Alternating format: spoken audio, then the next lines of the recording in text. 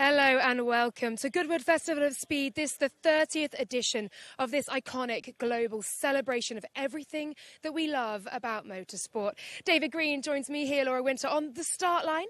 A very good place to start as we look ahead to the next 4 days of motorsport action. The legendary hill climb, car launches and celebrations, anniversaries all over the place, not least the 30th edition of the festival itself. Absolutely. Very, very exciting. If you've got so much as a beating heart and you like cars and bikes, this is where you have to be for the next 4 days. I can see just off in the distance there the supercar paddock. We're going to be seeing some of the finest supercars running up the hill. As with other unveilings, as you said, we'll be celebrating the past, but we'll also be looking at some new cars we haven't seen before. So lots and lots to excited about. My favourite event of the year by far. It's like Christmas for you, isn't it? Absolutely. Yeah, as always, looking at the past, a nod to the past and very much an eye on the future as well. Before we look ahead to the next 4 days, let's take a look back at the last 30 years of this festival.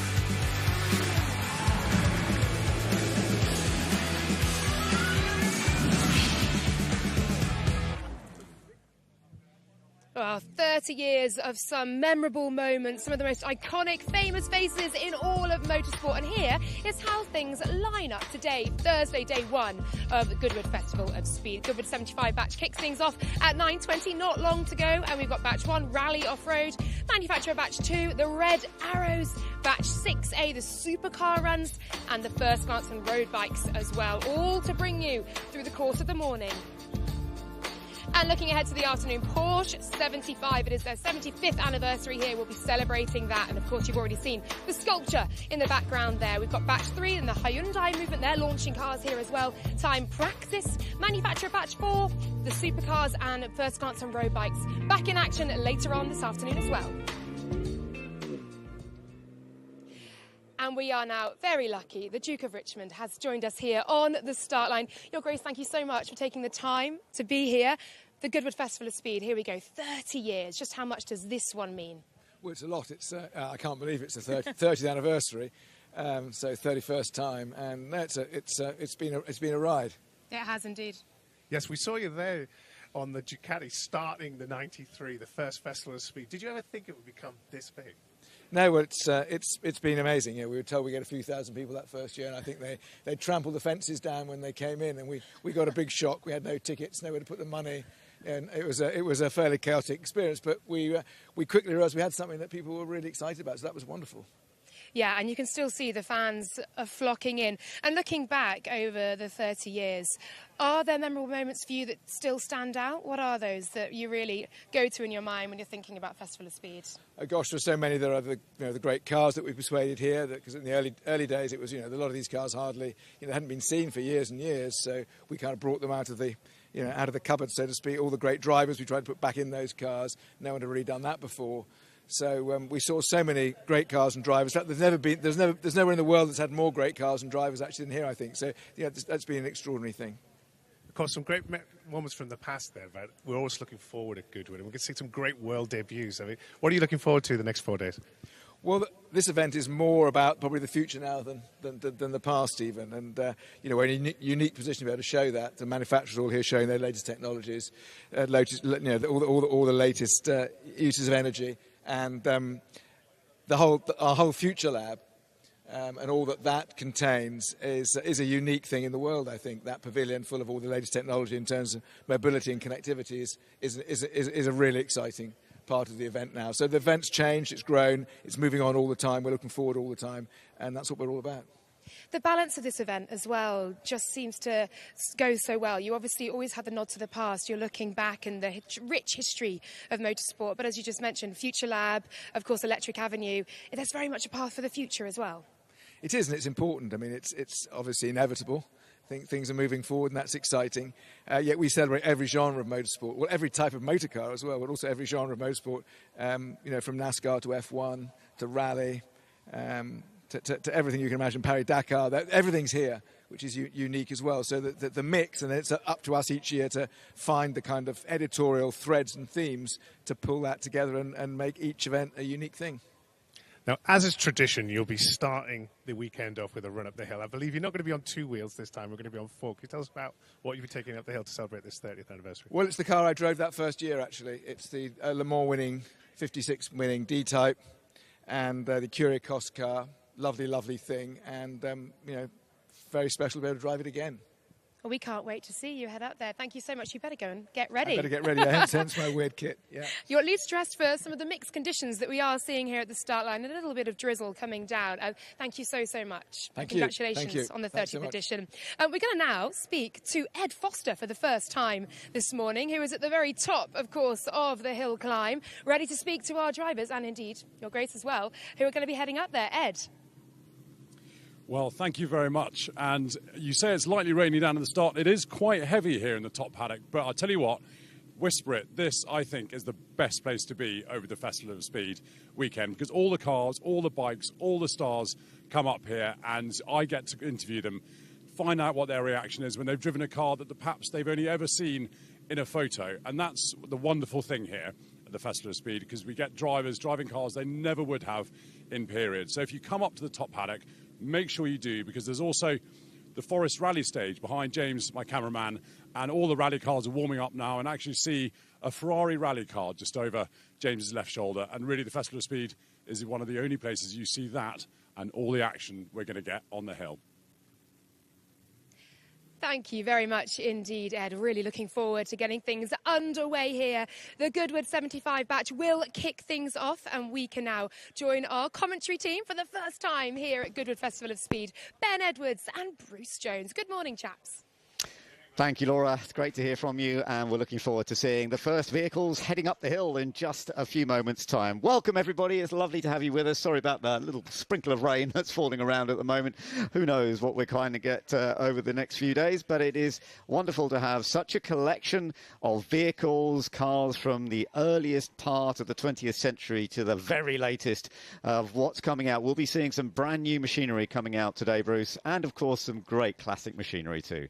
It really covers the entirety. But to me, the celebration, in fact, the first batch we get on the hill is celebrating 75 years since the Goodwood Motor Circuit opened in 1948. And obviously things have grown and grown, but obviously we're in the latter half. We've had the racing, we still have the revival, which is a phenomenal event, the members meeting down at the circuit. But the Festival of Speed has its own place on the calendar with so much to see and do. And the Jerry Judah sculpture in front of the house this year, 75 years of Porsche, and it is a phenomenal array from their Formula One race winner, Le Mans cars, and the very latest one up there on the sculpture. You were commentating from Le Mans, weren't you? Where Porsche didn't have the best time. Ferrari won Le Mans this year, beat Toyota. Porsche struggling a little bit, but they're going to get there. We know the success that Porsche have had at Le Mans with other cars. There is the 956 up on that sculpture too, isn't there? Yeah, there is, and one of the strongest things about Porsche in motorsport has been whenever they enter a works team, you think back to the Group C days, a lot of their business is about selling cars to customers, and the cars they sell to the customers are the equal of the works cars. A lot of manufacturers wouldn't do it like that, but you go back to the late 1980s, and it was a phenomenal time with every colour of Porsche 956 or 962 you might want on the front of the grid. Other manufacturers were available as well, but we're back into that world, and they did lead Le Mans. It's a lovely shot of this, and you get slightly different angles. Top left, you can see the underneath of the little Formula One car from 1962. Tiny. Yeah, it is miniature. And it was the only time that Porsche, as a manufacturer, complete car, won a Grand Prix. But as you were mentioning earlier, Porsche engines, of course, were very successful with McLaren. And we're going to be celebrating the McLaren during the course of this weekend. 60 years of McLaren. There are so many tie-ins across this sport. Manufacturers don't sort of go in competition in isolation, and there's so much cross-pollination. People, engineers move from team to team, and that whole element, of course, Honda, so many years of success in Formula One in the back of McLarens. Yes, indeed. Back of Lotuses. We had both those manufacturers here. And good to see people coming early to get their places in the grandstand. Packed day, a lot of people listening. Give us a wave. That's what we're saying, giving us a wave. Keep yourself warm.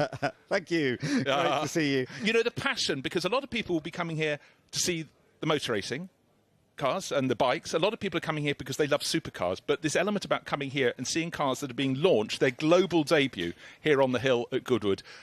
The static motor show is the thing of the past, and people want to see the cars, see their dynamics, and hear them as well. The engine note, Ben, we were talking about that earlier this morning. It's still very special. It is very special. Of course, the dampness is going to put one or two off. Maybe we won't see all of the cars or bikes that we were hoping to see come out, because it's going to be a little bit slippery out there. It certainly will, but the drifters are going to enjoy it though if they get a chance. I don't think we'll see them today. We'll see them more over the course of the weekend, but they'll love it when it gets like this. Yeah, but there are plenty of places you can go. Lotus, huge present this year, enormous stand. So if it's tipping down, pop down and see them. They are bringing out cars thick and fast at the moment, and really it's great to see Lotus back here. It's 75 years since their first road car was built. You can see the signage on the side of their stand, and that's down on the infield, just quite near the start line.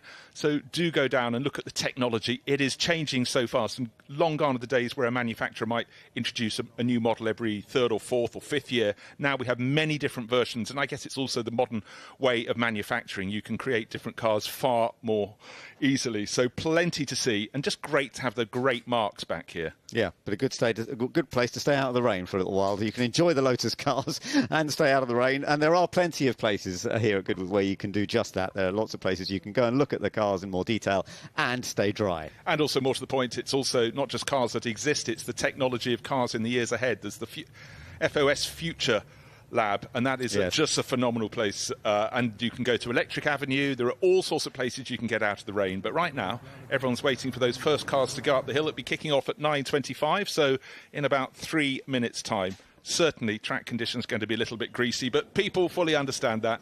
And the good news is, as I look to the west, it is a little bit lighter over there, but that's easy for me to say from a commentary position. It's nice to celebrate the beginning of the Goodwood circuit, as you say. I mean, that's what we're going to be doing in a moment. The 75 years since Goodwood took on racing, and that was post-war, of course, in 1948, and it was one of the first tracks to come back onto the calendar, really, wasn't it? I mean, it was a new track post-war. It had been used as an airfield during the war. This section, of course, is not the track itself. This is a different section. This is the Festival of Speed that takes the hill up past the Goodwood house. This was, in a way, though, the start of everything coming back, because 30 years ago, when they first put the Festival of Speed together, a much smaller event, that kind of created the interest, and thankfully that got us into things like the revival as well. Entirely so. So we're waiting for that first batch of cars, but what it has done, it's not only given us something to look at to celebrate the history of the sport, it's encouraged a lot of people to take, not barn finds, just cars that had a history, but they'd lost value because they simply didn't have anywhere they could go and race. It's created a market for that. And for anyone of any age with a motorsport interest, they're seeing cars often, or bikes often, from a period before we were born. So it really is an education as well as just fabulous entertainment.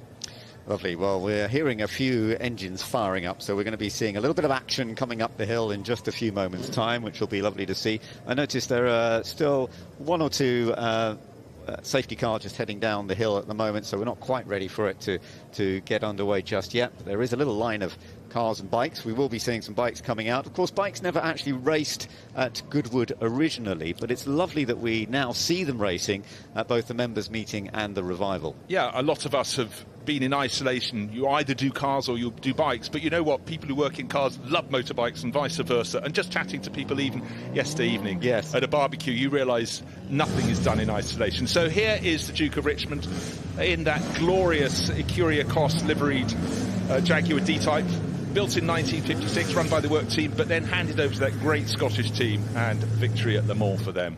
Yeah, well, it's great to see him heading down the hill, ready to get the run going back up again, and joining a little group of cars and bikes down at that to celebrate this 75th anniversary since Goodwood Motor Circuit began all of its action, and starting off some remarkable history of what we're going to be seeing throughout the course of the next 4 days. 4 days. It's going to be action-packed, not quite from dawn to dusk, but pretty much along those lines. And this Jaguar, as Duke of Richmond was explaining to Laura Winter, was the first car he drove up the hill at that first hill climb here 30 years ago, when it was a gem of an idea, but it has grown and grown like topsy. The D-Type was such an important vehicle, wasn't it, for Jaguar. The C-Type before that had been very much a road car turned into a racing car. The D-Type was very much designed as a racing car, and it produced a lot of success. Well, it really did. And you might think, why is that dorsal fin behind the driver's head rather than the middle of the car? It was all down to cleaning up the air behind the driver's helmet when they were going down what was then a 3-mile straight, the Mulsanne Straight at Le Mans. A lot of turbulence. And, I mean, when you raced a single-seater as you did, you were sitting down in the car, but they were so exposed. A tiny aero screen in front, but that dorsal fin slightly offset to actually adjust the aerodynamic balance, but it made the world of difference. Yeah, and it became an iconic part of the Jaguar T-Type as well, of course. A lot of success in that period for them in the early 1950s or mid-1950s. And, yeah, for Jaguar, we will be seeing all sorts of cars from different periods. Later on, of course, back in going up into the 1990s, they had more success at Le Mans. Yeah, 1988, a very, very famous win for them. And in fact, it was a race they very nearly lost because one of the works Porsches had a huge setback and dropped a long way back, and at the end was within not that far a distance off the tail, but with Jan Lammers hanging on to a car that was stuck in 4th gear. Kept that secret. And that final pit stop for Jaguar nearly came undone, because if it had stalled in the pits, they probably couldn't have got it going again. So that's motor racing history, though, Ben. So many things, so many successes could have been within a whisker of failure. Well, wherever you are here today, I hope you can start to enjoy the feel, the atmosphere building up here at the Festival of Speed. It is day one, and we're all going to be absorbing new information, seeing new cars coming out for the first time when we get the batch of the first runs. Some manufacturers producing their very, very latest vehicles. We're going to be seeing quite a few electric cars, one or two, several hydrogen-powered machines as well. The synthetic fuel's also an important part. We're going to be seeing Sebastian Vettel going up in Formula One cars as part of the collection, which is lovely to see as well. And it looks like we're going to see a two-wheeler up the hill first of all, which is fun to see. We've got a whole collection of bikes. And in fact, we have a remarkable entry this year of motorbikes from MotoGP. It's going to be very interesting to see that full quantity that we're going to have. And again, the rider being very, very careful there, because this track certainly got a little layer of grease down, put down just to check all is okay. But the surface, it should dry out. The flags are blowing atop the flagpoles, so hopefully with no further rain, we will be having this track dry. But of course, when it's the first day, you know, Ben, as a racer, the moisture in the circuit just is very, very greasy. This is the worst. It's almost better if you have full wet, because it sort of cleans that off. But right now it's about, that's Tony Perkin, I believe, on no, it's not the Brough Superior, I thought it was. Sorry, it's the Norton CS1, it's Jeff Bay, of course it is. Now looking at a rather more modern machinery, a Norton going up, but yeah, this is diversity. Look at glorious little Mini Cooper, and just getting ready to go up the hill, but certainly putting the foot down there just to feel the array. We don't want any tumbles. And a very, very famous Jaguar following along by one. That was the whole idea of motor racing back in the 1950s. Win on Sunday, sell on Monday was the theories. But this first batch of cars and bikes will be an incredibly Catholic mix, because it's cars and bikes that have entertained across the 75 years, so at the motor circuit and in the last 30 years here at the Festival of Speed. Yeah, it's going to be fun to see how it all goes. And we've got the Duke of Richmond ready to head up the hill, but he's got to wait just a little bit before we get all the cars and bikes down the hill. This is part and parcel. Oh, there's the Napier Railton for the lap record holder at Brooklands. Before the Second World War, Brooklands track, of course, was all shut down after the Second World War, but that was the car that set the ultimate lap time pace. And there you've got a Jackie Stewart Formula One car as well. So you've got a real mixture of machinery from different ages that have had connections with Goodwood, even if they were based in other parts of the world as well. We have small cars, we have quiet cars, we have large cars and loud cars, and certainly that Lola Can-Am car rumbling down just ahead of the Napier Railton between very, very narrow stretch of track. But if ever you're at Goodwood House when the event isn't on, it returns to a normal world of an avenue of trees and open grassland, but here protected by those enormously broad hay bales. That is straw bales. It's the run to we're looking back at the start line. The cars will be turned around in the bottom area, then they'll blast up what to them, if you're going fast, is a very short straight to the first corner, then a couple of right-handers.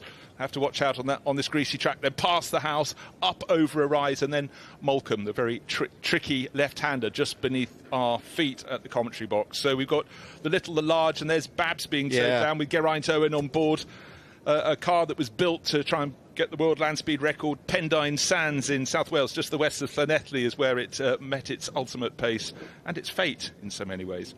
Yes, very sadly, Perry Thomas was killed at the Pendine Sands, wasn't he? But it is a remarkable piece of machinery that was dug back out again many years ago. Some 27 litres it has in terms of engine power.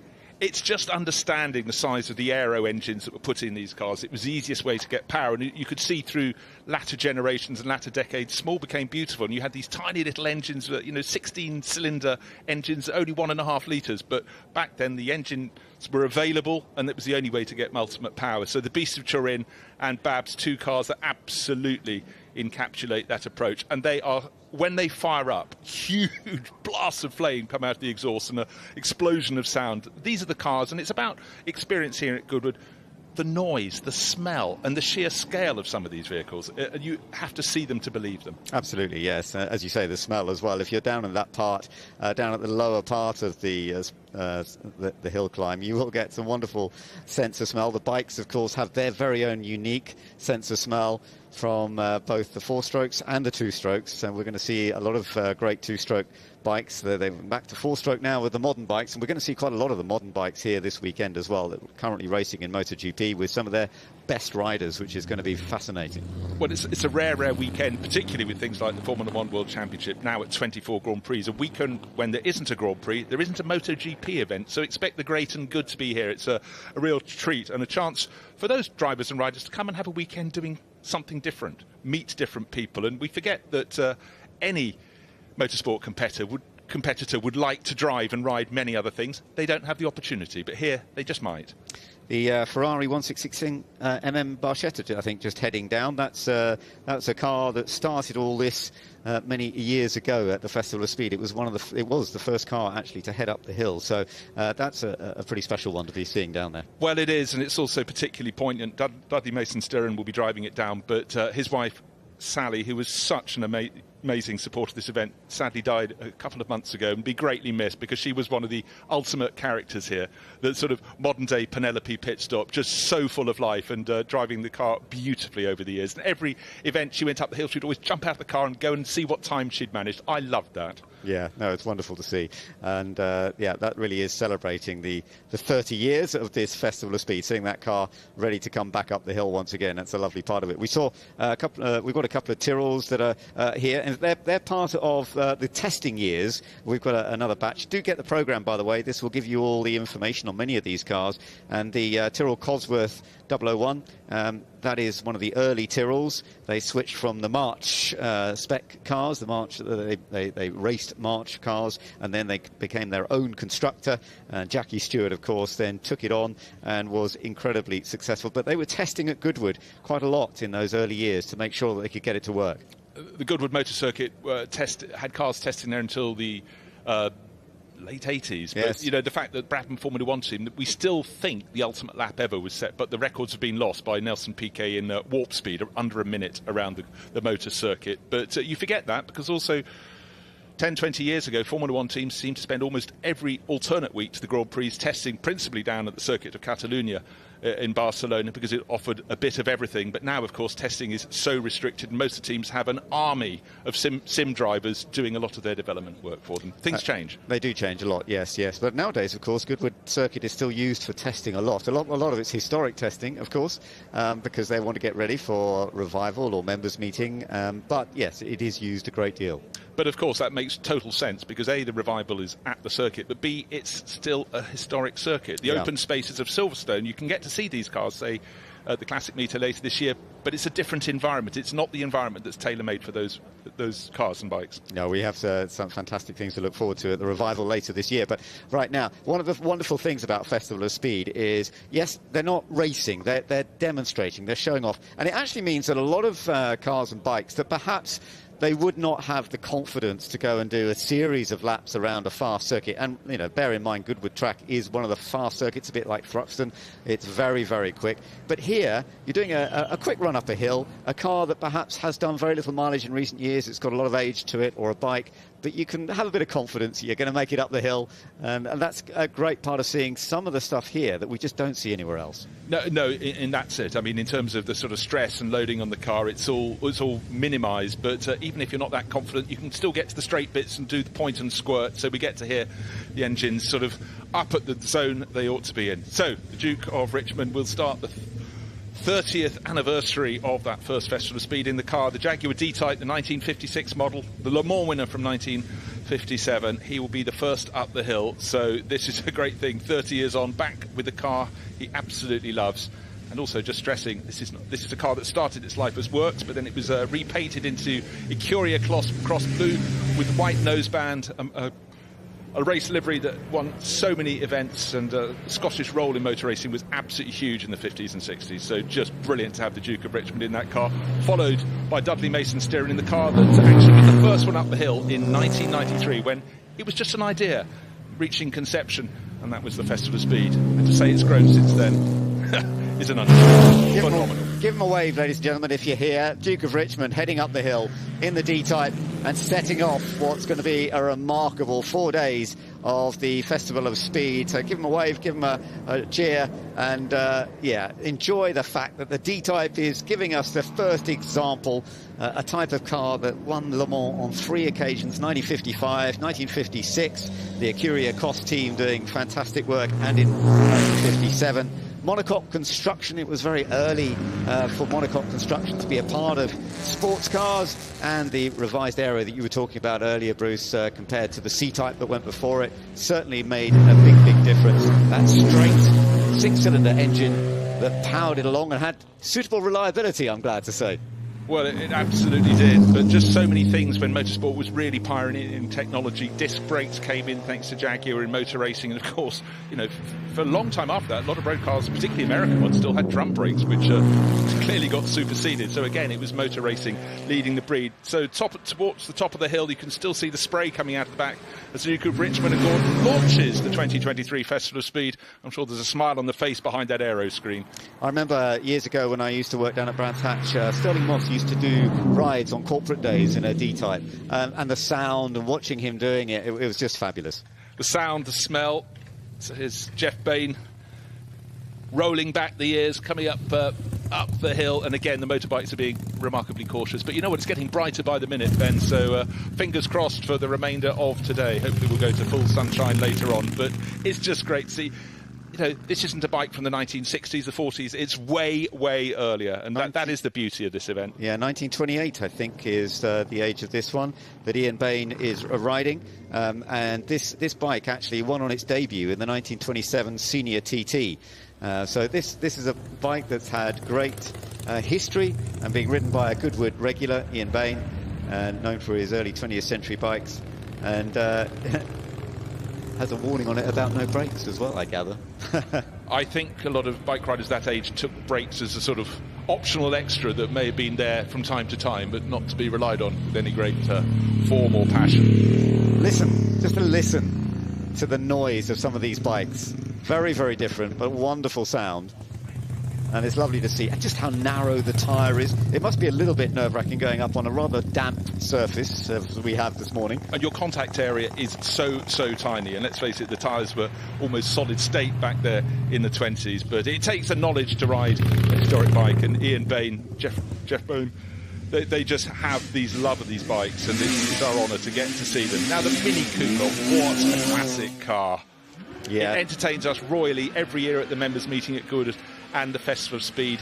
It looks right, and at the time there was nothing like it in the world. It was the first hot hatch with a boot rather than a hatch, but Italian designers looked at it and went, how can you fit so much space inside a car that's so small on the outside? Now, Grant Williams never knowingly or intentionally goes forward. He likes to travel sideways everywhere.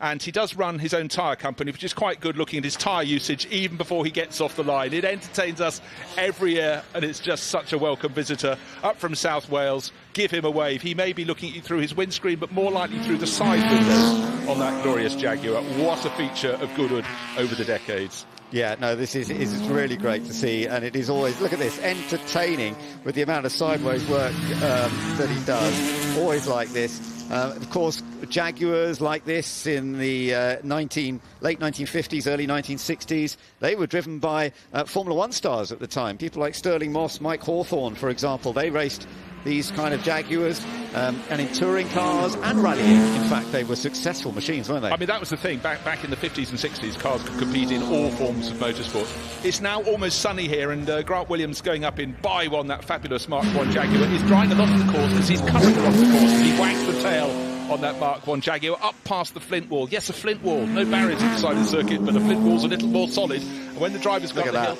it seems dead ahead of them. Further up, it's all straw bales to the top of the hill, but Grant will be entertaining. He's being followed up the hill by something even meatier. We'll come to that in a moment, but if you like your Ford Mustangs, you're in for a treat. But Grant Williams through the finish up to the top. You know what? He won't be straight in the paddock at the top either. He'll be spinning that around. Yeah, no, that's really excellent stuff. Just looking down on the list, we're going to have some modern stuff as well coming up the hill. But we've got a tremendous number of modern parts to what's going on this weekend. And Mikel Azcona is coming up next in the Hyundai. Yeah, well, he's been a massive star, the Spanish racer, in the TCR series across Europe and around the world, and really found his form. And Hyundai have got a lot of interesting machinery here this weekend. The rally stages from the circuits of the world, plus a lot of new technology to introduce as well. So great to have them on board, and it's great to see the cars are looking a little brighter now, a little bit of sun on their flanks. Mikel Azcona just turning into, this is Moulcombe Corner. It's a much harder corner than drivers think on arrival. It looks quite simple until they get there. What they see on entrance is not what they find on the exit. It tightens up and up the slope, but that's putting the power down. Then Norbert Michelis, the Hungarian racer, cutting corners in a TCR class. Bottom of the slope, he's going to accelerate up the hill under the bridge just in front of Goodwood House. That's where the pedestrians cross the track. Then over, importantly, a little rise, a little crest just there where he's going through, and then getting the braking down, wideish line into Moulcombe Corner and on up the hill. So for Norbert Michelis, a chance to find out where it goes, because a lot of people here for the very first time. So an element of caution because of the rain, because of learning the circuit, the hill climb. And there is that flint wall. You can imagine it, if you're going to go off there, you'd go towards the bales on the outside, not towards the wall on your left. Absolutely right. Well, they're taking it fairly steady today, being quite cautious, not going to go too mad, but it's lovely to see. There's such a mix, and that's what this is all about, the old and the new, with some of the latest touring cars that are racing around Europe, around the world, but also some of the oldest machinery. And in fact, the Beast is heading up the hill. It's just gone past our commentary box, the Fiat S76. That's great to see it heading up. This is a car that Duncan Pittaway is running on synthetic fuel. You might take a 28-litre engine and it's on synthetic fuel. It's a real step forward, and Duncan drives it on the road, and then in coming up from the West Country, he said with the synthetic fuel, he now only makes, get this, Ben, 9 fuel visits as he drives up on the open road. But the flames out the side, and it's such a huge car. When you stand alongside it, only people like me, of the taller mean, can see over the top of that bonnet. Yeah, I definitely can't, Bruce. When I'm standing next to it, it's completely blocking me. But Duncan Pittaway, normally with the bow tie on, I'm sure he's got it today. But the biggest thing about Duncan is his smile and his showmanship. But he's working this car very hard. But as you can imagine, 28 litres, he's got a lot of torque to handle. But I do slightly worry about those flames coming out the side alongside the straw bales. However, he's managed it for many years. A great entertainer, give him a wave. And any passenger gets out of the top looking like a Cheshire cat. The Festival of Speed was actually the first thing he managed to get the car to. Now, Ben Collings is heading up the hill in the Mercedes. He's got 2 of the Mercedes here this weekend that he is having a play with. And it's lovely to see it heading up the hill right now. Ben is such an expert, the family connection with cars of this period, but he drives it so well. And again, a bit like that very early motorbike we saw get out the hill, the size of the tyres, they are so super narrow. You can see Ben constantly adjusting. He's just fishing for grip, but he knows this. He's been competing here, driving up the hill in all sorts of machinery, but principally cars from the very early 20th century, since it all began in 1993. And for the cars that have 2 seats, it's a crime not to have a passenger on board enjoying the ride. Absolutely right. So Alfa Romeo now heading up the hill as well.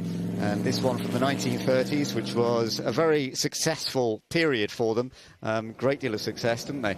Oh, phenomenal. I mean, Alfa Romeo, that's the thing. Motorsport is cyclical, but the Italian cars were always small and beautiful and very, very quick indeed. And then suddenly they had the silver arrows from Auto Union and Mercedes that took it on to another level. But Gareth Graham knows this this Maserati very, very well indeed. Type Tipo 26M. And, sorry, what am I talking about? It's the Alfa Romeo P3. It's from your Riga collection. Sorry, I jumped a line. 1934, so they didn't know the storm that was approaching from the German manufacturers, and then the technology jumped on. But they're small, beautiful, and look at the length of that exhaust pipe right down the flank. They're very visceral-looking cars. Yes, absolutely. It is very stylish, and sort of early years of single-seater racing, because, of course, in the early days of racing, you would have a mechanic sitting alongside you. So quite often the very early race machines were two-seaters, but by the time we were getting into the 1930s, it was all about single-seater racing. Yeah, well, that was the very essence of sports cars. In the early days, you needed someone to help you dig your car back out if it went off the circuit. Now, Aston Martin, such a rich history. They spent years trying to win at Le Mans 1959. It all came good. Carroll Shelby et al. What a performance for them. But just for a lot of people, you know, mark passions. A lot of people have a mark they love, whether it's Aston Martin, Ferrari, Jaguar, Maserati. But for the Aston Martin fans, this was probably their greatest ever car. Absolutely, yeah. The Aston Martin DB3S was an extremely rapid machine in the 1955 season, wasn't it? And that had debut victory with Paul Frere at Spa, and then appeared at Le Mans. And that was the Rocket, and that's Dario Franchitti. I saw him yesterday, and he said he was going to be driving the Rocket. Now, this was Gordon Murray's first road car, really, wasn't it? Because Gordon was designing racing cars, and now, of course, he is a star of many supercars, but the Rocket was his original road car. When we saw that, you could see the bodywork just behind Dario's head. That was detachable because you could have a second person, a passenger could sit behind the driver with legs going around the outside. No, a really silly story. I was driven down the whole way to Le Mans sitting in the back of a Rocket. Ooh. I got feeling back in my coccyx about 6 months later, but such a dynamic car. Who was driving you down there? I'm not prepared to say. Okay. Someone who was small enough that I had just about enough space to sit behind, because I'm not short. But it was really good fun. Chris Craft was involved in this as well. That must have been an amazing experience. It was extraordinary. Yeah. Did you come back the same way? No, I didn't. That's probably just as well. I flew back. Good for you. Oh, that's a lovely story. That's great. I haven't seen one of those on the move for a very, very long time. And did it feel very rapid sitting in it? It felt wonderfully dynamic. And I wasn't holding the steering wheel or feeling through the pedals. No, it did. I mean, the thrill of driving one of these on the road, it would have just felt like a single-seater on the road. And it's very interesting how Gordon Murray, he set this up, as you say, with a driver in front, passenger behind. And then, of course, he went down the route of setting a supercar with a central seat for the driver, which he still does now. So it's very much important to him to have that driver in the middle point. Not all of his cars, but it has been a key part to some of them. No, it certainly has. That McLaren F1 really made it great. As he said, you could take your partner and your golf clubs, or your partner on one side, your wife on the other, or some other joke along those lines.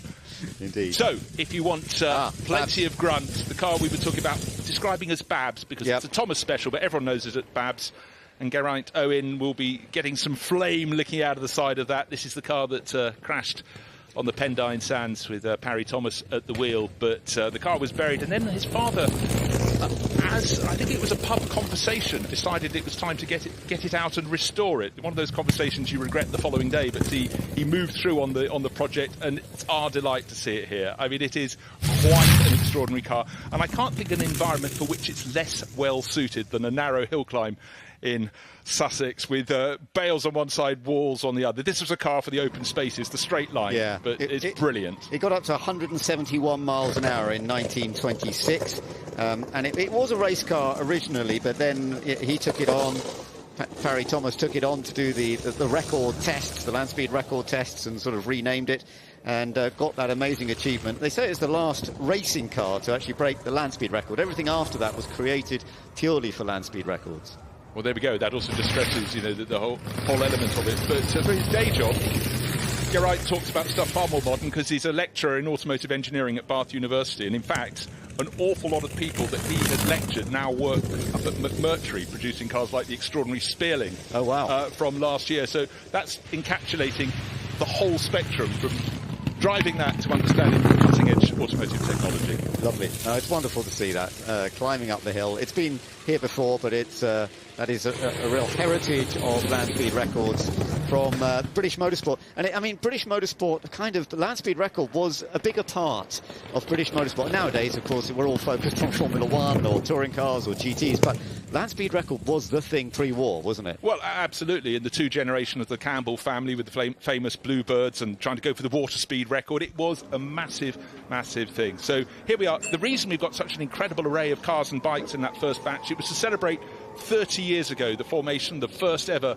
Goodwood Festival of Speed. So pleased to see the day is brightening. That fabulous Porsche sculpture by Jerry Judah. It's an annual treat. We never know when we arrive what is going to be. But let's take a look back at the highlights of that first batch, the 30 years, the rich Catholic taste of everything we have. But with the Duke of Richmond, the man who's created it all, driving a car he drove at that first Festival of Speed, and it's the Le Mans winning 1957 Jaguar D-Type. Looks as good today as it did when it was created. There's a lovely slow-mo as he goes past Goodwood House as well, and fans all standing, watching, seeing what it's going to be doing.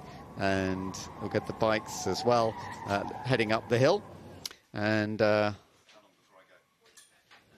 so we shall see how that goes. Look, there's a Ford Capri. We didn't actually see that sliding around, but that was lovely to see. And the beast, as we mentioned, the Fiat S76. Plenty of other vehicles heading up the hill. We always get this little group of machines.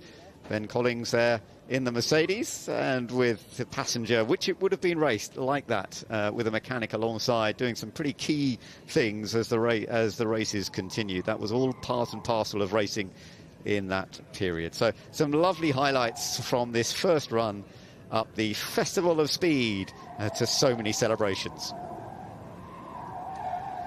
So the Duke of Richmond went up the hill first of all, and he caught up with Ed Foster when he got to the top. Your Grace, lovely to see you in the top paddock. You've just been saying that you haven't driven this car for 30 years. No, I drove it the first Festival Speed. It was a big treat. Obviously, Le Mans winning D-Type, and yeah, first time again today. So lovely thing. We're celebrating so many anniversaries this weekend. Obviously, the 75th anniversary of motorsport at Goodwood, and Porsche, and there's 60 years McLaren. It must be amazing that Goodwood is now mentioned kind of in the same breath as all these incredible brands in motorsport. I know, Ed, it's bizarre. It's an extraordinary thing. And all these great cars I dreamt of as a child, and they're all suddenly all here. And they've all been here over the last 30 years. So it's a kind of, I think if you want it bad enough, it happens. Well, enjoy the weekend. Thanks a lot. Yeah, great to see you. So lovely to hear from the Duke of Richmond as he gets this weekend underway. And we're looking forward to so much that is happening.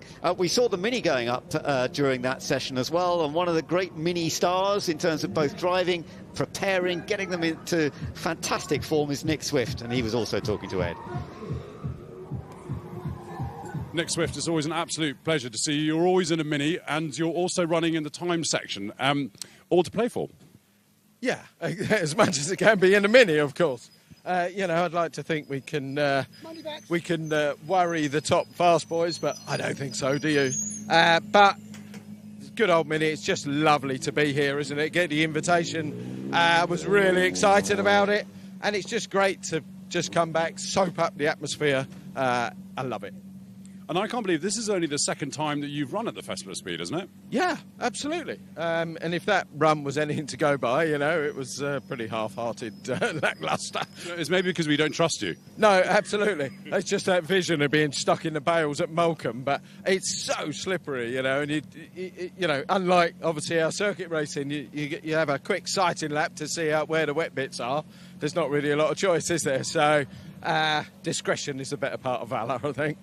Well, we look forward to seeing what you can do over the weekend. Yeah, look forward to seeing you again. Cheers, Ed. So lovely view, and it's great to know that Nick's going to be competing with the Mini up the hill in the shootout. As he says, he won't be the fastest, but it's always great to watch the Mini, so that will be lovely to see. In the meantime, of course, we saw the big Fiat S76 rumbling its way up the hill just a little while away. Let's hear now from the man who was commanding it, Duncan Pittaway. Duncan Pitway, it is always a pleasure seeing you and the Beast of Turin at the Festival of Speed. I mean, this is an eye-opening car at the best of times, but I think in the wet it's even more scary. No, in the wet, it's fantastic in the wet. I was at the members' meeting a couple of years ago in the wet, put on the front row ahead of Julian and the Blitz and Benz and all those people. In the dry, it's terrifying. In the wet, it's spectacular. It's like being a drift car. It's like having a pre-war drift car, 28-litre drift car coming here. It's brilliant, really good fun. I'm going to put you on the spot here because I love all your facts and figures of this car. So just give us some of the random ones because they're absolutely fantastic. Fastest thing on the planet. You couldn't fall off the tallest structure in the world and go faster before you hit the ground than you could sitting in the passenger seat of this car. So those are the sort of things. Twice as fast as the fastest aeroplane. I mean, can you imagine now? Okay, airplanes are all fine. Imagine now somebody rocking up outside and said, "Ed, I've got a car outside that goes twice as fast as the fastest aeroplane. Do you want to come for a ride?" You go off. So no, it is in its day. It was mind-bogglingly fast in its day. 134 miles an hour. You know, it's phenomenal, really. So, and I think it's the way it delivers the power. You know, it's that 28-litre four-cylinder. It's like a steam train. It just pulls without all the revs and the noise you get from a normal car. So you're going down the road, normal road, like on the M27 coming here, day before yesterday, you're barreling down the road 80, 90 miles an hour, hands off the steering wheel, thinking it couldn't be a happier place than going fast in a straight line. The trouble is normally the wiggly bits are the terrifying bits. Sorry, I'm whittering on. How many times do you have to stop for fuel between here and Bristol? Not too bad. This year I did it. I'm on eco fuel this year, so this is completely synthetic fuel. And we only stopped 8 times this year, coming from Bristol, rather than 11 times we did it the time before. So it's more environmentally friendly and doing nearly 3 miles to the gallon, which is amazing. A man of your age, though, probably has to stop that much to go to the loo, no? I think I'm going to get my coat. Thanks. Okay, good to see you. All right, no, it's a pleasure. It's just fantastic to always be here and to be loved by everybody. I think it's amazing. Not me, the car. So, yeah, okay, brilliant. Thanks for bringing it. Okay, thanks. Cheers, Ed. In my Tesla, might get arrested. She's sitting on my new shit. We still getting messy.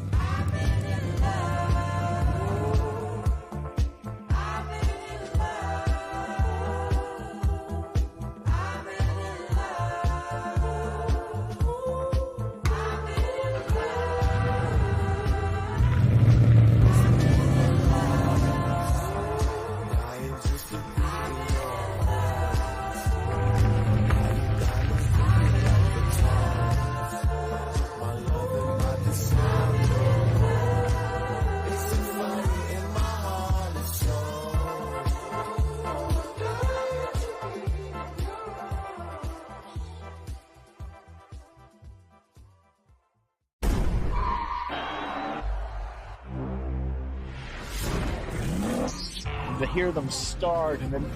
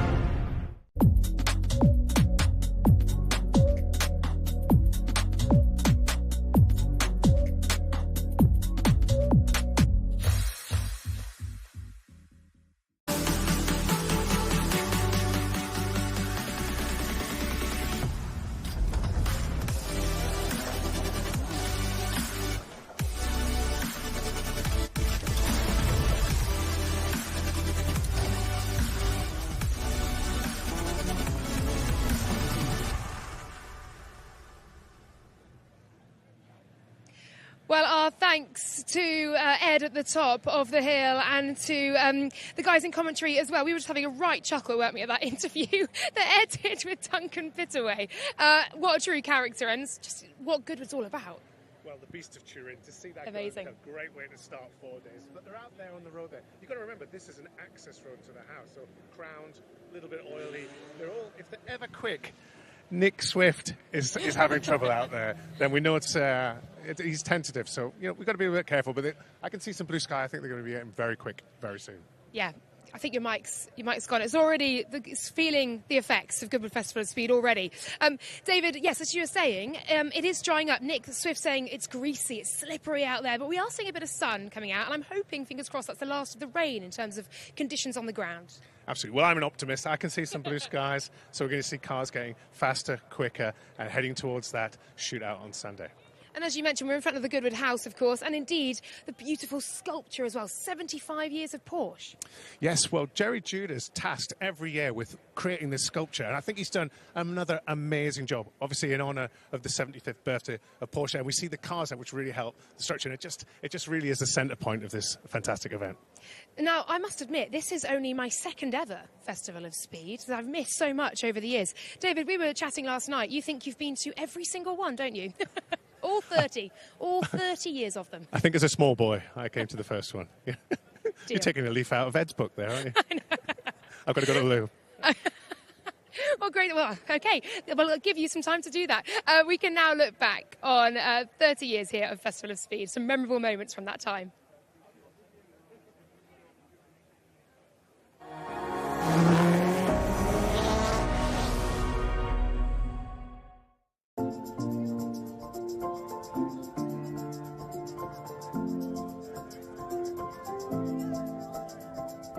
Yeah, the first year was a worrying experience, to say the least. We'd invested for us at the time what felt like quite a lot of money, and we got a few sponsors. The idea was that the sponsors would kind of cover the cost, but that really wasn't the case. And we had Bonhams, we had Citroën, we had Honda, and we had Aston Martin that first year. And it rained and rained and rained in the build-up. And we actually ended up. I can remember I painted the bridge myself pretty much. The rain was washing the paint off as quickly as we got it on. We had no idea how many people were going to come. I was pretty worried no one was going to turn up. I didn't sleep much the night before, opened my bathroom windows. I've told this story many times, and man, they were just pouring in.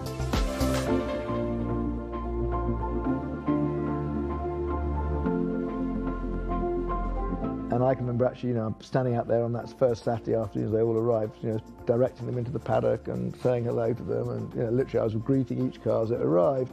There hadn't up to then been so many opportunities to drive these cars in a fun way with your friends, and we were lucky we managed to bring a group of people together.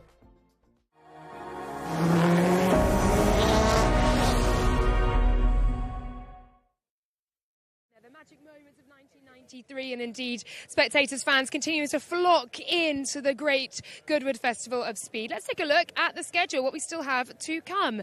Manufacturer Batch 1 is next out on the legendary hill climb. We have Rally and Off-Road Manufacturer Batch 2, the Red Arrows, that comes at 11:30 a.m, and Batch 6A and B, Supercars and First Glance and Road Bikes, all to bring you with our brilliant commentary team as well.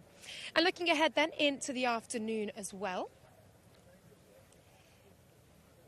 Porsche 75, and there we are, standing in front of this beautiful sculpture, truly celebrating that. Manufacturer Batch 3 and Hyundai Movement at 2 p.m. Time Practice at 3:30, Manufacturer Batch 4, and then Batch 6A and 6B, the Supercars and the First Glance and Road Bikes back out again to finish things off for day one of Goodwood Festival of Speed. That is how things shape up. And David, there we saw wonderful moments from 1993, and indeed looking back at all we've seen through Festival of Speed over the years as well. What are your memorable moments? Well, I just think it's fantastic looking back at that footage, first of all, where you see the Duke setting this place up and being really worried if anyone was going to turn up. He needn't worry now, obviously. He said people could just walk in, climb over the barriers, but now, of course, we're here looking out. It already feels packed to me. We've got 4 days of sort of sell-out event. And for me, it's just amazing, amongst all those motorsport moments, how it's almost become this de facto motor show where brands across the world want to launch and debut their cars. And certainly here, the dynamic debut, which is even more important. We see them, smell them, hear them going up the hill.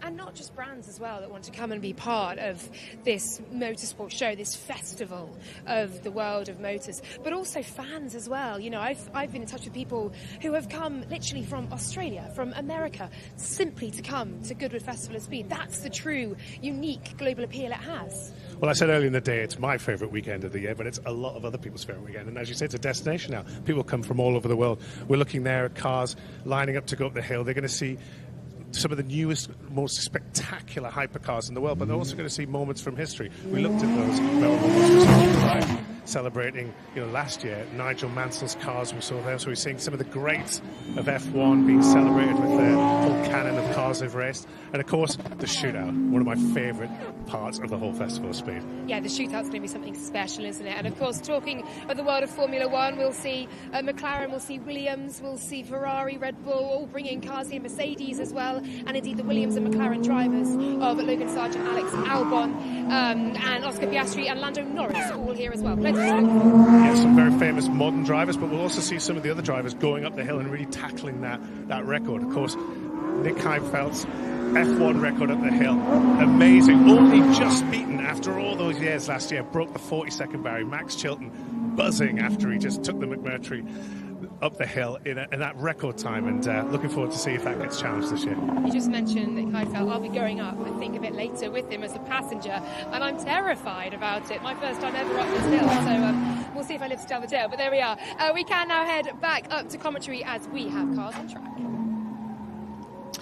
Thank you very much, Laura. Yes, we're seeing some beautiful cars now heading up, and you'll be seeing these coming up throughout the course of the weekend. We've already had Lamborghini heading up there, and now we've got the McLaren heading up as well, the Artura. We have got some of the most wonderful supercars being represented or being shown off to us this weekend. And they're driven by pro drivers. Actually, you'll see for this run, there's a chicane. The McLaren just entering that. That's just past the bridge, just before Moulcombe. A very sensible element. Some of the cars have got passengers on board having a ride they hadn't expected. So the Artura, really sleek, nimble, fabulous car, now competing in GT4 racing as well. So it's not just about selling road cars, it's selling race cars too. But that's been a real hit. And these days, of course, Ben, you don't just get one manufacturer release every 5 years or so. They come thick and fast, with McLaren very much at the helm. And just looking at the array of Lamborghinis that led them up the hill, different shapes, sounds, different engine types, so much to consider. It really is a fabulous time for people who can afford to have these amazing supercars.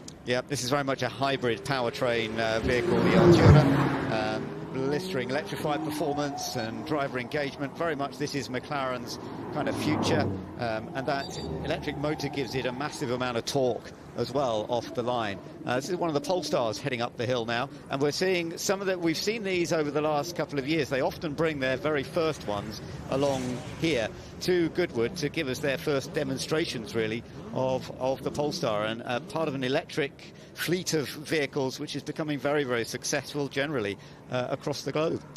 Really is. It's sort of spun off, if you will, from Volvo, and it's their own performance brand. It came into motor racing first. They've got a huge stand down on the infield, and again, they really have a very strong connection with Goodwood. But as with so many of these cars, you have very different specifications of engine types available, but we understand what is coming up ahead. But there are many different ways of biting into the apple, and we'll see the various forms of technology through the course of the next 4 days. But today, particular, Ben, it's focus on the road cars. It is very much an opportunity, as we were saying, to a bit like a car show, an opportunity to see what it's all about and have the fun. So BMW heading out now as well.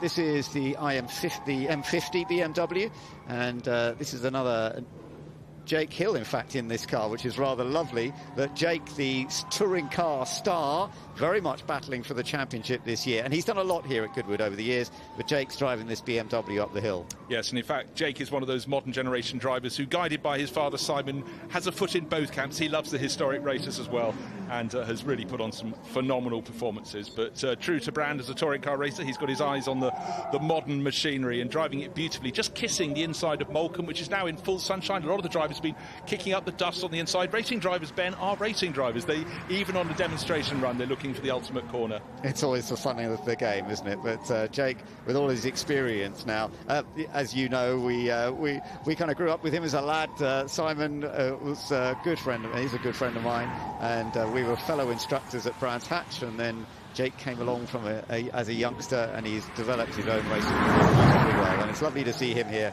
at Goodwood in another of these new BMWs.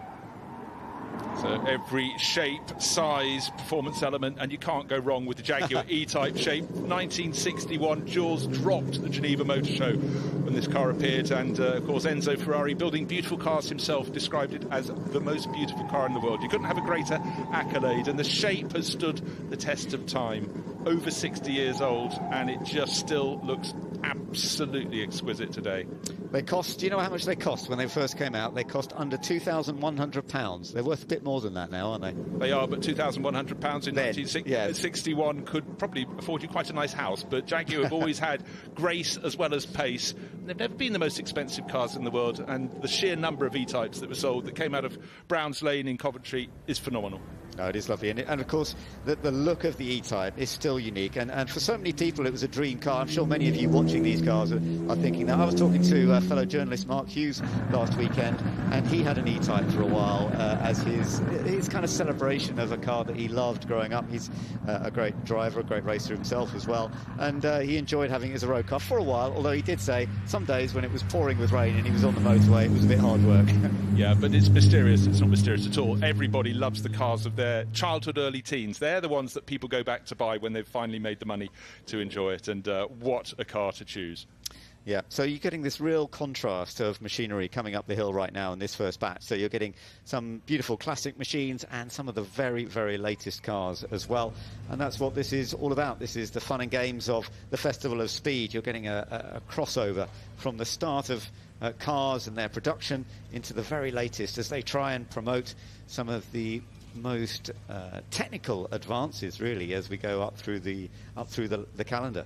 But you have, again, the large, the small, the little Toyota Yaris's, the high-performance Yaris. It's about half the length of this SUV we're seeing on the start line, and coming through the little chicane that's inserted before Moulcombe, super nimble. But again, these cars, whatever they are being driven so well by these professional drivers. It really is a chance, and it's the whole point. It's a moving motor show, a chance to see these cars move, to hear them, and just see the sheer dynamics in and out of the chicane, turning in and out of Moulcombe. And of course, like with everything in the modern day, it's filmed from every single angle, maybe just to get the passengers' eyes hanging out on stalks as they realise the hill climb course is very, very narrow indeed. And certainly what they've seen on images isn't the same as when they're being driven up the hill.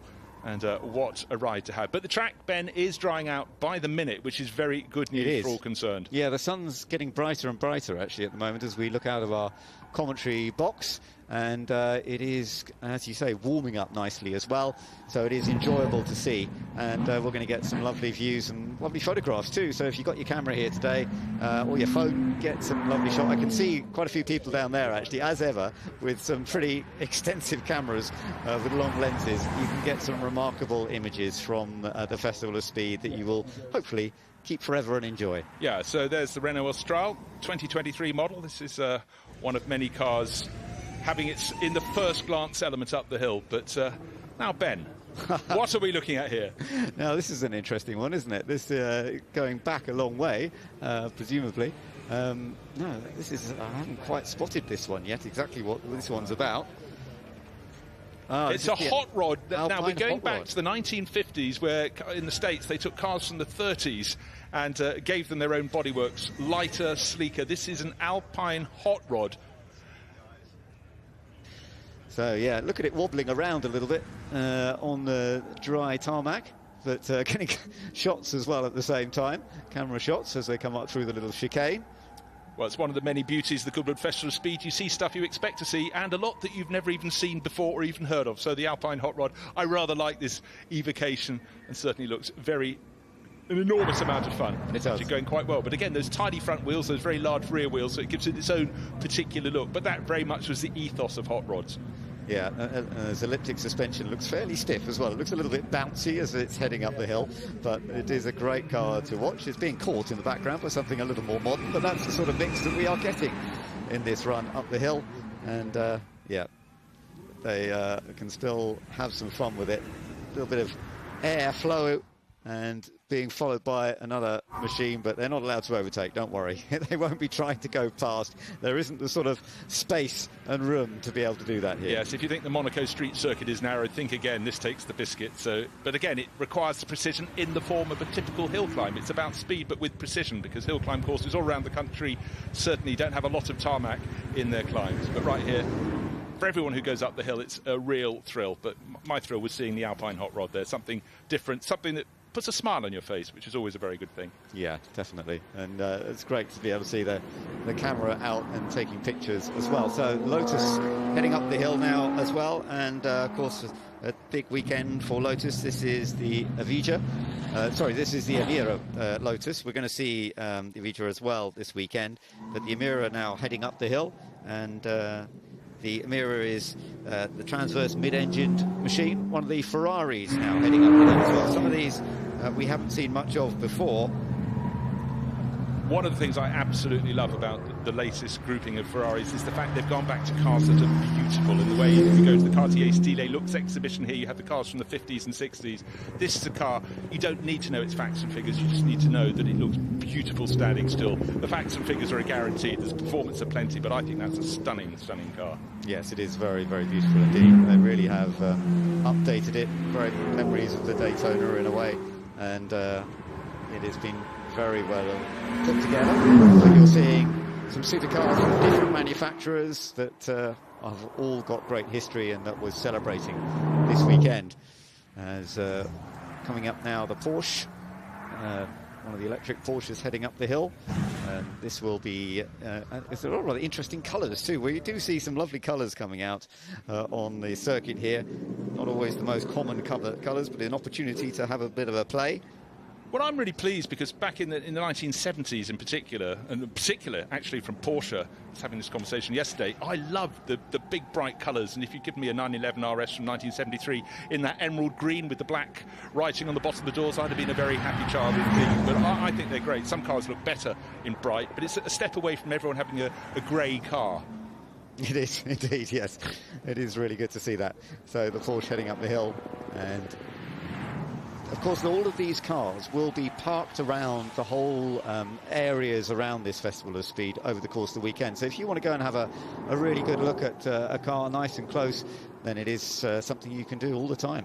Yeah, they're down to the left-hand side of the start line in their own supercar paddock, and yeah, there will be people down to explain about the cars. You know, I was talking about Porsches in green. Here's one for you on the start-finish line.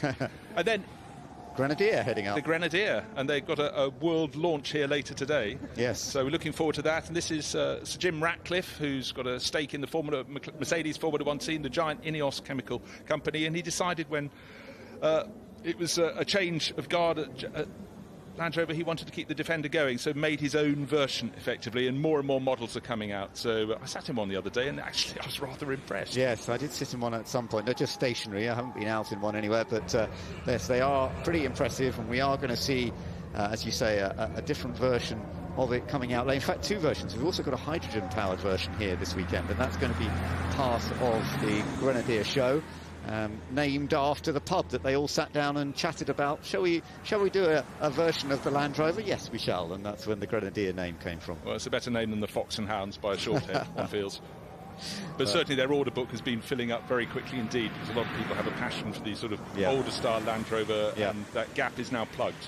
Runs with BMW diesel and petrol engines, depending on what you choose. And yeah, it's been very, very effectively put together. On sale now across Europe, and just beginning to go on sale in the United States, I gather, too. Well, there's a mighty market to take a tilt at, so maybe their model they're introducing later today will be one that has particular interest stateside. More of that anon. So a high view over the circuit. The last of this first manufacturer batch is just working its way towards the top of the course, being followed up by some pretty phenomenal course vehicles. That was the Ferrari Pure Sang at the back, the Pure Blood heading up the hill, and that's been a thing in the last 5 years or so. The performance SUV, something we thought there wasn't a market for, but it certainly saved the bacon of a lot of the supercar manufacturers, and their biggest selling models of all time, Aston Martin in particular, have rejoiced. So it's been fun to see this first batch of the manufacturer cars heading out. We'll see plenty more as we go through the day.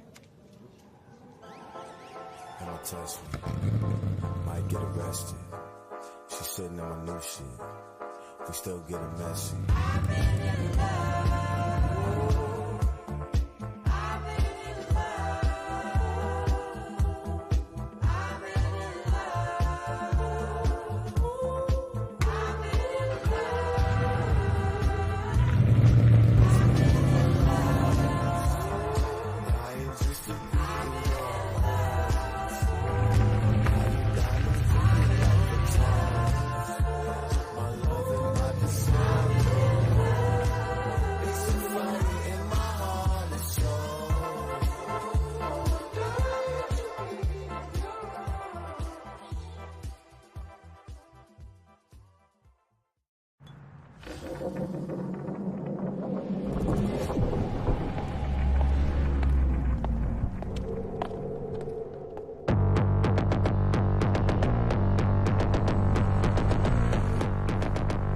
The award-winning all-electric Jaguar I-Pace. With fast-charging technology and a range of up to 292 miles. Search I-Pace.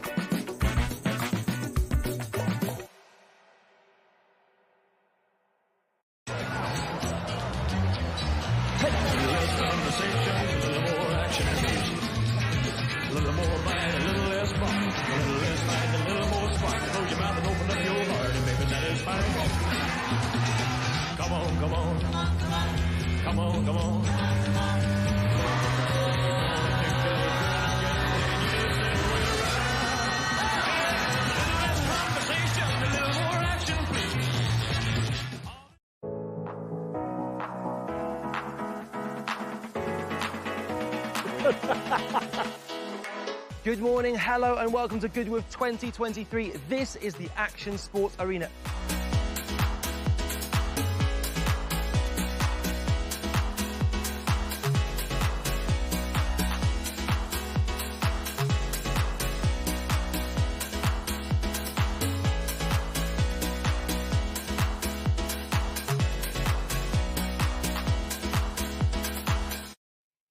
Well, there we are. Enjoying the first action on track here at the Festival of Speed and celebrating so many items. Now, today's schedule, the next part is the rally and off-road batch, and then the second of the manufacturer batches. 11:30, the Red Arrows are going to be doing their display, which is always lovely to see. And then the Supercar Run, batch 6A, that's going to be just before midday. And then leading up to lunchtime, the First Glance and road bikes. So there are some lovely road bikes here this weekend, of course. And then as we go through into the afternoon, celebrating 75 years of Porsche, the third of the manufacturer batches and the Hyundai movement. Time practice, which is a preparation for the shootout later in the weekend. The manufacturer batches continue. We've got the Supercar Run and then the First Glance. That means cars that are being launched here this weekend. So lots to look forward to as we go through the course of this week. And let's look back at some of the highlights of what have we seen on track already in that last little manufacturer batch. And we saw some wonderful supercars, of course, some of the latest machinery from some of the top manufacturers. And this is what we will see as we go through. This is actually a sort of off-road version of the Lamborghini. We didn't see it first time out, but it's been built as a machine that can go off and do some stage work and things like that. There's a lovely Defender, Land Rover Defender, of course, one of the older style ones. We enjoyed the D-types too. E-types this time. Well, the E-types, absolutely magnificent, but all of these cars driven with real aplomb. The good news is the sun is coming out, that an early flurry of rain has eased off, but shapes you didn't expect. There's an Alpine hot rod, but the Ferraris, the latest Ferraris, going back to the 1960s in terms of their appearance and their beauty. and then we saw the Grenadier coming up, a sort of modern version. So all fun and games to see that action in progress. But we've been speaking to various drivers, and Ed Foster is now with Jake Hill. Jake Hill, lovely to see you in the top paddock. It wasn't really a morning for bedding yourself in. I mean, it's still soaking wet, isn't it? Yeah, great to see you too. But yeah, absolutely. It's well, funnily enough, it's only wet at the top part of the hill. From Moulcombe onwards, it's damp, so the bottom half is bone dry. But yeah, and a lovely thing to get my eye in with this BMW i4 M50. Fantastic blue as well. Absolutely love it. No, it's cool. Performance-wise, it's amazing. It's effectively an M3 version of performance in an electric vehicle. And it is very, very quick. It's the first time I've driven one, so yeah, I was quite surprised. It's probably got, being an electric car, it's probably got more punch than the petrol-powered version. Yeah, for sure. The power, the way the power comes in is basically reverse of what a generic M3 version is. You know, this is everything at the beginning of the power range, if you like, whereas the M3 everything is at the top end of the rev range. You know, so it's complete reverse in terms of power delivery, but a totally different experience and one that's thoroughly enjoyable. And we get to look forward to seeing you in the shootout as well in the Nissan Skyline. Indeed, yeah, back in one of Rickwood's Skylines and the Calsonic Skyline nonetheless. So, absolutely my favourite old school touring car, and yeah, we're going to be going for it later. Enjoy it. Thanks. Thank you very much.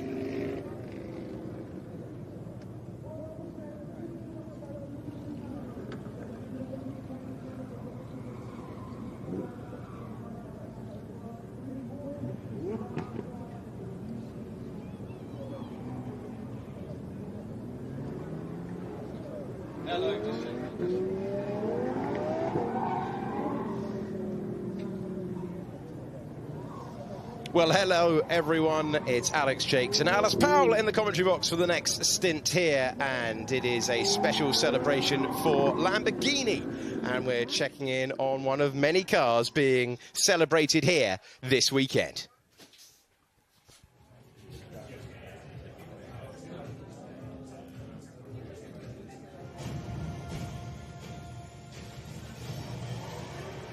So Alice, we're seeing the reveal of the new Lamborghini, and there are so many cars getting the first look at this wonderful event across the next few days, but this is our latest one as we check in on the Lamborghini that they hope will carry them to glory once again. Yeah, it's certainly producing, many of these top manufacturers are producing a lot of competitive cars. You see everyone taking a round of applause now. A lovely colour, and they are just so stunning, aren't they? They've got the Iron Lynx there, and Iron Dames as well, which is the all-female team, which you see there racing Lamborghinis now changed over from a different manufacturer, really suiting the Lamborghinis, having great success in Le Mans this year. But that is just a stunning car. And lots of people getting their phones out, taking plenty of pictures. And as Alex said, this is one of many reveals that will be happening over the weekend.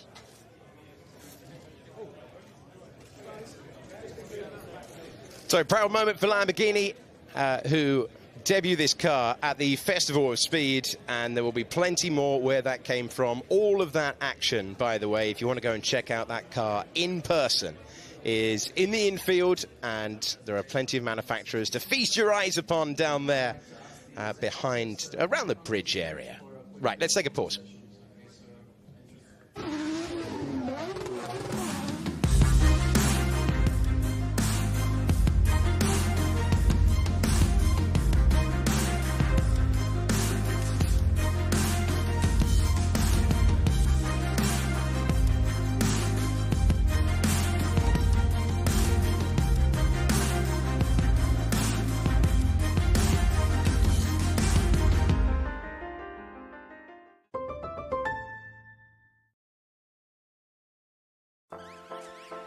Test me, might get arrested.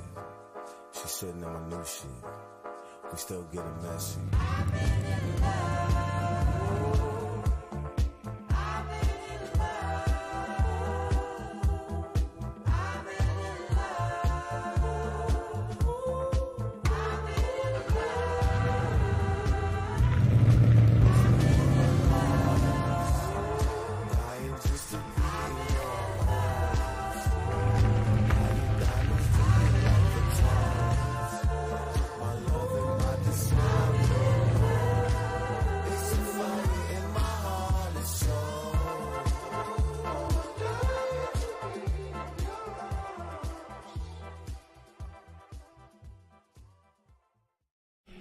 Check this out.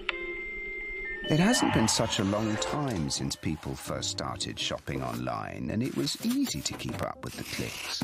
Little by little by little by more, the clicks added up to be more than the stores, and e-tailers worked harder than ever before because they had to keep up with the clicks. No time for borders, got to stay in control, to stay in the flow and continue to grow. But we'll help you keep up with the clicks.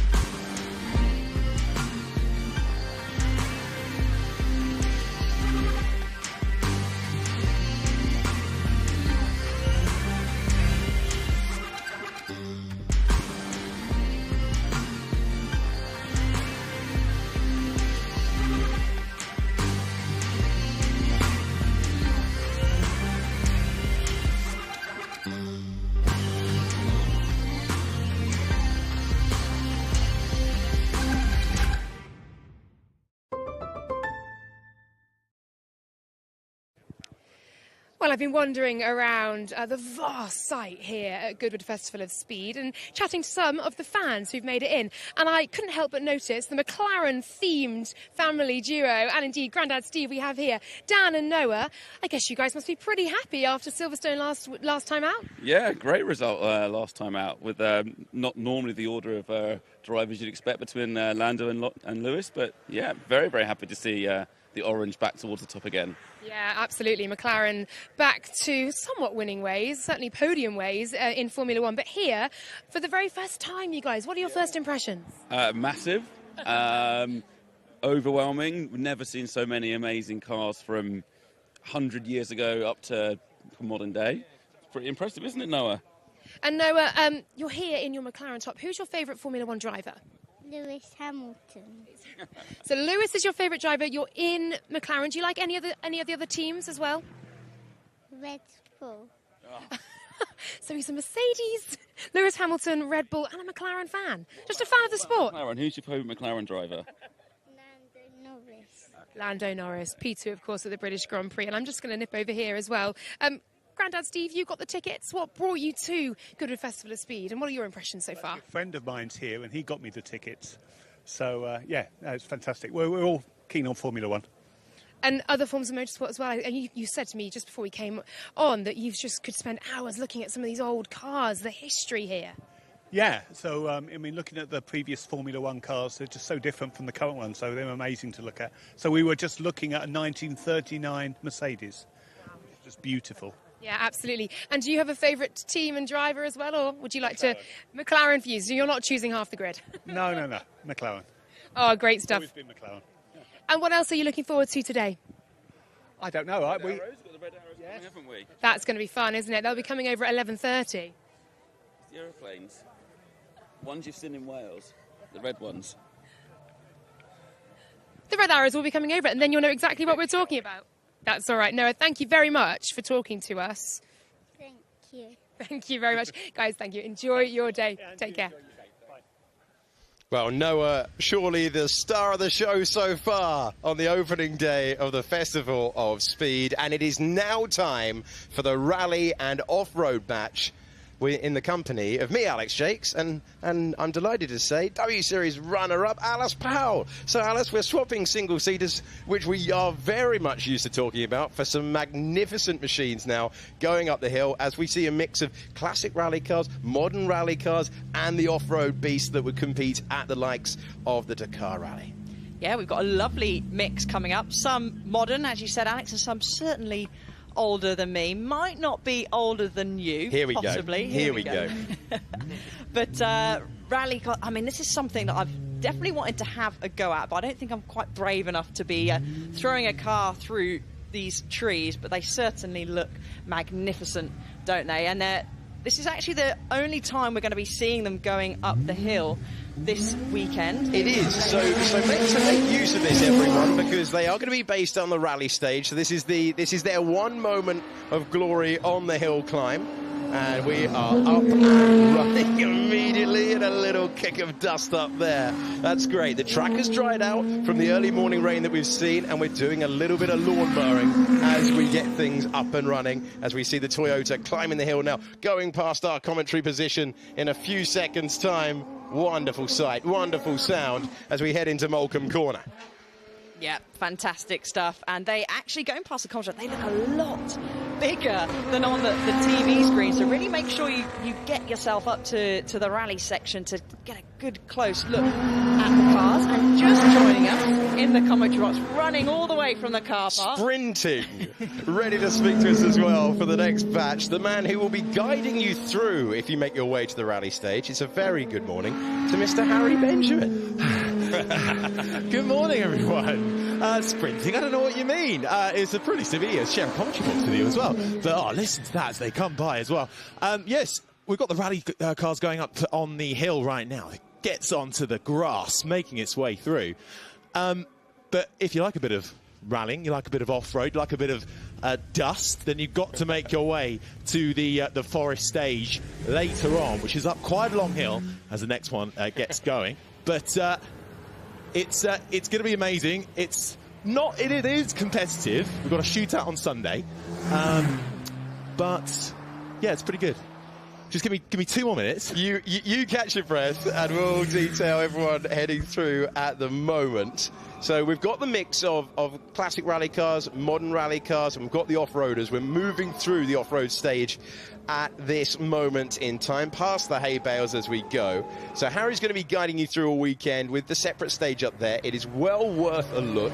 So much on this wonderful sprawling event to catch your eye, and I like what we heard earlier on with the conversation that was being guided by Laura Winter at the helm of our ship this weekend, and it was something that we heard from the fans that I think really sums up the event, and it is something everywhere you look. What are you looking forward to? Well, we don't even know what's entirely here. You've got the manufacturer stands behind on the infield and the main grandstand, wonderful sculpture in front of the main house as well, and now we move through to the rallying section, which I got to say, I've been here before, and I wasn't fully aware that there was a rallying stage. I was only here on the Sunday, so it's brilliant that we're showcasing all of it. A reminder for you watching trackside at the moment, this is your only chance to see them go up the hill this weekend. So if you're thinking of maybe getting a bite to eat, stay put, enjoy this as we make our way through now this wonderful livery 34 car. And great to see them being able to attack now that it's dried out a little bit, Alice. Yeah, it certainly is. Rain has stayed off. You can see shooting on the brakes, and there we go. Getting up some dust. This is what we want to see. So a lovely donut in front of the fans there as they continue to make their way up the hill. I think this is, if it's number 34, I think it's one of the Toyota cars out there, the GT86, and they really do just transform these cars into looking like absolute beasts. But you're quite right, Alex, when you say I've only been here a couple of times before, and last year was the first time I actually made my way up to the rally stage, because it is a bit of a walk. If you can get the shuttle bus, I'd recommend that. But it is magnificent. It's the forest rally stage, and that's exactly what it is. You're roaming through a forest, winds its way through the trees that surround the Goodwood estate. And it's really challenging. It's edgy. You'll see, I've even been a passenger once. The only one that would fit me was a Land Rover Defender by the Armed Forces rally team. and they managed to squeeze me into the passenger seat, and I feared for my life. They absolutely have no fear whatsoever. But we have some amazing drivers out there as well, modern WRC winners barreling into corners. They're chasing after rally legends. We've got Lancias, Audi Quattros that just leave enormous amounts of dust as they make their way around the rally stage. So it's certainly something to take a look at. And this just gives you a nice little glimpse as to what you might be expecting a little later on. Yeah, cycling through. So we've seen everyone making their way through up the hill now. And now we're dealing with the Land Rover Challenger there, heading up the hill next, ready to go. Similar spec. And that looks like it's seen some stories through the years. Stickers adorning the bonnet of the car and ready to be released to this famous hill climb, car 36. And that's what I love about coming here as well, especially the Le Mans cars. And if you've ventured down into the paddock already, lots of these Le Mans cars, they are just almost like they've been rolled back on the truck. They haven't even cleaned them. And I just think it's amazing and actually quite wonderful that they have just left them as if they literally have rolled off the racetrack. And that's what I like about it, is you get up close and personal. As you can see, launching off the line there. The Marshal's doing a great job, as always, of controlling. And we've got the Land Rover M3 Challenger blazing up the hill. It's got blaze on the front, and I quite like the wheels. Nice pink wheels there. That's my thing, I think. Big fan of the pink there as well. But this gives you a little taste. You mentioned rallying as well, being one of the sort of, it's almost a little, it's not hidden away, but you have to go and really find it. But we're also celebrating over 50 years of the WRC. First launched back in 1973. And in that time, over 35 countries have staged rounds. It's the highest class of international rallying. We don't just have WRC cars on display here, of course. We've got British rally cars, European rally cars, and other off-road cars as well. But the WRC is fantastic if you've not seen it, because teams are free to compete in cars that comply with different types of regulation as well. So you get a real mix of engineering push that some people really can push to the limits in these kind of cars. And just some of the drivers that are taking part. Actually, this weekend we've got the likes of Tom Christensen and Travis Pastrana going around in cars, along with rally legends like Sebastian Loeb, Stig Blomqvist as well. I think we've even got James Martin. I think it's the chef going around, because he does have a penchant for cars. So I think he's certainly making his way around. But just look at this as they make their way up the hill here. This is even more precision than what they're used to, actually. It gives them a little bit of runoff compared to a rally stage that they might get, although the hay bales do come rather close as they make their way, especially really close to the flint wall at times. But the car control they have, I'm just in awe every time. And you can just see that actually they've got margin here. What would you rather be, guys? Would you rather be the rally driver or the co-driver? Oh, definitely the co-driver. No, I think that's harder. No, that's all I would trust to do. I do not have the skill of these magnificent competitors. So we can set up a rally. We've got Alex as the... Yeah. As the... I can talk. I know that much. Yeah, we can easily talk. And then, Harry, you can be the driver. Well, I thought I'd be the ballast in the back, and then you can drive, Alice. Dave Hooper now in the Land Rover Discovery leaving the line. And wonderful livery on that car as well now. And he is heading into the first corner, giving it the full beans in the famous Martini colours. There'll be plenty heading up the hill today in that striking livery, which has adorned so many magnificent machines. And now it's the Land Rover Discovery in the capable hands of Dave Hooper climbing the hill. It's amazing how many different types of Land Rover you come across in these off-road sort of rally-type cars that have just been converted to absolute pace. This number 24 making its way around, as you say, in those beautiful Martini colours. But although it might seem a bit clunky, it might seem a bit big, they really do carry some weight. And I'm hearing we've got a bit of a red flag, Alex, out there. Yeah, the red flag has been shown. And so this will be the last run for the moment. We'll bring you the pictures when we have the pictures. But I can tell you that we've rearranged the furniture at Molecombe Corner somewhat. And the hay bales have been clipped. And I got to say, obviously, when we had the first batch earlier on, a rather tensive start to things. That has not been a tensive start to things when they get the one and only run up the hill. This is why we have the red flag. The hay bales getting a bit of the rough treatment as they went through Molecombe Corner. And it was a hefty whack, and you can see, look, easily. Just a typical rally car, has a slight contact there with the hay bale and carries on up the hill. But We can see now the marshals rearranging the hay. Very quick work as well, and they're straight onto it. Up and over. Nice bit of technique from the marshals there. And away goes a few rearranging of the signage as well. But it may well be still early on a Thursday, but people are absolutely coming in their rafters, and the car's already getting a little bit out of shape. But that's exactly what they're here for. They're here to show us how fast they can really go, how much they can push. And I don't think this should take too long, because they've done all of that pretty quickly. It's easier to clear this up than your usual Tech Pro. So, there we are, redeploy the veils. And we thank each and every marshal and circuit worker for allowing us to have this magnificent event across the next few days. I'm delighted to say there are many more of you joining us now by the side of the hill climb. The rain has abated. Hope you're having a terrific time here at the Festival of Speed, whether we start them young or we bring the older generations. It is very, very good to have your company. But of course, when you think of rallying and the heyday of it and the great names of it, well, Richard Burns and Colin McRae, they are never far away from a sentence about that. Let's take a pause in the commentary and let's review some of the evocative names of rallying history.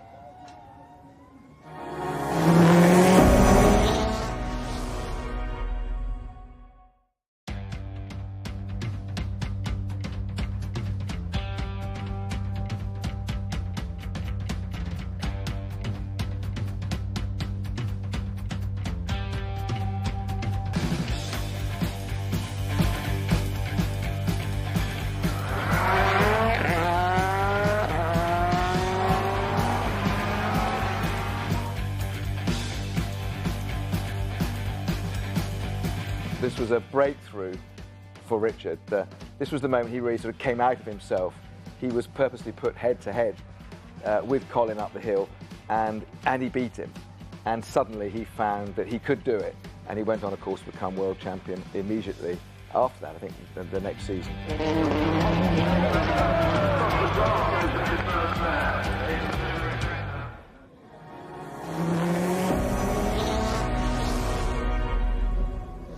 Wonderful to see those images back from 1999, and Richard Burns before he went on to win his rally championship.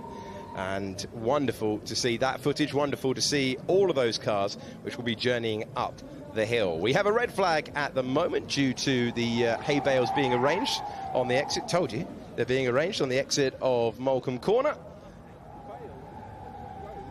And we are running through, so let's take a pause, send you back to the wonderful sculpture, and we're running through the rally and off-road batch now. Then it is time to see the manufacturers go up the hill at 11:20. We have the red arrows to enjoy at 11:30. Then it is the supercar run. Looking forward to that enormously. And then we move into the first glance. That is cars being launched, like the Lamborghini that you saw a few moments ago on the big screens. Maybe you went down and saw it in person. Wonderful Lamborghini colours. That will be competing at Le Mans next year. Road bikes as well at 12:40, and the 75th celebration of Porsche coming your way at 1:15. What's catching your eye there, Alice? What are you most looking forward to? I can't pick a single one out, Alex. I'm looking forward to looking at the list, seeing the lovely Porsches, but then at 2 p.m. we've got the manufacturer batch 3 and the Hyundai movement as well. And then we get on to the time practice, and this is where we may see a few more hay bales being moved about at 3:30, as the drivers will be trying to set the fastest time going up the hill. Then we move on to the manufacturer batch 4 at 10 past 4. And then back to seeing a few more supercars. Batch 6A supercar run at 4:40, and then rounding out the day with batch 6B at the first glance and road bikes at 5:40. What a packed day. Harry Benjamin, what's catching your eye there? What are you most looking forward to seeing? Well, the rallying, obviously, left, right and centre. That's all I'm here for. That's the one beautiful thing about Goodwood is, as we can see, we've got some, what's that, a sort of mini bike BMX thing that already the fans are coming out with. That's what I love about Goodwood. You have fans from all ages, and it's just a really good family event for all kinds of lovers, whether you're a fanatic about motorsport or whether you're just interested in seeing these cars being pushed to the limits. But one of the cool things I am going to go on about rallying is one of the cool things that we have got is all about the sort of the doors. We're following the timeline of rallying really across the ages. One of them is sort of the beginnings of modern rallying and then the formation of what we sort of see today as the WRC. And you'll hear a lot of Group A and Group B regulation chats, basically one slightly more limited than the other as we get back underway and running here up the hill.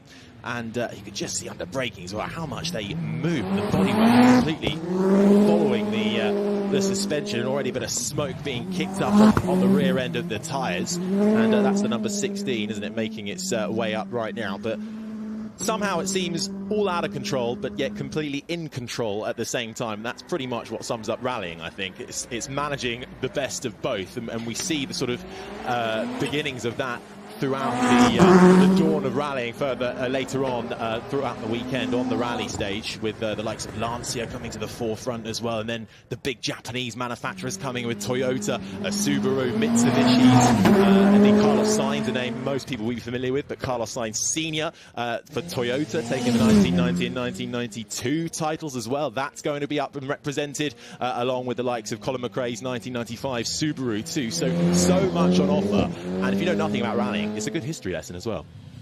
Wonderful stuff. Looking forward to that enormously. Loving the detail of the soft toy on the front of the Polo here. This is Andy Robinson behind the wheel as he negotiates the turns. And we bring you the wonderful pictures now. I'm delighted to say the hay bales have been unmoved, but they're giving it everything through there. A little bit of caution as, yeah, Alice, you're just pointing on the screen here for us of the soft toy on the grill there. Yeah, that's my level. That's, that is my level, the soft toy. And actually, there's quite a few drivers, this is going to be slightly off the subject, we're now talking about soft toys, that do run a soft toy in the car. I still believe Ash Sutton has one in his touring car. I might be wrong. It's, yeah, a bit of a mascot. It was on his go-kart, should I say, and he then transferred it over to his race cars. So we'll probably see him around this weekend. We'll have to ask if he's still got that soft toy in his car. Have you ever had one? I haven't, and now I wish I did. Yeah, no. No mascot for Alice Powell? No, exactly. Just you guys. You can be our mascot. Yeah, I'm not sure our fledgling rally team's going to get off the ground, guys. I'm not sure it's going to work. Have the faith, Alex. Keep the faith. Moving forward now.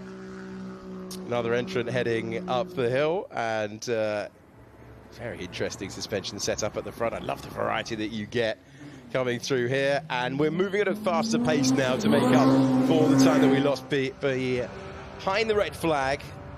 And wonderful to see the rear being kicked out there as we make our way through and really attacking the hill climb. That's what we want to see nice and early on this opening day of the 30th Celebration Festival of Speed. And yeah, great to see as they all make their way through and the vehicles kicking up just outside our commentary box and having a great time as they do so as well. Getting oh so close to those hay bales once again. They just put them back. They don't want to have another go at it, but nicely managed and up past the flip. Oh, well, there's the room, but he's really wringing the neck as he gets into the braking zone of the next corner and slides around the back end, properly sticking out. And I'll be really interested to see what kind of times we get once it gets to Sunday, because really, they're not pushing, are they? They can go harder at this stage. They just don't want to do any damage early doors on the line. And I think that was a fairly humble lap time, but kicking out the rear, putting on a bit of a show for us, but not pushing too hard. No hay bales damaged in that process. And so this is the Giggle Pin Defender, I think, making its way through. Almost sort of buggy-like. They really do rip off as much bodywork as they can to run them as light as they can, and the roll cage sits on top, really at the mercy of the suspension. Those quite tall tyres. They are chunky as well, but they're tall, they're really grooved as well, so they give you that little bit of extra grip and a massive spare wheel on the back as well, just in case we end up in the hay bales. But not kicking out the rear too much as he starts his lap, but I'm sure that'll ramp up as the number 6 makes his way through with the Giggle Pin Racing on the side. Bit of camo livery as well on board. James Marsden at the wheel of this entry, completing the run. A wonderful wall.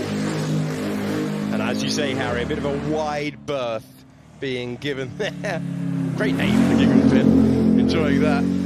Attacking the circuit and a run under its belt. Nice sighter, and they'll be strutting their stuff in their natural environment on the rally stage later on this weekend. There's the finishing post, there's the finishing line, and another time logged across the board as we get the demo runs in this rally and off-road bunch. Believe it or not, that was once a Land Rover Defender, if you can believe it. It's been heavily modified, but and not entirely a full Land Rover Defender, but it very much comes from the basis of one of those as well, as we get a more recognisable Land Rover Defender making its way through. It's actually the Land Rover Trayback, the number, I think that was the number 44. Can't see the number. I'm going with 44. We'll run with it. But a leisurely start to the lap as he begins his way. Yeah, I'm seeing a marked difference between the approach up the hill before and after the red flag. Yeah, I think now everyone's realising that the week is long here and there's plenty to be enjoyed. We saw that instant into the hay bales, got away with it, but could have been an expensive one, Alice. It certainly can, and maybe you can tell those that feel a little bit more confident in their driving and others not so much, or maybe some that just feel like, do you know what, I love this car too much, I'm going to take a leisurely drive up the hill. And actually, having visited Goodwood Festival of Speed, believe it or not, for the very first time last year, as we can see, we've got a tyre out. Yeah, puncture there. So as we said, maybe, I don't know, we'll have to see, maybe there was contact, but I can't imagine, because it was quite early on in the lap, so I'm not entirely sure what's going on there. So I was going to say, Alex, and you definitely did. There is a curb that you could strike at the wrong angle, and does he know he's got the puncher? He doesn't know he's got the puncher. Now he's aware, and thankfully out of the hay bales. There is a minor curb at turn 1 that could, if you struck it at the wrong angle, cause a puncher, but that's the only thing to hit down there by the time that he had it. Yeah, I'm not sure if he actually knows he's got a puncture. He might do now he got particularly slow, but to be honest with you, it doesn't look like he's going at a leisurely pace as if you do know you've got a puncture. Wasn't expecting this much drama. It's not even 11 o'clock on a Thursday. We're in demo mode, guys. Red flag is out once again. And actually, it's still going quite well with a puncture. I'd say it's more pacey than before the puncture. So let's have a little look at the replay then. Got a little bit sideways, and has it, because it's just spun on the grass and dug in, it's just popped it off the rim, hasn't it? So he's then spun it back round and thought, oh, well, it's just maybe a little bit slippy. Lit up the wheels, and here we go. It's just going to almost Scandinavian flick, but gone wrong. You can ding, see ding, ding, ding, ding. There we go. I'm amazed we got that far without someone mentioning a Scandi flick. Fantastic. And that's how easy it is to do. It might look a simple configuration, as it has a rattle heading back onto the circuit, but at that stage, he would have been unaware that he'd picked up the puncher. By the time he headed into Molecombe Corner, he was absolutely sure. And there you get a great shot of what Alice was just describing to you. Tyre off the rim, car going round as a result, red flag out for the second time today at Goodwood. So that was the Land Rover Trayback. Unfortunately, that put pay to Henry Smith going around in the Can-Am X3. You might have seen that sort of buggy, Dune-like looking vehicle, which is very much made for the rocks, the dirt, the off-roading as well. And that has about 200 horsepower in it too, with a turbocharged engine. That unfortunately had to bail out of it due to the Land Rover Trayback having the cropper. Also had the GSR X3 waiting and ready with Simon Adams at the wheel in that. Just getting the all clear. Pictures being taken left, right and centre. So much to see here at the Festival of Speed. And we are ready and waiting for the resumption of the hill climb action to come your way with this rally and off-road batch, which has been, so far, very much off-road. And we continue that now with Simon Adams behind the wheel of the GSR X3 and car number 14 in this batch heading up there with that must be a magnificent view. Little bit of a correction through turn 1. I wouldn't like to be in the next batch going up, which I believe is the manufacturers, because all we keep seeing is dust and grass being kicked up as we're flying up through now. where the hay bales have had a little bit of a beating, slicing through even more dust and grass being kicked onto the circuit there. Simon is taking it up the hill. You can see more and more fans packing out this side, and this is where you might see some drivers take a little bit careful, because actually it's fairly narrow through this section. I remember going up the hill for the first time last year and thinking, okay, I think I might take it a little bit leisurely going. I don't want to the wall there, as he's going to bring it up to the finish line now, bring it then eventually back down the hill.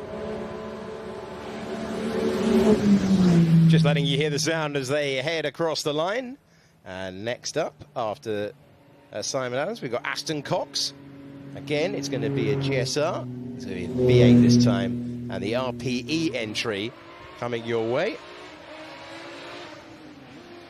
We've also got one of the, we've got a Metro out there, MG Metro, making its way around. There it is, there's one of them anyway, the KRS Metro 6R4. Standing for 6-cylinder, the R is for rally, and the 4 is for four-wheel drive. So actually it all makes perfect sense, but they're quite powerful beasts, introduced back in 1985, and you'll definitely see that up at the rally stage across the weekend as he rings the neck of that MG Metro. Of course, they all resemble the road-going versions, with the manufacturers building them to the absolute extremes and really able to let loose on what they can do. With the Austin Rover adorned on the front wing of that as he crosses the line. And who have we got ready and waiting? We've had the KSR Metro, the Nissan V6 making its way. Yeah, that's headed up the hill. And then we've had the Buxton that's gone up there, and now we've got Simon Cooper pushing on in the LR1. And again, I'm loving the variety of vehicle that we're getting up there. And variety of lines as well. I think you can look at the variety of vehicles. We're going to have to go checking down out the variety of lines. I love the fact that we're going to have to go out there and do a bit of gardening, I think, after this. Hauling on the brakes as they roar past the commentary box. We all leant forward and looked out the window to see if it was going to slow down or we were going to get another incident at Moulcombe Corner. Wonderful driving, taking a lot of grass on the apex as well. Yeah, there was definitely a bit of grass that hadn't been mowed, so that's now sorted there by Simon Cooper, who cuts the corner but keeps it pointing in a straight direction, and the brakes light up briefly, and on he goes again on the power in that LR1 LS3 in white. The roll cage on display across the line for Simon Cooper. And we turn our attention to Stephen Mitchell in a Maserati, I believe, making its way shortly up next. And a brilliant start to the day here for Thursday. You really do get that variety that you wanted to get from the opening day here at Goodwood. Look at this. Just this is the brilliant thing about the mixture of rally and off-road vehicles, is you get such different variety of shapes and lines on how the cars are packaged and how the roll cage sits, where the actual bodywork sits on the suspension, how soft it is, how bouncy it is, and gets very close to the inside hay bale there, but carries on going.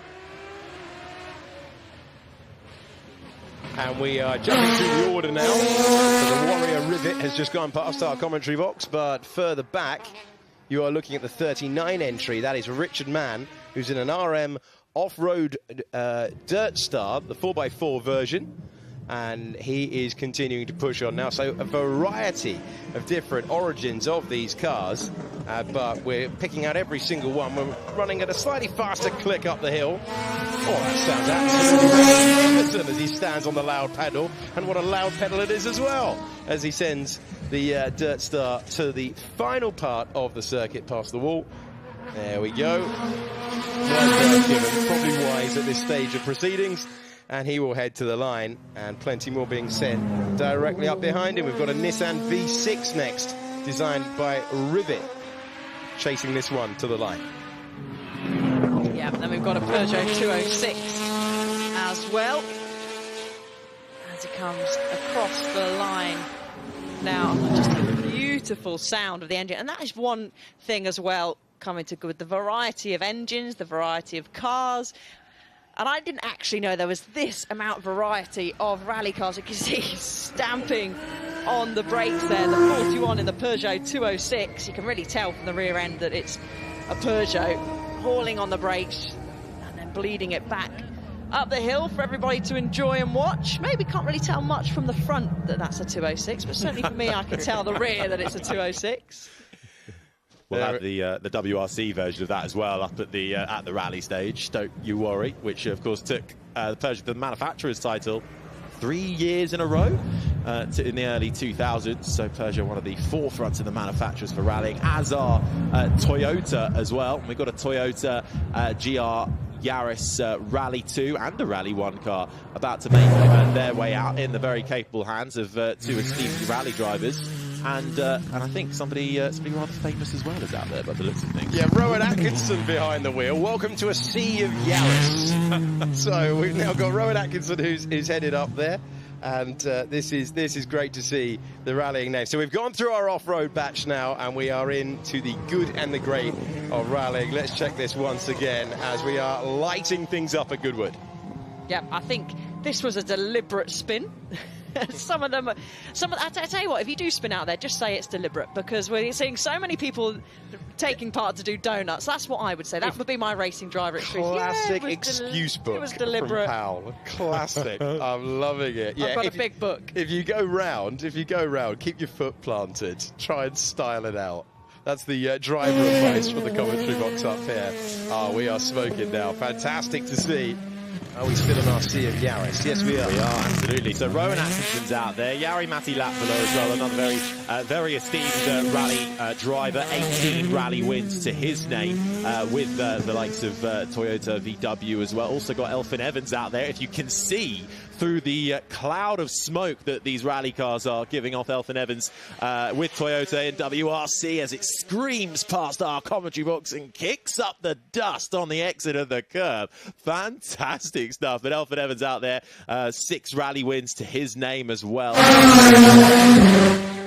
Rowan Atkinson, not quite sure how many stage wins he's got under his belt, but he's certainly got a few acting credits, and we all know he absolutely loves a car and motorsport too, so fantastic to see him being able to get behind the wheel of these very unconventional cars. You know, it might be slightly easier for Rowan Atkinson to get behind almost more of a standard racing car, but then to get behind the wheel of a rally car, and it's a whole nother type of beast. But these Toyota Yarises, you can tell a bit more than the Peugeot we had previously that is a Yaris, and they really do pack a punch as well.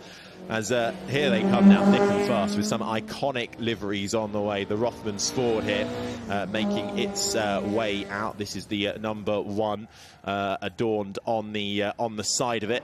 One of the RS 1600, I believe. RS 1800, wrong one. And there it is, the Ford Escort RS 1800 making its way around now. And you see this popping up at a lot of rally events as well. They are fantastic cars. The Mark II out there now in the stunning livery comes across the line, not pushing quite as much as the Yarises were. And I think it was probably Rowan Atkinson who was pushing the most rather than the two rally drivers. But across the line for the Ford Escort.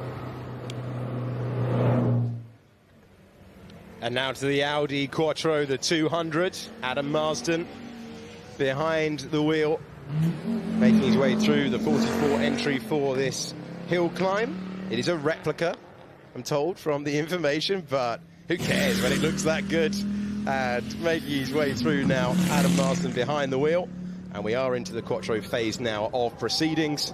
Tim Clark will be next to follow along. In not a replica, in the real thing. But yeah, that information being given to us on the page as he makes his way through. It's iconic design, and the 200 Quattro being chased up the hill by the A1.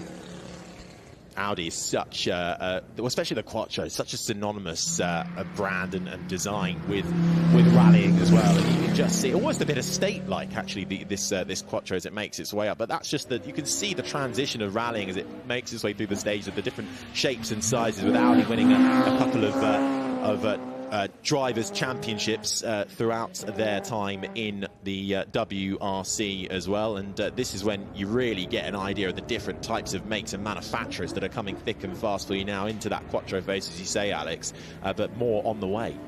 Absolutely. David Watkins behind the wheel of the Ford Escort, the RS 1600, and off he goes. Oh, it's a beautiful car. You never want to see that happen.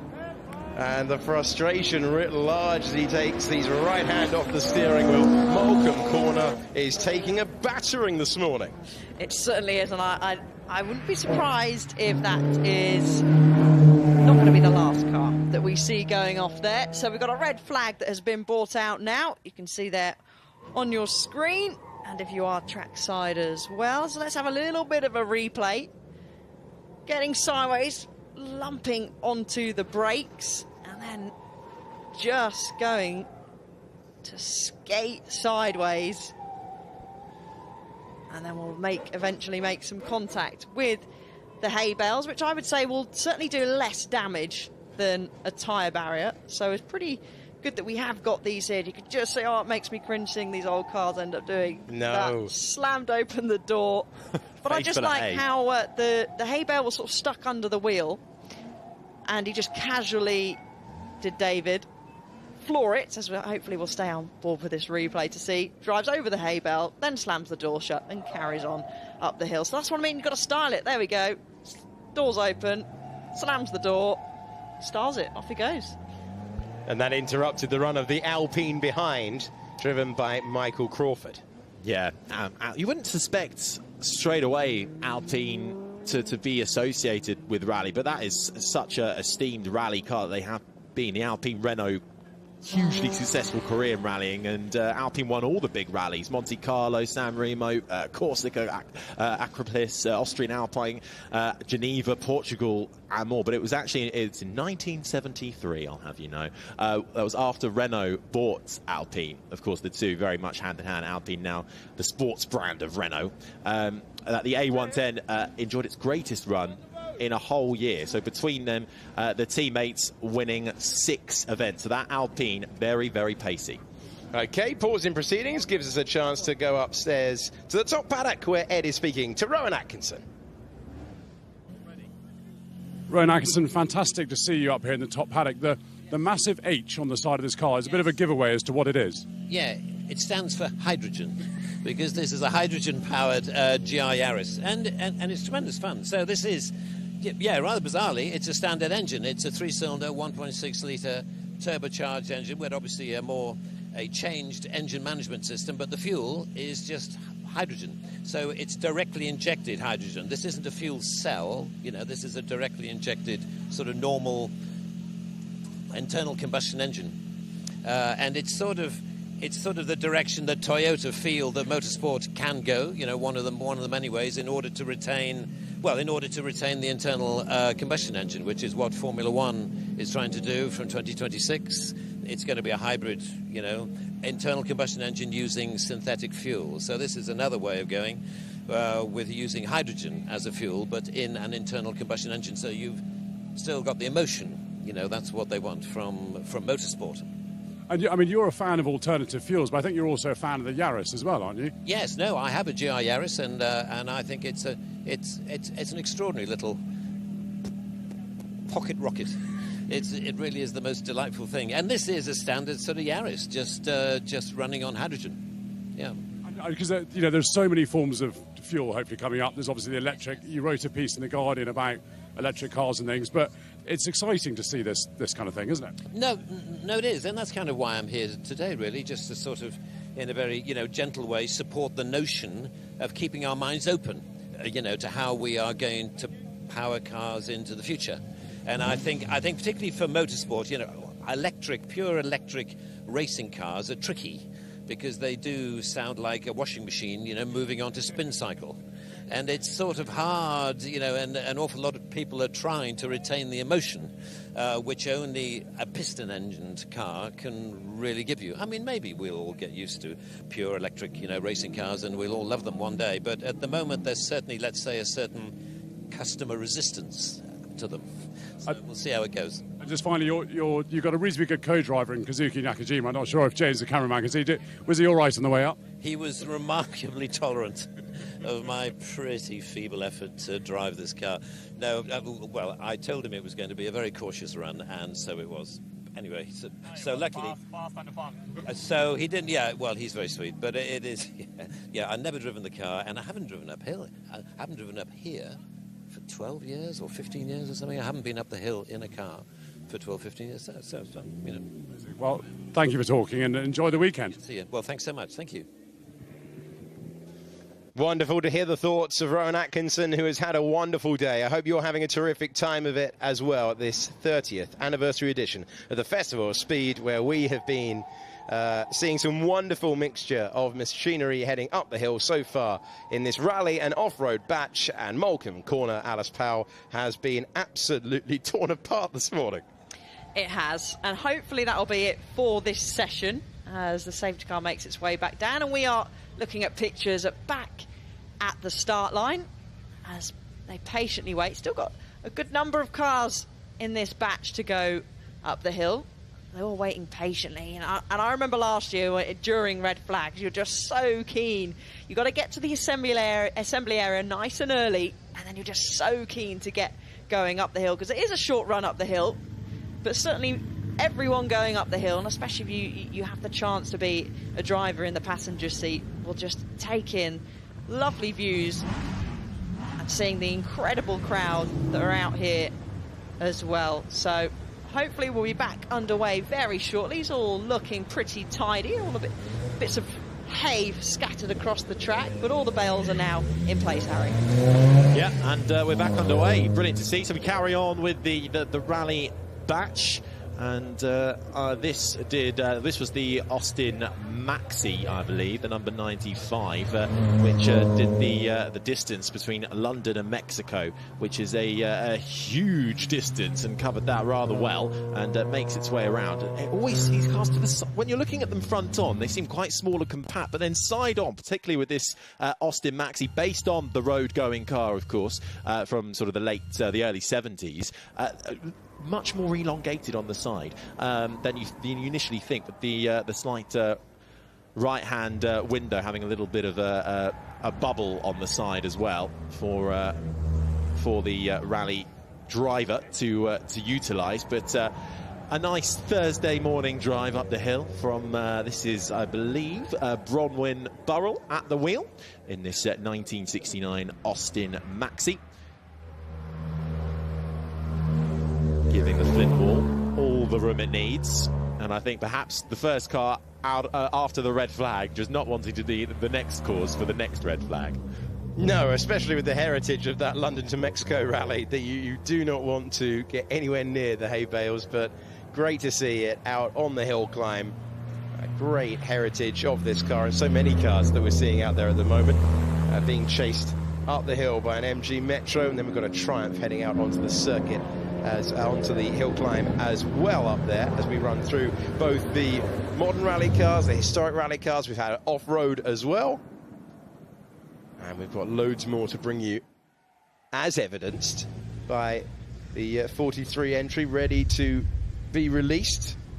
The Sierra ready to be released there, driven by James Lepley in the Ford Sierra RS Cosworth. Great sound as it leaves the line. Now this is what you might imagine a proper, well, rally car to look, with the headlights adorned on the front as well. Fantastic high performance car from the Europe side of Ford, because we'll see some Ford USA entrants as well. Different styles of car. The same manufacturer, but the different HQs brought to the world of rallying across the eras. This one from Ford Europe from 1986 all the way to 1992 in full use, and Ford doing a pretty decent job in rally cars as well, racking up 4 drivers' championships in the WRC, and that is making its way up the hill now. 43 from 1987, the Ford Sierra RS Cosworth. And the red alloys as well, making it really stand out with the GTX 3 on the rear. Powers its way through. No co-driver on this occasion. No Kazuki Nakajima in the side. But across the line, and a nice tidy lap Sierra RS Cosworth with James Lepley at the wheel.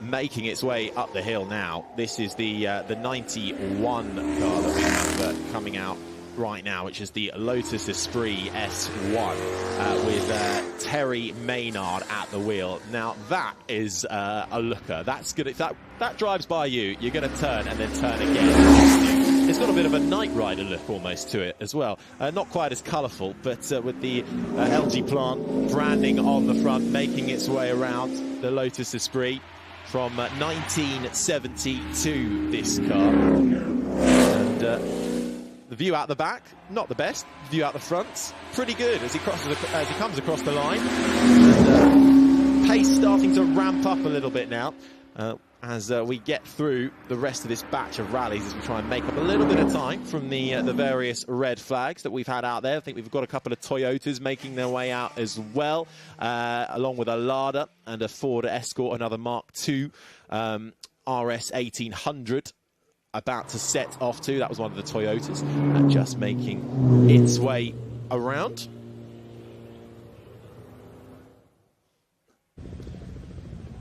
Now, Hyundai, which is, I believe, how we've been told to say it now, not the other way around, but Hyundai absolutely synonymous with the WRC, particularly the Subarus making their way around as well on track, but two iconic brands, particularly going wheel to wheel. And Hyundai, this first one making its way up. This is the number 26 that's currently flashing by up through the hill on this hill climb. The Hyundai Coupe with Craig Middleton at the wheel from 1998 in the red, blue and red livery.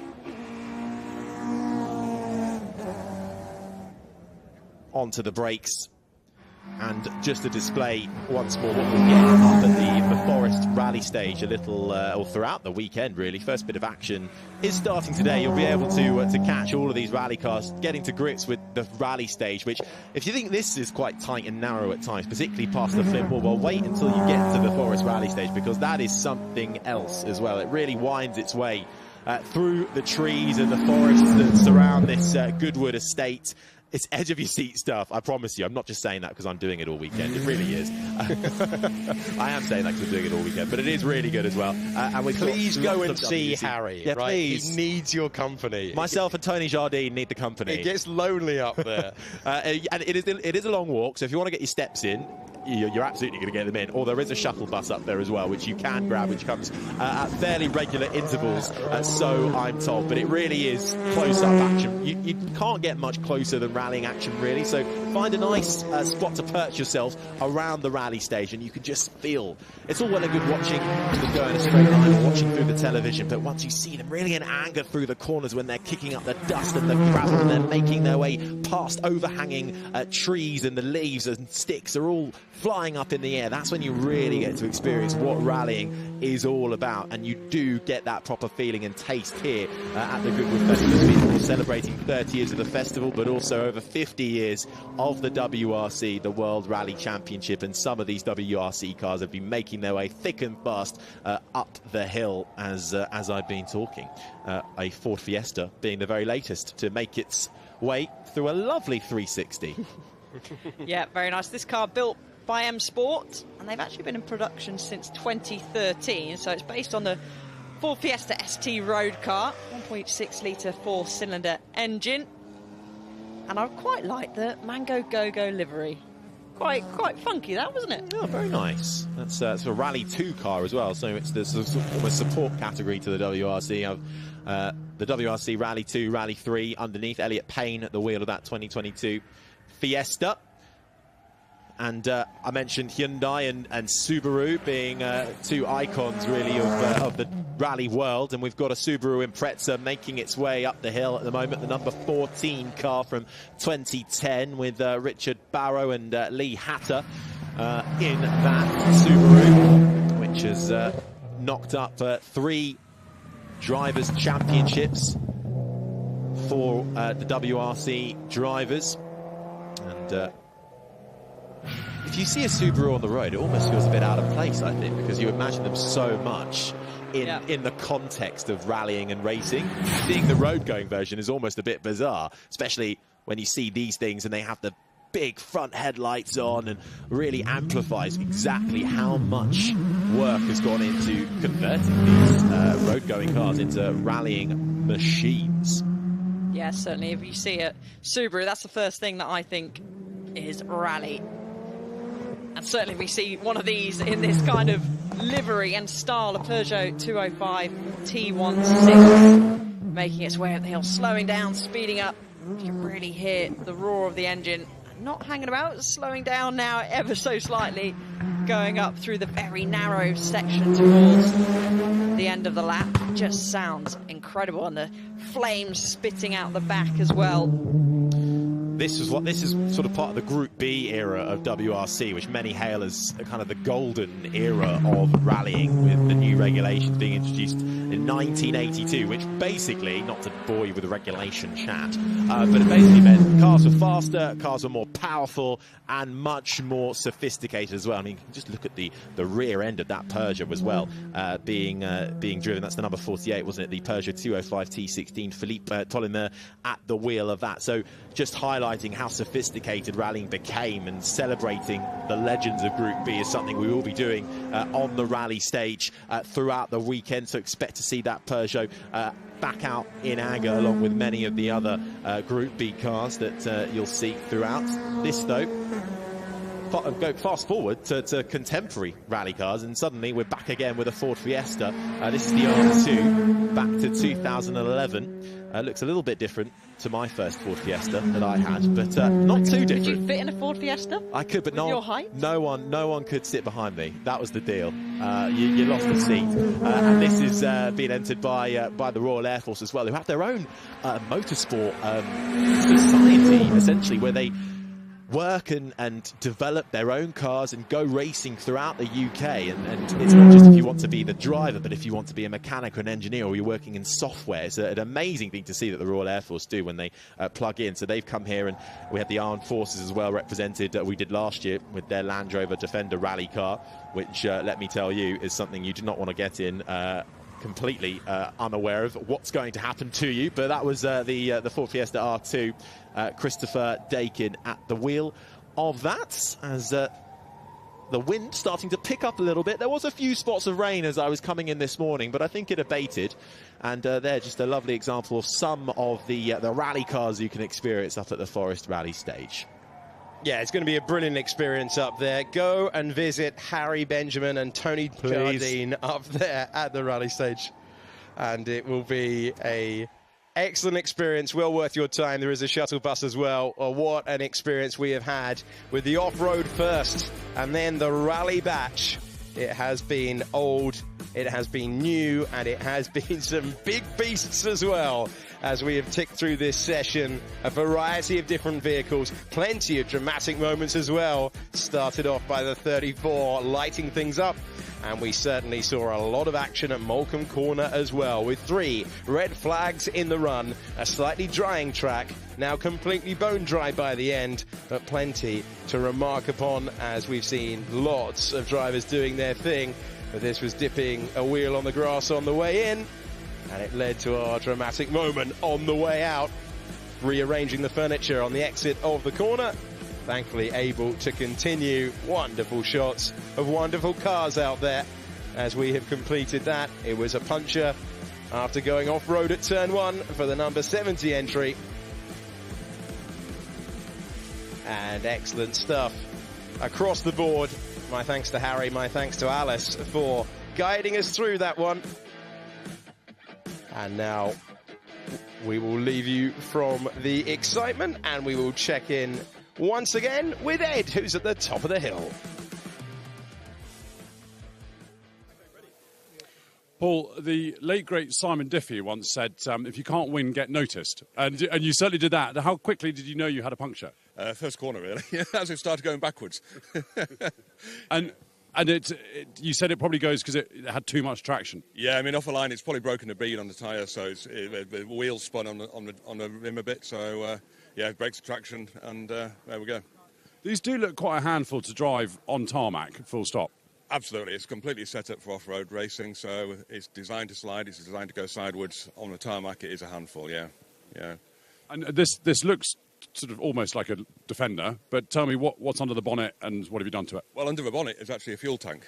So the engine's in the back, a 5.2 litre V8 engine in the back, gearbox in the middle, completely different to a Defender. It's all fiberglass, but it's made to look like a Defender. 5.2 litre V8, how much power are you getting? About 350 horsepower. So it's not massive compared to some other cars here, but it's enough to get us up a hill. Sounds plenty. Enjoy the rest of the weekend. Thank you very much. Thank you. Thank you very much, Ed. As the iconic sculpture we can see in front of us now, some cloud just starting to build. And we're going to have a little look at the timetable. I'm welcoming back Bruce Jones. Well, I've been out with the crowds, but the Red Arrows are next treat. Always something we look forward to here at Goodwood. Then the first supercar run. Performance aplenty. First glance, the launch of cars never seen before in the world. You'll be here today to see those out at 12:40.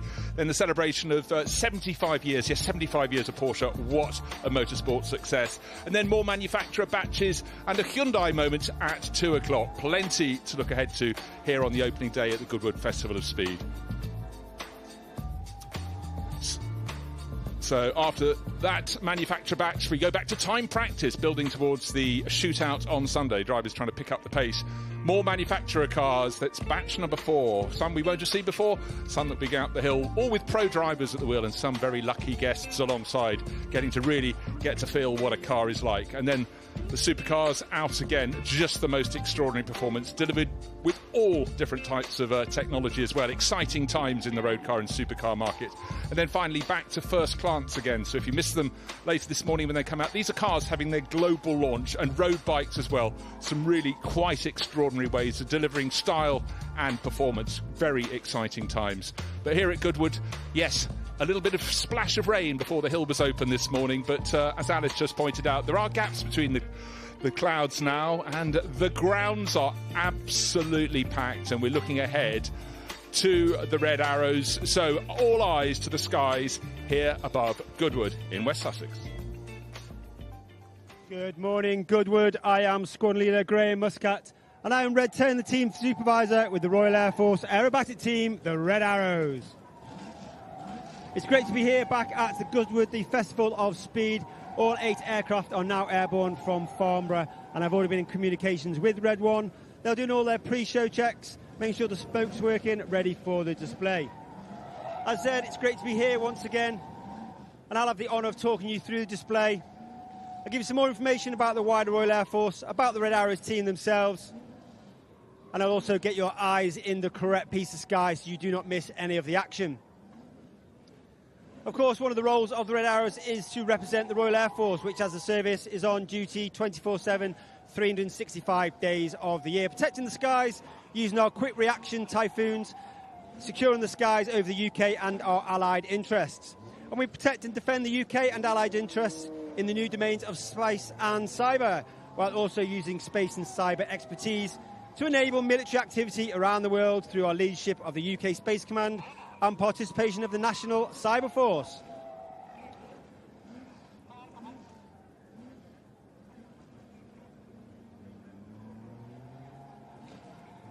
There are 3 types of show that we can do. We are full, rolling and flat, and that is dependent on airspace and weather.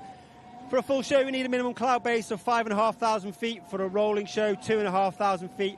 And for a flat show, 1,000 feet. And that decision is made by Red 1 as he approaches to the display area. With the cloud base today, I would expect a flat show. However, he may decide to take it rolling. The team will arrive in a wall formation, which is approximately 200 to 300 feet from wingtip to wingtip, from the left to the right. And they will be trailing our famous red, white and blue. But Goodwood, please put your hands together for the 2023 Royal Air Force aerobatic team. It's the Red Arrow!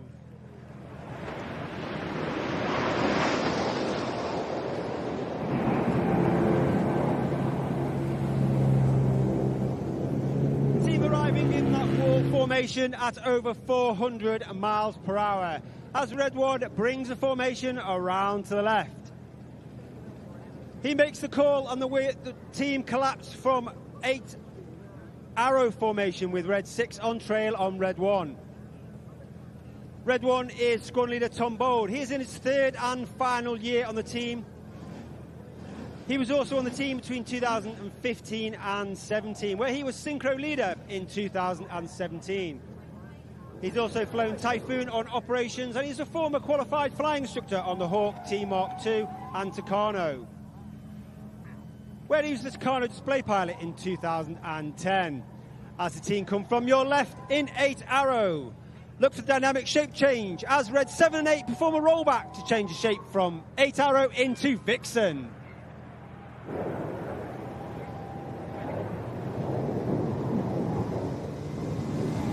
Red 1 now bringing the team round to the left. Of course, you can see all 8 aircraft in Vixen formation. If we were 9, that 9th would be at the back, performing our trademark Diamond 9. We are only in 8 this year because we can only train for 3 new pilots each year for safety and supervision. However, we do hope to be back at our trademark Diamond 9 for next year, which will be our own Diamond anniversary.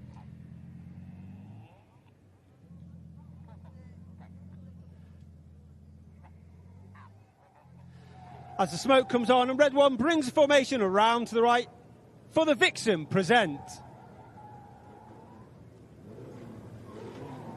On the right of Red 1 is Red 2, Flight Lieutenant Rich Walker. His first year on the team. He's a very experienced aviator, having flown both the Harrier and Typhoon on operations. And he's also a qualified flying instructor on the Hawk T Mark II. There are 10 pilots on the team. You have Reds 1 to 8 flying the display. You have myself as Red 10, and the officer commanding of the Red Arrows is Red 11. That's Wing Commander Adam Collins, who's also here with me today. Former Tornado GR4 pilot, and he's also flown the F-111 while on exchange with the Royal Australian Air Force, and also flown the T Mark I Hawk in the aggressor role with 100 Squadron at RAF Leeming when it was in existence. Looking to your left-hand side, as the smoke comes on, Red 1 reverses the team around to the left as they present the Apollo.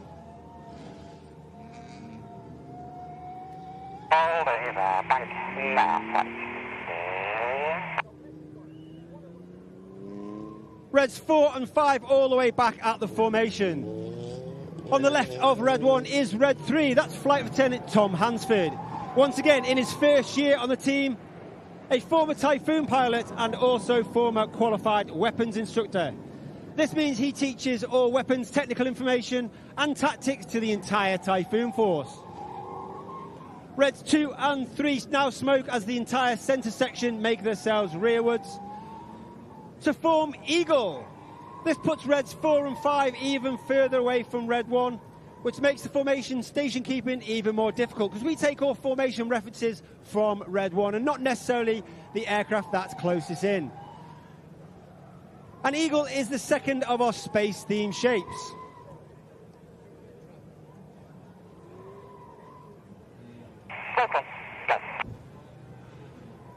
As I said, the second of our space theme shapes, that's because the Royal Air Force acknowledges that space plays an important part in all future military operations.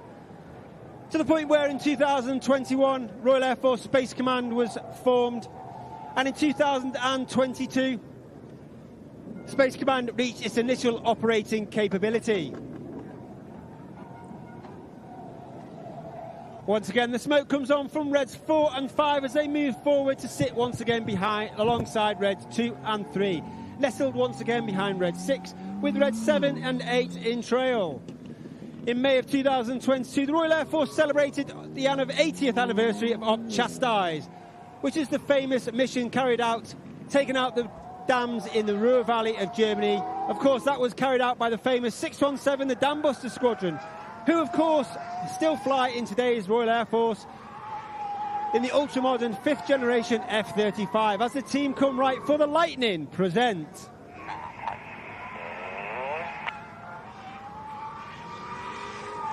On the far right-hand side is Red 4. That's Flight Lieutenant Ollie Suckling. Once again, he is on his first year on the team. He's a former Tornado GR4 pilot, and he's also a qualified flying instructor on the Hawk T Mark II. And before the Red Arrows, Ollie also flew in the North Wales-based Strike Master pair during his spare time on the airshow circuit.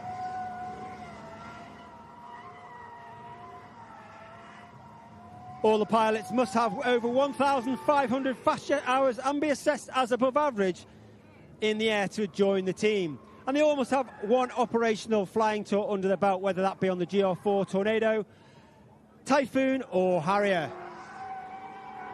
Red 8 has now moved to the left and Red 8 has moved to the right, and Red 7 moved to the left to form Signet. As the smoke comes on, the team reverse round to the left for the Signet present.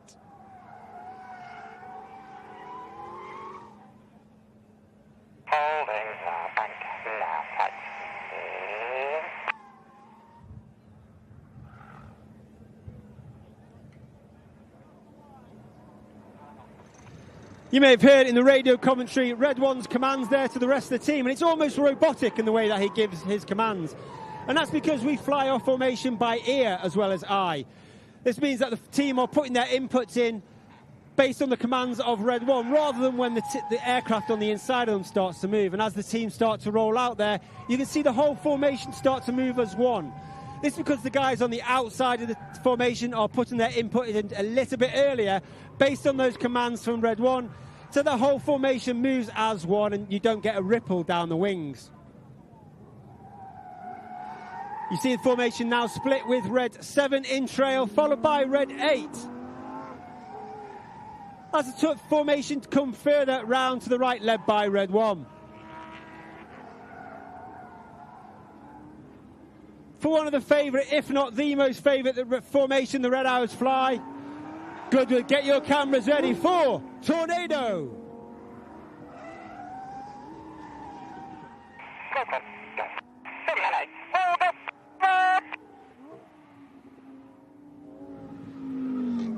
The aboard call is made as Red 7 and 8 roll around the smoke of the rest of the formation.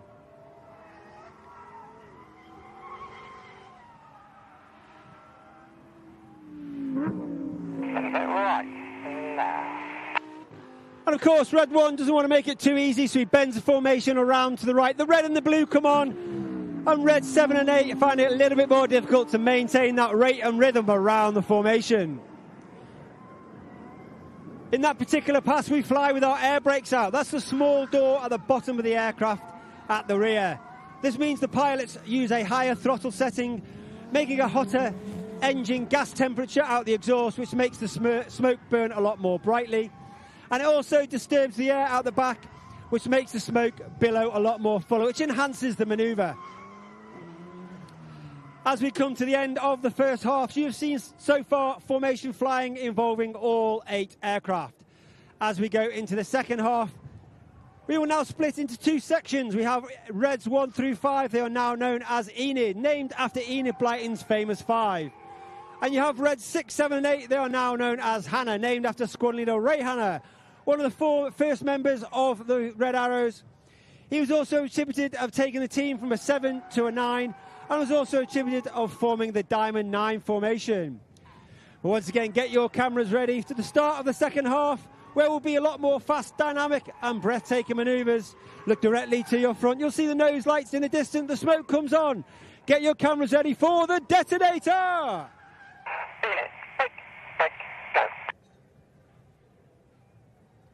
And take off.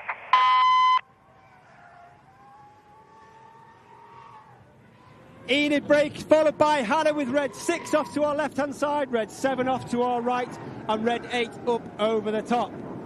That tone in the radio communications you may have heard is actually Red 6 talking to Red 7 and 8. And it allows him to transmit on the radio without talking over the top of Red 1. Red 6 and 7, the synchro pair, led by Red 6, with Red 6 off to our left-hand side, squadron leader James Turner, known as JT. JT is on his 4th and final year on the team. He has flown the Typhoon on operations and a former instructor on Typhoon, as well as a qualified flying instructor on the Hawk T-Mark 1. Each aircraft now approaching about 300 feet above the ground, a closing speed of over 800 miles per hour as they pass within only 100 feet of each other. Each aircraft performing a 4-point aileron roll, as they now turn hard back to each other, pulling 5 to 6G, turning back towards the central display line in a manoeuvre called Cyclone.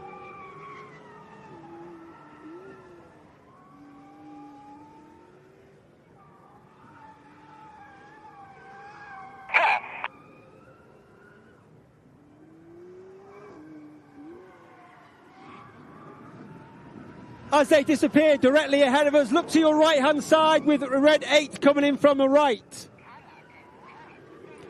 The blue smoke comes on, and coming from our left-hand side in the distance, you'll see Enid as they perform and form up a inverted V, with red 8 lining up as he performs a manoeuvre called the Goose.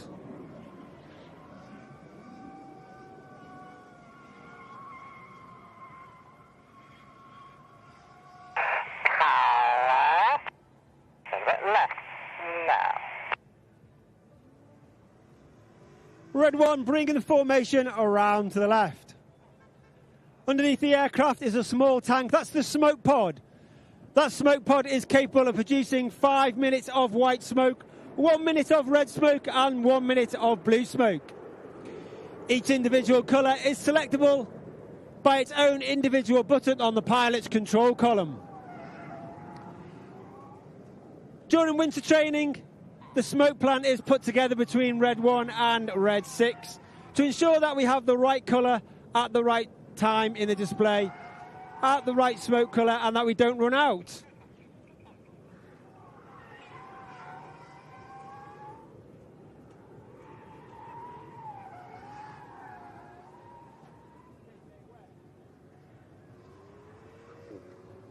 As Enid leaves the display area,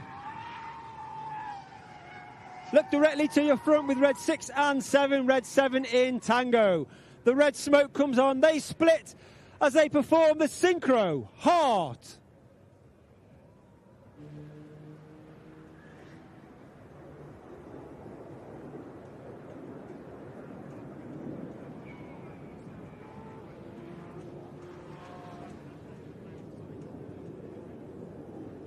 Coming in from the left-hand side is red 8, spearing the heart. Red 8 is Flight Lieutenant David Simmons, known as Simo. He's in his 5th year on the team, a former Tornado GR4 pilot where he was in the roll demo. He's also flown the United States Marine Corps Harrier and the F5 while on exchange. The synchro pair once again up at about 500 to 1,000 feet. Once again approaching each other with a closing speed of over 800 miles per hour. They will turn in, perform a series of barrel rolls through the sky in a manoeuvre called the double roll.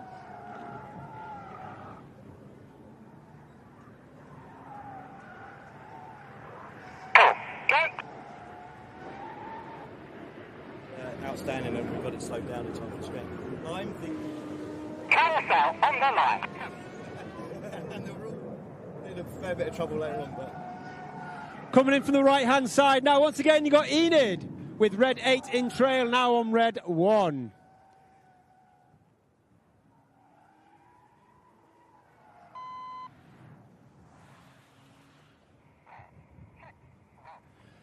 As all aircraft perform an aileron roll in the Revolution.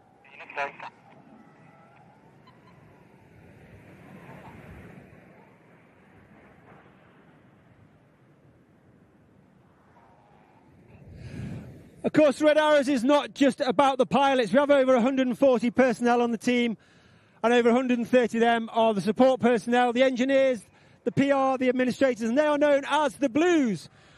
So called because of the colour of their overalls. And there are a number of Blues here today. One individual with me on every display is Circus 10, who's on top of Goodwood House with me today, film display for debrief and safety purposes. As synchro run in, 6 and 7 cross within 100 feet of each other. The red and blue come on as they perform the carousel.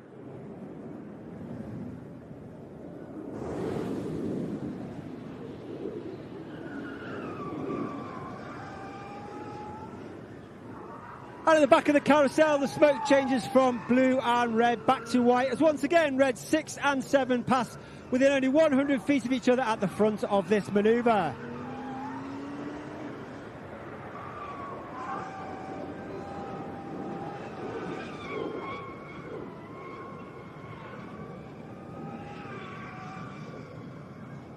As the synchro pair disappear to our rear, coming in from the front, once again you've got Enid in line astern, red 1 in the front, all the way back to red 5 at the rear.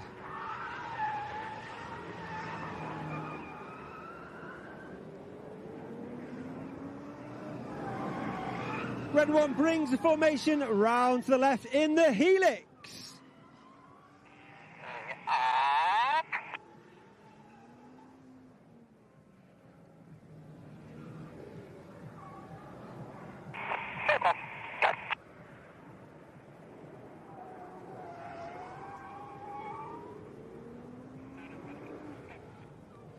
Red 1 makes the call as Reds 2 and 4 move to the right-hand side and Reds 3 and 5 move to the left in a shape called Leaders Benefit. Of course, 2023 was the coronation of His Majesty King Charles III. And you will have seen us flying over London in that coronation flypath. But once again, get your cameras ready for the colour on for the coronation present.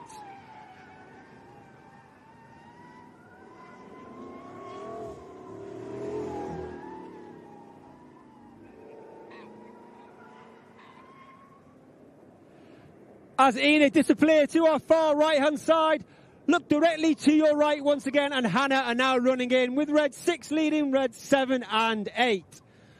Red 6, the white smoke comes on.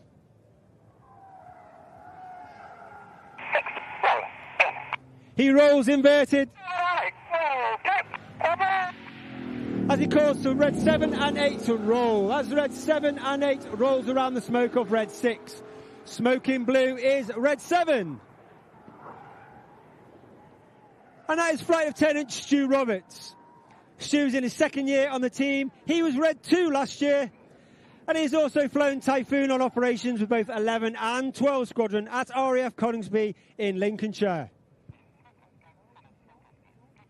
Coming in from the right-hand side is now Enid with the white smoke on. The call is made as Reds 2 and 3 smoke red and roll around the rest of the formation. Clear and go is the call as Reds 4 and 5 roll around the rest of the smoke of the rest of the formation in a manoeuvre called the rollbacks, which is one of the hardest for our new pilots to master every year. The motto of the Red Arrows is ECLAT, which means excellence, which means every single member of the team are trying to strive for excellence in everything that we do. But of course, we're also aware that we are the custodians of that motto for only 3 years, which means we try to leave the squadron in a better place from when we arrived. As Enid disappeared to our left, look directly to your front once again for Hannah formation, led by Red 6. The smoke comes on.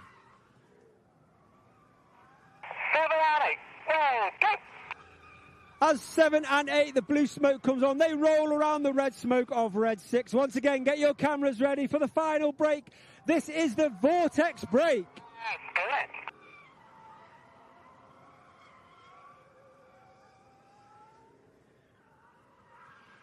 Once again, Red 6 off to our left, Red 7 off to our right, and Red 8 up over the top. Once again, Red 6 and Red 7 will pull up to approximately 1,000 feet for their final manoeuvre of the show. Once again, they'll dive down to approximately 300 feet above Goodwood Airfield. They'll have a closing speed of over 800 miles per hour, a series of barrel rolls, followed by inverted flight as they perform the manoeuvre called crossbow.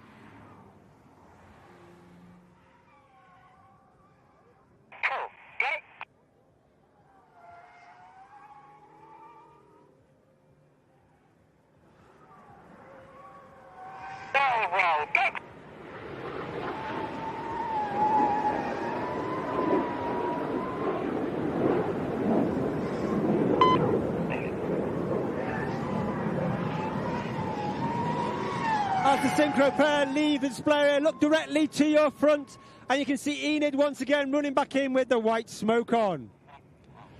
The red smoke comes on from Red 1 as he rolls around the rest of the formation, leaving the infinity symbol in the sky for the infinity break. But Goodwood, it's been an absolute honour and a pleasure to display to you today. Please put your hands together for the 2023. It's the Red Arrows!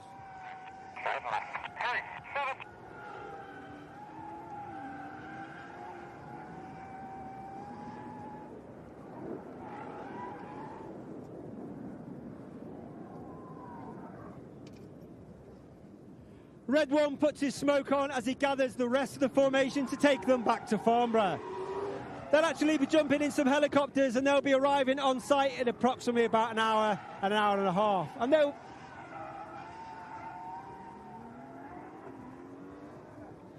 the pilots will be coming back to Goodwood and will be around the site for the rest of the day. We will be doing a public signing session in the family enclosure later on today, so if you want to see us, family enclosure, I've been told, is at 1:10.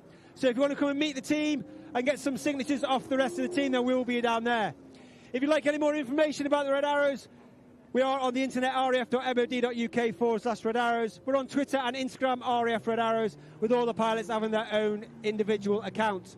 If you have any pictures, hashtag Red Arrows, we'll pick them up, we'll share them across the rest of social media.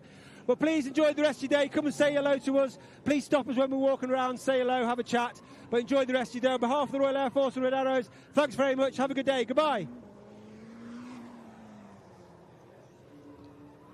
Well, thank you very, very much indeed. What an astonishing show every time we get to watch the Red Arrows. It's a treat every time. They have a different twist, and that precision is something every single person here at the Goodwood Festival of Speed can truly appreciate. Meanwhile, down at ground level, we've had some mouth-watering machinery. Road cars moving towards supercars going up the hill. My name's Bruce Jones. I have Alice Powell alongside me, and Jim Holder, automotive journalist of many years standing, coming to help identify the cars coming up the hill. But it is a phenomenal place to see, Jim, cars on the move, and for people to get to hear them as well, which is always just something that informs so much more. Absolutely. This is one of the highlights of the year for any supercar fan. Coming to Goodwood, being able to watch the cars in action rather than stationary on a stand, and so we're in for a real treat.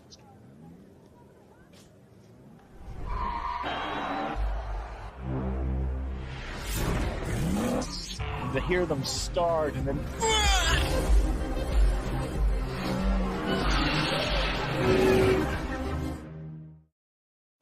You're built different, breathing new life into broken, taking matters into your own hands,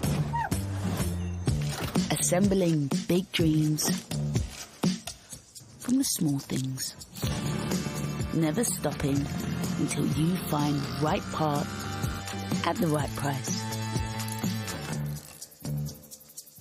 That's the eBay way.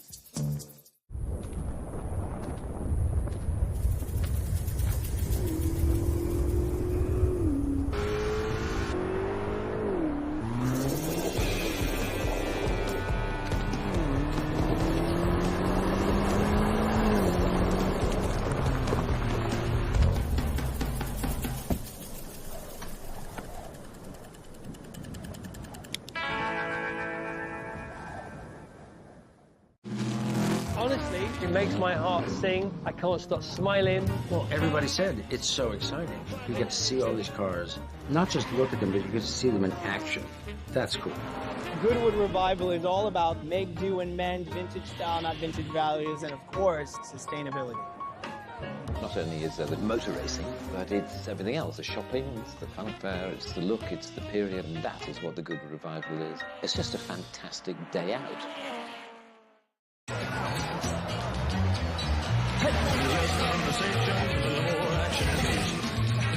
A little more bite, a little less bite, a little less bite, a little more spite. Close your mouth and open up your heart, and maybe that is fine. Come on, come on, come on, come on, come on, come on.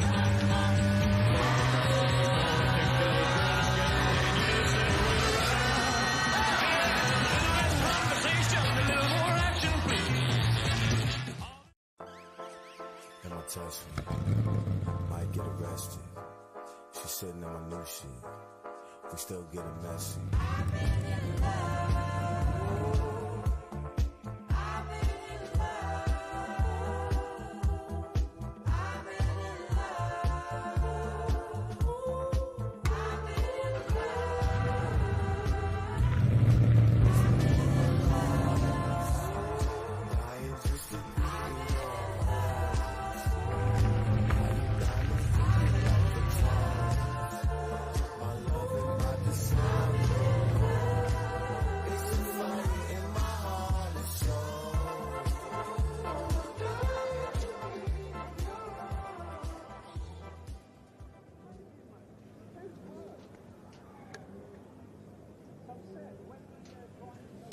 So we're looking forward to more good action coming up. We are having some fun and games here. Ben and Alex with you now, Jim with us as well, as we look forward to the next part of the event and so much more over the course of the next 3 days. In fact, do hope you've enjoyed the Red Arrows and the rally cars that have been flying up as well. Sometimes almost flying as much as the Red Arrows. But we're looking forward to some different vehicles coming up in just a little while now. We're looking at Batch 6 Supercar Run, which will be coming up in, as I say, a very short period of time. Looks as though we're getting the first sort of clearance vehicles up there as we're looking across to Goodwood House and that wonderful sculpture of the Porsche cars celebrating 75 years of Porsche, and with that little mix, a modern 911 version, the 992. We've got a slightly older 911. We've got the little single-seater top right up there, and yeah, that little Formula One car from the early 1960s, and then the top as well is the current car that raced at Le Mans. Effectively, all that livery, much the same. There you are, looking at it from the slightly different angle as we look over the Festival of Speed track itself. Lovely to see so many people here out and enjoying what is actually a dry bit now. We did have that little bit of rain earlier, but Alex, it's actually got really quite pleasant out there now, hasn't it? It is warming up, Ben Edwards. First time I've ever been in a commentary box with you and on the microphone, so an absolute privilege for me and wonderful to be commentating with you for this next batch. We are currently taking a bit of a pause in proceedings. Yeah, the early rain has abated and we are ready and raring to go in a few moments' time for some more supercars heading up the hill, the famous hill here, celebrating the 30th year of the Festival of Speed. And there we are, go. Yeah, there's a little bit of a view. And I'm glad to say we've got Jim Holder with us, because Jim knows a lot more about supercars than we do. We're racing fans, of course, and racing commentators, but Jim will be helping us out, who's very experienced with the whole world of cars. And it's lovely to have you with us, Jim. And of course, supercars these days, you know, there are more and more of them. I'm sort of a bit blown away. You know, when you think about supercars, kind of started, didn't they, with the Lamborghini Miura back in the late 1960s. That was when that title came along. And now, there seems so many of them. Absolutely. The market for these super high-end cars, these multi-million-pound vehicles, just gets larger and larger, and what the manufacturers have really cottoned onto is the beauty of a limited edition of these vehicles, and the fact that these multi-millionaire, sometimes billionaire owners really want to own one-offs, maybe 5 or 6 offs, but they can turn some good profits off some truly exciting vehicles, and they're pushing harder and harder. We've seen more and more Formula One-like machinery being made at the very highest end. We've seen some super luxurious vehicles, particularly with electrification coming, that really open up new markets for these manufacturers and give them new opportunities to really push the boundaries of engineering. Absolutely right. I'm sure, like me, Alex, you've never had quite the chance to own a supercar, but yeah, it's a slightly different league, but it's lovely to see them, isn't it? It is terrific to see them, and absolutely correct with your estimation of how much money is in my bank account, Ben. But it is wonderful to see them out on track. And we were speaking about it earlier in the rally section. Just absolutely wonderful to see the variety of cars that are going to go up the hill through Malcolm Corner there that you're looking at as we await this next run. But no, some fantastic evocative names with modern machinery now about to head up the hill climb. Yeah, a lot of those companies, as you say, evocative names with great racing history as well, so but ready to come up with the very latest kit. And as Jim was saying, a lot of hybrid technology is a part of these machines as well, so that is an element that we will be enjoying once we get the cars up there. So some of them will be noisier than others, but a lot of them have that combination. Of course, some are fully electric, but some are very much hybrid, a mixture of electric and internal combustion engines. We do have some hydrogen powered machinery here this weekend as well. That's very early still in terms of data. So yeah, all fun to look forward to the supercars heading up in just a few moments. But we have been enjoying the Red Arrows. Let's look back at some of the highlights of those.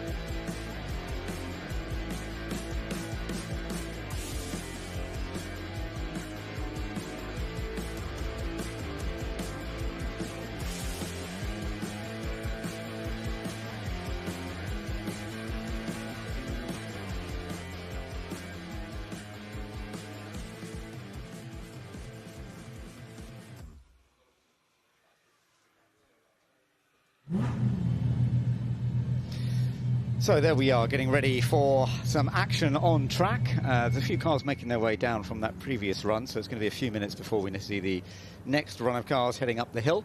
But that will be something to look forward to, particularly with the supercars. Lovely to see people taking some beautiful pictures all around the track. I can see many of you bringing some fantastic cameras in, and of course we've all got opportunities to get some images that perhaps are completely unique here at Goodwood, which is a lovely thing to do. There you can see that batch of cars heading back down. It is only the one route up to the top of the Festival of Speed course here, so you need to spend a bit of time gathering them all at the top. That's our chance for Ed to talk to drivers, of course, and then we have to send them all the way down, and then we can clear the route in time for the next session to come underway. And yeah, the sun's coming out, it's getting even brighter now, so it's really turning out to be a lovely day here.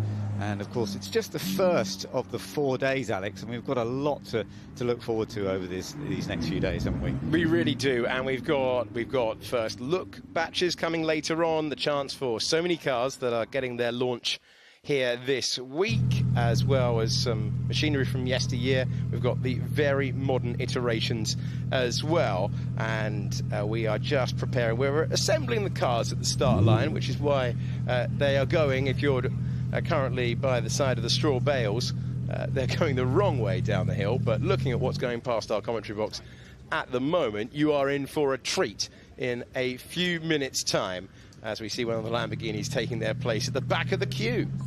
Yeah, indeed. Jim, we were just looking at that Pininfarina at the front, which is due to go. That's one of the electric supercars, isn't it? Absolutely. We're talking, I think, just under 1,900 horsepower, a motor on each wheel, from a 120 kilowatt battery pack on each wheel. So we're talking probably 0 to 60 in under 2 seconds. So that'll be a treat for us when it gets going. This particular one is a 1 of 5 special edition called the Nino Farina. Named, of course, after the first ever Formula One world champion, but also the brother of the founder of Pininfarina. So quite a talented family between them. It's the Bugatti, isn't it, heading down at the moment?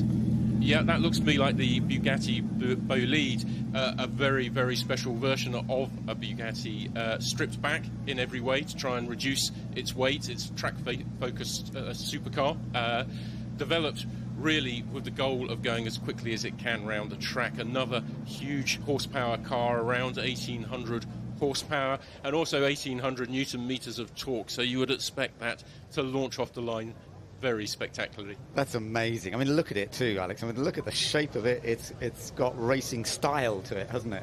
It really does. Works of art down there. And yeah, if it's as impressive as it looks, it is going to be a mighty run in a few moments' time. Loving the backstory for so many of them. As you say, Ben, recalling the racing history. And you mentioned it being stripped back there. You can see the example of that with the bodywork on the side of the car. Yeah, no, that is pretty stunning. So it's an 8-litre W16 powertrain, I gather. I was just reading something about it. Yep. That's pretty astonishing, isn't it? That's a big engine for nowadays. Very, very, very good knowledge, and absolutely, this is the last of a breed of this kind of engine. We are, of course, moving towards electrification, as we were talking about with the Pininfarina, but this Bugatti really is a last hurrah of what's possible.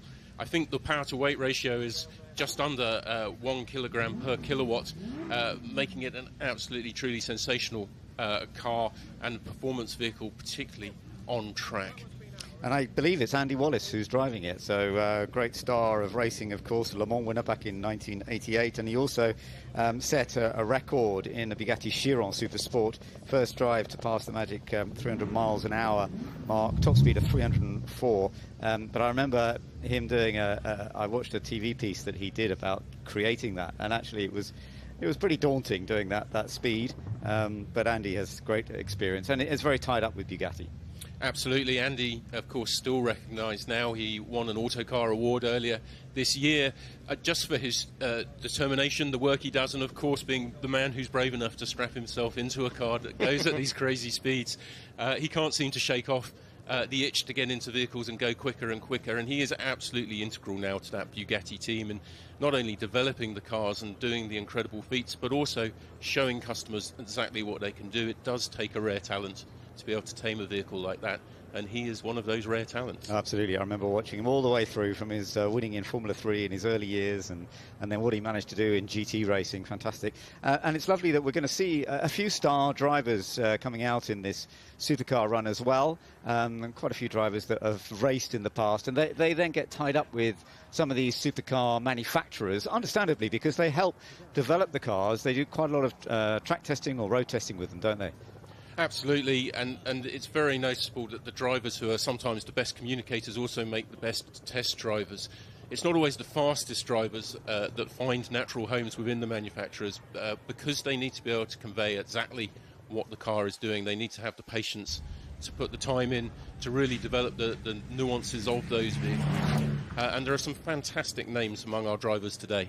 Look at that go, Alex. This is the Pininfarina. Look at I love the flaps on the back as well, but the way it just shot off the line. Yeah, absolutely wonderful. And recalling the very birth of the Formula One World Championship with its name, the original champion. Of course, we were just at Silverstone last week for the original race of the Formula One World Championship era, and wonderful to have another link to it now as we make our way through the first of many. It's going to be quite a packed run up the hill after the back of the red arrows that we see, and another red arrow heading to the famous wall now as we give it a wide berth, I hope.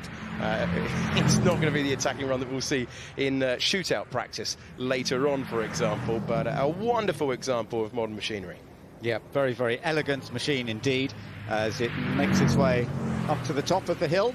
And we're going to see many more of these sort of examples from different manufacturers coming out pretty soon now.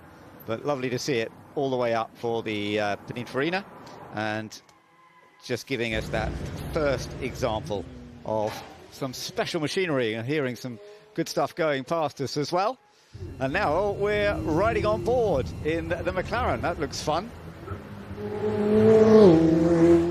So McLaren, of course, doing their celebration this weekend as well, but this just goes to show, Jim, that we've got the latest in the modern work as well. Absolutely. McLaren here with a number of vehicles from their very first of the modern era of road cars, the MP412C, through to some more exciting machinery, including the Solus, which is a near Formula One vehicle. This we're looking at now, I think it's the 750S, the latest updated, one of their best supercars, and certainly one of their best-selling vehicles of the moment. They also have the Artura here being on display today, and that's the plug-in hybrid.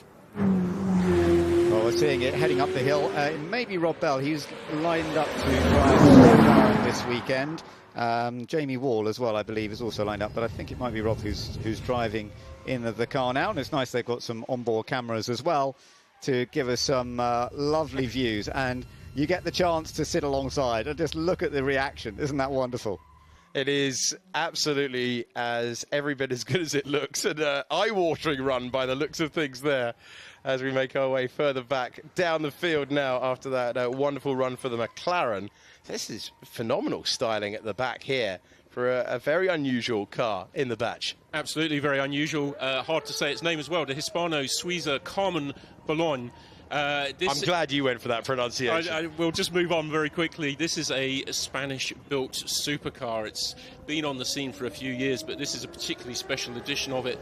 Again, it's a very quick car, 0 to 62 miles an hour in about 2.7 seconds, limited to about 180 miles an hour. The company plans to create around 5 of them, priced at £2 million each. We're looking at the Rimac Nevera now. This is a very famous one as well. This is one of the most powerful. It's a bit like you've just been talking about, just under 2,000 horsepower, so under 2 seconds, I believe, 0 to 60 in one of these. Well, Jim, you've driven some, presumably, of these types of supercars, have you, in terms of doing it for Autocar and writing up about them? Not this particular one, no. But I have certainly other electric cars and supercars, and you have to say the performance is extraordinary, and it's all the more extraordinary because it's happening without a huge amount of noise happening around you. Obviously, there's no engine roar. There is the whir of an electric motor and a hum that accompanies your progress, but it is a very different experience, and actually your senses are heightened as a result of that. Well, there he's caught everybody else in the Rimac, the all-electric machine built from Croatia, but that was very impressive. You could just see how rapid it was as it headed up the hill, and we'll be seeing more of that, I'm sure. It's certainly becoming a bit of a name for the supercars now.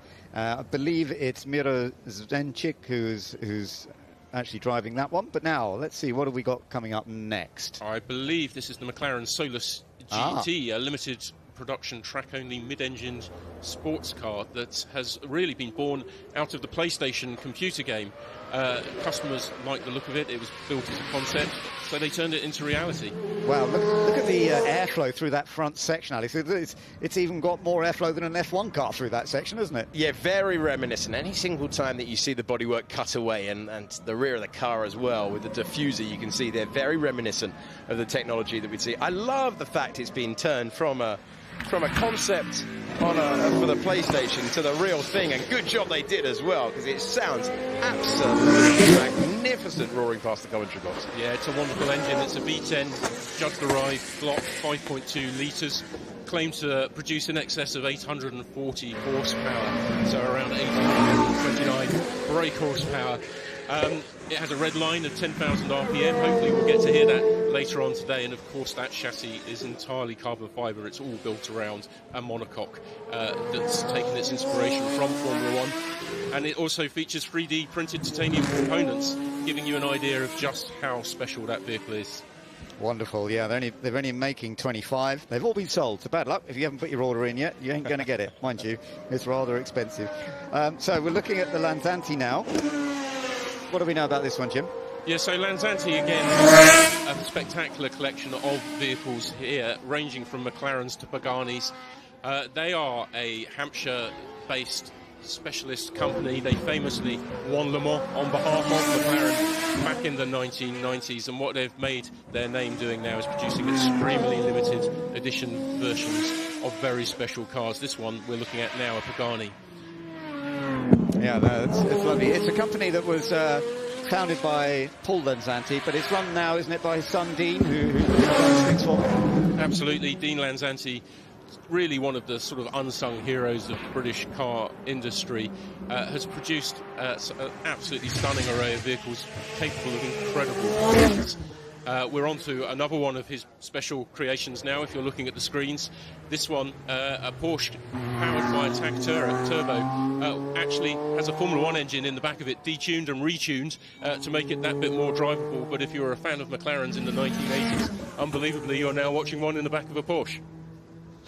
Yeah, no, it's lovely to see, and of course with the look, Alex, of the sort of, you know, the 911 as it came along, but now looking at a modern version. It's amazing how this shape of car has stuck with us all, isn't it, over the years? Yeah, that is. If you just saw a silhouette, you would recognise it instantly. The silhouette would say Racing Heritage, and it has carried through for a very long time there. This 930 heading up the hill that we're seeing, and again part of the same group that you guys were filling everyone in on, and excellent as a result. That is a phenomenal machine going past, and not the only one as well. We're seeing a lot of cars go up. We're trying to take you through all of them as we do as well, and that an excellent example of the 930. Just trying to look at that, because I think Marino Franchitti's driving that this weekend, unless now which one is this one, Jim? Is that another of the Singer ones? Or I'm thinking that is a Singer. Yeah, one of the Singers. I think definitely Marino is at the wheel. Yeah, so it might be this one he's doing. Yeah, I'm thinking it's the Turbo Study, a reworking of the 930 Turbo, which was launched in 1975, powered by a 3.8 litre twin turbocharged flat 6 with air-to-water intercooling. We're looking at around 500 horsepower from this vehicle, but I think most excitingly, really, this modern reinterpretation. Yeah. I want to see what it can do. Yeah, it really is an interpretation of the 911 Turbo, isn't it? And listen to it as well. And just look at the width of that rear, the camber on the rear wheels too. That seems quite unusual on the back of a Porsche like that. But I almost want to go quiet and we can just listen. It's a great noise. It is a terrific sound. Yeah, I think we have to keep in mind what we may lose when electrification comes in. This is one of those special moments. Well, some of us enjoy that noise, but I'm sure many youngsters growing up enjoy both the silence and speed as well of electric vehicles. But this has just gone past our commentary box, and actually we can hear it usefully, even with our headphones on. So I hope you're all enjoying this one as it heads up the hill. Really classic performance sound from that Singer Porsche. And as I say, Marino Franchitti driving that one. Both Marino Franchitti and Dario driving quite a few different cars over the course of the weekend, which is going to be fun to watch. Both of them are big Goodwood fans, of course, so we've seen plenty from them in the past. Right, now something slightly different here, Jim. The Rolls-Royce? Yeah, the Rolls-Royce Spectre, Rolls-Royce's first fully electric vehicle, so hugely significant for the company. It's just been tested by the media in the past couple of weeks, and it's arrived to a spectacular reception. It really is a phenomenal vehicle. It's powered by 2 motors, around 250 horsepower at the front, 480 at the back. A combined output of around 580 horsepower, but most significantly, as with all electric vehicles, it's all about the torque. 900 newton meters, which takes even this car, and it's a big old car, from 0 to 60 in about 4.4 seconds. So spectacular performance and good range. We're talking 500 kilometers, around 310 miles. If it's driven sensibly, maybe not up Goodwood Hill and back again, but around 310 miles of range, which really is a strong indication of how good electric cars have become. And this Rolls-Royce already has an 18-month waiting list. Wow. And very local, of course, with the Rolls-Royce factory just down the road. Many people here today will have driven past it, but absolutely produced and a great British story of manufacturing. Right, so what are we enjoying now? The other supercars. I think what we have here may be the Pagani Ultima. So the company's vision, really, of the perfect supercar for an age. So we're talking here about a V12 engine, probably the option of a manual gearbox, but everything that was great about cars produced into one final Pagani supercar. Now the Grenadier is about to head out. Let's see which one this is. We've got a couple of Grenadiers to enjoy over the course of this weekend, and they are promoting them as well. So let's have a little bit more of a look at a detail from Grenadier themselves.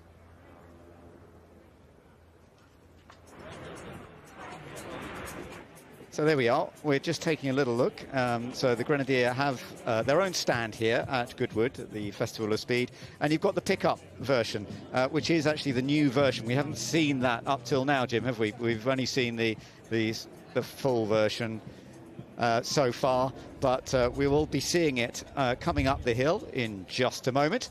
But let's find out a little bit more that we can.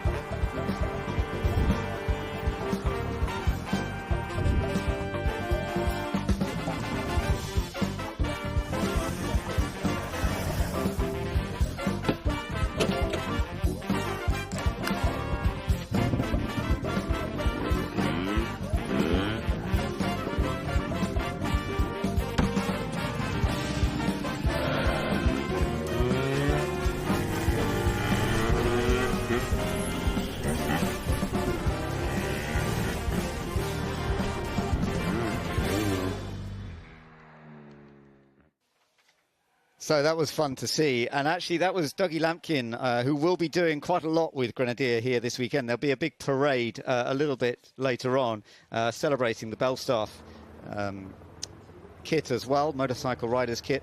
But the Grenadier is the vehicle that in fact, you can see it is actually, they're all based up behind them. You've got a lot of bikers there. They are all part of this Belstaff celebration, celebrating the Trial Master, which was a kit bought by Steve McQueen in the 1960s and becoming an incredibly famous piece of kit, which the motorbike riders adore, of course. But there is the pickup version of the Grenadier, and this is the long wheelbase version, isn't it, Jim? Absolutely. This is the double cab version. It combines the Grenadier station wagon with greater load lugging versatility, really. It has an incredible versatility and use out in the wild.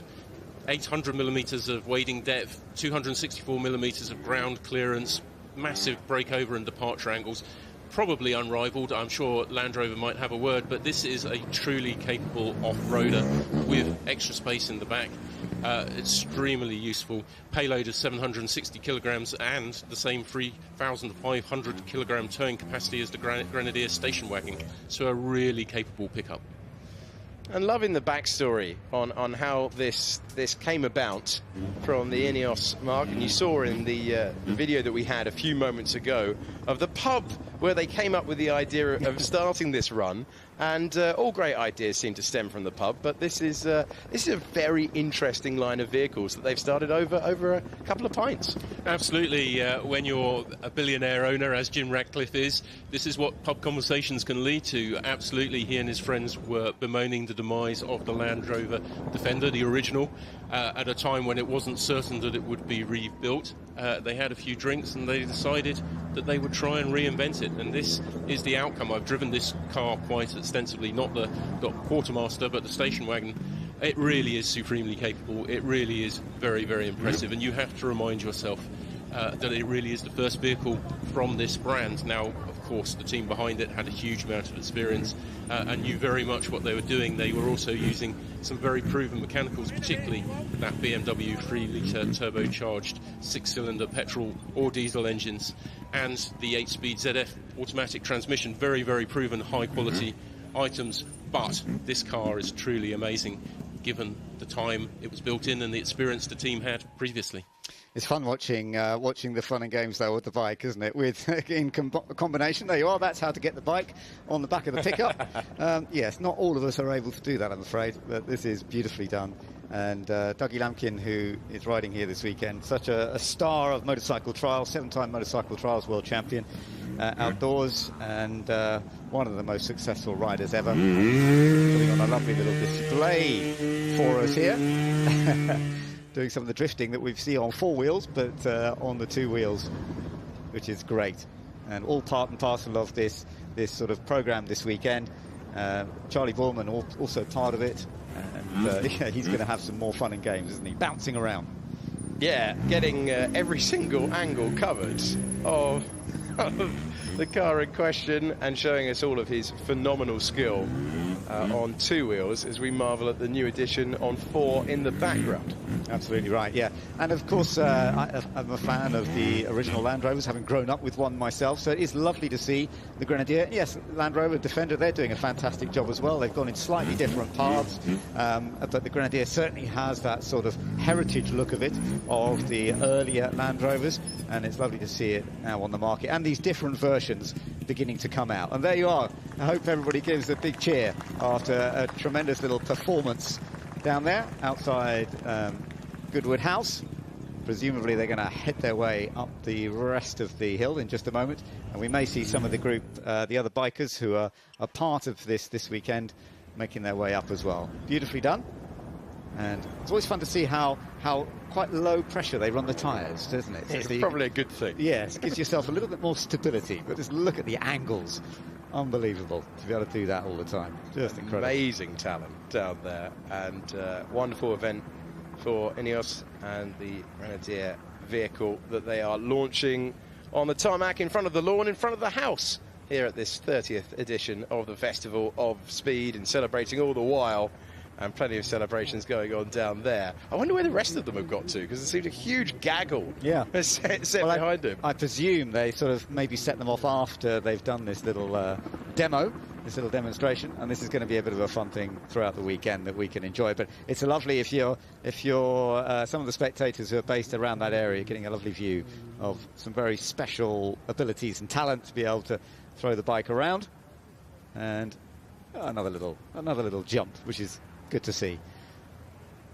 Now, I do wonder, with this construction of car, whether this could potentially set off a new genre of classics being brought back, because we obviously know what this is based on. It's a new iteration, but it's clear to see what it's based on. But there are plenty, I'm thinking, of classic designs from the past that, if you came up with a modern spin, I think they would sell by the hatful. It is happening a bit, isn't it? I mean, so here we go. Here's the group all coming out now. And our very own David Green is out there on one of the bikes at the moment, which is lovely. So he's going to be part of this. So we're going to be getting some more of this story as we go through the course of the weekend. And it's lovely that these riders are all celebrating. You look at what they're wearing. It's the jacket that they're wearing, which is really what this is all about. The Trailmaster, created by Belstaff, the company that was founded in 1924 by Elie Belovitch and the son-in-law Harry Grosberg. It was created near Stoke-on-Trent. And James Hayden is with us right now. Actually, James, it's lovely to have you with us. I don't need to bring you in straight away. Don't worry. But because there are bikes out there, it is lovely to have top bike race winner and commentator nowadays, James Hayden, with us. And James, there are some beautiful bikes. And what about the celebration of the Belstaff? That's fun, isn't it? Yeah, absolutely. I mean, just a classic British make. Fantastic gear. Always super cool. Great quality, and yeah, lovely to see, and lovely to see all the guys wearing it so well. So I hope you have your own, do you? Well, of course. You never have too much, though, right? No, but it's lovely that it is being celebrated this weekend because Ineos, the company that has created the Grenadier, they bought Belstaff, so that's where this connection comes from, doesn't it? Yeah, it does. I mean, it's just got that classic style. You can recognise a Belstaff jacket from anywhere, can't you? It just really has that individual cut, and yeah, that's very, very stylish indeed. And it's just a classic biker's jacket as well. And now it's a classic fashion jacket too. Well, James, it's lovely to have you with us because we're going to be seeing some beautiful bikes out here this weekend. And although we're watching sort of fans mostly in this little group of now, which are some older bikes, some newer bikes, but we have an incredible lineup coming up today. And although, in fact, over the whole 4 days, and particularly of current MotoGP riders. It really are. We are going to be really spoiled. I mean, the bikes that we're going to see here this weekend is absolutely incredible. All the latest 2023 MotoGP bikes. We've got the KTM, we've got the Aprilia, we've got the Yamaha 1, we've got the Honda.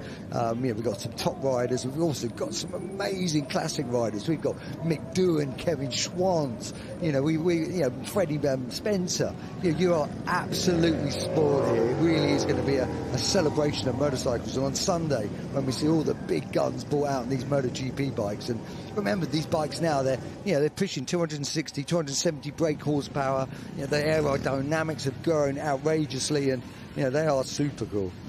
Well, it's nice seeing some of the youngsters having fun out there as well on some trials bikes in this little group. We've got all ages, I think, taking part in this, haven't we, Alex? We've got the old and the young. And it reflects the event. It reflects what we're seeing in the crowd, and wonderful to have a mixture of ages out there, and some just drinking it in without the acrobatics, and others getting the full value for money. A few on the grass there, a few pulling wheelies, but everyone having a terrific time up the hill. Yeah, they're just going past our commentary box. It's quite a big group of bikes. I like the way that, as you say, some of them are taking the grass as well. Yeah, absolutely. Well, you've got some enduro bikes there, some trials bikes, and obviously a big BMW at the back there, big cruiser.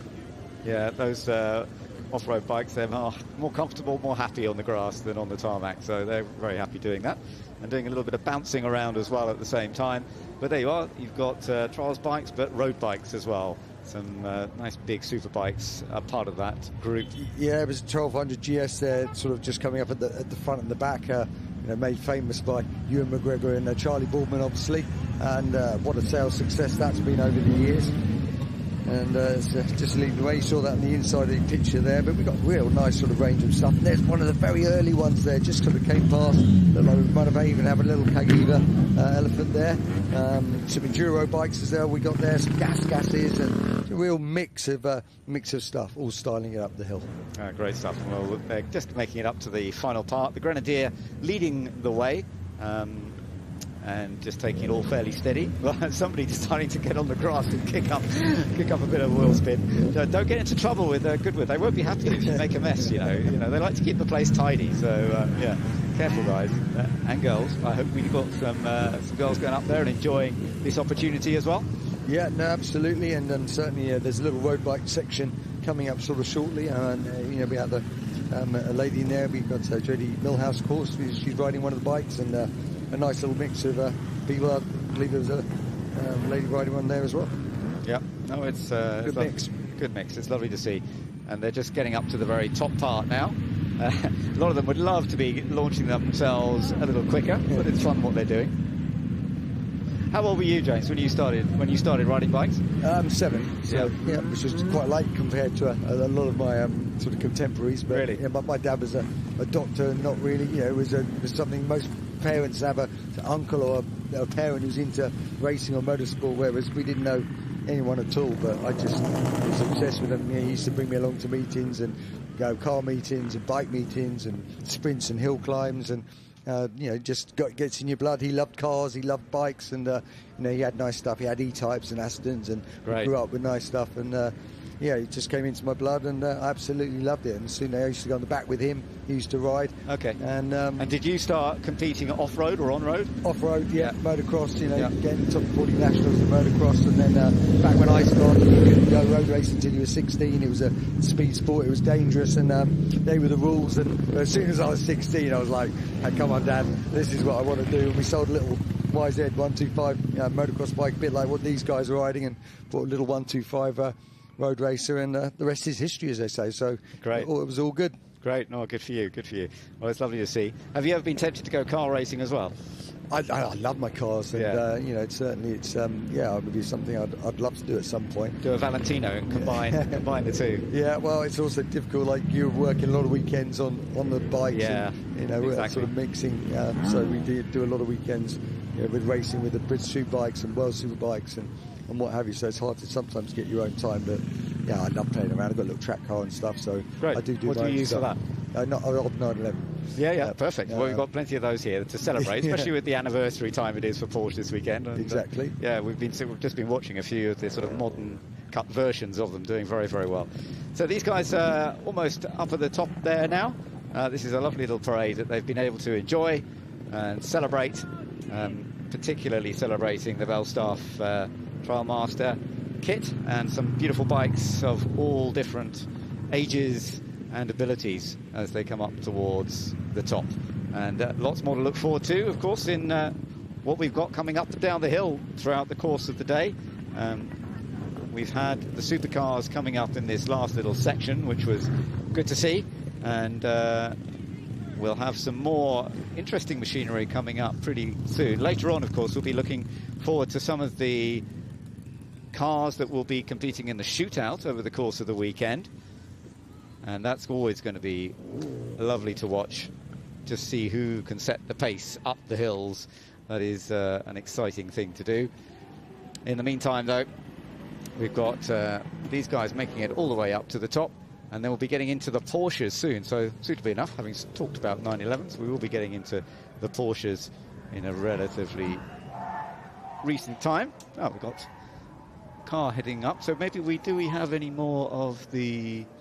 I'm not sure if we have any more of the supercars heading up, but we shall just see how this works out. Looks like we've got a few more bikes ready to come up, so we'll keep you here for the moment, and you'll be able to tell us a bit more about what we're expecting to see. Yeah, we got some super cool stuff. I mean, look at that. We're looking at the Langham there, that beautiful little handmade 250cc two-stroke, little V-twin, gorgeous thing. Look at the styling of it. I mean, there's a real mix of bikes that we've got here, some really sort of special stuff, and it's going to be lovely to see some of these bikes sort of coming up the hill. And we've got promoters, we've got Aprilia, we've got some some one-off stuff. We've got Norton Triumph, we've got the Arc Vector. I mean, look at that as well. That really is sort of something special. That's that special BMW. We're looking at there, the Crown. You know, it's a custom based on the R18, and just look how outrageous that bike is. That celebrates 100 years of BMW. You know what I love? It's sort of carte blanche. Do what you fancy, and this element at the Goodwood Festival of Speed, it almost says, right, come on, we want you. What is the most outrageous thing you can build? And I love this nod to the past. Yeah. And James, it must just titillate you as well. Yeah, it does. And I mean, even look at that. You know, we're looking at that bike there, that Royal Enfield. Yeah, that's from 2016. It's sort of based like a vintage 1930s sort of boardwalk racer, and there's just a real freedom, spirit, and styling and uniqueness here. And I think, you know, certainly with the advanced technology they can put into this, can make these bikes work better than ever before. But what are we looking at here? Bike number 72, the Bimotor. Yeah, the Bimotor test here. Very unusual now. You look at the front end. See, what you normally see on a bike is front forks, but this has got a double-sided swinging arm, so the front's a swinging arm as well. And that is also supercharged, 228 brake horsepower. It really is a beast of a thing.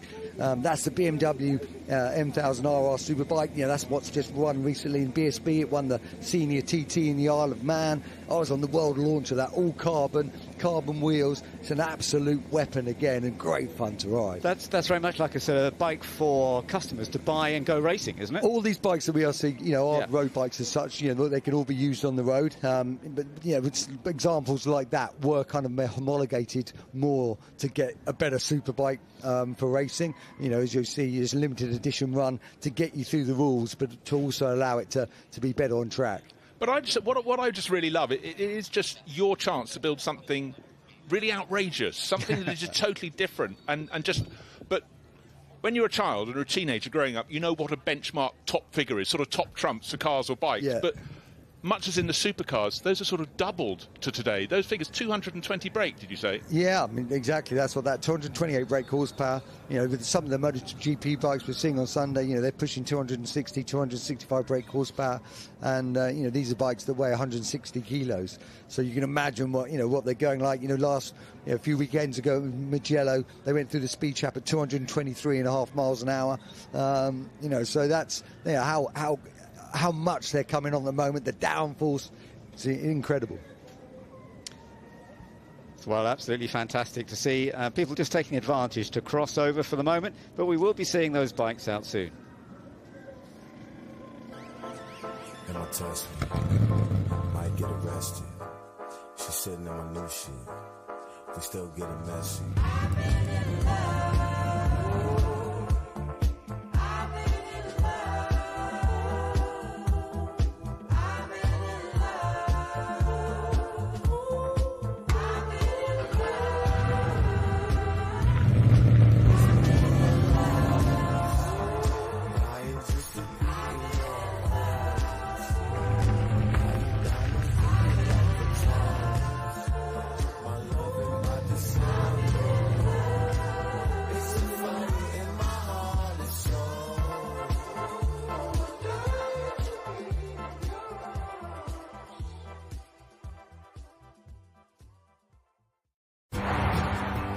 Continue straight ahead.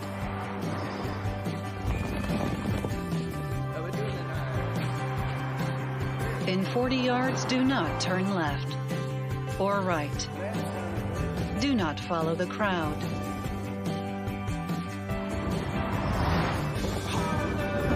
Just drive. You have reached your destination. You are home.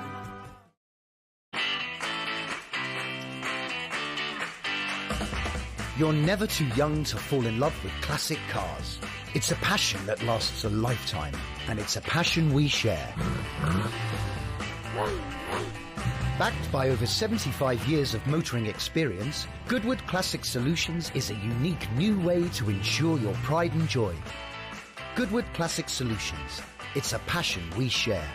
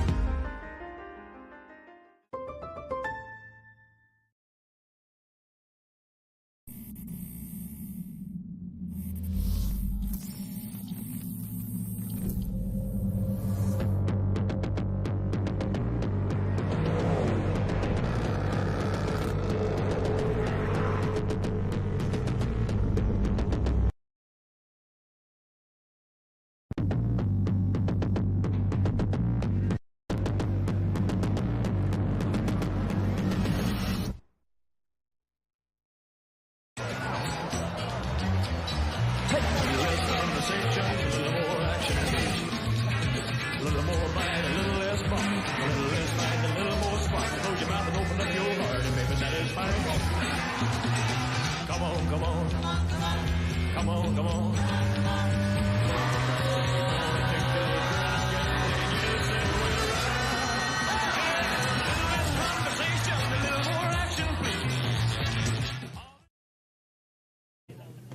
Dougie Lampkin, you've recovered a bit. You looked a bit puffed when you arrived. Yeah, I was. It seemed like a really simple job, but yeah, it was. Just great. Obviously, we're launching the Grenier quarterback here, which was nice to ride up with that, and I think really nice for me to ride up with all my family for the 75th anniversary of the Belstaff Trial Master jacket. So yeah, there's 11 or 13 Lampkins, and then the Hemingways, the mum's side of my family as well. And we never get the opportunity to ride together, so what a place to bring them and ride up the hill was. Yeah, fantastic. I was a bit puff wheeling around that vehicle and riding into the back of it. But, luckily they then joined me and let me have a little bit of a break on the way up. And it was, like I said, just great to ride up with those. We're celebrating the 30th anniversary of the Festival of Speed, and you've played such a big part in some of the big moments. And, I mean, just talk us through, riding up the house and onto the balcony. At the time, I remember it was enormous, the number of people that watched it. Yeah, and to be honest, it opened up so many opportunities for me of riding in places all over the world, different buildings. And it all came from the Duke's idea of phoning me up, can you ride around the house? And I must admit, I arrived and thought, this is a Jeremy Beadle job, is this? It's not going to happen. But I rode in every single room. There's still a tyre mark on the spiral staircase in the office's side. And yeah, I've been on the roof a couple of times. Not really allowed up there anymore. A bit of health and safety's crept in, which we sort of used to smooth them bits over. But some things are just not possible. But yeah, what I think still talked about every time I come. Love coming back. Been here since 2006. And hopefully a lot more years to come. Cheers, Dougie. Thank you. Oh, it's lovely to hear from Dougie Lampkin. Thank you, Ed, for having a good chat with him up at the top there. And we'll see lots more displays from him over the course of the weekend, I'm sure. But he's always fabulous to watch, isn't he? He has just become a regular feature here. And his level of skill, bike racing versus doing what Dougie's done in his trials career, but then his riding skill is it's a different set of skills. It really is. I mean, it's almost like art. It's a sort of a ballet. It's what they can do. I look at it and it absolutely blows me away. Well, truly phenomenal skills from Dougie Lampkin. So to be appreciated through all 4 days, and he won't put a wheel wrong. No, that's right. And he's such a good bloke as well. He's just that typical Yorkshireman. What he did in his career, what he still does now. A real ambassador for our sport. I'm looking forward to the return of Junior Kickstart. Do you remember that? Probably I after do. I used to love it. And, everyone used to love that. I think that should be, if anyone's listening out there, we should try and get that one back. Yeah, revisit. I mean, it was all about low-speed skills in so many ways, which is so important on a motorbike. And do you know Dougie Lampkin was on that? I do. Yeah. Oh, really? Look at that. I always wanted to be on it as a kid. Starting off in trials, I never was, but I wasn't good enough. Well, there's so much to look forward to as we carry on throughout all of this. And there's plenty of action still to come. It's going to be a few minutes before we see the bikes heading up the hill. There are still some cars making their way down, having done that initial run. So we've got just a few minutes to soak up some more. And I touch might get arrested. She's sitting on my new shit. We still getting messy.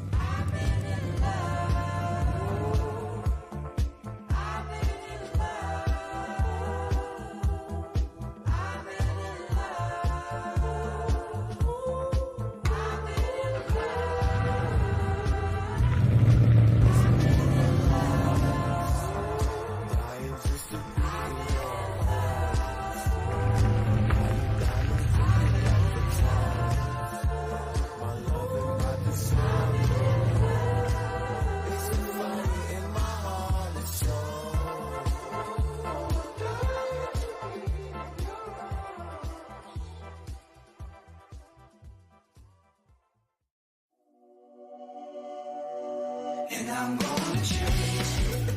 I know we can't be alone. No matter how hard we try. No matter how hard we try.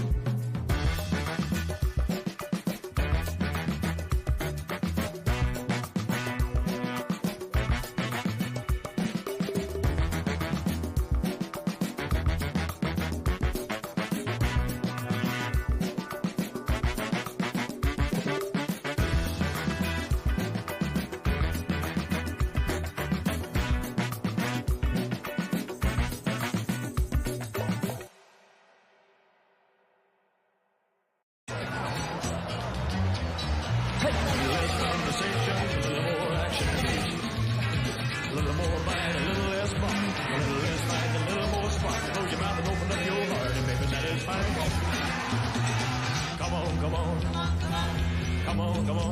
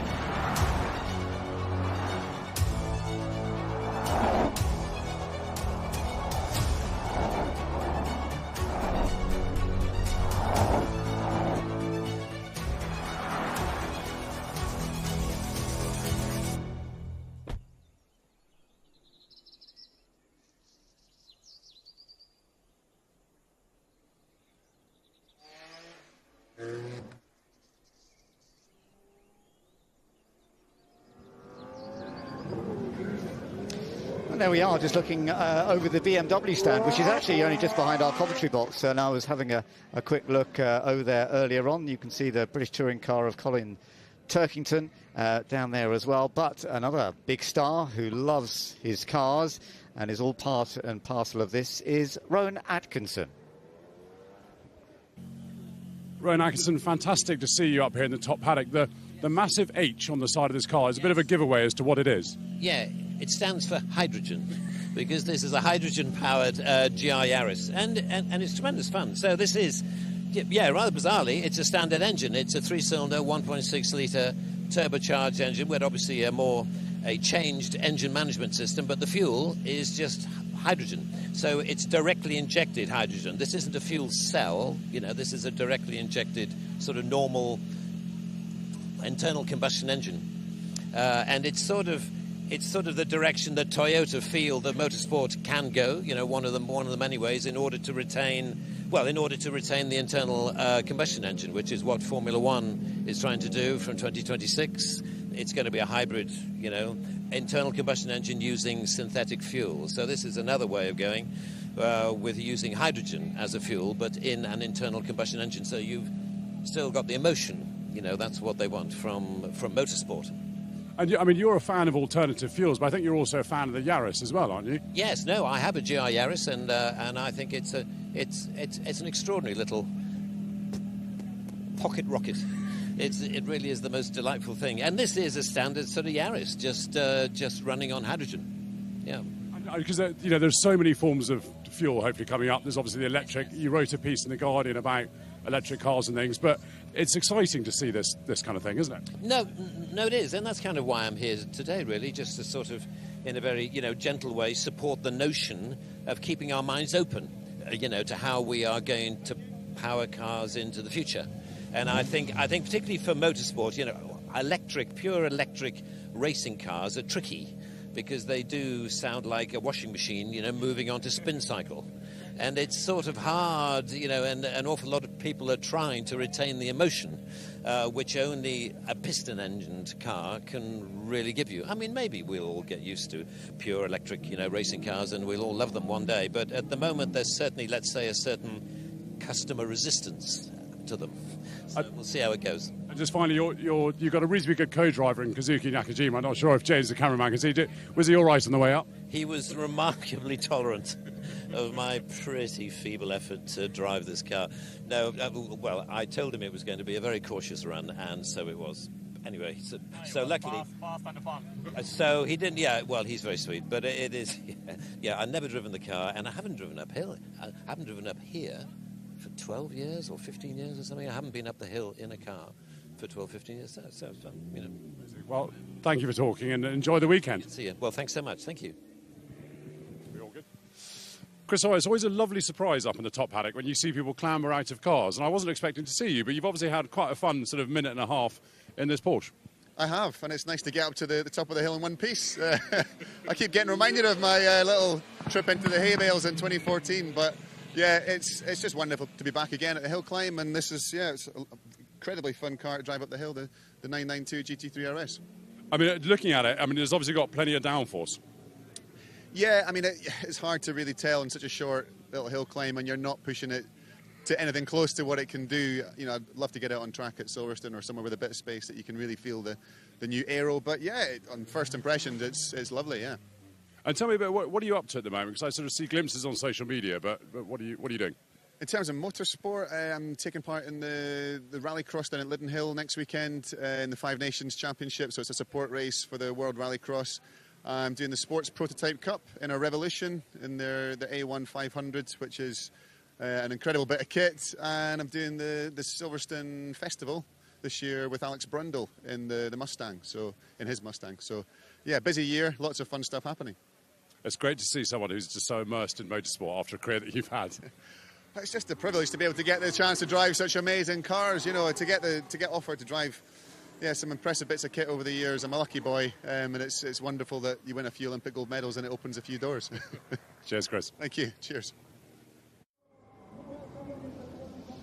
Yeah, good to hear from Chris Hoy, getting that lovely opportunity to be here at Goodwood and enjoying it, and Rowan Atkinson as well. Superstars, always a part of Goodwood, aren't they? They really are, but these are superstars who have exactly the same passions as you or I, anybody here. You know, whether it's the cars they love or the bikes, but it really comes through. And whenever you get the honour of interviewing Rowan Atkinson, his sheer level of knowledge is phenomenal, and also he's so understated. Yeah, no, wonderful to see, and I hope the fans that you're all here today are soaking up the atmosphere of this wonderful Festival of Speed.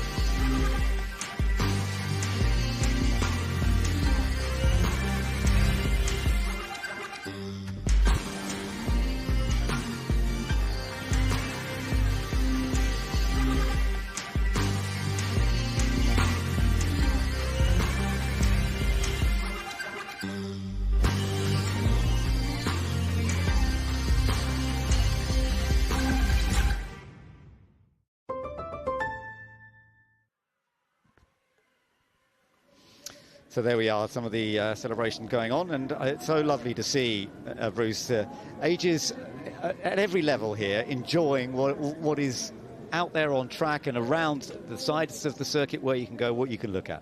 Every single person, when they get home, whether after 1 day, 2, 3 or 4 here, they will have a different favourite moment. And often it's the stuff you didn't even expect to see, whether it's a bit of machinery, a person, James, because there is this real melting pot of everyone. Yeah, I couldn't agree more. And there's so much to see, so many different things you can wander around, and as you say, everyone's going to create their own unique experience. And yeah, it's a wonderful event. And also, there are a lot of things you can be really hands-on. You can go and be scared witless, being spun around in a Jaguar. You can go on the Land Rover up and over driving show. You've got the brilliant Thacum corner where you can take your children down there. They can be entertained for a bit, and then you can pull them around the circuit, around the hill climb in a buggy. Thumbs up. Give us a wave. Yeah, lovely. Thank you.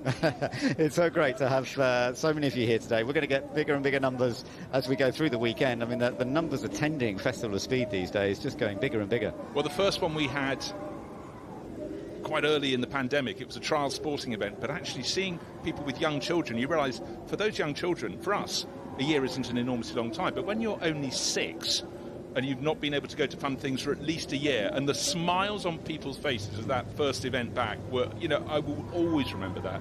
But again, look out around the circuit. Everyone is doing something different. Everyone having a great time. There's such a lovely atmosphere here. It's a real social occasion too, isn't it? That's the lovely thing, But like all these Goodwood events, they're all based around the motorsport, motor cars, but there is so much to it. It is so social. The friends, you look around and everyone's smiling, everyone's having a good time, everyone's getting their own pieces out of the event. Yeah. But I think also when it started 30 years ago, this is one of the things we're celebrating, the Festival of Speed. It was the first motorsport event since 1966 on Goodwood ground.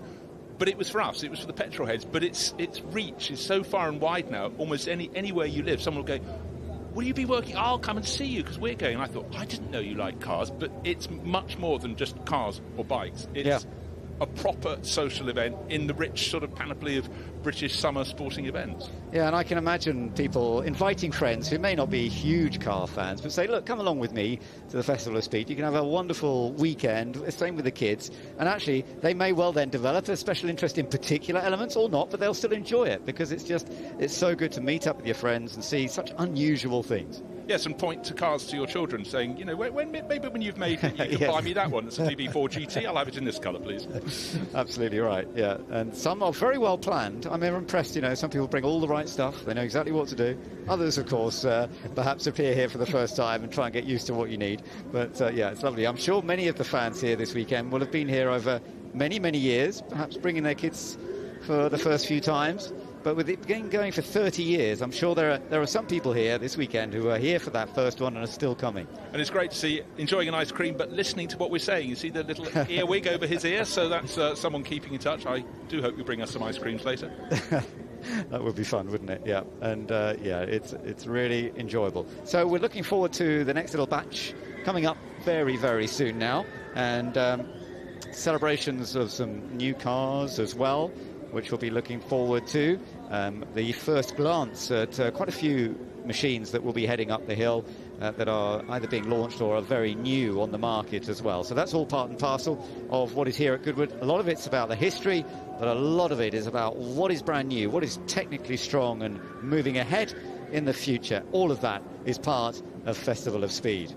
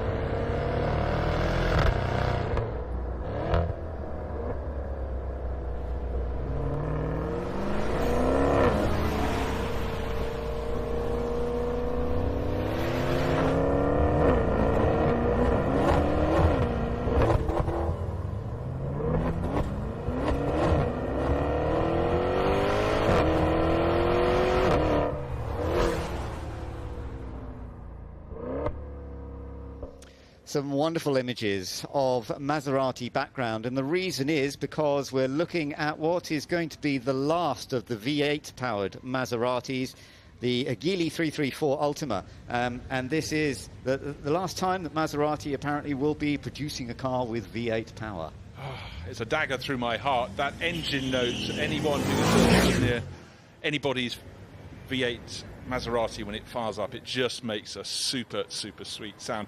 Sound is such an important element, whether it's a road car, a road bike, a racing car, a racing bike, isn't it, James? Yeah, you took the words out of my mouth. It breaks my heart to think there won't be any more V8s coming from these. V8s is such a unique engine as well. I love a V8, and I know we've got to move with the times, but at the same time, there's nothing quite like the sound of a V8, and they can sound so different. But that's it. It can be the gruff American, lots of torque, or it can be the rather more refined European engines. And the Maserati has always had the sweetest of engine notes. Yeah, definitely. With those exhaust valves open, it really is a belter. No, it's lovely to see. It's a powerful machine too. It's 564 brake horsepower, twin turbocharged V8. And Maserati saying that this car really kind of pays homage to the final chapter of its iconic lineage of V8 engine-powered Grand Tourers. And we've seen plenty of the Maserati Grand Tourers. You saw quite a few in the images, those shots just before this went up the hill. Yeah, it really was. Pick a favourite according to your age. And of course, they always had the Quattroporte model as well, or largely from the 60s onwards. And again, it was sort of almost a forerunner. Almost all performance cars were at best a 2+2. Some absolutely no nod even to the +2. But Maserati always felt that you could go around in style and comfort as well as speed, and that was the point. Yeah, Grand Tourers effectively, so that is an opportunity. Just having a little look at the replay of the car heading up to the first section of the hill climb here at Goodwood, and bringing us a little bit of, in a way, history that some people will have a tear for, the last of the V8s in the Maseratis, but of course they will be coming up with lots of clever stuff over the next few years, I'm sure. This is a machine that can do sort of 0 to 60 in around 4.3 seconds, so it's got plenty of space inside, but plenty of performance as well. Now, so, the Alpine performance, the Alpine, we saw it in the run of the historic rally cars early in the day from the late 60s, early 70s, and the Alpine A110 body shape came back to great fanfare a while ago, and it's a huge favourite of people who really like their cars light and nimble. But you know what? Light and nimble's good, but if you've got letter R with your A110, that means an awful lot more performance. There are a couple of different models, the A110 R Le Mans and the S Enstone edition. Of course, Enstone is where the Renault Formula One team operates from, but it's just super sharp. And Ben, I'm sure this is the sort of car that you like, light, nimble, but with a little bit of grunt. Absolutely, and it is, as you say, with the R, it's a very track-capable version. It's lightweight, it's got carbon fibre parts on it. Ali chassis, it's a slightly lower ride height it runs, so it's very much sort of track designed, if you like. Still has that 1800cc four-cylinder turbo engine, but a lovely machine to see and to drive. It's got to slow down a little bit because there's something slightly older ahead of it, one of the Bentleys. Yeah, it's probably just nothing to see there, nothing classic. But I mean, of course, the early 20s, Le Mans started in 1923. 1924 was the first Bentley win, and it really made that mark. W.O. Bentley didn't want to go racing, but was convinced to do it. And 4 wins on the bounce, or whatever it was, well, that cemented it. Yeah, thank goodness he did. We will be enjoying quite a lot more of the Bentleys as we go through. Now, this is the other Alpine. Now, this is quite an interesting one. I think this is the 290 Beta. It is. Now, if you think back to the Renault 5 GT Turbo, you're sort of in the right ballpark. This is a modern iteration. That was a fabulous car in period.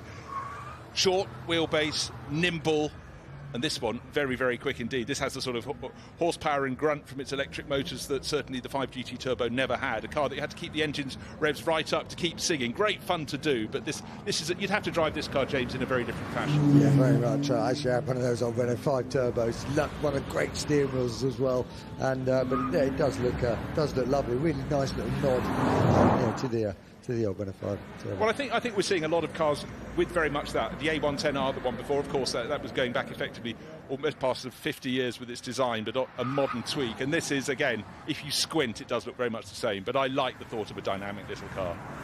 Yeah, it is impressive. And I always loved the Renault 5. It was something I grew up with, actually, having a Renault 5 in the family. And this is a slightly bigger version, but it's a great shape, and it was very much a classic machine, even when it was a new machine, if you like. So that's fun to see. And this electric version, fully electric powered version, and providing, Alpine say, plenty of excitement as well. A hot hatch that will tackle city streets and then go on to curving rally stages. That's what they're looking for. Yeah, well, I tell you what, I saw one on display at Le Mans, and it was attracting more attention than almost anything else. A lot of people, it's a car that could possibly be afforded by a lot of the people who were there, because it's all well and good with supercars and things, but for most people it's just way beyond. If there's somewhere that you could dream it may be possible, that's exciting. And I quite like the fact they're sort of giving it to Alpine as well, rather than sort of Renault themselves, because they're giving it that kind of extra little sporty arm of it, like the M brand for BMW. I think that's quite a nice little add-on as well. Absolutely. So now Hyundai, huge present here this weekend. I'm trying to pronounce it the way they like us. We say Hyundai in the UK, but we have to get used to it, don't we? Give it a go, or Hyundai, as some people call it. But they brought a lot of machinery, and the Elantra's been going really well in all forms of racing. And we've got the NE as well, and the R22 RN22E as well. So plenty. That's Whoa. deep in straight on. Oh my goodness! So that didn't quite get Molecombe right. Oh. But that is why the straw bales are there. They're there to do a job.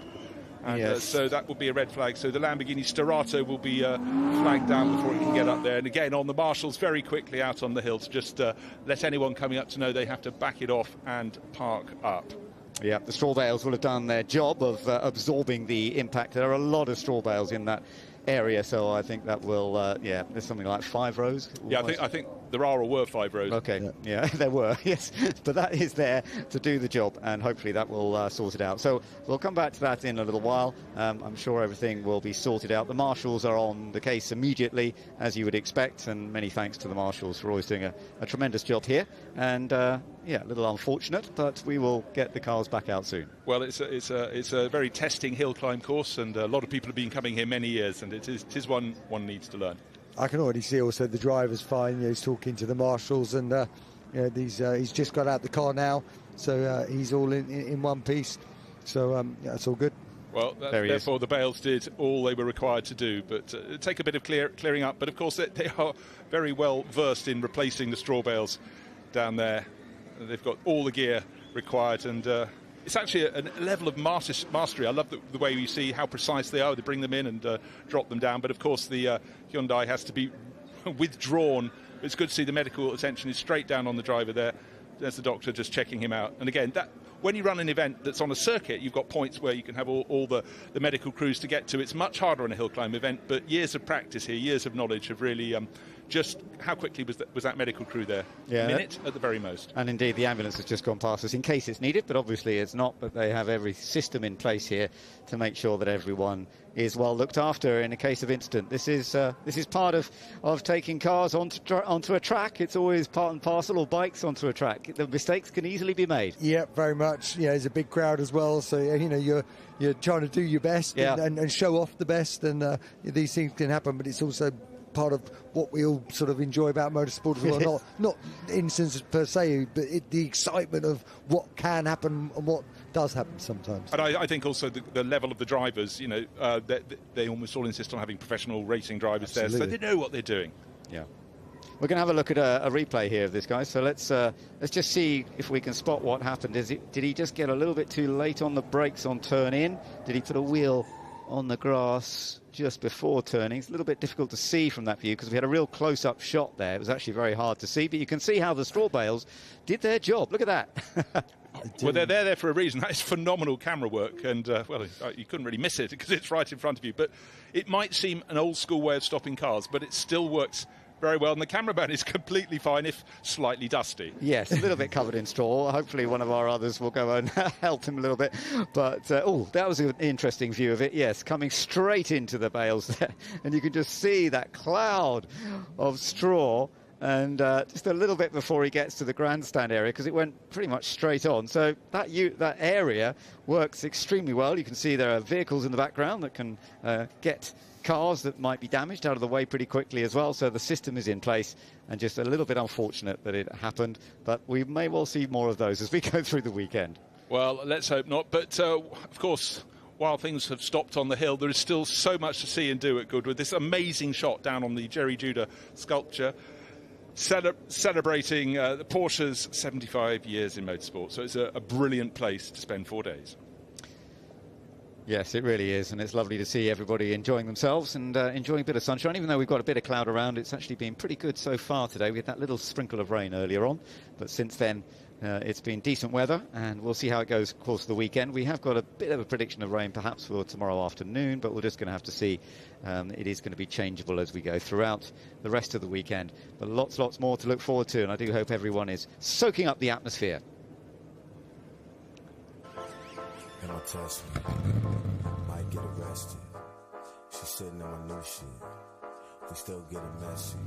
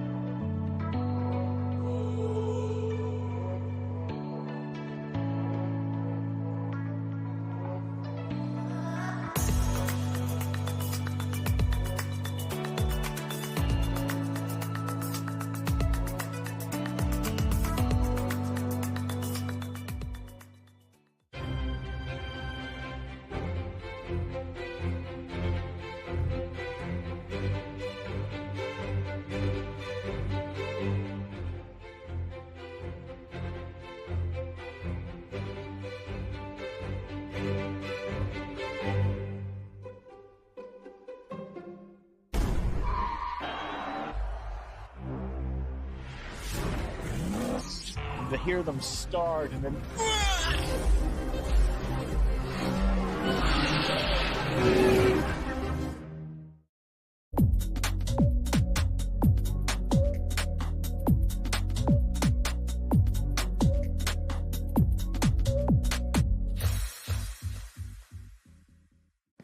You're built different. Breathing new life into broken. Taking matters into your own hands. Assembling big dreams from the small things. Never stopping until you find right part at the right price. That's the eBay way. In my Tesla, might get arrested. She's sitting in my new shit. We still getting messy.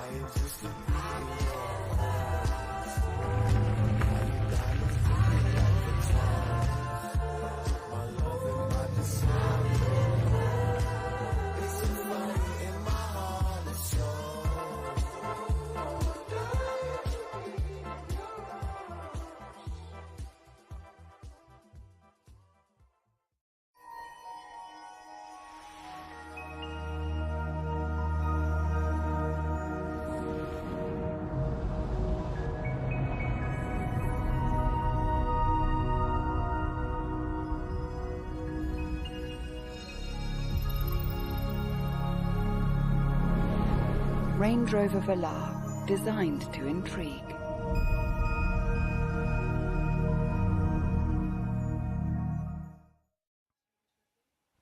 So we are on a bit of a pause here at the moment at the Festival of Speed. We had a car off, Hyundai into the straw bales, up through the left-hander.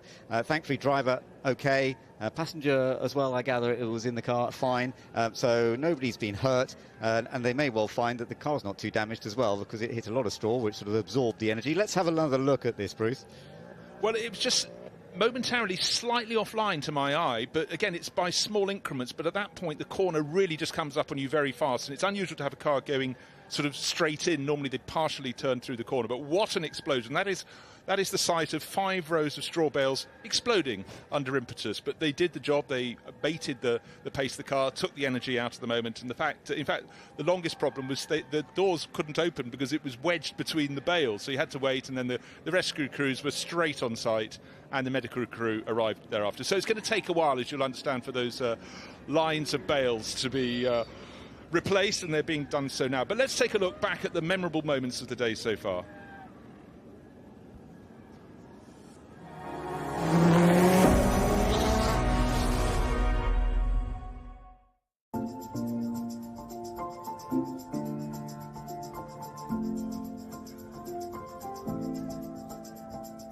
Yeah, the first year was a worrying experience, to say the least. We'd invested for us at the time what felt like quite a lot of money, and we got a few sponsors. The idea was that the sponsors would kind of cover the cost, but that wasn't the case. And we had Bonhams, we had Citroën, we had Honda, and we had Aston Martin that first year. And it rained and rained and rained in the build-up. And we actually ended up. I can remember I painted the bridge myself pretty much. The rain was washing the paint off as quickly as we got it on. We had no idea how many people were going to come. I was pretty worried no one was going to turn up. I didn't sleep much the night before, opened my bathroom windows. I've told this story many times, and man, they were just pouring in.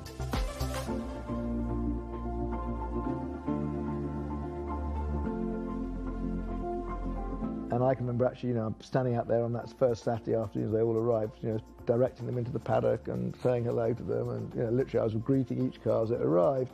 There hadn't up to then been so many opportunities to drive these cars in a fun way with your friends, and we were lucky we managed to bring a group of people together.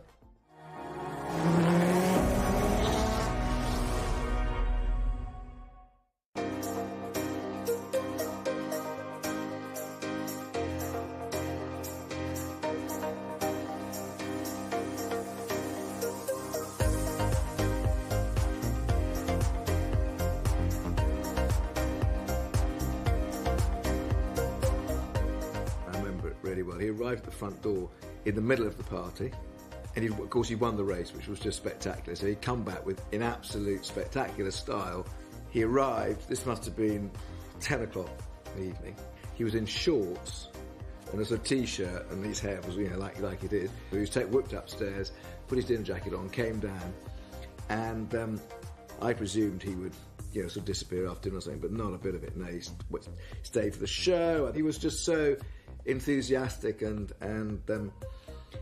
he was like a boy, really, so excited about it all. I think of all the moments we've had with the crowd at Goodwood and the crowd being caught up in the moment, we've had a couple of them, but that was one of the absolute big ones.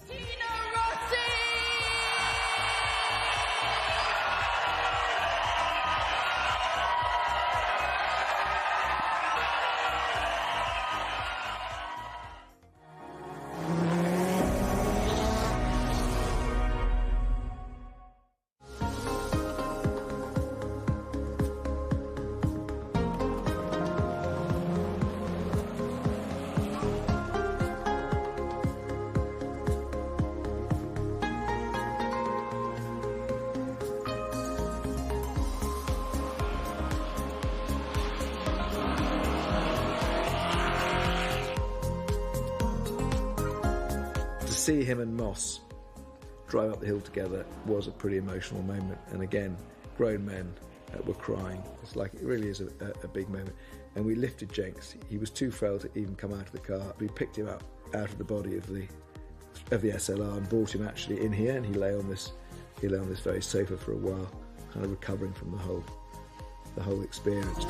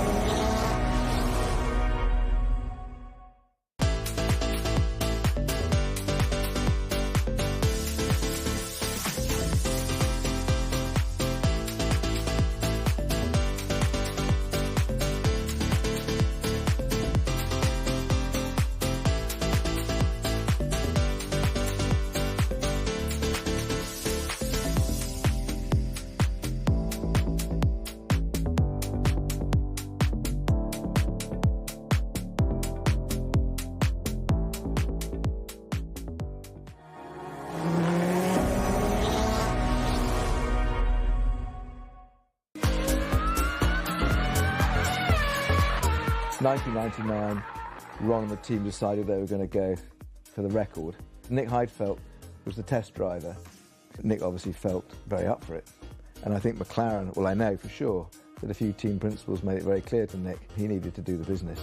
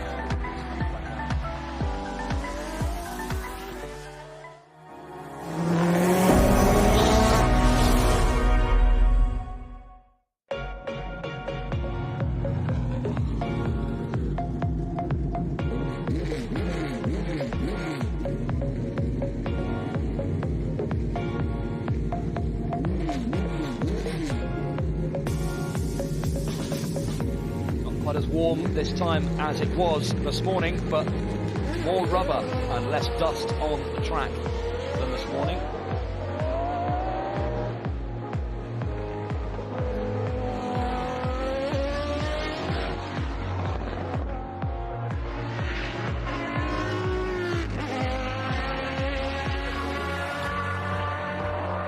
Visually, unbelievably dramatic up to Moulcombe. He said this morning he thought his run was going to be slower because he used a different gear. Ended up being quicker. Lots of cheering, clapping and waving from the crowd on the exit of Moulcombe. Passing through the S's and past the wall, back out into daylight. It's going to be very close, but not quite as quick. Yes, it is. It is quicker. Absolutely extraordinary.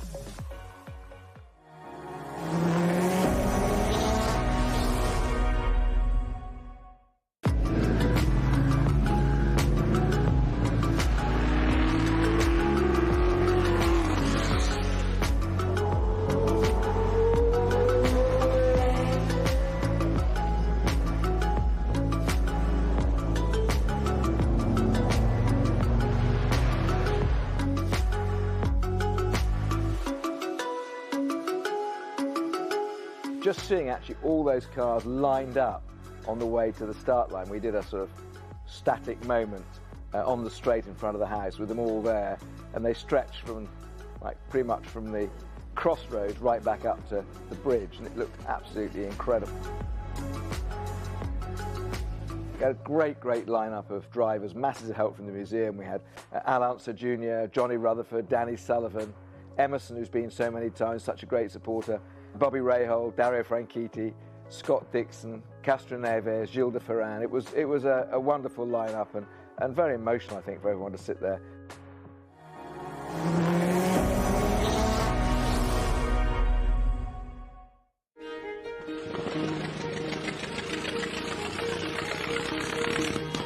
Another absolutely wonderful pre-war car we've shown for the first time since it was rebuilt at the Festival of Speed was the S76 Fiat, the great beast of Turin.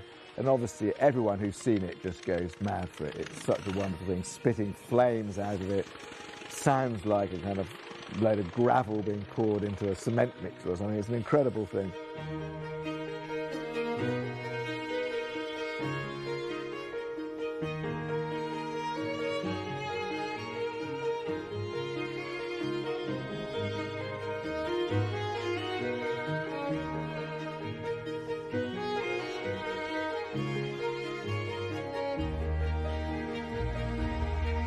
Duncan Pittaway's done a wonderful job to get that, get the engine back, get the engine from Fiat, find the chassis. I think the Fiat chassis still had the brakes attached to it, so it did have some original bits and pieces still attached to it.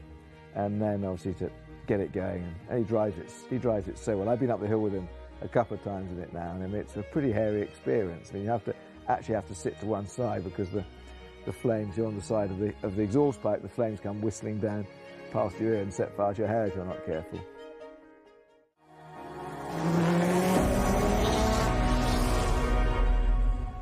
Well, some wonderful memories of everything that's taken place here at Goodwood since 1993. Great shots and lovely chats with people as well. So I hope you enjoyed that. We've still got this slight delay whilst the car that crashed has been picked up now. And as you can see, where the camera is, they are now replacing the straw bale. So that's the next step. The car's been removed. It's just heading up to a clearer place now. And they've just got to get those straw bales back in place. In the meantime, of course, this weekend we are celebrating 60 years of McLaren, and our very own David Green has been looking into the whole McLaren history. When you hit 60, you're old, over the hill, past it, should be retired off. Harsh? Definitely. Stereotypical? Maybe. But after 60 years in the automotive business, just try telling McLaren that they need to slow down. Here in Woking, the need for speed is greater than ever. But would you believe it? This tiny, humble Austin is the genesis for all things at McLaren. It was back when he was a small boy, Bruce McLaren restored this car with his father and went out as a 15-year-old to get the fastest lap in the 750 class when he raced this car. This is the start, but the rest of the boulevard tells a story of 60 years of some of the greatest road and racing cars you can imagine.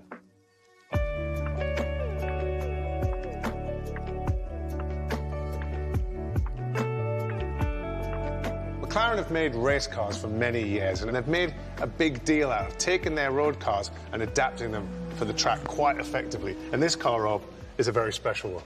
It is, absolutely. It's something I'm really lucky to be able to say that. I helped develop it, I've driven it extensively, and yeah, absolutely loved every minute of it.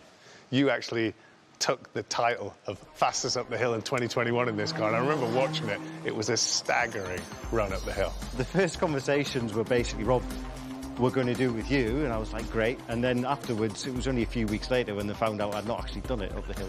And it was just my job to join the dots, and the car didn't disappoint. And so we got everything out of it, and we needed it. You know, it was a great day, great run, and something I'm really proud of. McLaren have had so much success on track, but it's not all about racing. Here's a James. In the mid-90s, they came out with this, the iconic F1 road car. This version here, XP5 on the Boulevard, is valued at a staggering £30 million, but many consider this the greatest road car of all time. I think after that car, it gave us a real idea that people really appreciate some of the things that we took from motorsport and then be able to use some of the expertise that we've got in F1, so the aerodynamics. Aero is a really important part of any McLaren, and aero balance actually really, really important. So being able to take those two things and apply them on our road cars has been a really key element for us to be able to deliver the cars that are just absolutely a huge amount of fun to drive. McLaren may be 60 years old, but it's always looking to the future, as we can see here with this Solus GT. And outside we have their latest supercar, the 750S. Always forever forward. Very much Bruce's philosophy.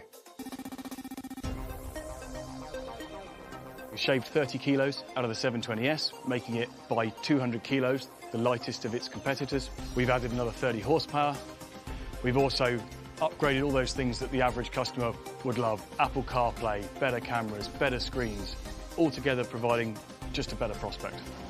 We've always had a long history with Goodwood, and for us, there was no better place to have the dynamic debut than in England, where we're based, at a place we have such history with. Well, thanks, Sandy. It certainly looks the part, but someone's left the keys in there, so if you could just look away, I might just give it a little try. Already in the Spider version, I can hear that the 750S is louder, it's a little bit more involving. It's sort of dialed up the fun factor from the 720. All those McLaren characteristics we like, but with a little bit more of that sort of lariness, maybe. Some say 60's the new 50, but I'd say after driving this, maybe it's 20. Plenty of life left in McLaren.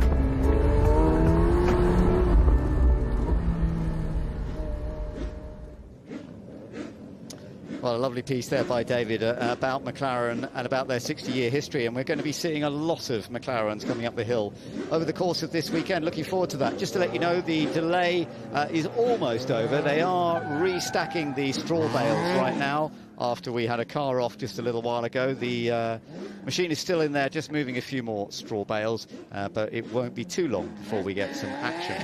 Meanwhile, of course, so many major manufacturers are involved this weekend and involved in all forms of motorsport.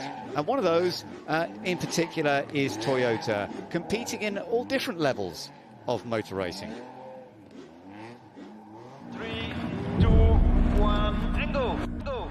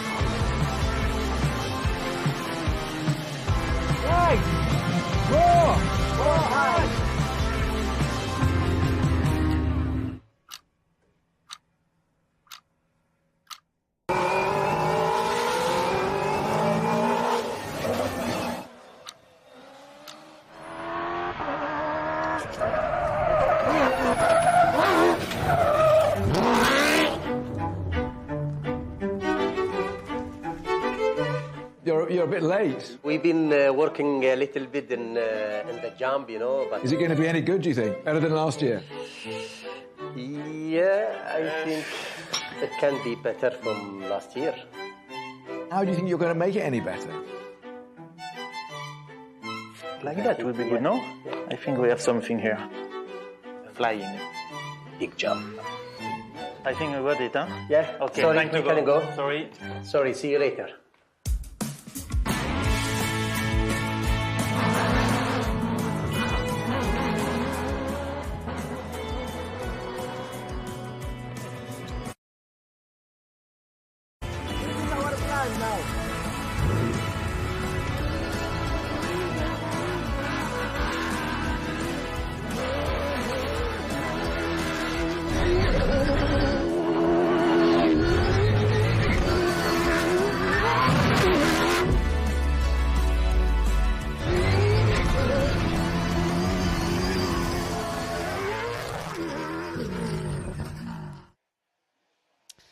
So more fun and games from Toyota there. Lovely to see as we still in this slight pause at the moment as the straw bales are still being put back together. They are just putting it another one or two more bales down before we get the sessions underway. Now earlier on we had red arrows flying overhead doing a lovely display. Let's take a look back at some of the highlights from that.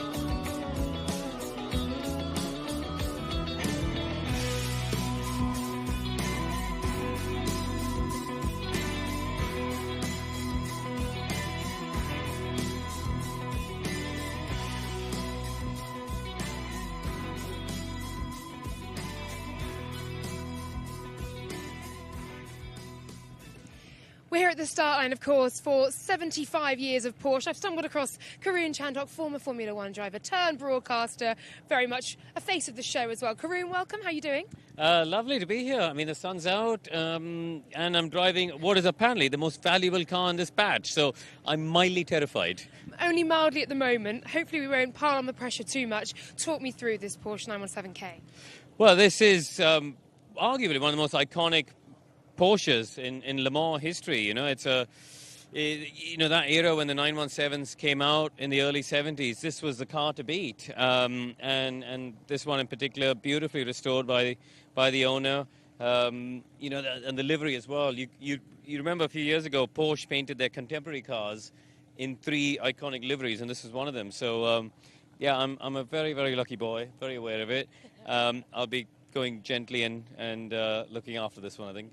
It is absolutely stunning. I was going to say, each year you have a number of runs up the hill, don't you? But you will be taking this one slightly more gently. But tell me what it's like. Try to describe, for those who haven't been up yet, the sensations you have.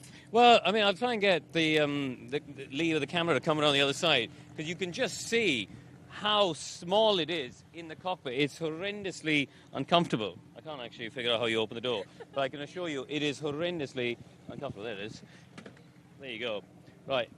Go on, Lee. Stick the camera in there, because you see the seat, they're sort of lying down. And the reason they have to do that is if you sit even a centimetre more upright, your head hits the roof. So as you're driving along on the bumps, your head's sort of bobbing along on the roof the whole time. So you have to lie down. But when you do that, the sort of steering wheel's too far away. So it's horrendously uncomfortable. I've just been to see Richard Atwood, who obviously raced the car in period and won Le Mans. And I just said to him, how on earth did you drive this thing? He said, well, we just got on with it, didn't we? So they were made of tougher things than we were, that's for sure, back then. Oh, absolutely. It's amazing to see just how cramped and intense it is in there. How much are you looking forward to the next few days as well? What's in store for you? Yeah, really looking forward to it. I've got 4 special cars, driving this a couple of times, driving the Mazda 91 Le Mans winner on a couple of occasions. Tomorrow morning I'm driving Colin McRae's Subaru rally car. A hero of everybody who grew up in the 80s and 90s, really. So I'm looking forward to that. And then on Sunday, I'm driving a Can-Am McLaren, which will terrify everyone else who hears it, because it's pretty mighty. But yeah, fun weekend, bit of telly stuff. Got the kids here. Hopefully the sun will keep shining, and I can keep my children out of climbing into a Ferrari and driving off with it. Great stuff. Thank you very much. Best of luck with this one as well. Yeah, looking forward to it. Thanks, Laura. Great to hear from Karun Chandhok and how many cars he's going to be driving over the course of this weekend. But he's in an ex-Le Mans winning car, and we have here this weekend a driver who's won Le Mans more than any others, 9-time winner Tom Christensen, and Laura's caught up with Tom.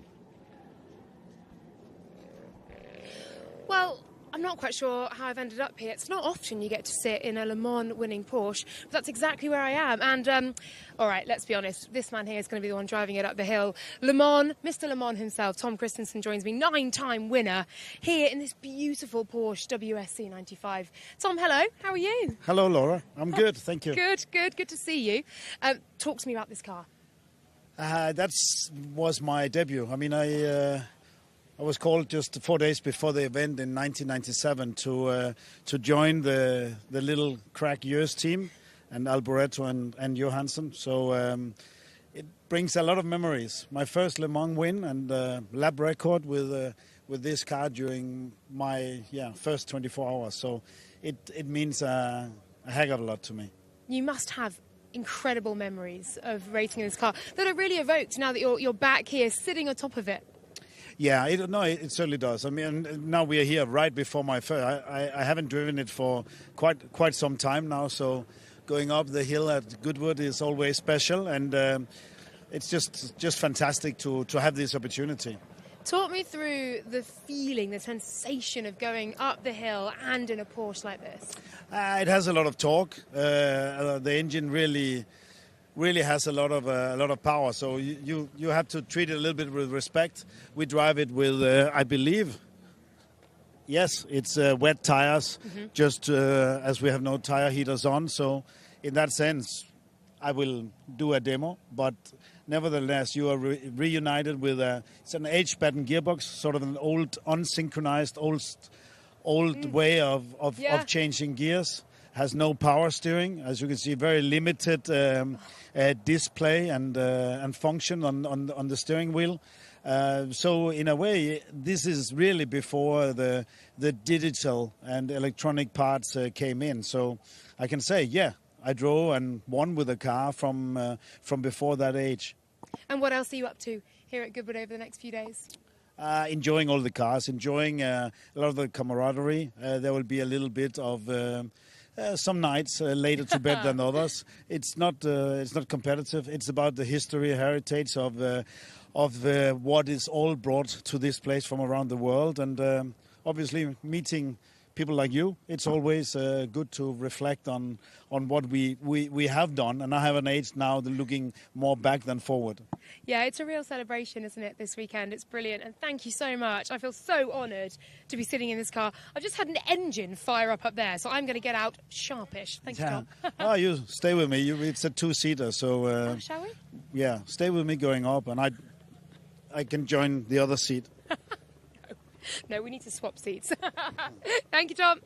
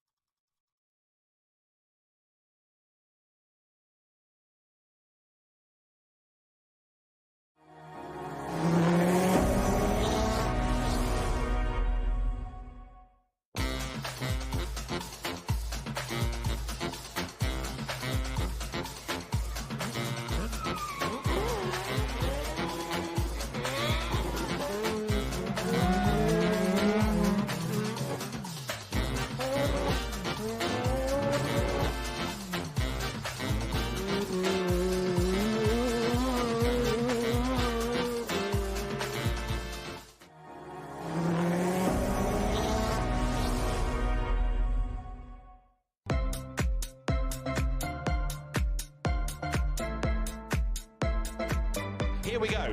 A Guinness World Record attempt. Terry Grant on 2 wheels. The clock has started. Can he get to the top on 2 wheels? And if so, can he do it in less than 2 minutes and 55 seconds? Just think about this. You've got to maintain the balance. This isn't in a straight line. This is climbing all the time. You've got right-handers. You've got left-handers. Now up the straight. The road getting steeper and steeper at this point. Now this is the tricky bit. Let's hold our breath for him. Let's wish him well because he goes through the right. Now the left. This is where he got the wheels on the wall earlier on.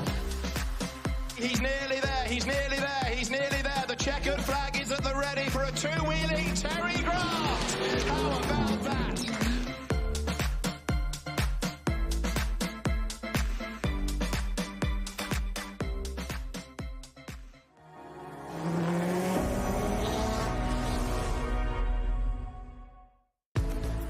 Now this is going to be fun. This is going to be sideways. This is going to be spectacular. This is going to be worth watching. Oliver Solberg, then son of the great Petter Solberg. He's been a real hit this weekend. He's been on the rally stage. He's been in the drift arena. He's been on the hill. He's been in a variety of cars. Oliver Solberg has been great value all weekend. The Citroën DS3 WRX World Rallycross car launches itself off the line. Brilliant acceleration with four-wheel drive from these cars. First sector, he's a second up, he's got bags of understeer, and he's got to sort that out on the run. Now, up Park Straight, look at this! That's unbelievable from Oliver Solberg in the Citroën. Fantastic stuff now as he comes up the hill. Is he going to get on with the same shenanigans here up at Moulcombe? Onto the brakes, flicks it in, back on the power, hooks it up, powers up the straight. He's quick from the second point, it's all sideways, but he's managed to save it. Through past Flintwall he goes, the tail wags. So he's got to try to beat a 49.5, yeah, he's still quicker. Going through the second intermediate, again he's sideways, but he's millimetres away from the bales. Oliver Solberg up towards the timing line, he's sideways again, there's the flag. Can he go quicker than a 49? Yes he can, a 49.39. Puts Oliver Solberg fastest. Fantastic stuff.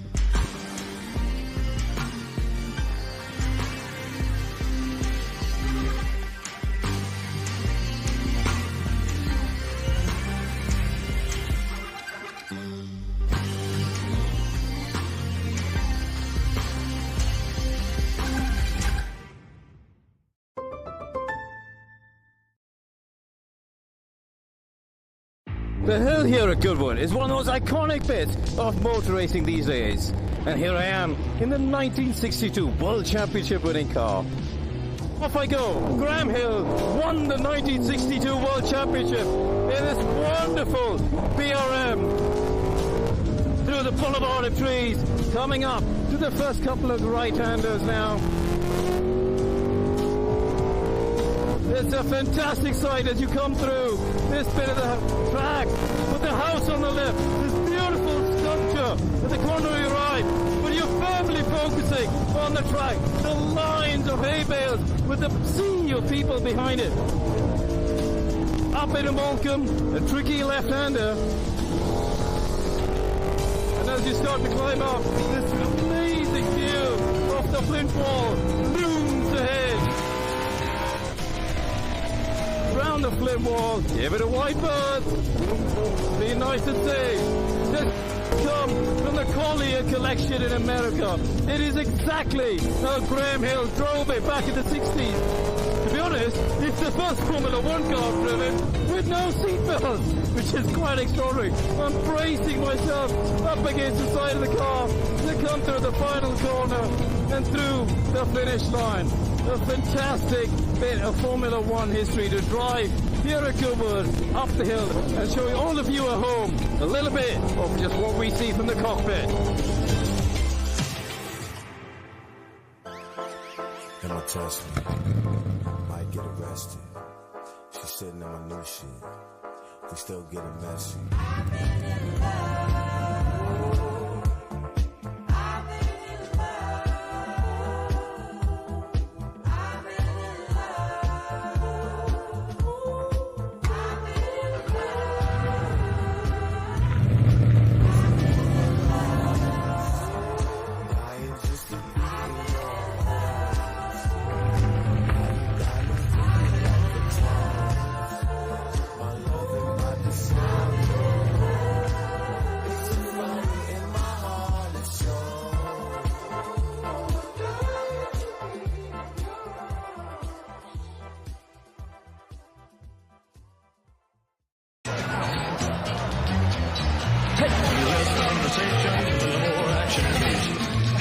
A little more bite, a little less bark. A little less bite, a little more spark. Close your mouth and open up your heart, and baby, that is fine. Come on, come on. Come on, come on.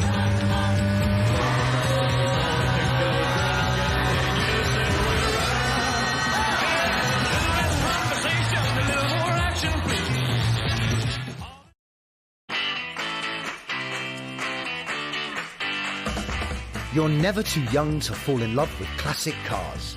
It's a passion that lasts a lifetime, and it's a passion we share. Backed by over 75 years of motoring experience, Goodwood Classic Solutions is a unique new way to ensure your pride and joy. Goodwood Classic Solutions. It's a passion we share.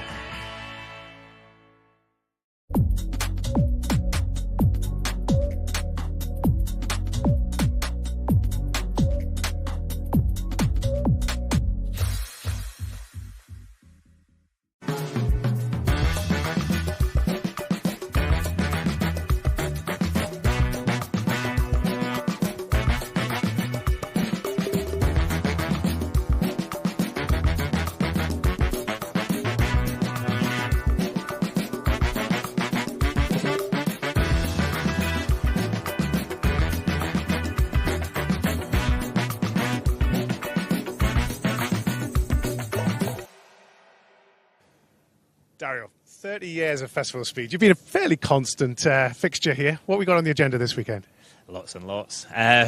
Catching up with friends is always fun, but on the hill, T50, the Gordon Murray T50, the Rocket, BT44B, which was Gordon's first Grand Prix winner, so you know it's a theme here, and then Dale Earnhardt's NASCAR for at least one run, which will be quite good. I tried to grow a moustache, but I slight notice. Hopefully the double Le Mans win in 956, the Newman car as well, and maybe some other stuff thrown in. So just a little quiet weekend. Yeah, it's one of the great things. They come and people say, "Would you want to go for a wee blast?" Yeah. Yesterday all I did was walk around with my brother and look at all the cars and just soak it in. Every year you think it can't get better than this, and this year it's just absolutely fantastic, isn't it? There's an amount of kit here.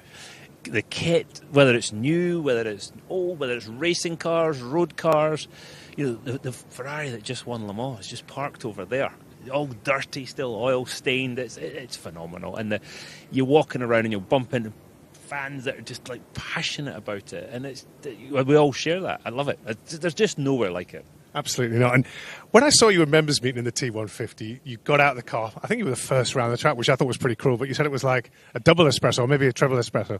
What's it like this morning? Is it easier or harder there? I bet this is my brother. Yes, it's my brother. On cue. I'll call him back. This morning was brilliant. This morning was such a fun run up the hill. I got the limiter at 12.1, leaving the start line sideways, spinning the rear tyres.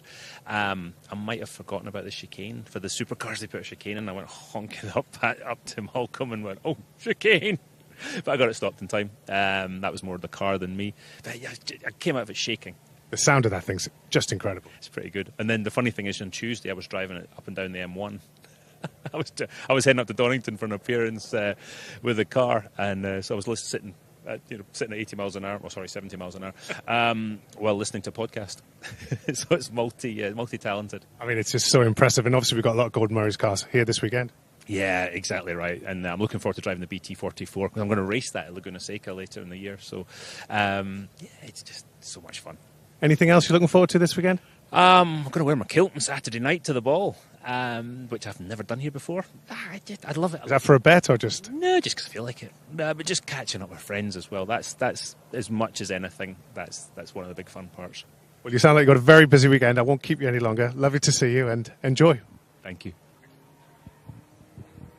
And now we have some track action once again. Thankfully, they've managed to sort out all the problems from the damage that was done earlier. And now we're getting to see the Lotus. This is a very different style Lotus that we're looking at right now. Yeah, this is the Electra R, which is an SUV, 905 horsepower, not 900, 905. And so new territory for them, but so many manufacturers of sports cars have dipped their toe into the financially welcoming pond of SUV, and the dynamics of these vehicles just get better and better. They may be tall, but they corner, and they've got loads of grunt and, of course, advanced technology. As I said, just reiterate that, 905 horsepower to play with. Absolutely, it does seem amazing. It is a 4x4, weighs about 2.5 tons, but it's still able to do 0 to 60 in under 3 seconds, apparently, with a top speed of about 165 miles an hour. And there is a big Lotus display down that you can go to. And inside the first corner, yes. It's a huge edifice, and Lotus is well and truly back. All those years of living on a sort of the financial breadline, that's behind them now, proper backing, and they're producing a whole range of new cars. Really exciting for Lotus fans.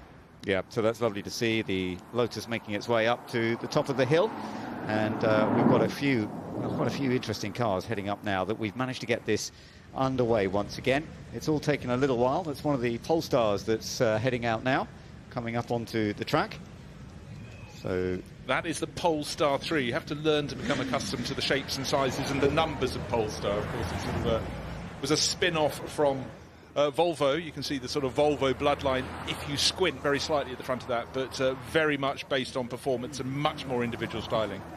Absolutely. So a full-size luxury electric SUV, and with a pretty low wide stance to it as well, and it's spacious inside.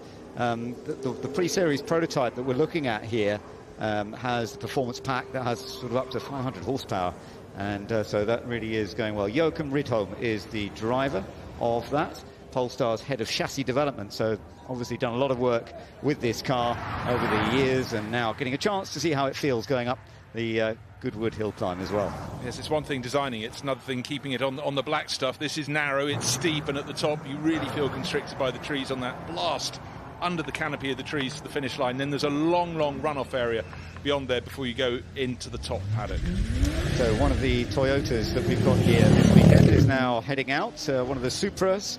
They've got both the 100 edition and the GT4 Evo as well here this weekend.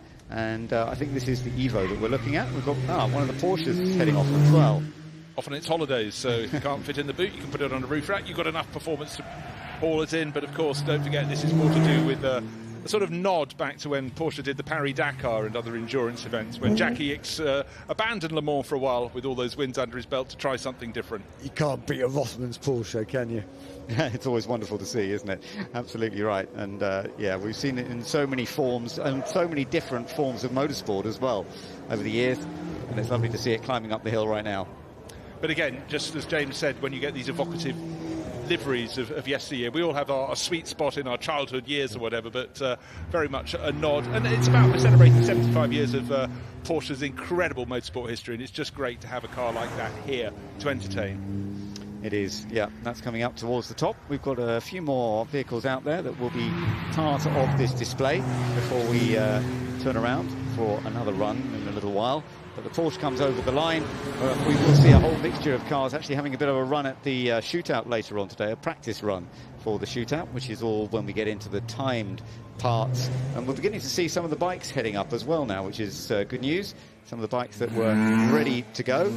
James Hayden with us. So, James, you're going to be able to help us with this. Yeah, that's the Langdon two-stroke. Beautiful little jewel of a thing. And actually, it was a brainchild of one of the guys in the Ferrari F1 factory, but they ended up making it over here. It's a little 250, as I say, tight little thing. Just 90 brake horsepower, but you should see it. It's made out of, it's just beautifully built. Really nice components on it, and it's a really special little thing. Weighs just 114 kilos, revs to 12,800 revs. It's cool. And the emissions are supposed to be good, even though it's a two-stroke, isn't it? And the emissions are right up to, of course, have to be up to modern levels. That's right, and you just don't see modern two-strokes anymore. But it's direct fuel ingestion, all patented, and really, really efficient. So that's lovely to see. We've got a few more bikes coming up the hill as we look. Now, what are we looking at here? From the back, so it's always difficult to see. This is the BMW. Yes, this is a remarkable looking thing, isn't it? Yeah, it is. It's again, it's based on their. They've got a couple of really, really special ones. Really special BMWs coming out here based on their R18.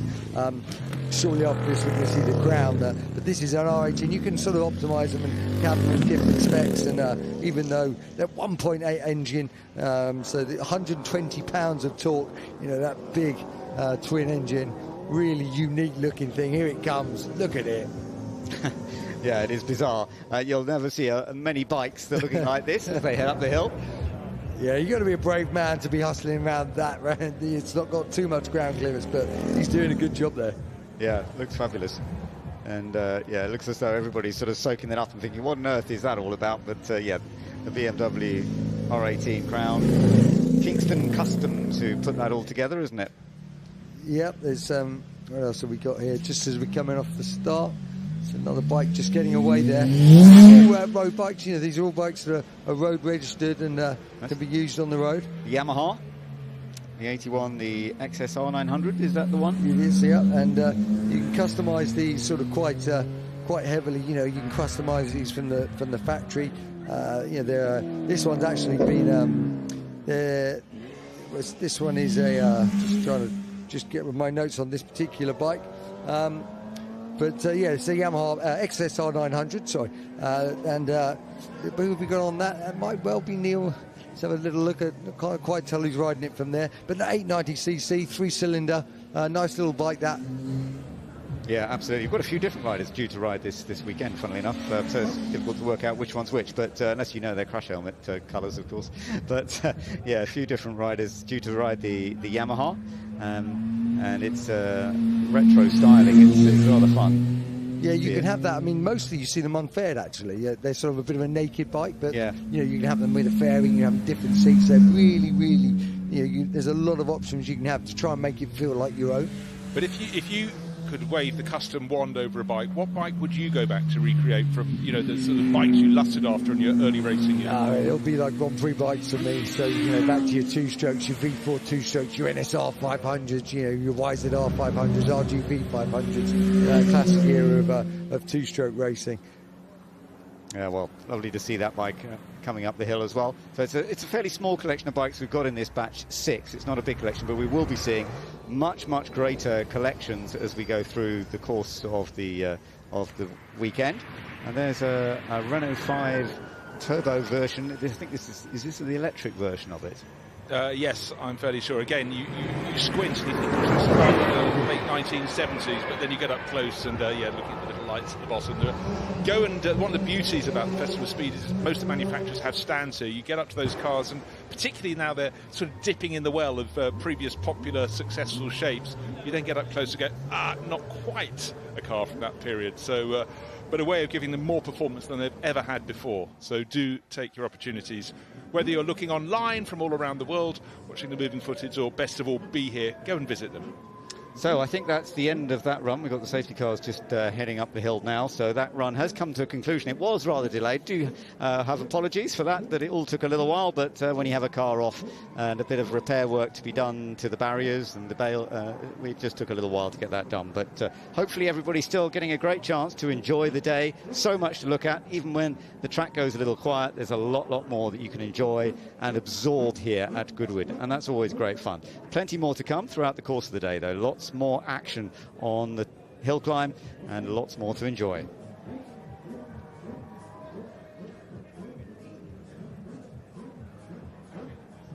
So we'll just have a little look at the format that's continuing on for the weekend, and certainly for today, Bruce, because we've still got quite a few other batches still to come, haven't we? We're due the Porsche 75 batch fairly soon, and of course the celebration moment of the Porsches. We're looking at the sculpture right now, and we're going to see some wonderfully historic Porsches.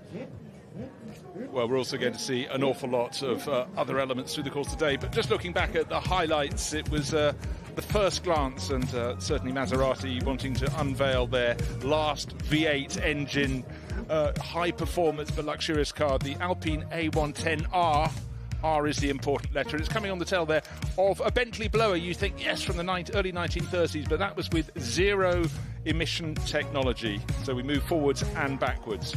Yeah, and then we did have this Hyundai out there, which was the one that gave us all a little bit of a delay, unfortunately. The camera nice and close in as it shot off and then withdrawing to see all of the straw being thrown through the air.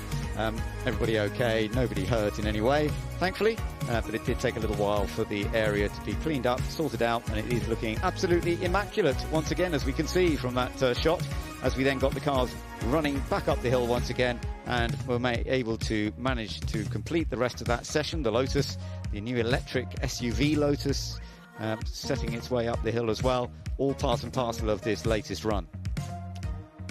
Polestar always in great presence at the Festival of Speed, and Porsche's futuristic and past, but also the bikes of the future. They too had a nod to the past with the BMW R18 Crown, a fabulous bike, but again, what a mix of vehicles, riders, racers this morning. We've got plenty more to come, but that was just a look back at the best of this morning's action. Yeah, lovely to see, and some great sunshine and some great opportunities to get around and have a look at those machines when they're sitting in a position that you can just go and look at them closely. So that's part of the fun. Now we are getting ready for the Porsche celebration, so that's going to be coming up very, very shortly now, and we're going to be seeing some beautiful historic cars heading up with so much success for Porsche over the years.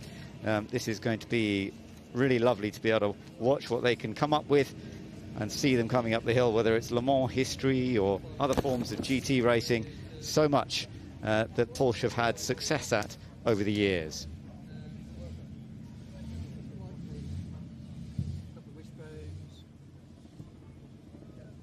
It's not anywhere near the amount you got with the Bentley, but it's still better to have than not. Lovely to have some inside shots as well. This little queue will be lining up in just a moment, and we'll be heading up the hill. And we've got some pretty famous names as well in some of these cars that will no doubt be enjoying the opportunity to drive some of their historical machines. We heard from Tom Christensen earlier and how he was out there. So lots to look forward to in this remaining stint. In the meantime, Porsche are going to make the most of this weekend in all sorts of ways. Let's take a look.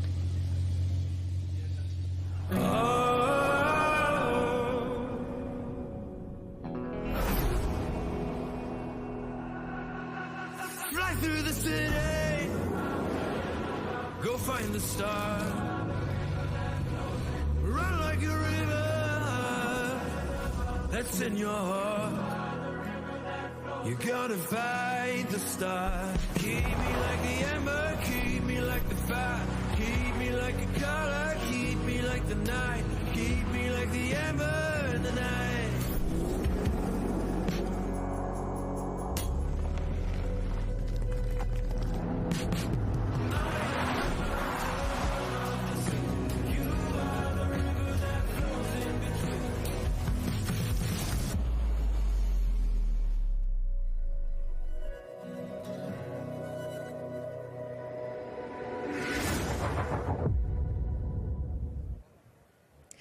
Well, there we go. What a morning we've seen so far here. Thursday at Goodwood, and it is packed out. Indeed, it is sold out as well. I'm told more than 200,000 over the course of this weekend, more than 50,000 a day. And David, we've been amongst it, haven't we? How are you? Absolutely, yes. No, nice to see you. You come here, and actually a Thursday is now just as busy as the other days, you know. It's Some people are having a really good time. No, actually, you know, Thursday used to be the quiet day, but now it's just as busy as every other day, as you can see here. And the sun's shining. We've had a busy morning. Always starts with a bang, but I'm enjoying it. Are you?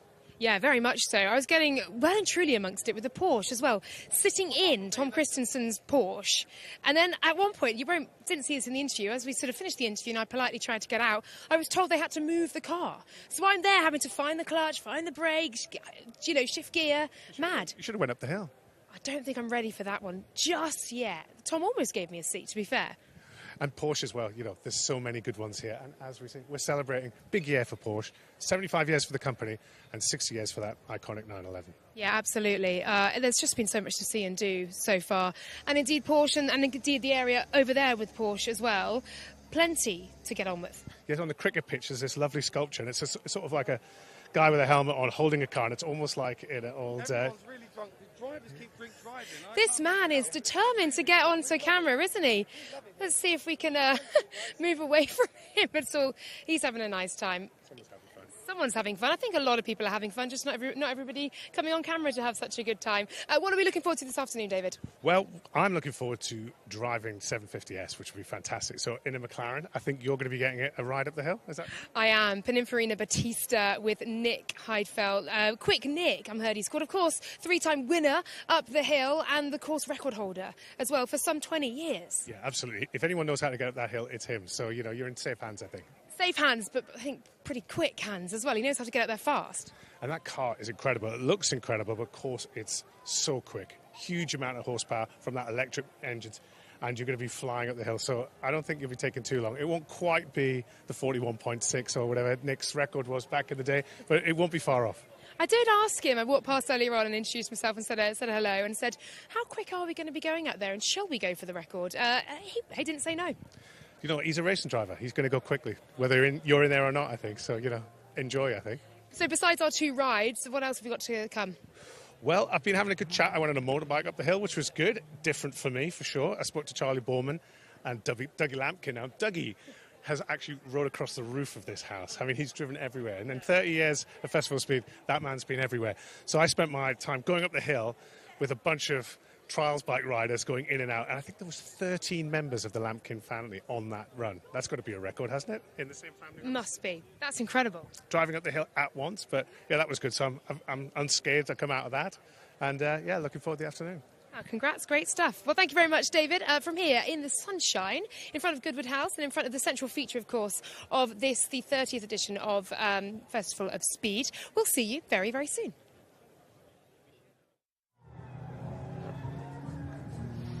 Thank you very much, Laura Winter. Hello, everyone who is the other side of the straw bales, both left and right, on what has turned out to be a glorious day here. And we've had a little bit of an interruption, which we are now getting on with the programme, and very much looking forward to this next section. I'm Alex Shakes, and standing next to me in the commentary box, Alice Powell. Alice, we are looking forward to the Porsche celebration. 75 years of motor racing history about to be celebrated on the famous hill.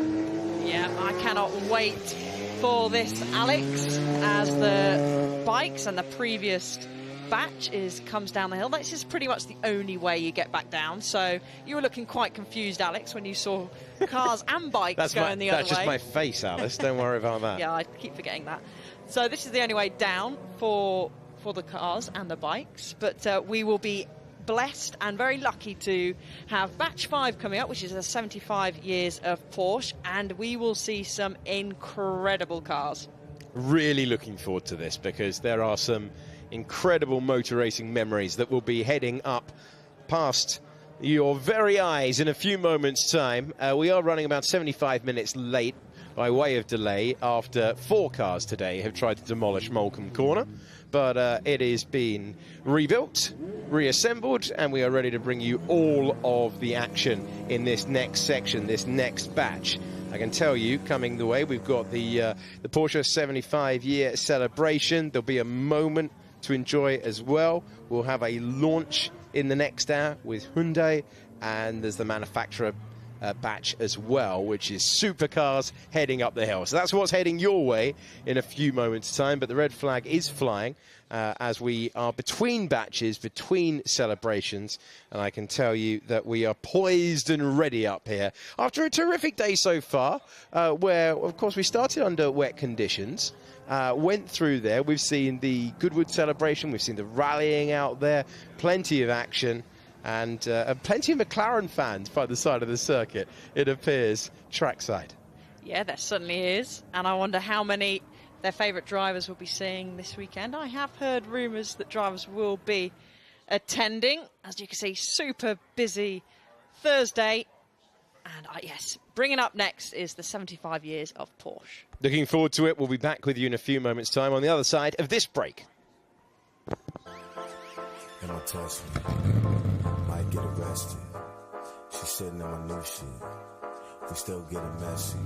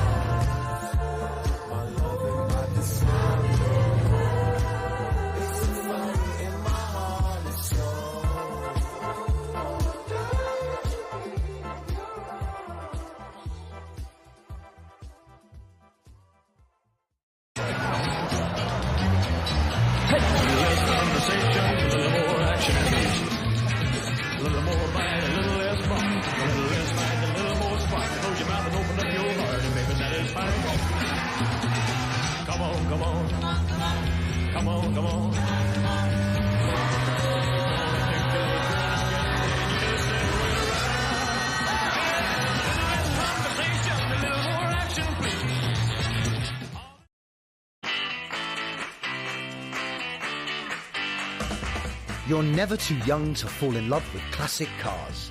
It's a passion that lasts a lifetime, and it's a passion we share. Backed by over 75 years of motoring experience, Goodwood Classic Solutions is a unique new way to ensure your pride and joy. Goodwood Classic Solutions. It's a passion we share.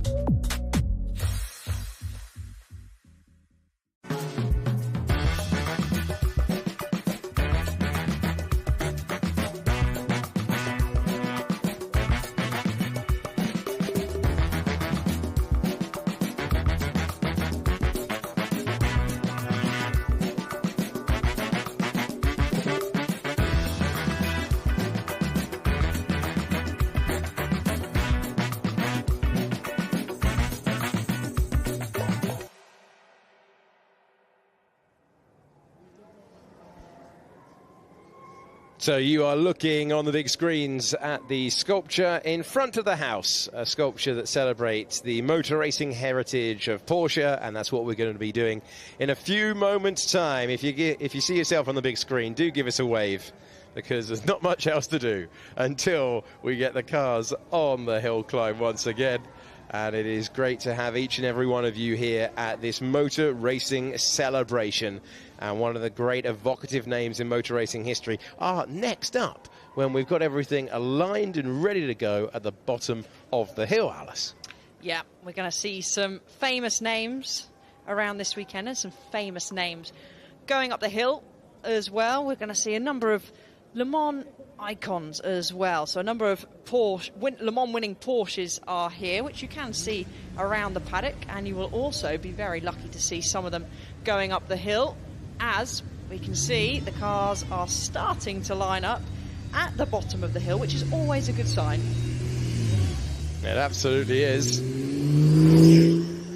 A wonderful sound as we move along. And we are preparing for a terrific celebration then of Porsche motor racing history.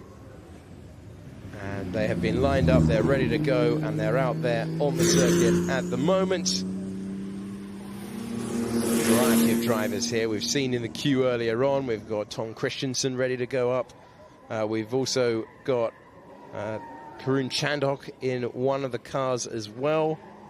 And so we are awaiting this gaggle, this run, which we're really looking forward to here as we see the number 40 Martini racing car heading up. And we've seen that livery plenty of times today already, Alice. Yeah, very famous livery, of course. And this is one of the cars built in 1976. And this is the twin-turbo purpose-built racer. And it actually won on its debut in the 1976 Mugello 6 Hours. And here we see a bit more, you could say, a sportier version. Number 26 there.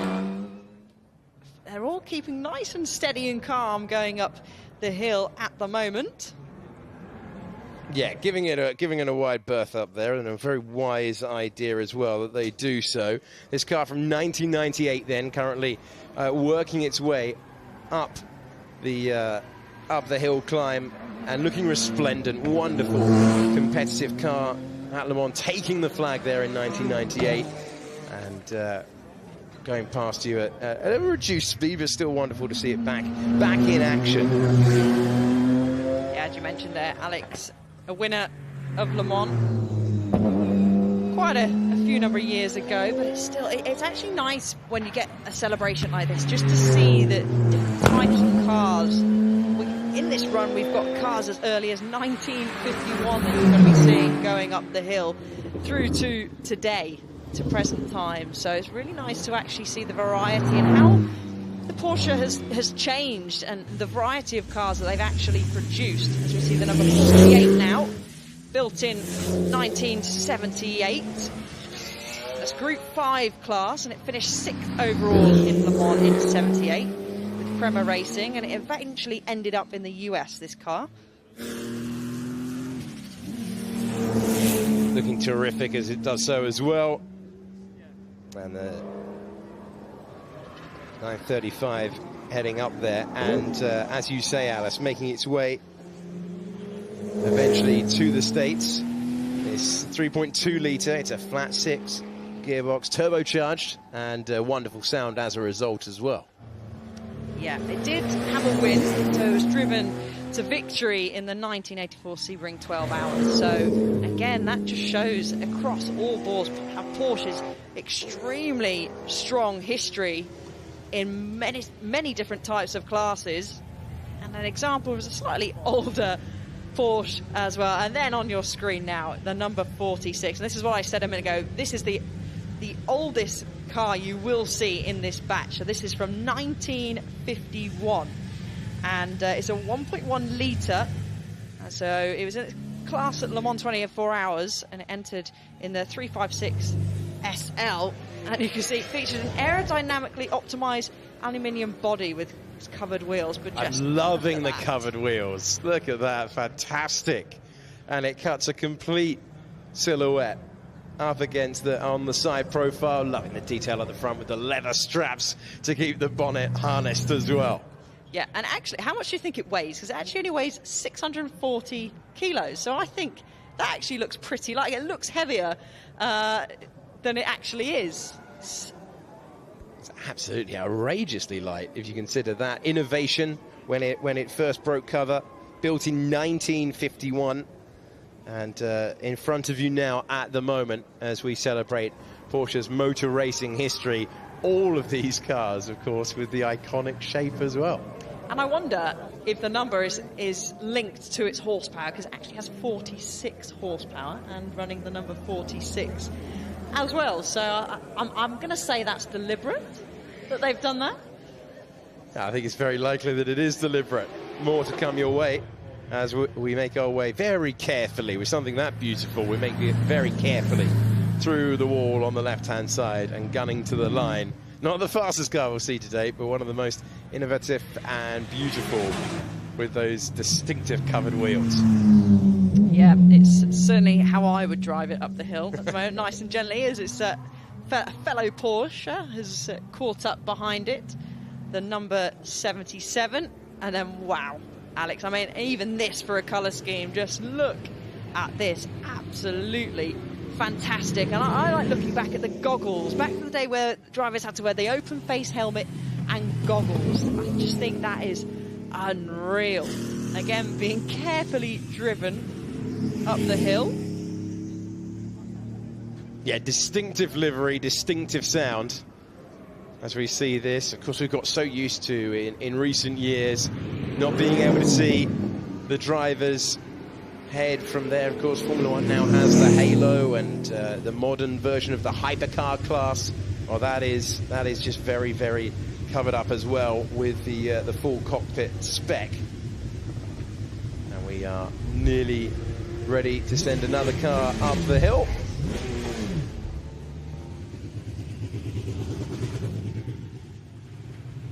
And the Porsche making its way now down to the first turn. Wonderful screech of tyres being heard out of the commentary box window. And a big celebration as we see this car driven by Jackie Ickx and Derek Bell.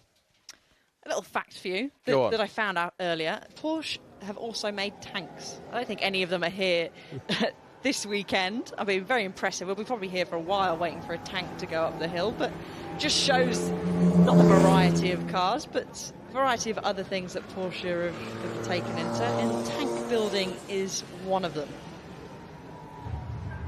All types of machinery linked to what eventually becomes a racing program, linked to eventually what becomes motor racing innovation. So we see the Porsche completing the final meters of the run up the hill.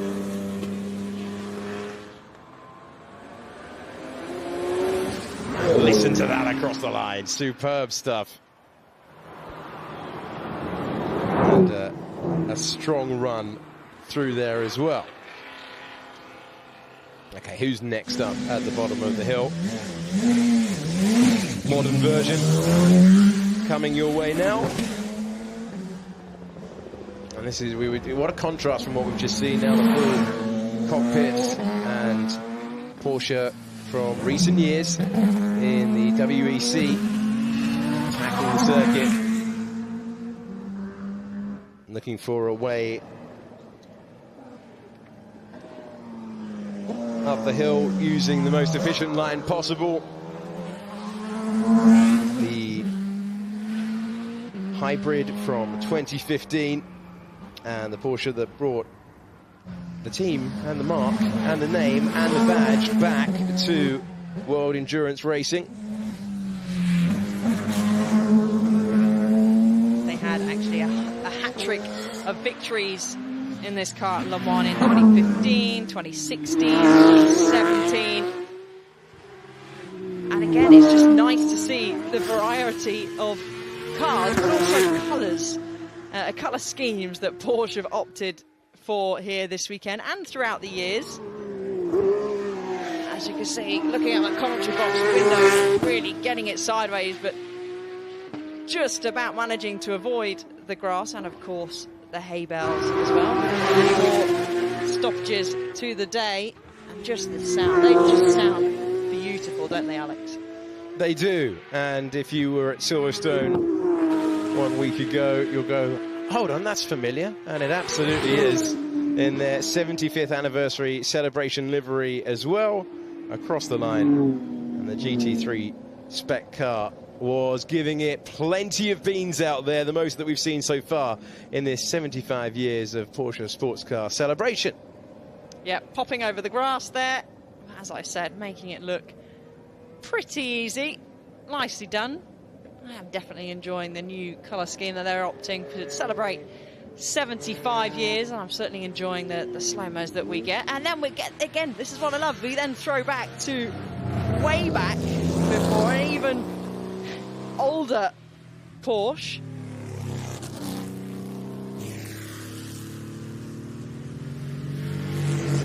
The 176 going at a more of a leisurely pace up the hill. Yeah, probably a good job too. Probably a good job too. And again, another iconic livery, another iconic car. Raised up significantly compared to the last that have come through on the hill climb.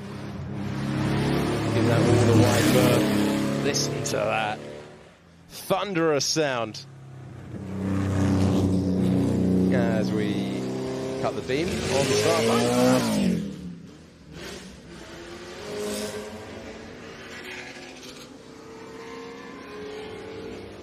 And more heritage now as we make our way through the first turn. Throwing it back many a year, we're all over, we're dotted all over the place. We're not going sequentially in the years, and we are seeing a variety of cars, a lot of Le Mans winning cars. Of course, Porsche with the outright record at that race and competing again this year. And you can see this year's livery of Le Mans entry on the sculpture in front of the house as the Spider continues to make its way through. Yes, this is from 1961. And the 61 has continued, and I believe that is Karun Chandhok living out all of his childhood dreams behind the wheel of the car built in 1969 and the winner of the Le Mans 24 Hours in 1970. Historic car, 917K, sent up the hill, and that thunderous roar is truly special. Enjoy these moments. You'll be enjoying them as much as Karun is behind the wheel. It'll be like a kid at Christmas. I can already hear him screaming with excitement as he's going to head round the first turn, heading up the long straight, making his way under the bridge. And about to go past our commentary box as he quickly changed over. Yeah, to the 911. Built in 2018, this one in your picture at the moment. About to compete in WEC in the GTE category and recalling the famous Pink Pig livery. So it's a modern version on that, recalling a livery from decades previously, which is a entry into Le Mans. And this, the updated version. Everyone's obsessed with retro at the moment. And this one, no different. Certainly isn't. It is no different. As you said, victory was driven to victory in the LMGP Pro class. 15th place overall in the 2018 Le Mans 24-hour race. 4-litre flat 6. Also competed over in the USA in IMSA Sports Car Championship as well. And now, once again, we swing from 2018 much further back to the early days of the Marks history when they were still making their name and just awaiting the word on the line, ready to go, before they are allowed to make their way up the hill. And this time, the wheels are exposed, as we see 911 go past our commentary box, but it's a much earlier version heading up the hill now. It is, and I like the fact that he's there just chilling with his sunglasses on. No need for goggles or a helmet. Almost like he's out for a Thursday afternoon drive, Alex. What a place to have a Thursday afternoon drive with all of you watching on. And suddenly the thunderous noise has been replaced by a gentle purr up the hill and past all the Porsche stuck to the sculpture there that we always have at the Festival of Speed, and it's their turn in the limelight. Dizzying array of cars up the hill, and that beautiful silver Porsche making its way to join them, where I'm sure Ed will be standing by, ready to catch a word with anyone he can get, basically, up there at the top paddock. But that is a beautiful example, and let's be honest, they all have been for the last few minutes or so. No, certainly have. He's got a little bit of queue forming behind him, but Porsche has really grown to become a very desirable brand, hasn't it, Alex, in the automotive world? And And of course, they're celebrating 75 years of Porsche's first sports car, with a number of celebrations here across the weekend, including the demonstration that we are seeing at the moment. Lots of different cars heading up the hill. And also they have that fantastic feature in front of Goodwood House. It's seen plenty of people. Every time I walk past it, you've got a large group of people underneath taking photos. And it's created by British artists. And it features the early Porsche 356, a 1960 718 Formula 2. We've also got the latest Type 992 and 911, and of course the 2023 current LMDH prototype as well. Well, excellent to see that parade of motor racing history head up the hill. We will take a breather after that spectacular celebration.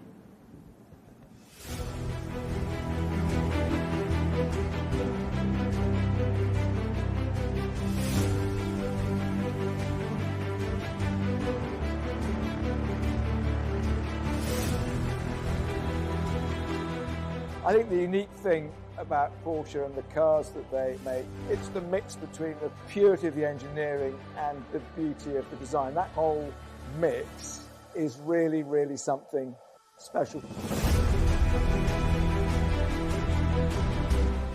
So it's joy to be in it, and it's a joy to actually make it work and to actually feel it. How the car feels in the steering wheel, really, and the view out of it and everything, which are the important things.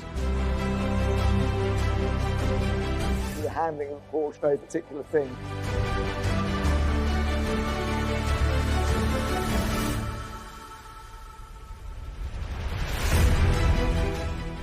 Porsche, without any doubt, are always going to be a major part of Festival of Speed.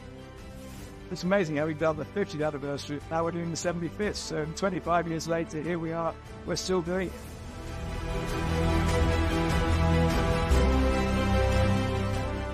Porsche are the only brand to have double centre display 4 times, and that shows an incredible amount of support, and that we love having it all. We're all huge fans. The special moments each day are the absolute climax. The whole site turns to look at them. This year, with this fantastic sculpture, Porsche cars will come and encircle it in front of the house. There will be music, there will be these wonderful daylight fireworks, and there will be this huge, very emotional celebration of 75 years of one of the world's greatest brands. I think I've driven more Porsches than anything else at the Festival of Speed. I'm very lucky. I've owned a few Porsches over the years, and the moment I made a little bit of money in my early 20s, I was definitely out there trying to buy myself a decent car. My favourite's got to be the original 924 Carrera GT that I owned, and I wish I still had. Colour plays a big part in motorsports. The liveries are hugely memorable, and Porsche liveries in particular. I mean, graphics and cars and liveries and colour, all super important.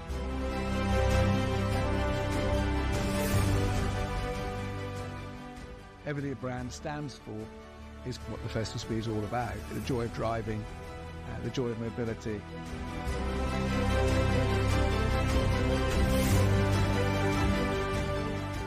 We're looking at change, we're looking at innovation, technology. I mean, that's what the Festival of Speed is all about, and Porsche epitomises that on every level.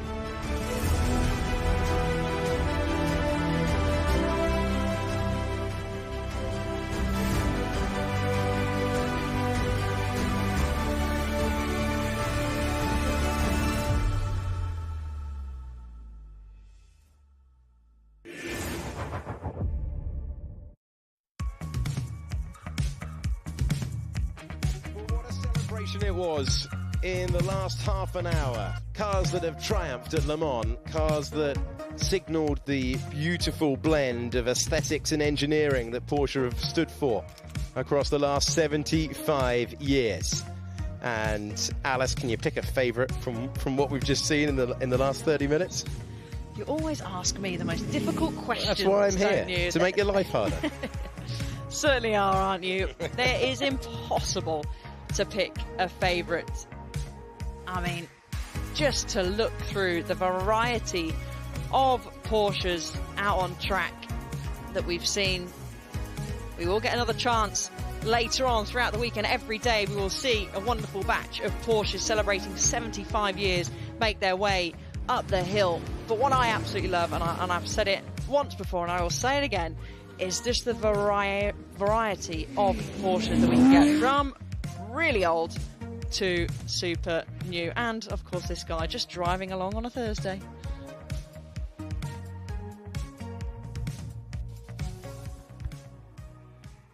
But that was a terrific celebration, and loads more still to come your way as we look on at a little bit of a pause in proceedings at the moment, and we're back on the lawn. We're back looking at the sculpture, which is usually where we send you on the big screens when we're just taking a breather, and we are looking forward to plenty to come. But it is a massive celebration to celebrate all things Porsche, and we're going to do that in a minute to celebrate more of the famous marque.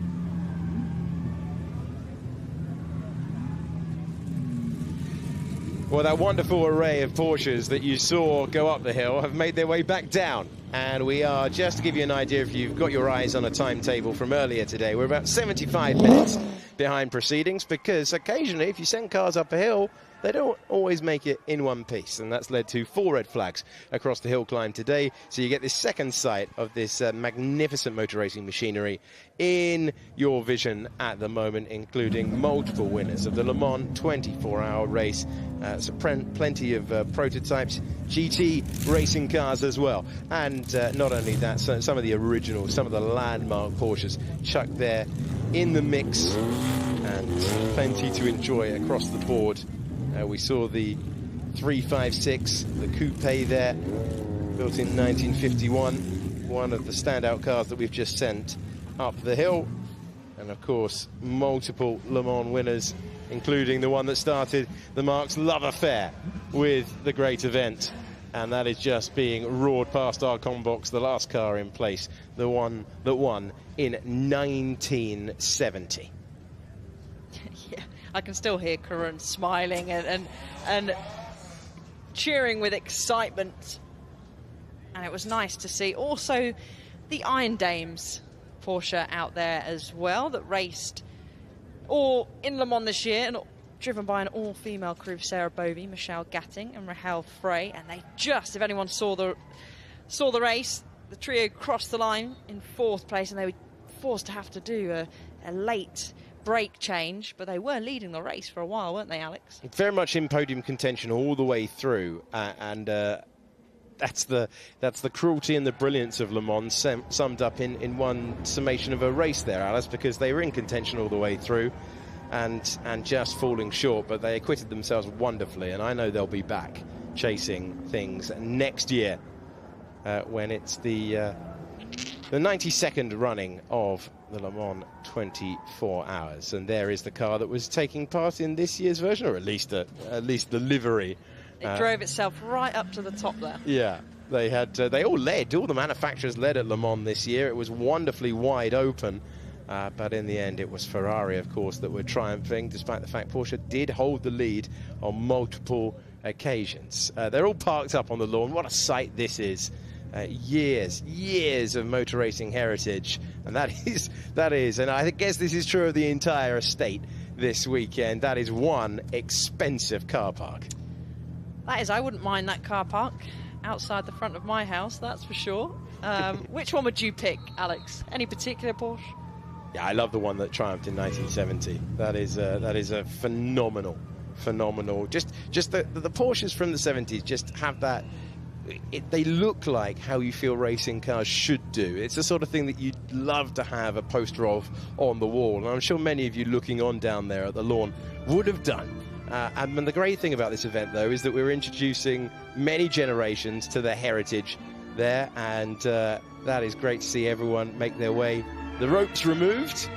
You can see people flooding now to get their photos. Yeah, I might just leave you, Alex, and just head down there myself and have something, get real nice and close and personal. And again, this is what I absolutely love about the Festival of Speed. It was my first Festival of Speed last year, but just the opportunity to get so close to so many different cars, chat to the drivers as well that drive them up the hill, and just see the different variety, and actually just absorbing all the information and learning as well about, you know, the technology moving forward through the electric avenue and the manufacturer avenue as well, but then just looking back at the history.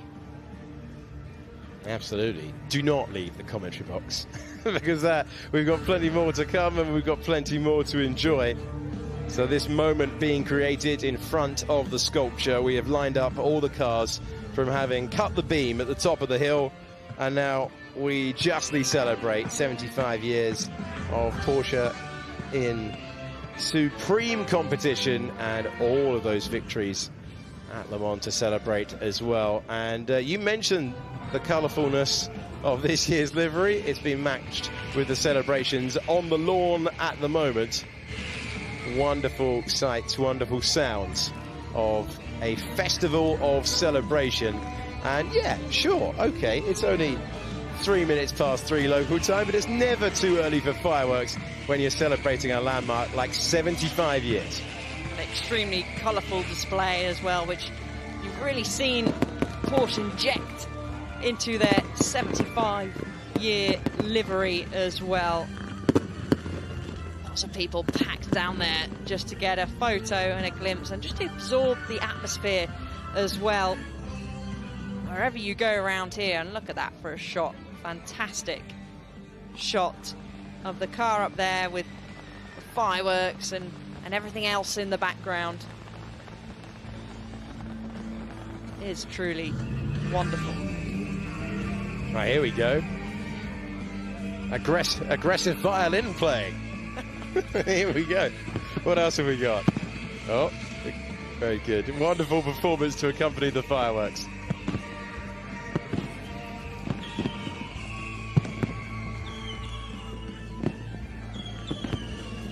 This is one of many moments of celebration across the weekend at the Goodwood Festival of Speed, now in its 30th great year. And we are celebrating the history of Porsche as we do so with many on the lawn. And we've wasted some of the firework budget there at this moment, but there's plenty more where that came from across the weekend. The pyrotechnics going off as we celebrate this motor racing landmark.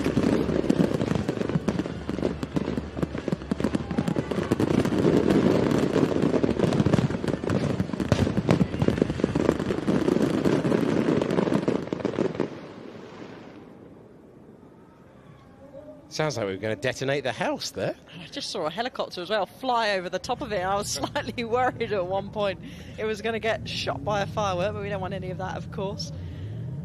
Someone check it's all in good working There we order. go. There we can see it in the background on the TV there. It's made its way safely. It's all good. It is all good, and a wonderful, wonderful moment of celebration on the lawn there, and great that so many of you have ventured down there to enjoy that.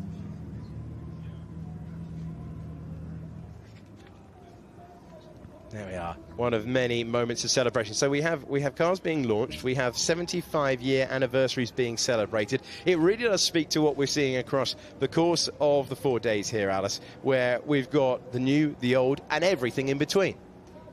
Exactly, and that is what I love about this event, and also all the other events that Goodwood do host. I was lucky enough to go to my first members meeting and be part of the commentary team, and I thoroughly enjoyed it, and I will be going to my first ever Goodwood Revival as well later on in the year. And I have to say, before I've even come to any of these events, they are the highlight already of the year for me, just because you can just see so many fantastic vehicles, technology, bikes, just incredible, and the atmosphere. If you ever get a chance to have an opportunity to come to an event here at Goodwood, whether it be Festival of Speed, whether it be a members meeting, I really do highly recommend it.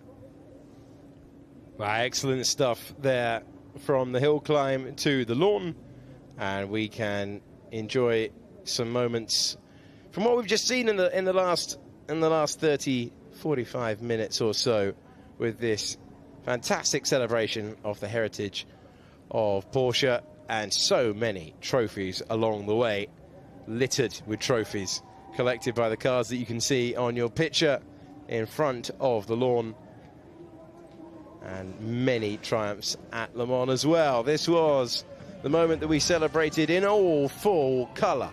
75 years of Porsche, and the sky matching the livery of this year's entry to the centenary edition of Le Mans.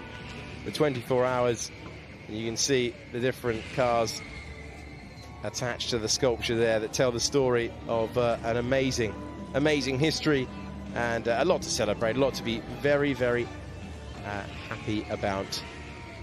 All right, so we will enjoy more now. It's still wall-to-wall Porsche for you, and here's some more coming up.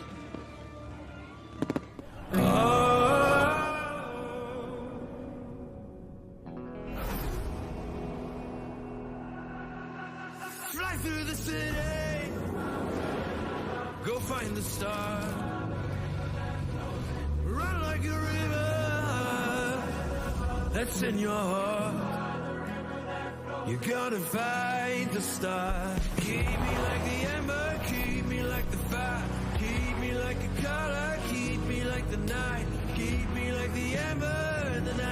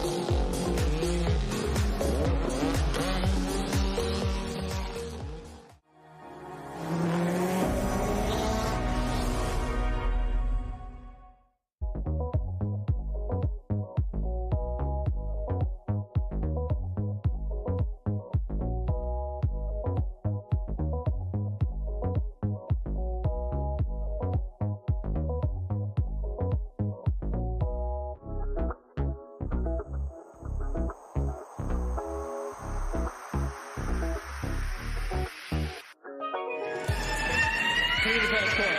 this all-electric Volkswagen IDR kicks up the third on the inside of the second turn, now to the park straight and up towards Moulcom. Every time I say it, you look out the window and he's arriving so fast, and by the time he's looked out the steering, he's 3 seconds up. He's going to go fastest. The question is, can he go quicker than yesterday? Can this car get into the 40s? That was his aim after yesterday. I think the answer is going to be yes. He's taken even more time out of Jeremy Smith's top time. 36, 37 on the clock. He's up to the timing line. Is he going to come below 40? Yes, he is. A 39.90. The fastest ever time up the Goodwood Hill. What a run!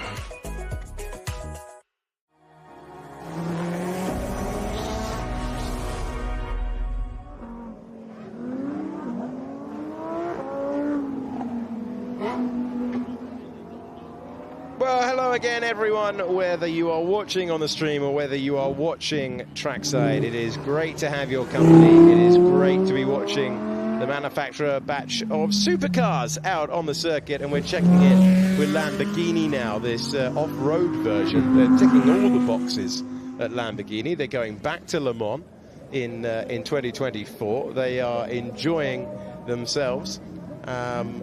With off-road versions of the, of course, got the SUV as well. We do have the chicane that has been deployed. Probably a good thing, given how much action we've seen so far.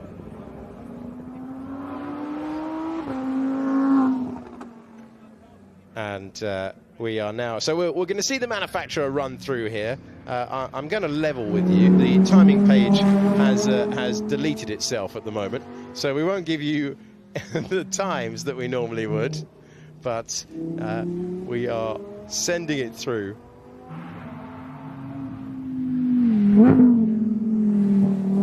So we've got a batch, and then we've got an exciting launch to come your way in a few moments' time. But there is the Lamborghini across the line. And plenty of supercars out there, Alice Powell. Yeah, plenty to feast your eyes on, and a nice variety heading up the hill. Marshall's doing a great job, just making sure everyone is in line. As we can see, a Polestar 1 there, lining up and being launched now into the hill and up the hill. Yeah, this company founded in the 90s, going from strength to strength, and this is the great thing again, a variety. We've just seen the heritage of Porsche up the hill. And now we're going to a relatively modern company with their latest model, making it through the temporary chicane. Easy now, made it through. So this is the Midnight Spec, Swedish brand, of course. As it's passed now through our commentary box window, heading up there, you can see stamping on the brake, the ABS really kicking in there. Not leaving any inch going into the hill, nearing the top of the hill, a very narrow section. It's being chased up the hill, I can tell you, by a couple of McLarens. McLarens quick behind, very quick behind. There you go. Don't just take my word for it. I was just going to say the Polestar 1, it's the car that started it all, actually, for Polestar. It's an electric performance hybrid GT, and it's got a very gorgeous, isn't it? It's off our screen now, but a gorgeous carbon fibered body, statement piece that set the tone for the brand. And then we go to something a little bit calmer, going a little bit more leisurely pace. Yeah, making our way through now in this batch of manufacturer cars. Wonderful to see them attacking the top of the hill. We are running, just a reminder for you, we are running about 75 minutes late to the original program. That is due to a couple of red flags in the Moulcom corner.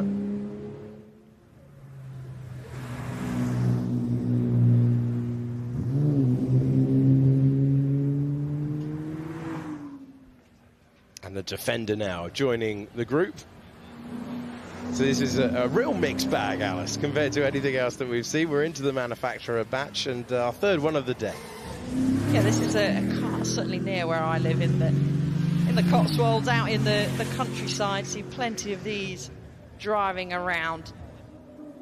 really holds their value very well, and a popular vehicle as well for all types. Even I've even got a friend that's got one. Doesn't do any farming, anything particular, just enjoys driving his Defender to and from work. Thoroughly enjoys it. Well, how could you not? Such a simple but such an effective car. There's so many iterations down the years as well, but again, iconic design coming to the wall, thankfully negotiating around it. Yeah, it's quite a tight chicane, so they put these out just to make sure everyone slows down. They didn't probably missed that in an earlier batch when we had a car going off into the hay bales.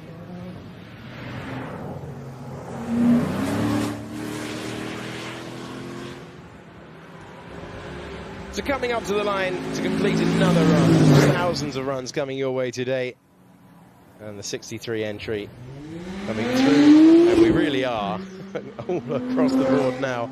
We are celebrating anniversary for Lotus this weekend, and one of their high-performance vehicles currently on the circuit. Yes, this is powered by a Mercedes-AMG Source 2-litre inline-4 turbocharged engine, and it has 360 horsepower. So it goes very, very nippy. I've had the opportunity to drive some Lotuses across my time, and I can certainly say they are pretty nippy. And going past out of our commentary box window, certainly not hanging around, kicking up a little bit of dust on the inside. As you said, Alex, Lotus, another celebratory year for another.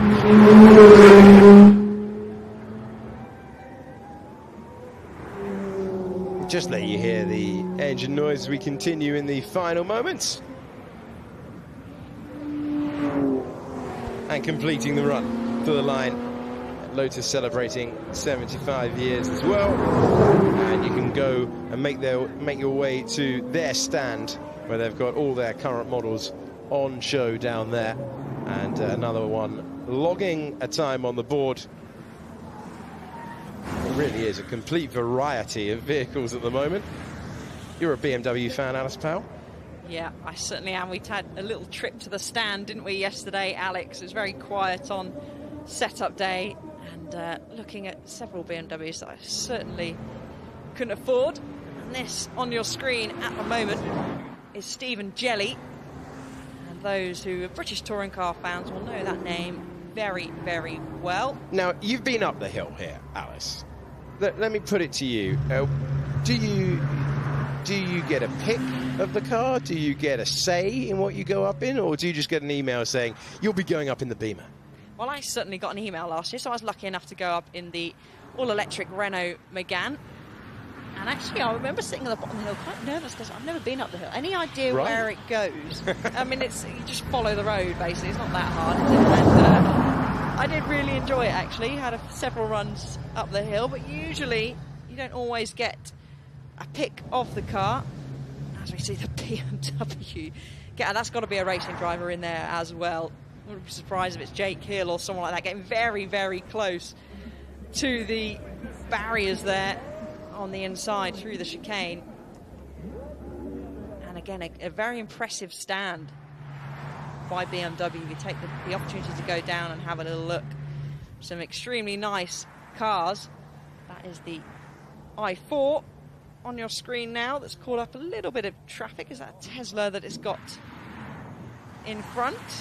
Certainly appears to be that way. Yeah, a variety. That's a wonderful thing about this event. You've got the rally stage. You can go and check in with all the rally cars that we saw earlier on the hill for the one and only time. If you want to see the rally spec, you can head up to the rally stage and enjoy it up there. You've also got all of the single-seaters parked up. You've got all of the sports cars parked up. You've got all the manufacturers on the infield with their latest wares.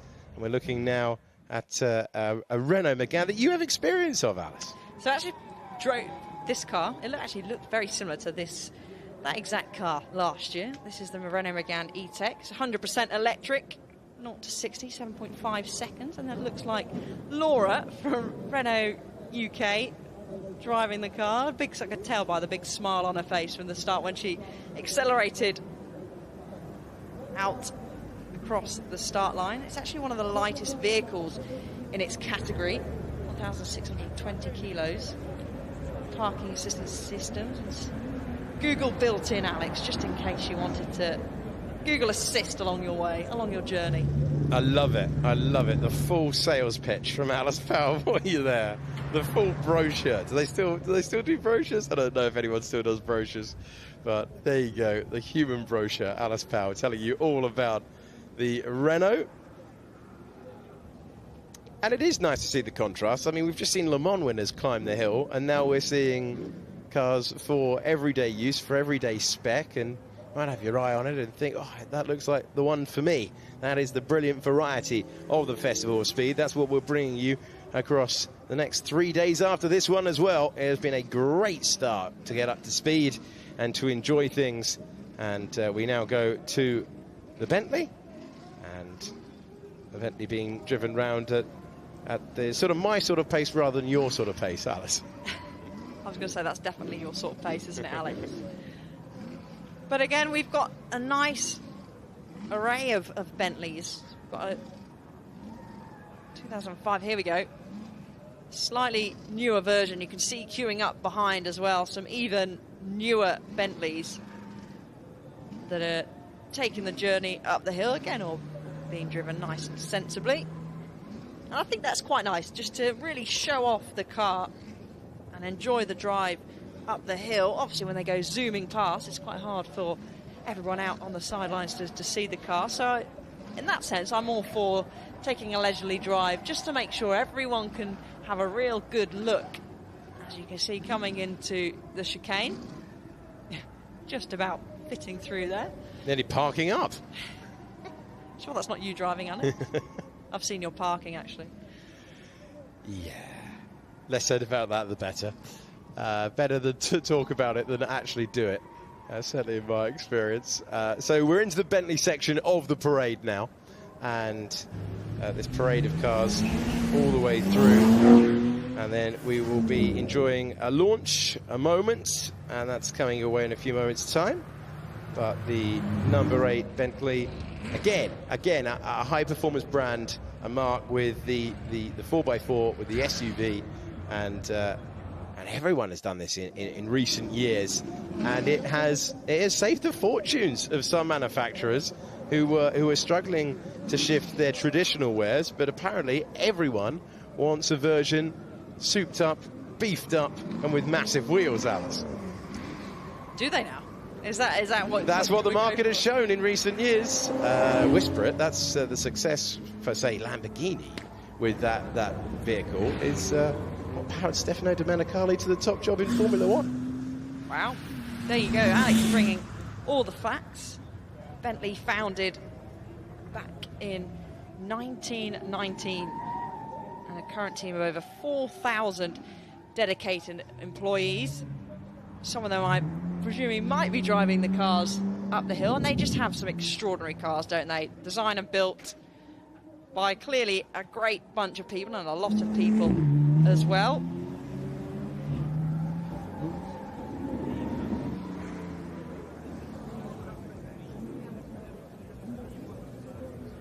As unfortunately, that is the frustrating thing actually going up the hill. You get someone that is going a little bit slower than you want to.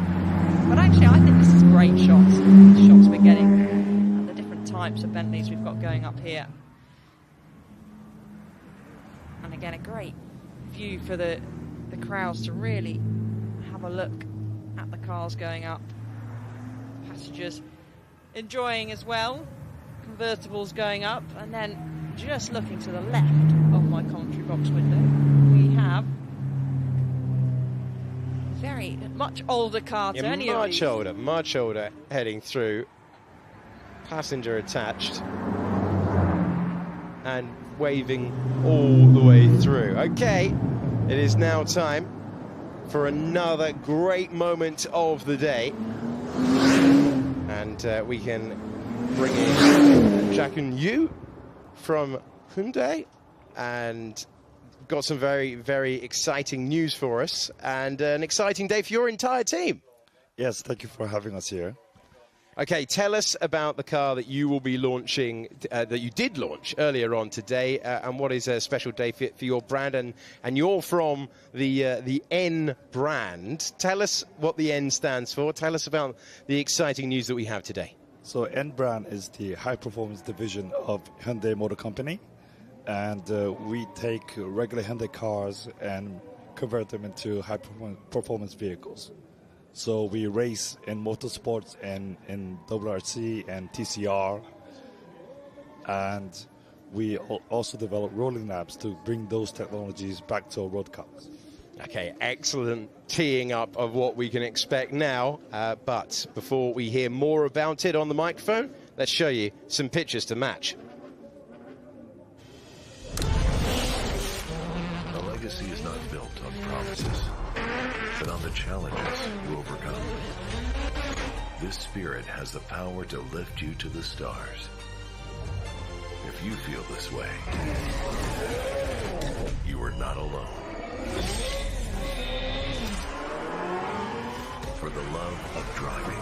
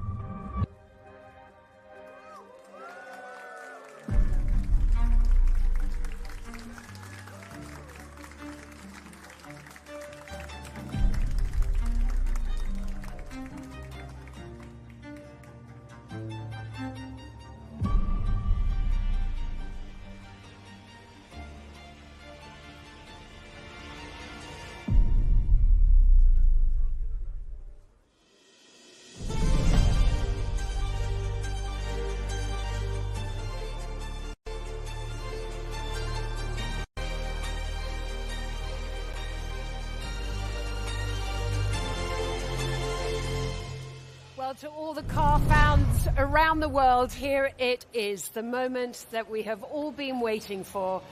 It certainly is dynamic. You could almost say it's quite aggressive looking. And as part of this live stream, we will be able to see the Ioniq 5N on the famous hill climb here at the Festival of Speed.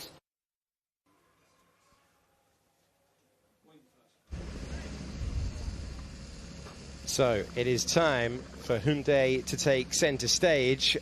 You must be very proud of what the team has created there. It looks a magnificent machine.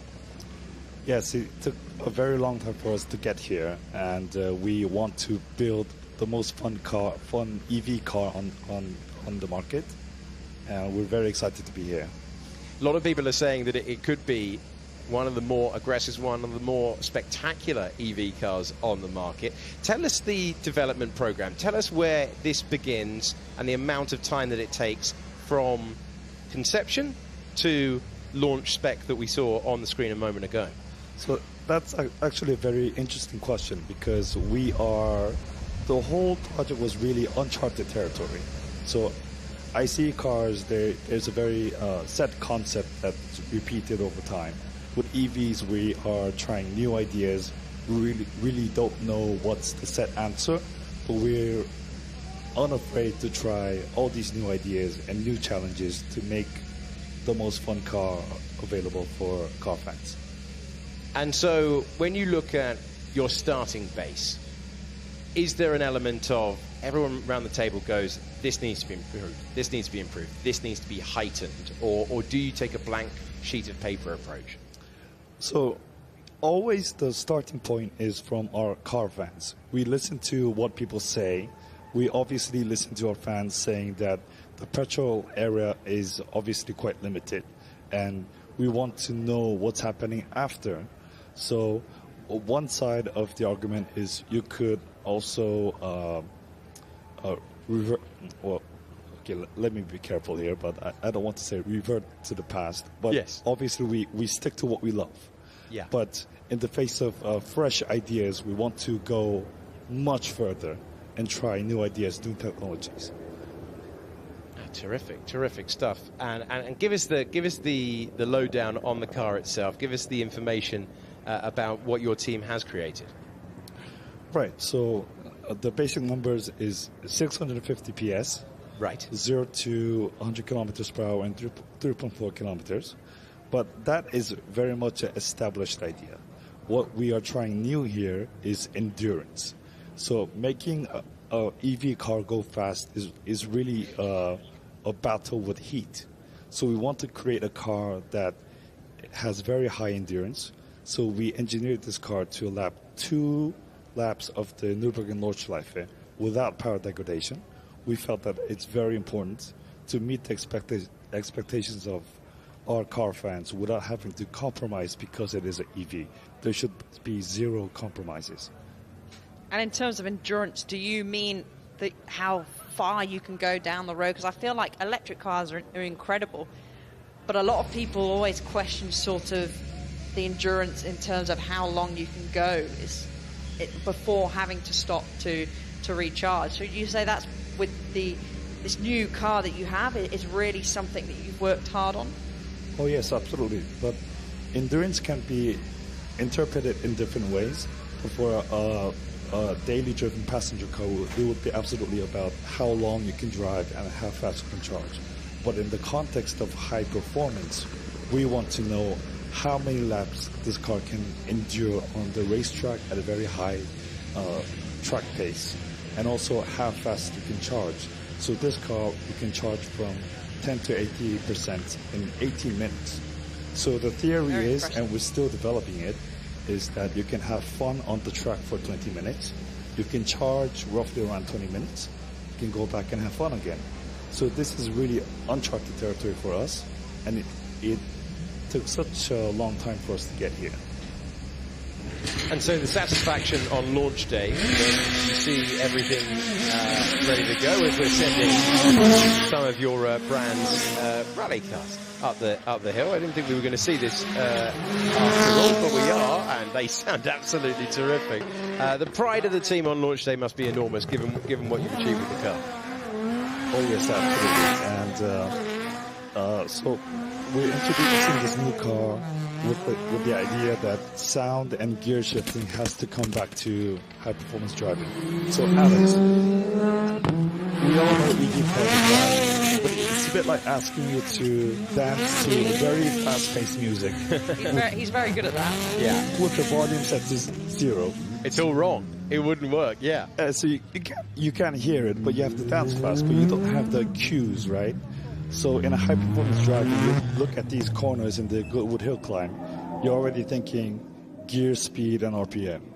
And that's what we're trying to bring back. And we are now seeing the car on circuit, the Ioniq 5N, the N for the high-performance team. You heard the N relating to the Nürburgring as well, and the 2 laps done there. And we are about to see the launch of it. And after its launch a couple of hours ago, it is now time to light it up.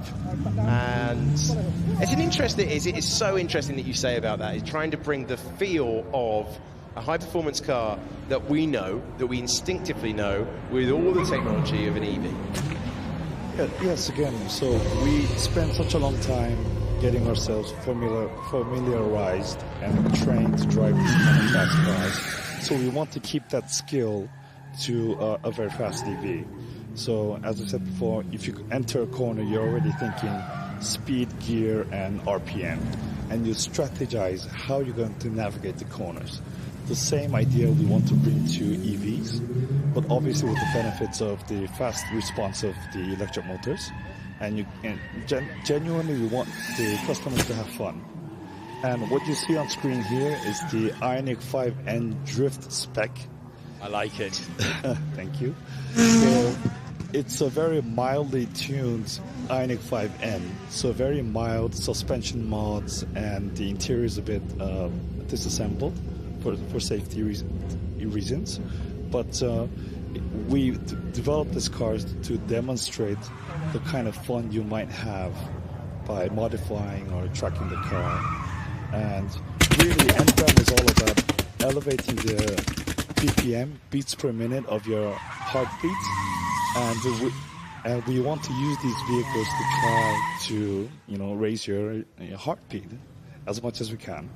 Well, that is absolutely the epicenter, isn't it, of any high-performance car. And just to let you know, with what you're seeing on screen at the moment, the legendary Terry Grant, who has taken an enormous amount of rubber off an enormous amount of tyres through the years, is at it again, Alice. And it's interesting to hear the process being brought to fruition that we see in front of us. No, it certainly is, and it's a very impressive looking car, and I'm certainly intrigued by the drift spec as well, as we can see the continued celebrations there. So you must be this must be a very, very proud moment for you to see all the hard work that you and your team have put in to see these wonderful cars out on display now.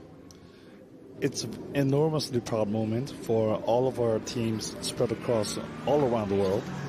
And to have our cars here, and really what we see as the heart of car culture, is a huge milestone for us. And here on the screen we have the Ioniq 5N, the drift spec car, and in the middle you will see the silver car, which is called the Envision 74. That is a very interesting car because it is a hydrogen fuel cell powered car, 670 horsepower. Wow. It's very, very impressive, very experimental. We only have one such functional powertrain, and that is in this car right in front of you. And one, and it's right there. No wonder it's being driven nice and gently, sandwiched in between your other wonderful cars. It's not attacking the circuit like Alice would be if we'd let her drive it. And when is this car available for customers? Not the hydrogen-powered one, your iconic 5N, available for customers to purchase or even possibly test drive? So the Ioniq 5N will arrive in Korea first in September, and then following that will be our European launch, and then next year we're expanding our reach to multiple markets. Fantastic. Sign me up. I mean, I think Alice would enjoy it. I think I would enjoy it. Why not? It's a good way of getting some publicity. Well, it's been wonderful to see the car out there. It's obviously an amazing day for you and your team to take an established car, to take something that I think everyone knows from the styling, a real head turner. You mentioned the modern styling that you get with electric vehicles, but to add performance as well and try and link it to the past. And ultimately, I think you said it when you said to try and make your heart beat faster is the epicenter of any great car. And yeah, we see them now heading to the line. Another launch, another moment, and a great contrast in the last hour between the heritage of another brand and a brand new version writ large in your picture. A high-performance car, and there's one thing you're going to do here at Goodwood on the hill climb when it's a high-performance car, and that's light it up, Alice. That is the best way, no? I mean, yes. Great job, as usual, by Terry Grant, really giving a good demonstration of this incredible car, when you can see it, of course, through the dust that Terry is creating. And I think it is just another fantastic part of Goodwood. This is being the first people that can really get up close and see these cars actually going out on track, the launch cars. And there we go, the drift spec, doing what it does best, drifting. And that is just incredible shots there, Alex. Jack, and any final thoughts you'd like to leave us with? Anything you'd like to reiterate, having just seen that car launched and now out on the circuit for the first time? So, as our CEO, Jay Chang, said during our world premiere launch, this is only the starting line. So we're going far, far more than what we showed today. So stay tuned. Lovely stuff. Thank you so much for waiting. A little bit of behind the scenes because of the delay. You've been very, very patient with us, and we really appreciate your company. Congratulations on what you've achieved today. Thank you.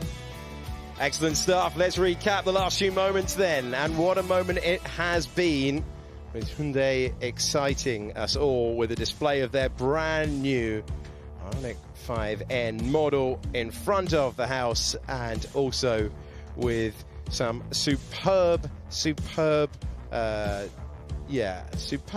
donuts and fireworks and excitement and colour and everything you want on the opening day of the 30th Festival of Speed. So my thanks to Jack and you for all of his expertise, guiding us through the launch of this distinctive car, the different versions and the different technology as well.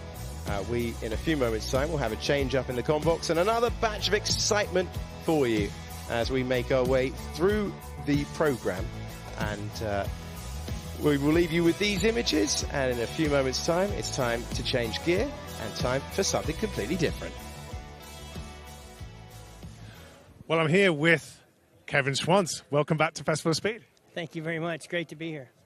Now, I just saw you signing in the driver's section there. The rider section should be for yourself. What are you up to this weekend? You know, I'm going to ride one of the Pepsi vintage Pepsi livery bikes and one of the Lucky Strike livery bikes Friday, Saturday, and Sunday. So just out seeing what it's like to ride an old 500 again. You know, you don't have a real good opportunity to test it here, but there's a couple spots you can go ahead and get full throttle and grab a couple gears. So really looking forward to that and catching up with some of the guys. It's a quick run up that hill, isn't it? You know, it is. If they could promise us that it hadn't just had a car leaking oil going up it, us motorcycles would probably approach it a bit differently. But, you know, it's still great fun. That would be too easy for you, wouldn't it? Yeah, it's great fun, and it's an honor to be here, that's for sure. We're talking about and celebrating 30 years of Festival of Speed this year. What do you think is so special about it that brings people like yourself across the Atlantic and back for more every year? You know, it's I think it's just all the people that come, you know, whether it's the public that shows up and you get to sign autographs for them and take photos, or whether it's the drivers and riders that appear here. You know, and sometimes some outside of the sport people show up and, you know, true celebrities. So, you know, you never know what you're going to see here at Goodwood, and it's just, you know, it's an effort to get here, but once you get here, it's worth it. And like you said earlier, time to see old friends as well. Yeah, absolutely. I was looking on the list. Stoner, Roberts Jr., Mamolas are here, everybody. So, yeah, it should be fun. Well, are you out today? No, I think I'm going to skip this one. My bike, I think, had just a few issues with it. But Friday, morning and afternoon, Saturday, Sunday, all three. And are these bikes you've ridden before, or are they going to be new to you? No, they're new. They're bikes I've ridden before. Steve Wheatman owns them, and they're bikes that I rode here last year when Wayne rode a 500 again for the first time, and also but rode them at I'll remember it here in a minute. Revival? No, didn't ride them at Revival. I rode them at Saxon Ring for a vintage festival there. Fantastic. I really got to do some good riding on them. You know, 15, 20 laps in a row. Lots of fun. Well, enjoy this weekend. I hope there's no oil on the hill, so stay safe and have a good ride. Oil or rain, either one. We could do with some nice sunny weather like this. We'll take that for sure. Thanks. Well, there is just so much to see and do here at Goodwood Festival of Speed. The site is just so vast. I've made my way over to the Future Lab here, which is Goodwood's interactive, immersive pavilion. It's showcasing some of the new ideas, inventions, concepts and innovations of tomorrow. It is absolutely packed out in there. So many interactive stands to enjoy. But one in particular has really stood out to me. So let's find out a bit more about Peak Evolution. Peak Evolution is a project to break the altitude world record for land vehicles. Basically, we are three young guys. We had the stupid idea, we're gonna build an electric truck and drive up on the highest volcano in the world. Peak Evolution is a project which I started together with my brother and a close friend. I'm David Koller. I'm the main engineer. Yeah, we grew up in the beautiful Swiss mountains. We have always these vehicles around us which are just diesel powered, and on the same time the first Teslas came on the roads, and yeah, we were thinking, yeah, we are living in such a beautiful place, there should be no noise and no exhausts.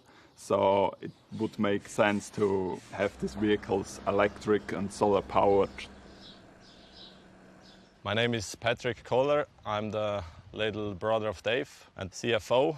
This is important because they can save money. We can provide some customers, farmers, municipal service, like a new alternative to the combustion engines. My name is David Purcell. I'm the COO of Peak Evolution. We are very enthusiastic mountain bikers and mountaineers, and we were looking for a higher place to go with the mountain bike, and we had the idea to be the people who had ridden their mountain bikes the highest of anyone. And at the same time, we were already developing our prototype, the Terran, an electric multi-purpose vehicle. And we had the great idea, let's do something crazy and drive up with our first prototype on the highest volcano in the world, because it's really difficult to, if you are a startup, to get into industry, to get the right partners, and this is like accelerating the project. To break this altitude world record, we are going to Chile and Ojos del Salado. It's almost 7,000 meters above sea level.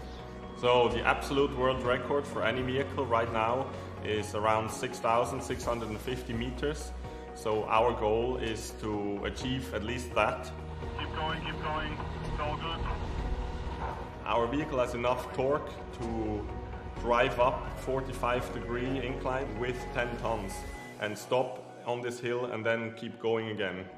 And it does that basically without cracking a sweat. Whoa! Are we good? Keep going, it's all good. Peak Evolution, the world record project, is only to get like the attention and to prove the electric drivetrain. As a small startup, there was no way for us to finance the construction and the testing of this prototype. So this world record expedition is actually just an extensive test drive. Peak Evolution is not just like an adventure, it's also like a revolution, because we don't just go down for fun. We will want to push electric mobility. The next step is to develop like a product that you can go into serial production. I'm very excited that we can show our vehicle at the Goodwood Festival of Speed. With people who are all into some kind of motorsports or just vehicles, into mechanics. We will reach a massive audience, and that's exactly what we need. A great platform for more people to learn about what we're doing.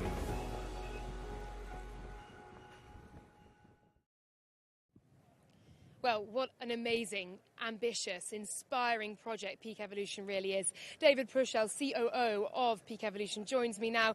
David, welcome. I know it's pretty early days, but from the looks of it, it's an incredible project. What's the reaction been here from the fans at Goodwood so far? Oh, it was actually quite overwhelming.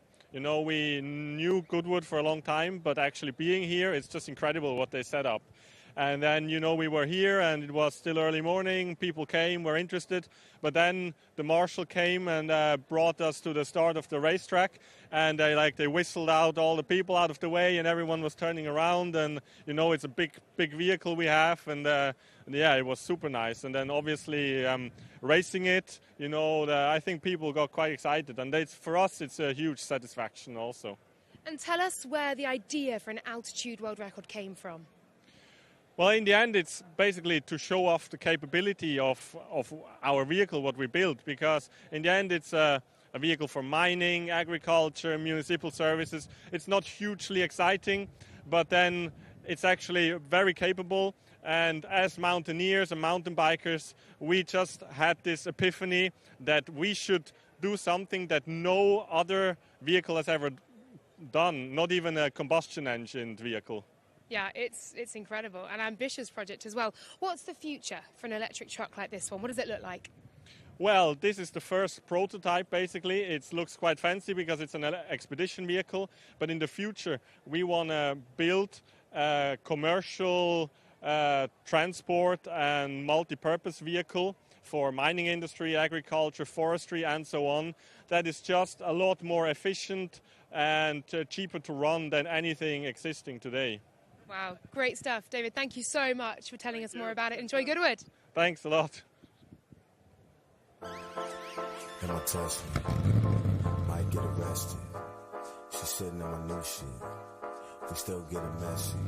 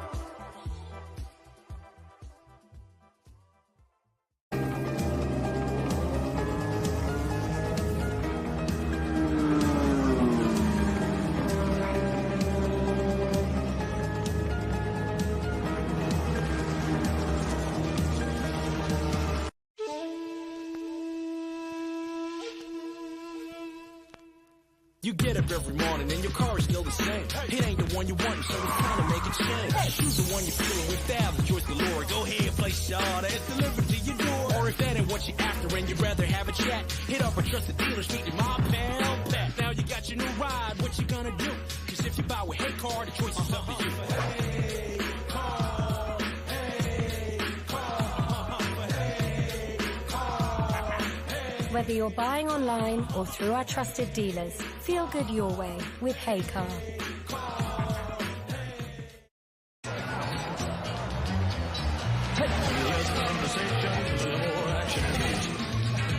little more bite, a little less bark. A little less bite, a little more spark. Close your mouth and open up your heart, and baby, that is fine.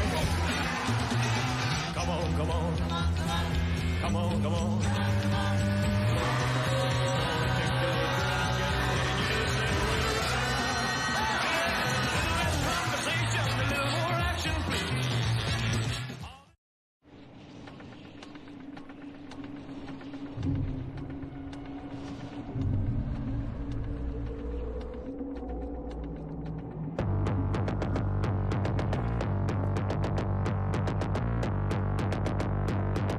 F-Pace.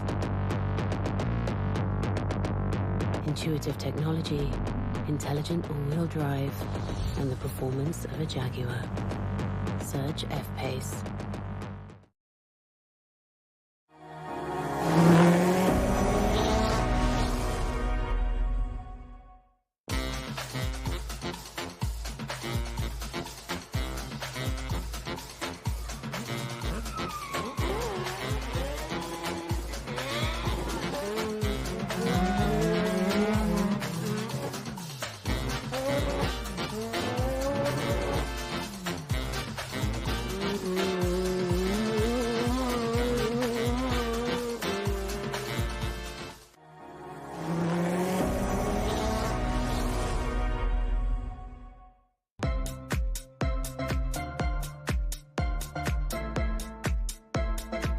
Here we go.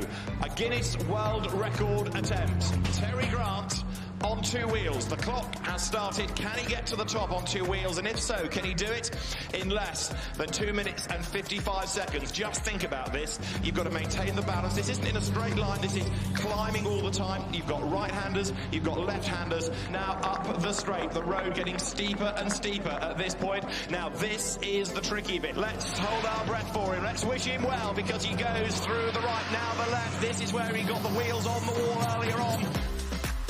He's nearly there, he's nearly there, he's nearly there. The checkered flag is at the ready for a two-wheeling Terry Grant. How about that?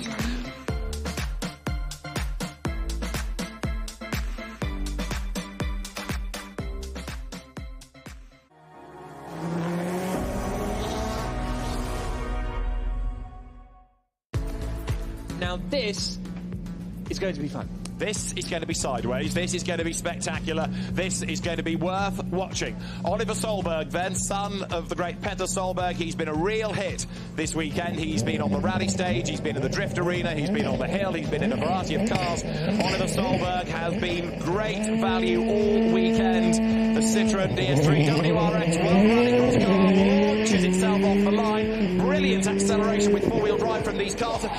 First sector, he's at second up, he's got bags of understeer, and he's got to sort that out on the run. Now, up Park Straight, look at this! That's unbelievable from Oliver Solberg in the Citroën. Fantastic stuff now as he comes up the hill. Is he going to get on with the same shenanigans here up at Malcolm? Onto the brakes, flicks it in, back on the power, hooks it up, powers up the straight. He's quicker at the second point, it's all sideways, but he's managed to save it.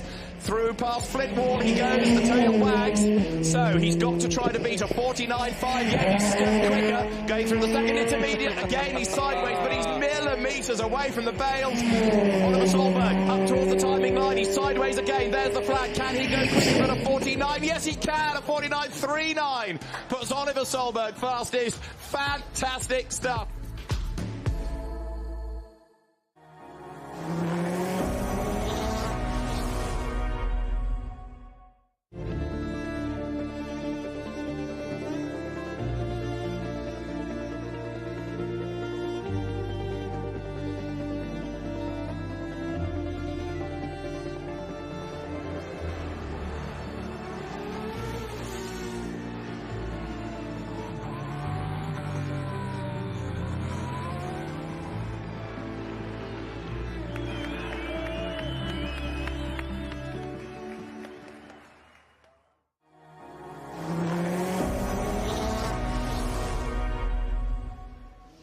So many magic moments here at the Festival of Speed at Goodwood, and we've got plenty more. And talking about 2 wheels rather than 4 for a change, let's go and hear from a 2 times MotoGP World Champion from earlier days, in fact. Talking to David Green, let's catch up with Casey Stoner. We've just been talking. 2006 was your first Festival of Speed. That seems like a long time ago.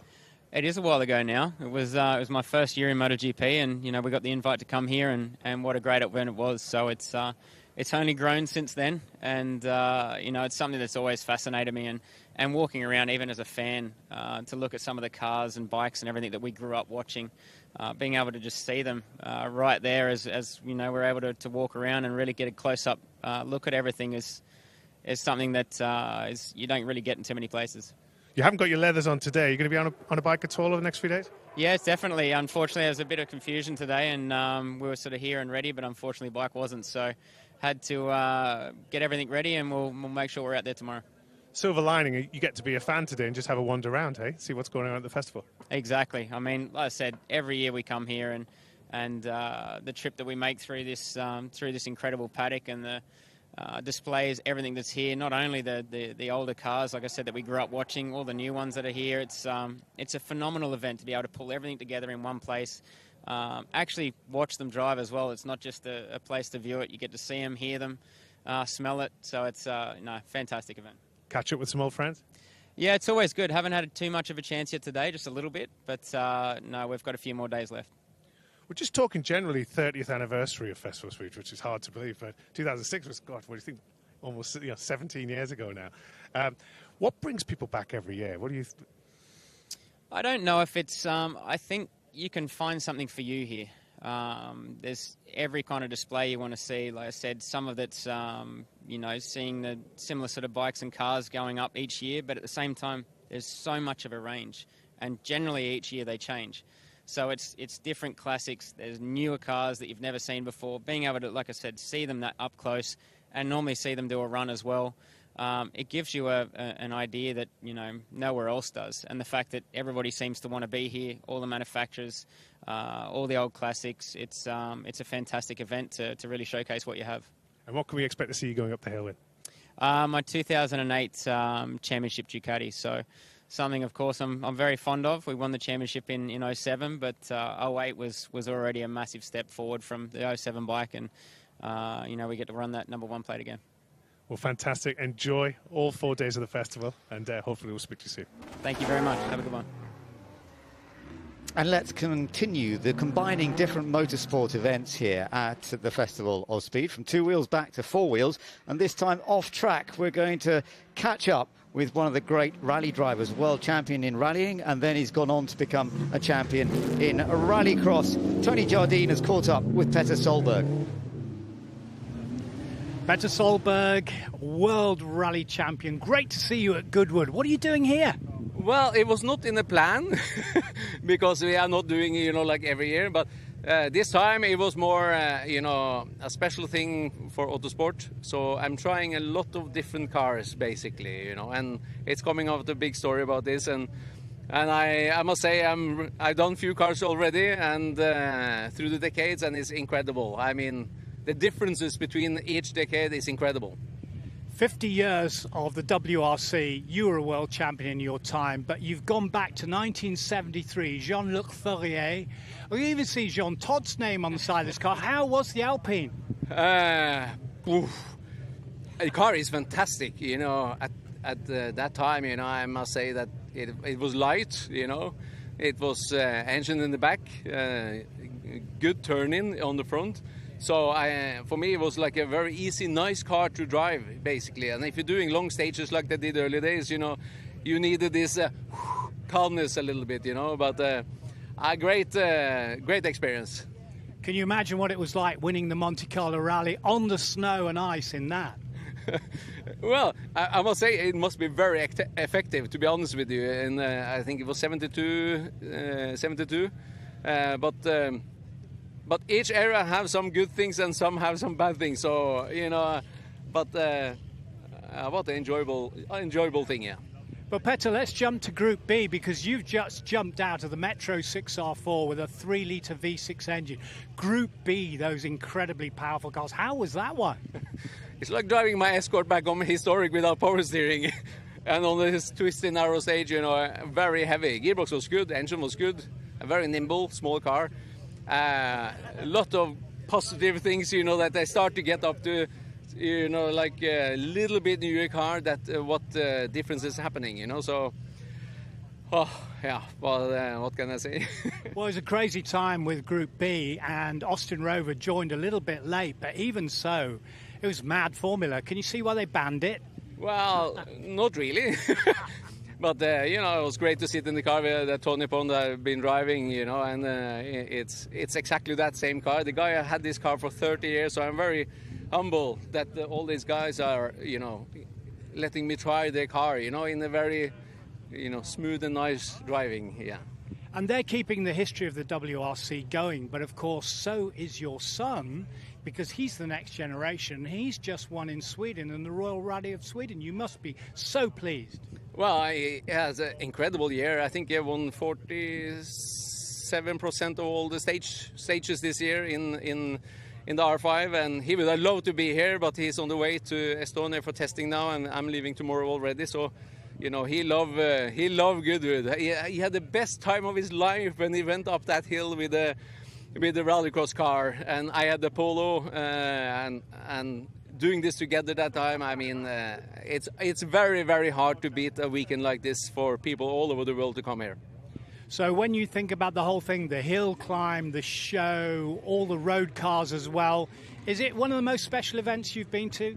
I've been around the world, you know, with a lot of things, but for me, Goodwood Festival of Speed is #1 in the world by far, I think. The organization and everything, and unfortunately I can't be here for so long, but we will come back again. And you know, the thing is, when we are coming here, me or Oliver or whatever, we have to make something special and really show that what we can do for the people. And this is what this event is for all the manufacturers and all the people that love rally cars and road cars and formula cars, and I love all of it. Well, you're going to test the Skoda next. I think it's ex-Armin Schwartz, so that'll be a handful as well. But Petter, thanks for talking to us, and thanks for being at Goodwood. Brilliant. Thank you very much, and to everybody, enjoy your weekend. Full sunshine, we hope, for the rest of the day. Thank you. Thank you.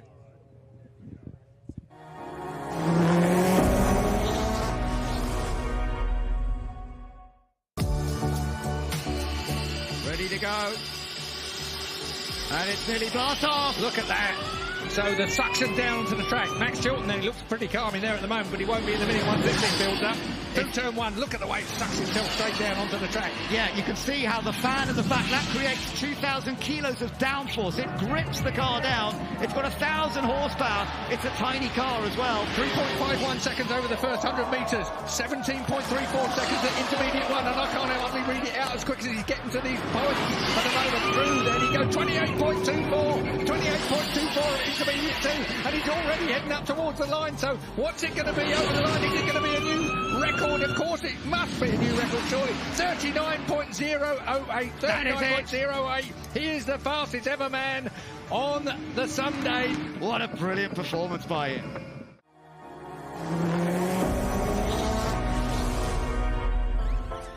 Emma touched me, might get arrested. She's sitting on my new shit. We still getting messy. I've been in love.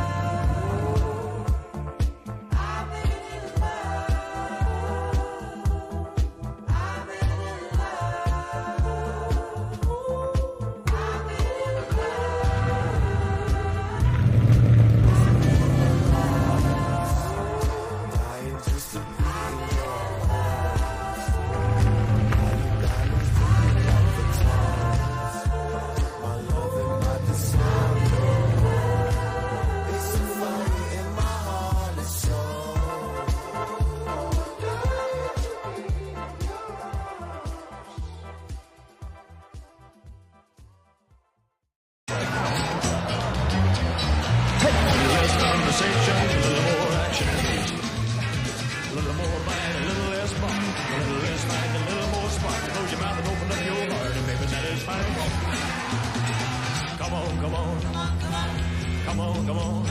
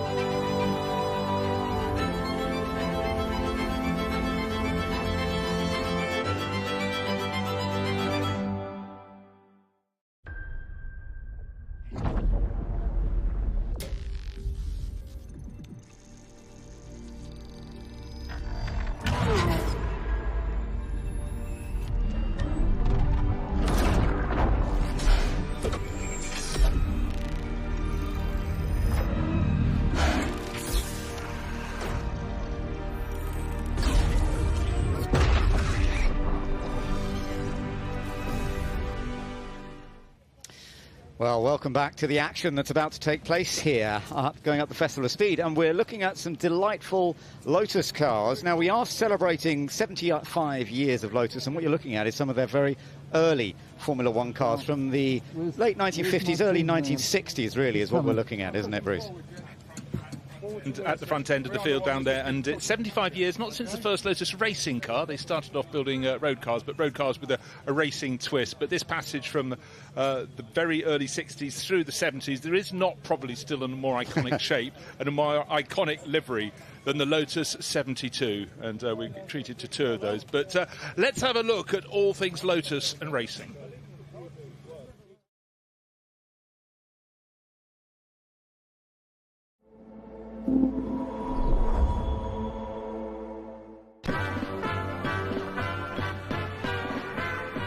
Colin Chapman, the private plane commuting chairman of the Lotus Group of companies, knows the meaning of success. Jim Clark, the first man home.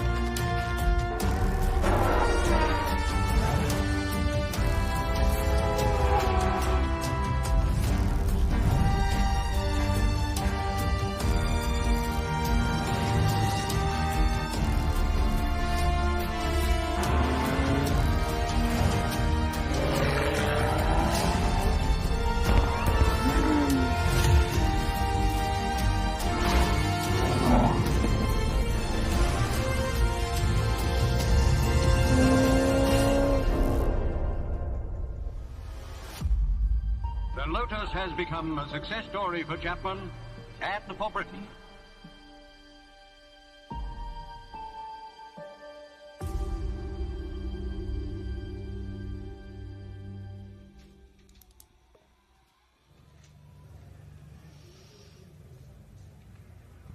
Well, lovely to see some of the history of Lotus, and down there we can enjoy a bit more of the action. They're seeing some of those cars heading up the hill in just a few moments' time. Colin Chapman was the man, of course, as we saw, behind the original creation of the team. A brilliant engineer, brilliant designer, and a brilliant businessman as well. And a restless soul. I mean, everything all the time was being reinvented, and if with the new backing behind Lotus we can get back close to those days, it's phenomenal. They've got a raft of exciting new road cars. We'd like to see the racing side come on stream as well in years to come, but Colin Chapman, just his ideas changed the face of Formula One so much. The first car up the hill, 1961, the Lotus Climax 18, car that won a famous victory with Sterling Moss at Monaco. But the point of it, Ferrari was still racing with the engines. They'd only just got that year their engines behind the driver's shoulders for the first time. Lotus, of course, and Cooper had led the way. And that was the first time that Britain had got to the front in Formula One. Yeah, and then that, as you say, that brilliant colour scheme, that's the black and gold, which we don't see anymore, of course, but lovely to see from the early 1970s. You've got the Lotus Cosworth 72, which is pulling over on the left-hand side. That's nice. We're going to get a nice little group of cars, and then the Lotus Cosworth 77, which actually wasn't the best of the Lotus cars. The 72, though, it lasted a good number of years, the 72. Nowadays, you get a new Formula One car every year, but in those days, they would last several years if it worked. If it worked, and that's the point. Later we will have a McLaren celebration of 60 years, and likewise their McLaren M23 went from 1973, 74, 75, 76. The replacement didn't quite work, so they kept it going. But a good design in those days really stood its test. James Hayden is with us as well. We'll be looking into some bikes in a little bit, James. But I know you're watching this with quite a lot of interest. Are you a bit of a Lotus fan yourself? Yeah, yes, how can you not be? I mean, they're just, I love their lightweight, the way they handle. They've always had their own unique DNA, haven't they? And look at that as it goes off. And yeah, we're being British as well. Yeah, and this is just a Goodwood attention to detail. What were the racing colours before sponsorship landed on Lotus flanks? It was yellow and green. It comes from Norfolk in so many ways, of course, based up near Ketteringham Hall, up just southwest of Norwich. It's a team that stayed true to its roots in so many ways. And one of the great heroes, of course, for Lotus was Jim Clark. I mean, we've celebrated him many times at the Festival of Revival, but Jim Clark in the early 1960s just was the man to beat with Lotus, wasn't he? He was acknowledged by every other racing driver as the supreme being in so many ways. It didn't matter if it was a sports car, a touring car, or a saloon car, it was then, or a Formula One car. But then combined with the ever flexible, ever thinking forward brain of Colin Chapman. Colin cannot have been an easy man to work with. He really moved on to the next idea while you were catching up, but just the sheer level of innovation. And one of the cars up the hill that still draws the eye, the Lotus 79, just down to the bottom left of the shot there. That was they'd already launched ground effects in the Lotus 78 the year before. No one really understood, and certainly Lotus weren't telling people about it, but the 79 with Mario Andretti and Ronnie Peterson, still one of the most exquisite cars in Formula 1 history. Absolutely, yes, it was. And as you say, ground effect, which of course is back in Formula 1 now, a key part of Formula 1, but it was Colin Chapman's team, not just Colin himself. No, of course. But it was the team that put together the first really effective ground effect car. Mario Andretti, as you say, took the title as a result of that. Beautifully done. And typically, Mario being Mario wouldn't take all the credit for it. He did come out with lines like, well, a monkey could win in this one. No, it's great to see that little collection. We will see a lot more of the Lotuses over the course of the weekend. Not a huge batch because we're celebrating so many different manufacturers, but lovely to see some of those key Lotus cars that went out there, like the Lotus 18, the little first one, which Sterling Moss won with at Monaco, didn't he? And the cars then were so small. Just a year or two before, in fact, the last front-engine Formula 1 victory on the banking at Arvas of all places, Tony Brooks driving a front-engined Formula 1 Ferrari, and then yet on that same grid, the tiny little Lotuses, the tiny little Coopers, and it really was a point where fans and people in the Formula 1 pit lane thought, hold on, something's afoot here, and they had to follow.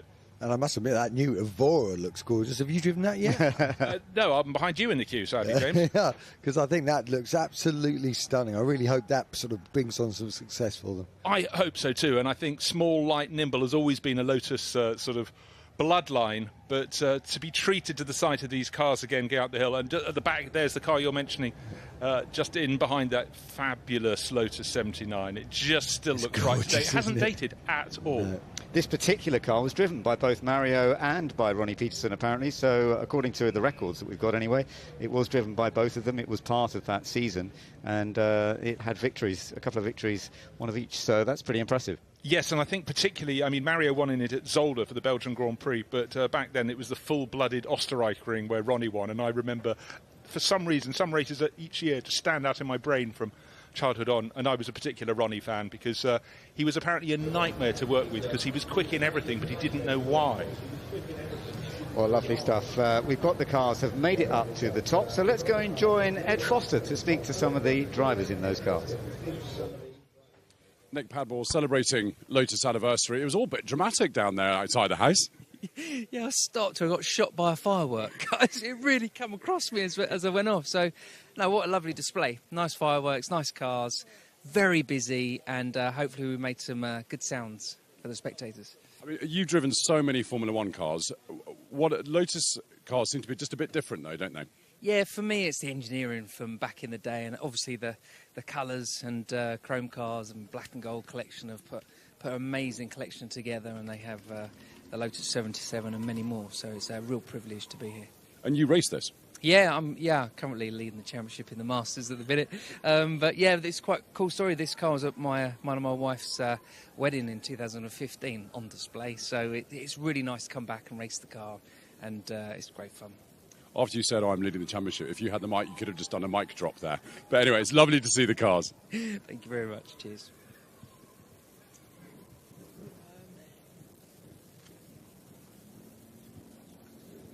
Around the Goodwood circuit too. Right, if you stay with me, just seen Chris again. Chris, we're live at the moment. What a fantastic thing! Were you in one of these cars on the way up? I was in the new Emira i4, so it was a privilege, to be part of such a cool moment. Yeah, it's fantastic, isn't it? Because, I mean, it's celebrating such an important anniversary, but these incredible Formula One cars in front of you, but they're still going strong with, all these latest models. Yeah, I guess it's using the heritage and all the history of the brand, but looking into the future and seeing what they can do with the kind of DNA from the past and bringing it into the new cars, and I think they're doing a fantastic job. Knowing you wouldn't mind getting behind the steering wheel of some of these Formula One cars? Nobody's been brave enough to let me drive them yet, but yeah, I mean, I was sitting taking photos at the start of such iconic cars, and watching them disappear into the smoke as all the fireworks went off. It was really special. Chris, thank you. Thank you. Well, lovely to hear from them, and a nice little collection of Lotus cars. We're going to be celebrating some other historic cars as well. Hopefully we'll be seeing some of the McLarens coming up in a little while. Now, this is a fun machine. We don't see this, we saw this last year actually here at Goodwood, the Subaru, as we sometimes French. This is an exciting machine. Listen in as it goes. And this will actually be doing the shootout later on over the course of the weekend. We will be watching to see if it can be rapid once again, because it normally is a pretty rapid machine. This is the Gymkhana GL wagon.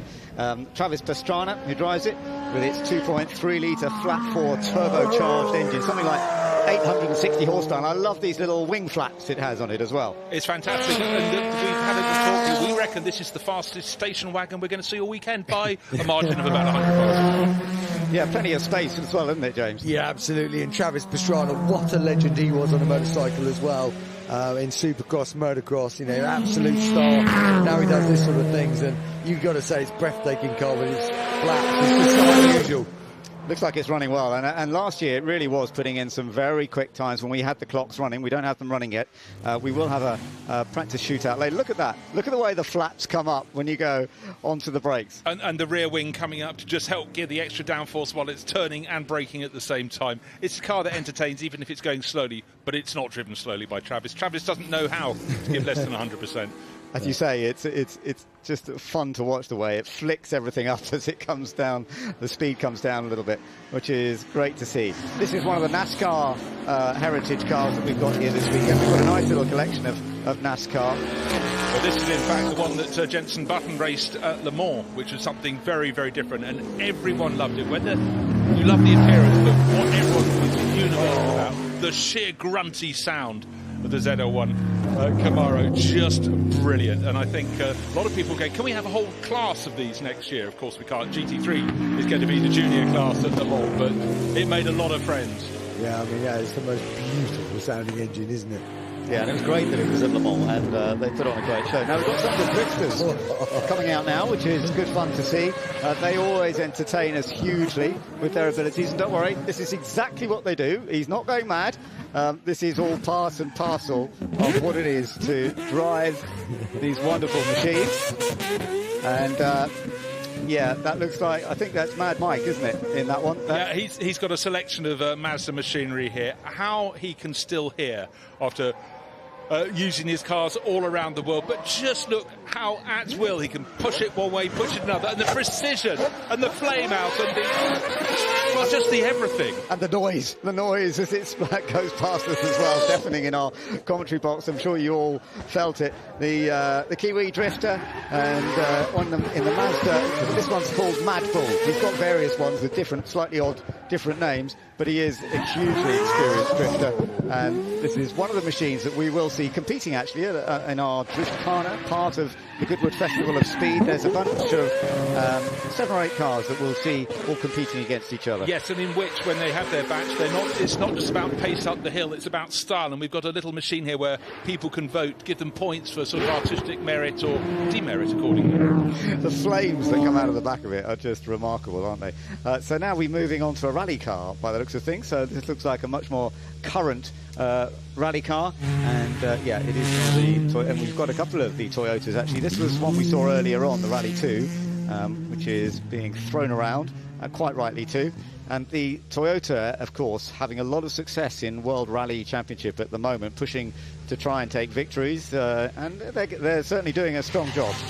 Well, I think you have to really take your hat off to Toyota Gazoo Racing. Obviously, they became the mainstay of the World Endurance Championship, and I love it when you have a manufacturer competing across the board, and this is such a dynamic car. You talk to anybody who owns a Toyota Yaris, particularly the sporty ones, they are phenomenal. We heard Rowan Atkinson saying he's got one tucked away, but he's a man who knows his cars. Absolutely right, yeah, and you can see the control, the weight shift as it goes onto the brakes, but the way that it can be controlled so beautifully with its 4-wheel drive, spinning absolutely perfectly, not going wide, just absolutely on the line all the way through. Really, really nicely done. So unusual being a little 3-cylinder as well.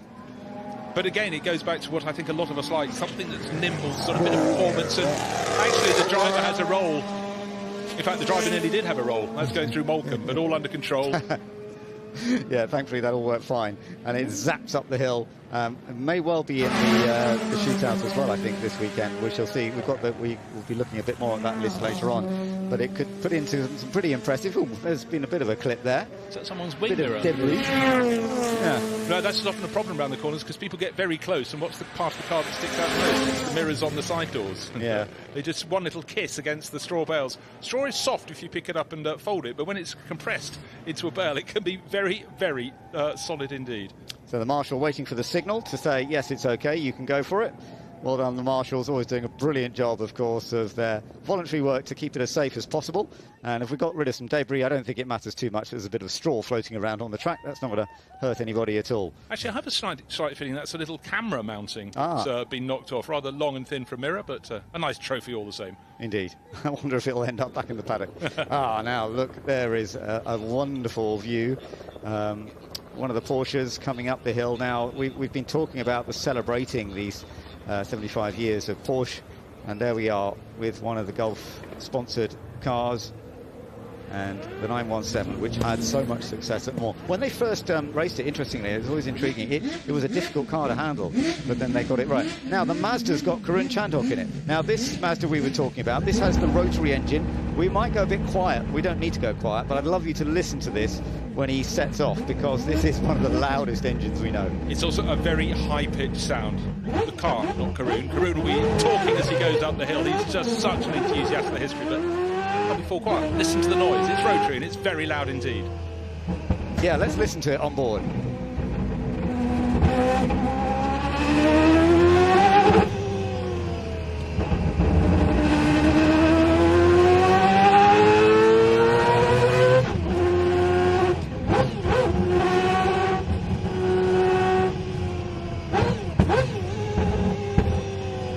Double shift down, double clutch down. He's being careful.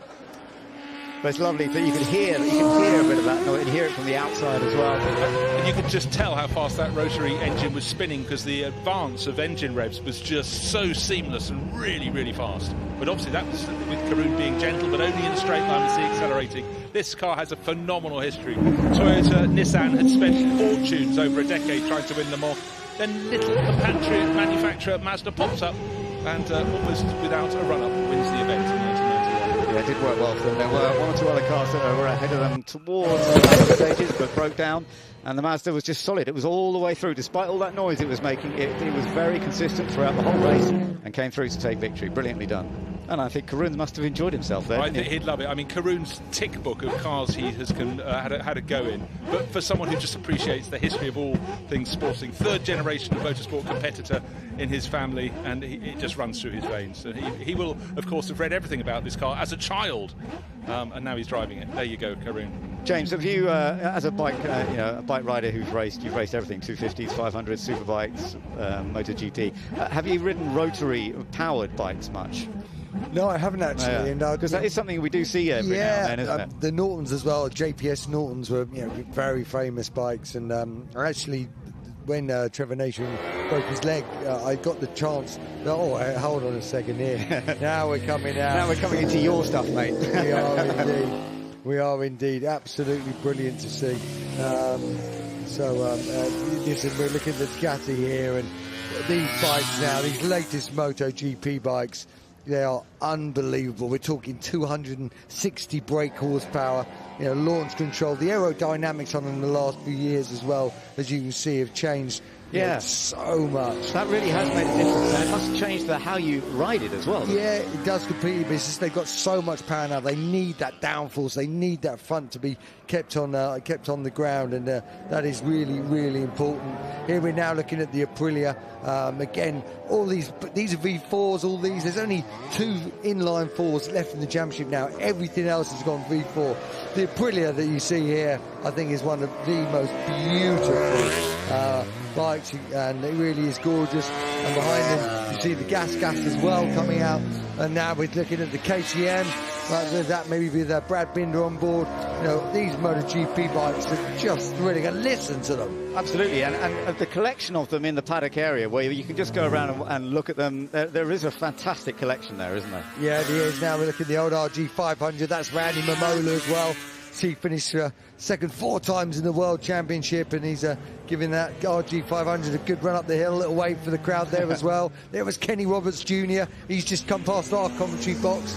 He was the 2000 champion on that RGV500. So, it really is the names that we've got here, the bikes we've got here. It's fantastic to see. Some of your heroes growing up and getting into riding yourself, of course. Yeah, absolutely. Sort of coming through. I've had a good chat with some of the boys already. That was Kenny Roberts Jr. just coming through, and then behind him there is Randy Mamola we've spoken about. We just grabbed one of the MVs come past us there as well.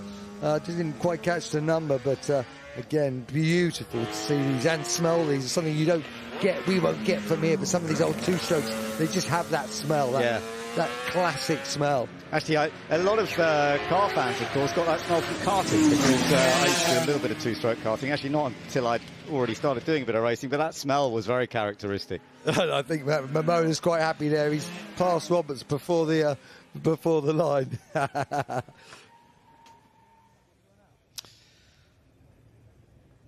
So we are also celebrating McLaren this weekend, and we're going to be seeing some on track in just a moment. So let's have a little look back at some of the history of McLaren.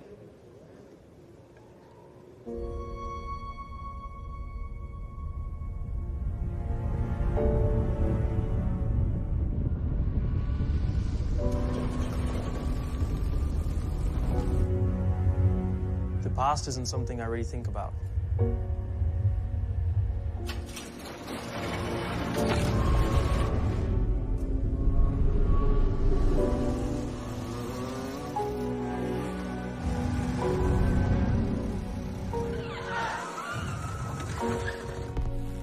I only think about the next race, and I only look into the future. This is the story of a young man from New Zealand. The name, of course, is Bruce McLaren. What's the secret of success? Experience is tremendously important in motor racing.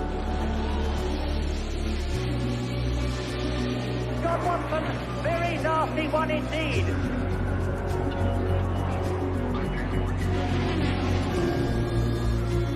The important thing for me is to drive and to win, and I did that. What a fantastic finish! And it's happened immediately! This is amazing!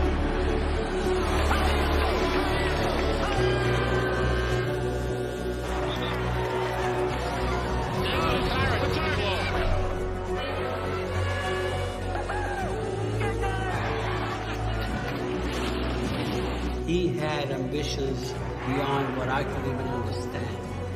You know, going for the stars.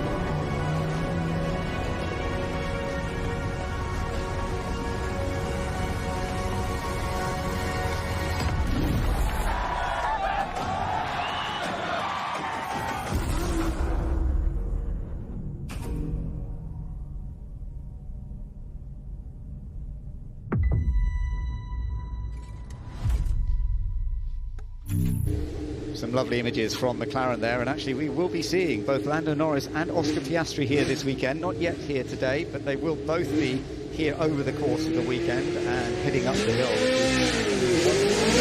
Their performance last time out, but we've got a few McLarens going out, and I think Warren Hughes is driving one of these today. This looked a bit like Michael Lyons, I think. Okay, yeah. Yes, there are two M26 McLarens. This was the car that took a while to sort of fall into place. The successor to the M23, which of course had its greatest moment with two world titles for Emerson Fittipaldi in 74 and 76, famously James Summers. But we're going to move quite quickly through. McLaren didn't hit the ground running in ground effect period, whereas Lotus, of course, got it going. Ligier came on strong, but you know, it was the step through the years, and the McLaren M28 to the 29C, it struggled, but McLaren bounced back, and right now, after the result at the British Grand Prix last weekend, they're bouncing back again. One of the great teams. That's really good to have. John Watson was a key part of the team when they went from this M29, and then Ron Dennis took over the team. He basically took over the running of it, and then they started to create the MP4, which went on to become one of the most amazing machines in Formula One, didn't it? Well, it was the first carbon fibre tub. It gave strength, rigidity combined with lightness, all the sort of thing, components and elements that you'd have had Colin Chapman trying to look for, but it really took the cars forward, because any bike or car, James, that is nice and torsionally strong has handling. Yeah, and for me it was also probably one of the most classically beautiful Formula One cars of all time. Yeah, I agree. Yeah, proportionally. Yeah, absolutely stunning looking car. This, as we say, the M29 wasn't the best. John had a couple of fourth place finishes in Long Beach and Montreal, but it didn't work quite so well. Now this is this is the M26, is it? M23. Yeah. Oh, M23, yes. Probably, well, later this week, Oscar Piastri will be driving that. We saw him just at the end of that McLaren montage, but fabulous to see. And of course, we had the M23 Gordon Kopak design. And it really was simple is best is the answer to why it succeeded. Absolutely right, yeah. And we're going to see Emerson coming up the hill as well. Emerson Fittipaldi's around most of the weekend, and of course he was a world champion with McLaren. He won with Lotus, he won with McLaren to take his 2 world titles. Now, Rolling Thunder is something I'm a big fan of. V8 engines and the mighty years, the years that made McLaren from 1966 onwards, the Can-Am Championship, the Canadian American Sports Car Championship, the biggest prize fund of any race series in the world at the time. And McLaren went across. They won it many years in a row. They sold many customer cars. And Derek Bell was a driver who had an eye on those cars. And the high wing, that should be an M8B, I think, with that taller wing. The rear wing dropped down on the D and became large again on the S. Look at that. That wing is purposeful. The car is in that brilliant papaya orange livery that was the works McLaren colour for so long and was reintroduced when Zach Brown took over at the top of the team. But to me, just a sensational car. And as it goes past, you can almost feel the air being sucked out of your lungs. It's that powerful. Yes, absolutely remarkable. And as you say, that downforce that it created. And it wasn't just... they actually learnt a little bit about ground effect even then, didn't they? Before ground effect came into Formula One, they did actually learn that there were ways of sucking the car down to the ground from design of the bodywork and underneath as well. They tried not to pass that on to anyone else, because Bruce McLaren realised quite early on they put some sensors on the cars and realised it was really working. It must be great as an engineer or a driver engineer in the case of Bruce McLaren when you try an idea and you go, it's only gone and worked, isn't it? And better than they expected, and that was their secret, and that was what put the cash in the coffers to keep them going in Formula One. Of course, you got into the early 70s, and from that first win in 1966 for the McLaren team, suddenly titles came. And then you move on to the modern supercars that they create. This is the 650S GT3. So this is a 2014 car. It was built to take on the competitive world of GT3 racing. And 2016 Bathurst, the 12 hours at Mount Panorama, they took a victory there. So it's had victories, obviously a very different style of car. Yeah, I think a fabulous-looking car, and one of the drivers who drove it to that victory at Bathurst was Shane van Gisbergen, and he raced in Europe for a year or two. But, of course, he just went over to NASCAR and said, we wanted you to compete, but you've only gone and won at your first attempt. It's knocked the socks off them stage. That was incredible, wasn't it? I mean, I'm sure... Just phenomenal. He drove from the back to do it. Yeah, to win in his first NASCAR outing. I'm not sure I've ever seen anything like that.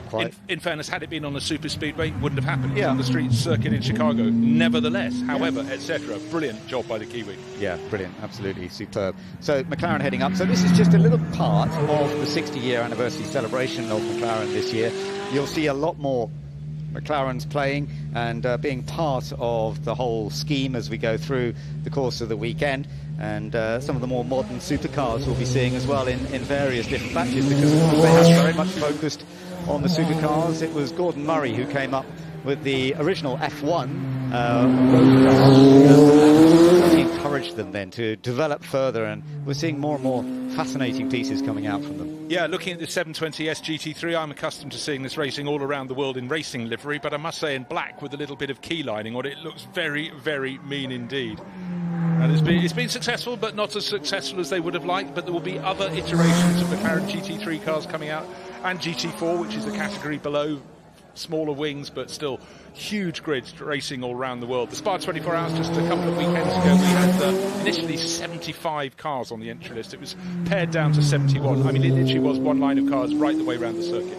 It Happy days in GT3. No, you're right, and it's fascinating that McLaren, you know, that in GT3 they are such a popular and successful car now. When Gordon Murray made the original F1 supercar, it wasn't designed for racing, but then of course as soon as it went racing, it did rather well, didn't it? Yeah, you know what? People that buy supercars, often they have a racing background. Yeah. But when they just sense that car that had arrived with the perfect balance, well, that will go well in a race, and so it did. Now this is lovely. So in the car right now, I believe is Neil Oakley, who is designer for McLaren, engineer, sort of very high engineer for them nowadays. And this is the Austin 7 that Bruce McLaren started his motorsport career in. It belonged to his dad. He kind of helped rebuild it and did his first events in it.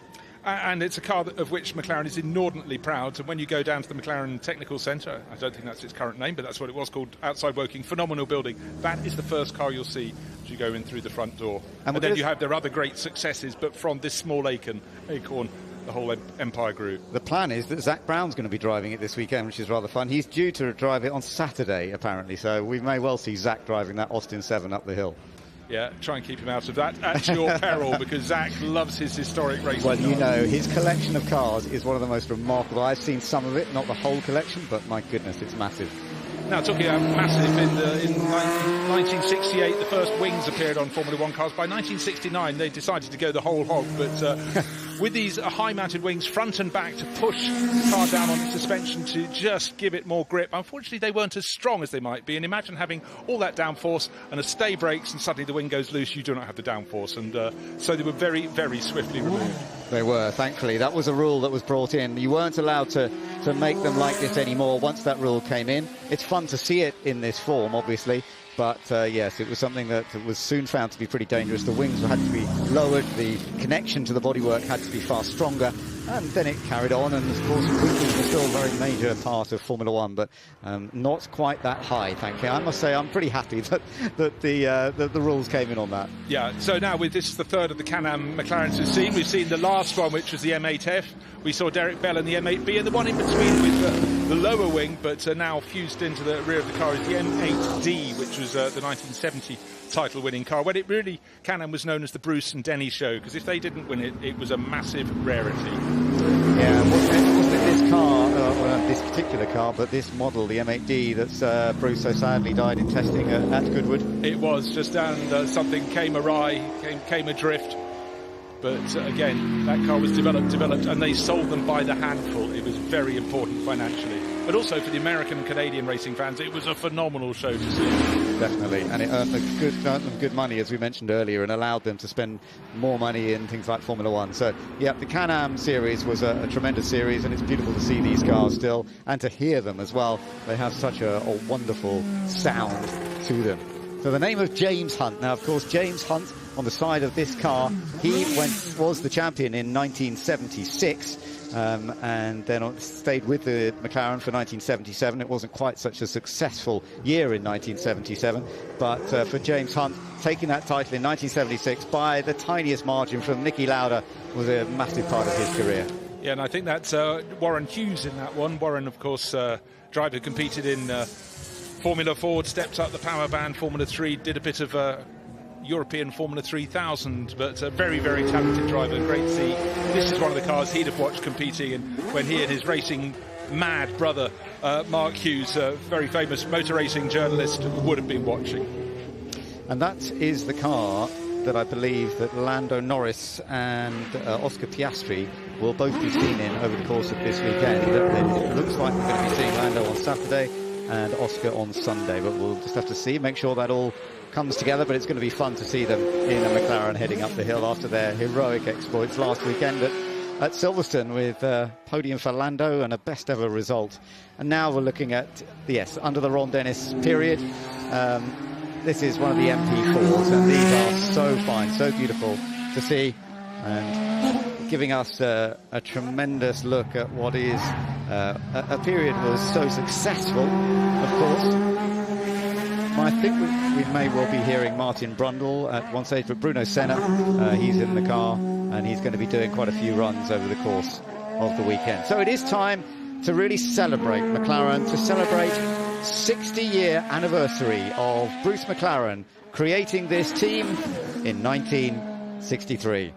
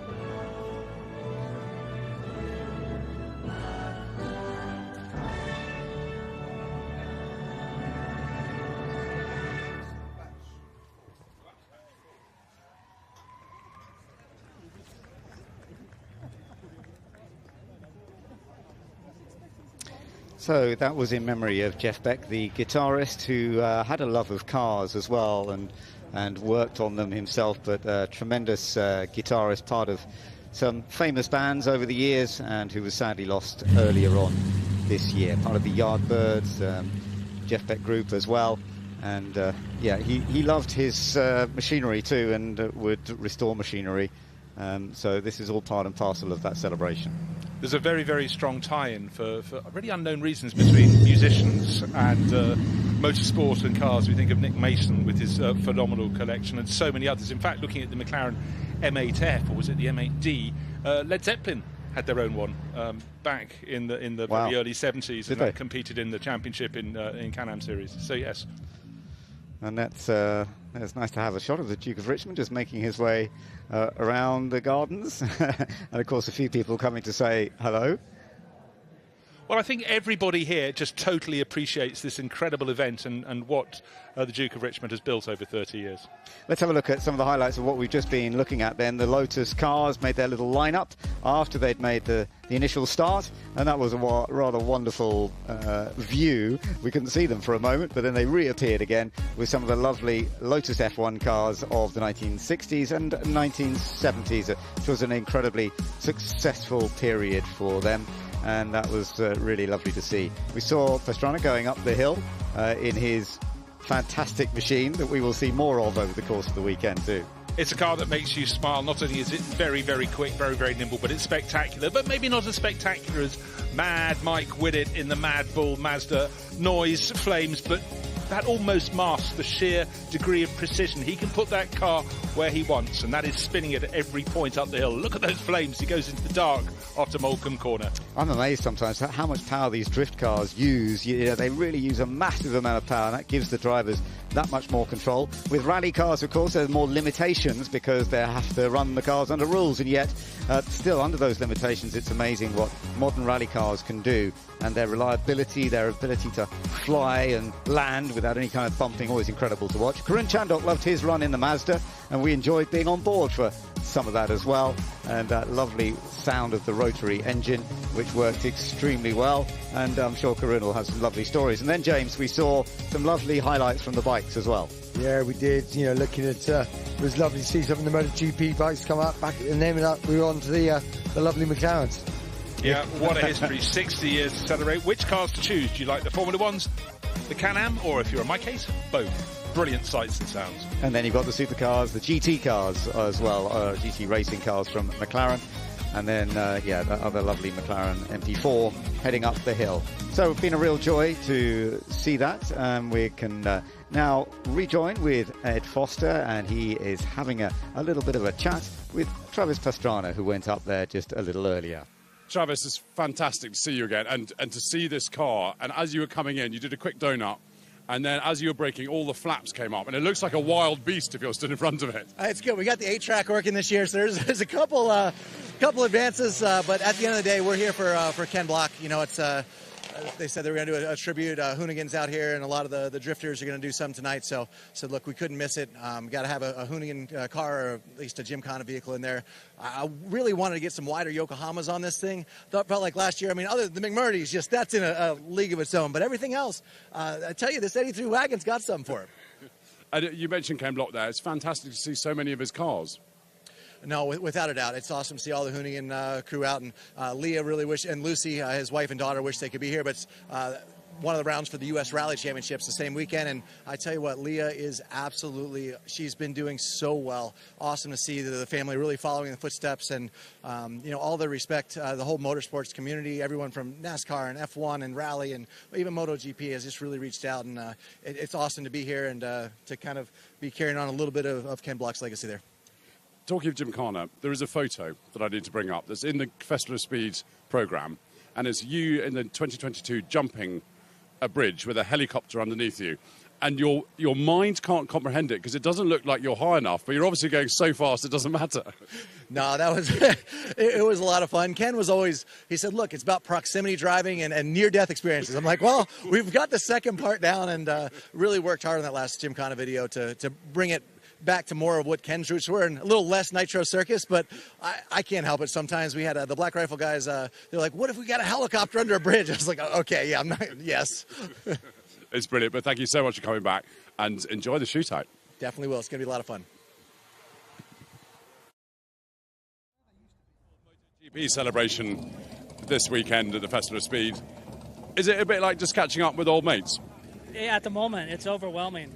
We got in yesterday to the UK, and then here now. So it's never. I didn't imagine what this was going to be, and I'm glad I didn't Google anything or YouTube anything, because I just wanted it to be a surprise, and it's definitely more than I thought it was going to be. And how was your first time up the hill? So everybody's going to complain. We got to complain a little bit about the gearing. It's set up for Le Mans, and so we're going to gear it down so I can get on the pipe a little bit more tomorrow. But I have no idea where I'm going, and it's Randy came by, and the smell of the two strokes brought back memories from 2002 was the last time, 2001, and that was probably worth everything, because you can't replicate it at speed. And have you had a chance to look around the paddocks and see some of the older bikes? No, everything's, you can't describe it. It's sort of, it's overwhelming from what's here and the event. I mean, I've never looked anything. My dad was here last year, and I didn't, I saw a little bit of the video of them coming up the hill, but maybe 15 seconds. So for me, it's the surprise element of it, and just how big and enormous and logistics involved.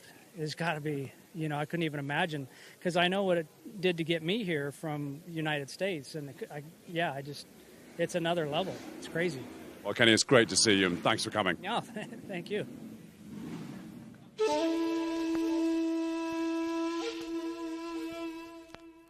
You get up every morning and your car is still the same. It ain't the one you want, so it's time to make a change. Choose the one you're feeling with, Fab, choice galore. Go ahead and place your order, it's delivered to your door. Or if that ain't what you're after and you'd rather have a chat, hit up a trusted dealer, speak to my pal Pat. Now you got your new ride, what you gonna do?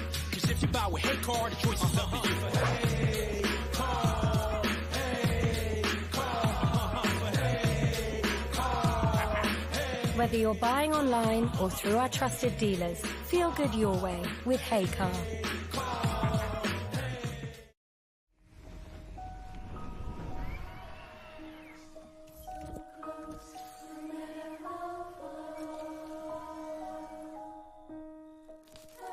Let's talk engine again. E-Tech 4 Hybrid 200 horsepower engine. Self-charging hybrid with up to 683-mile range. All new Renault Austral E-Tech 4 Hybrid. Renault. Rethink hybrid. We did.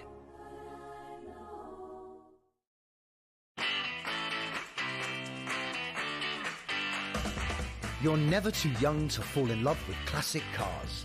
It's a passion that lasts a lifetime, and it's a passion we share. Backed by over 75 years of motoring experience, Goodwood Classic Solutions is a unique new way to ensure your pride and joy. Goodwood Classic Solutions. It's a passion we share.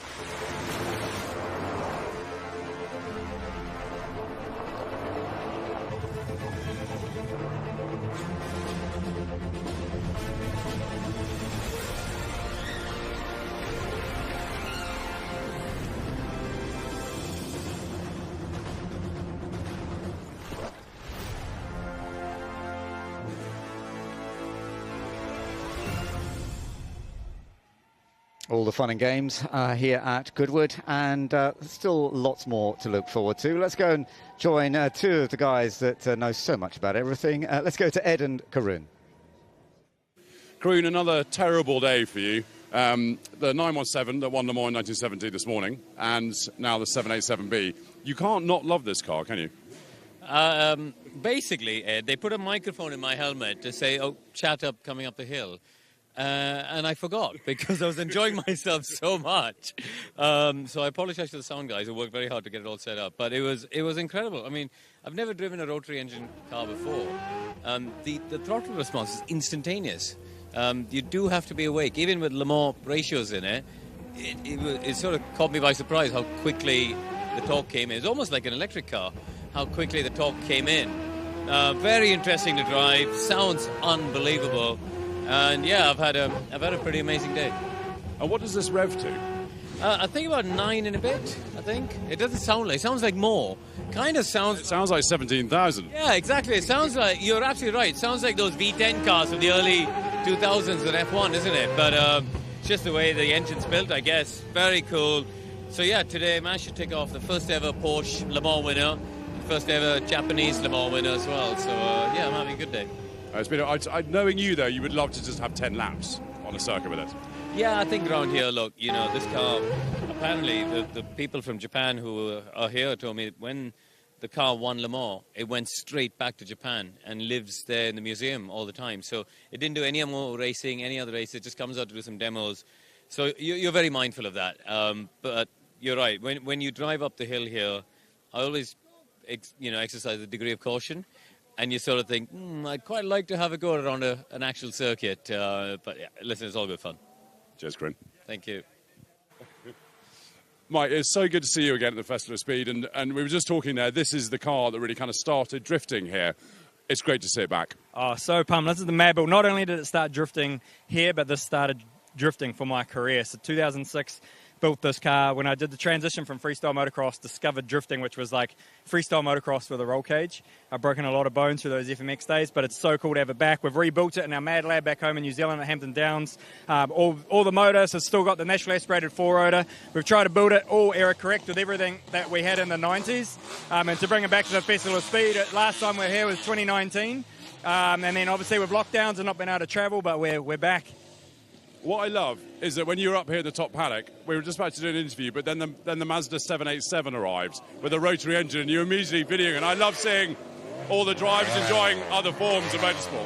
Yeah, well, the 787, many teenagers grow up with heroes, role models. My biggest role model was the 787B. I was a, rotary kid, 13 years old. They were loud, cheap, obnoxious. I remember getting the trade and exchange back in New Zealand. It was like a paper. You could buy them for like $100. And here we are representing Mazda factory. We've just come out of Pikes Peak where we broke 2 records with the fastest Mazda and the fastest rotary at Pikes Peak. So to have the Mazda support and to be here with the 787B team, we're pitted side by side just down there in the Formula 1 pit lane. It's just, I'm as much of a fan here as I am putting on the show for the fans. Well, it's great to see you. Cheers, Mike. Thank you. Randy, one of the things we love here at the Festival of Speed is people being reunited with machines from the past, and that's exactly what you've just done. Yeah, but I think I really like the reuniting part, watching the car drivers get reunited with their car, like someone like Derek Bell and the guys that are champions from so many times past. But then again, the fresh new young guys, there's 4 or 5 of them here that race in MotoGP that have never been up the hill. So I had no idea what it looked like up here. So I told them, I said, don't forget, past the checkered flag, you can still go quite fast. And they go, no, I'm going to close the throttle. So I think tomorrow, Friday, we'll show a bit more. But it is something very, very special, as we all know. And it's such a wonderful weekend for MotoGP, celebrating the sport. And so many world champions and multiple Grand Prix winners like yourself. Is it a bit like catching up with old mates? Absolutely.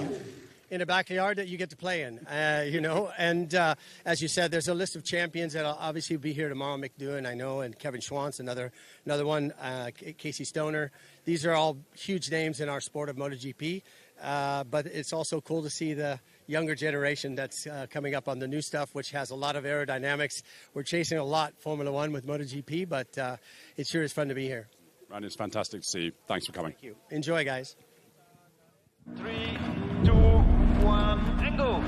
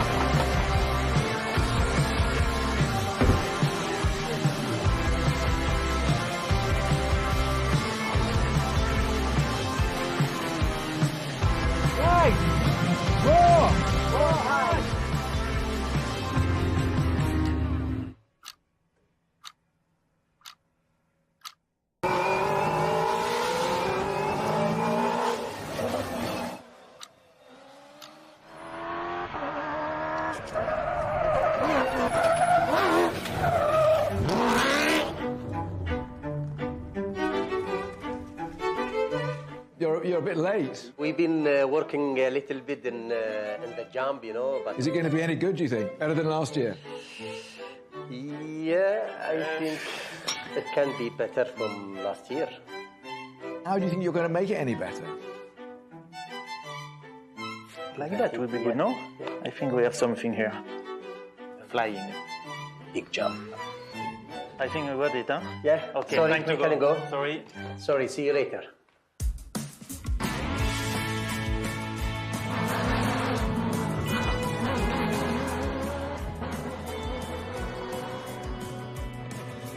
Hey guys, I got it. This is our plan now.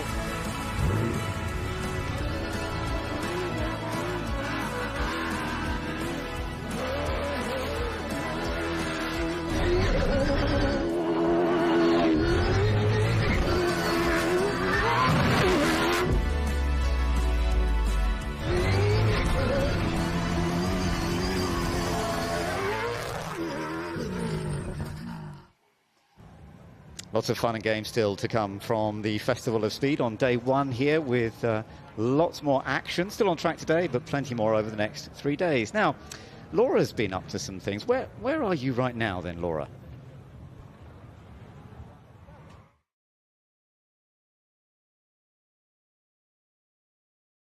Well, we're certainly getting our steps in here at Goodwood Festival of Speed. Just a short walk away from the hill climb. We've headed over to the gas arena, Goodwood Action Sports, where some of the biggest names in motocross and BMX stunts are getting some big air out there. And no, I will not be having a go. The execution of the noise.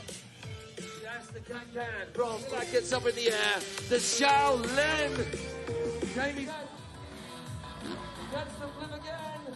Rockman's on this first one. Floats that first jump coming. Big three. Style Cats, Tom Guru, Tom Russell, and Mr. Josh Duff, followed by Joe, the Batman Badley, with the big flip. Uh-oh. Oh, it's Sean Connolly. Huge flip.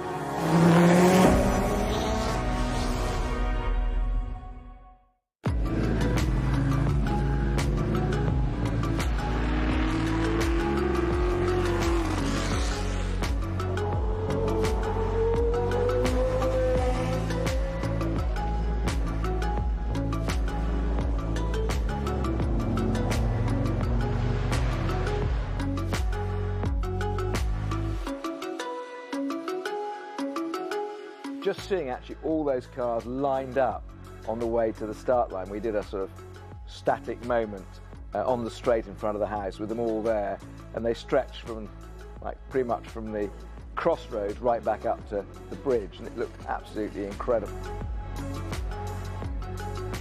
We had a great lineup of drivers, masses of help from the museum. We had Al Unser Jr., Johnny Rutherford, Danny Sullivan, Emerson, who's been so many times, such a great supporter, Bobby Rahal, Dario Franchitti, Scott Dixon, Castro Neves, Gilles de Ferran. It was a wonderful lineup and very emotional, I think, for everyone to sit there.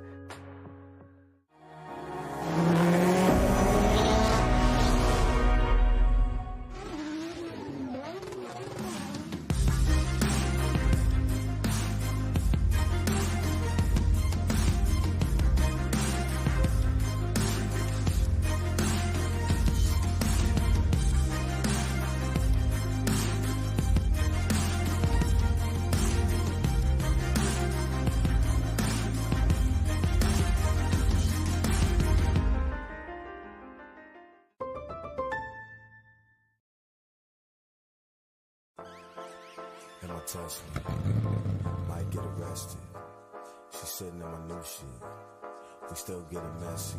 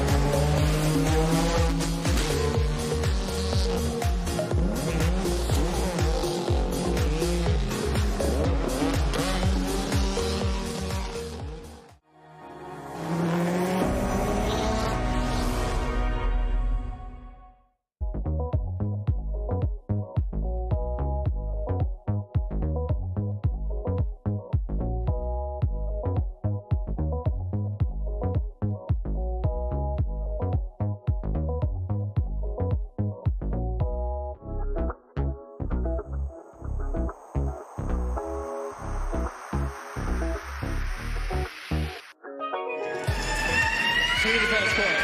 This all-electric Volkswagen IDR kicks up the third on the inside of the second turn. Now to the park straight and up towards Moulcom.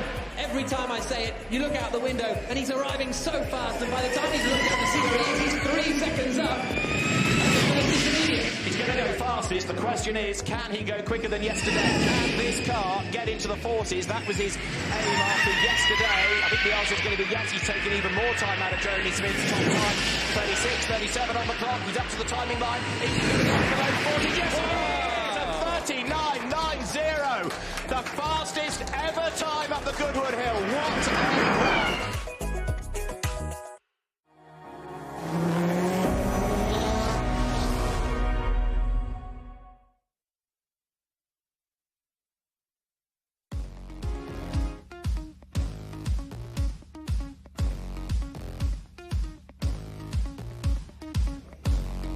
So we're looking back at the Red Arrows that were doing a tremendous display a little bit earlier on, and we'll see more of them over the weekend. But what beautiful images, beautiful shots of the Red Arrows above the Goodwood Festival of Speed event. It's always a part of this, and lovely to see, I have to say. Some of these slow motion images are even more fun. You just see the control, the space between them, Alice, looks so tiny, doesn't it, when they're flying above us? It does. I've been very lucky to go before on Red Arrows with a similar plane, and I have to say, it's pretty scary. It is indeed, yeah, absolutely. So this is another of the drifters. We've got our drift battle going on tomorrow, but it's a little bit of an example of the cars coming out having a little play, and yeah, this one I think is the one of George Barclay. And he's one of the drifter drivers that's going to be part of the fun and games this weekend. But we're going to see a great battle between the drifters when they come along and try and show off. No, sorry, it's Kevin on that one, I think, who's doing this. Kevin Quinn, yes, it's the Nissan Silvia S15, of course. Kevin Quinn, the Irishman, who has done a lot of drifting over the years. And we're seeing a few of the drifters actually coming out now, which is fun to see. This is another of the Nissans. This is the GTR of Steve Biagioni. Steve was here last year as well, part of the game. Very much a professional drifter driver, coming from Essex and a British drift champion some years ago, back in 2009. He's taught a lot of stars as well, sort of actors and all sorts of people over the years, how to do a bit of drifting. And we will see Steve being one of the major front runners in the Driftcarna coming up tomorrow, and they will get registered and marked for all their drifts, and it's going to be great fun to see how that goes. Now, Axel Hildebrand in the Chevrolet Corvette. Now, this is actually a rotor engine as well. It's a triple rotor, surprisingly, so it sounds a little different. Lovely thing to watch, isn't it? Yeah, and it's such a skill, isn't it, Ben, to drift and try and control any car, let alone powerful cars like these, as you can see, perfectly demonstrated donuts, much better than I think I would certainly be able to do. But I'm really looking forward. This is actually a fan favourite tomorrow, the drifting competition. As you said, getting marked for various different things, lots of points that they can pick up and that on offer. Now, this is the BMW. This is the F22 HGK, George Barclay. This car was made a couple of years ago, based on a 2 Series, very highly modified, of course. And again, sheer amount of power these things have. It's astonishing, isn't it? Just how much power they play with. It is, but it's also the precision.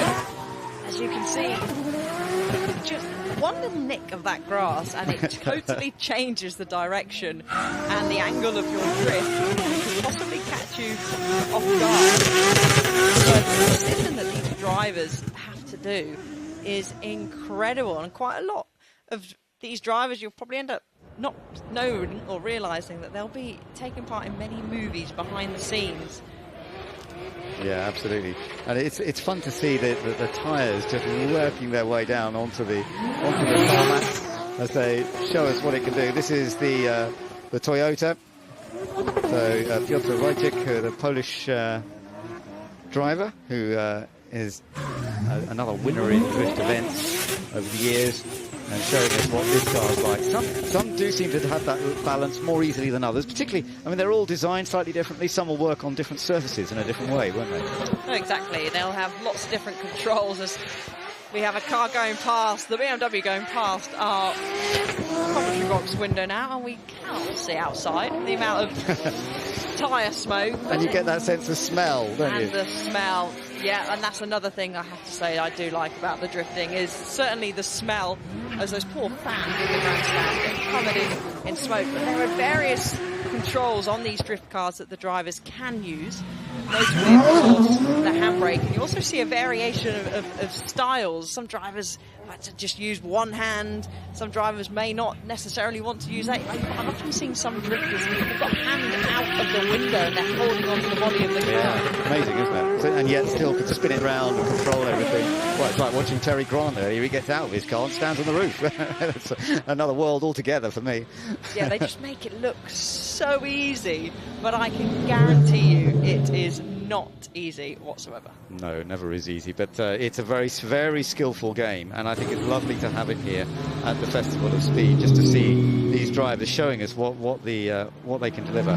It is such a skillful game, and it's just another element of the driving and riding skills that we see here at the Festival of Speed. We've got the rally cars, we've got the off-track cars, and we've got racing cars. We've got so many different types, and they all require slightly different skills. Obviously, sometimes big different skills if you're talking about MotoGP riders. But there's an essence within all of them of having that love of a human body mixed with a mechanical machine and making it work. Yeah, and I think that is just incredible, and another fantastic feature of the Goodwood Festival of Speed. Just having the opportunity, as Laura was down at the jumps there with the BMX bikes, and you turned around and said, have you ever fancied that? I thought, no, I think that would go horribly wrong if I took the opportunity. I'll go over them slowly, and it's just a skill, but also for those, especially coming over a fear factor as well, to take on those jumps, to take on a drift, to try and get the perfect line and the highest speed through a corner. So it's a fear factor as well as skill.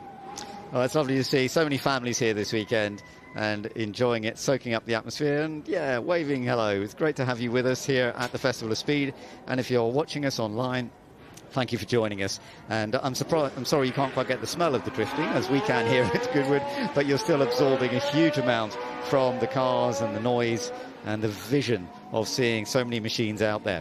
What we're hoping to see next is a run of some of the cars that will be doing the shootout over the course of the weekend, and trying to see how fast they can be. Last year we saw a new record set when they did the timed sessions with Max Chilton in the Mercury Spearling.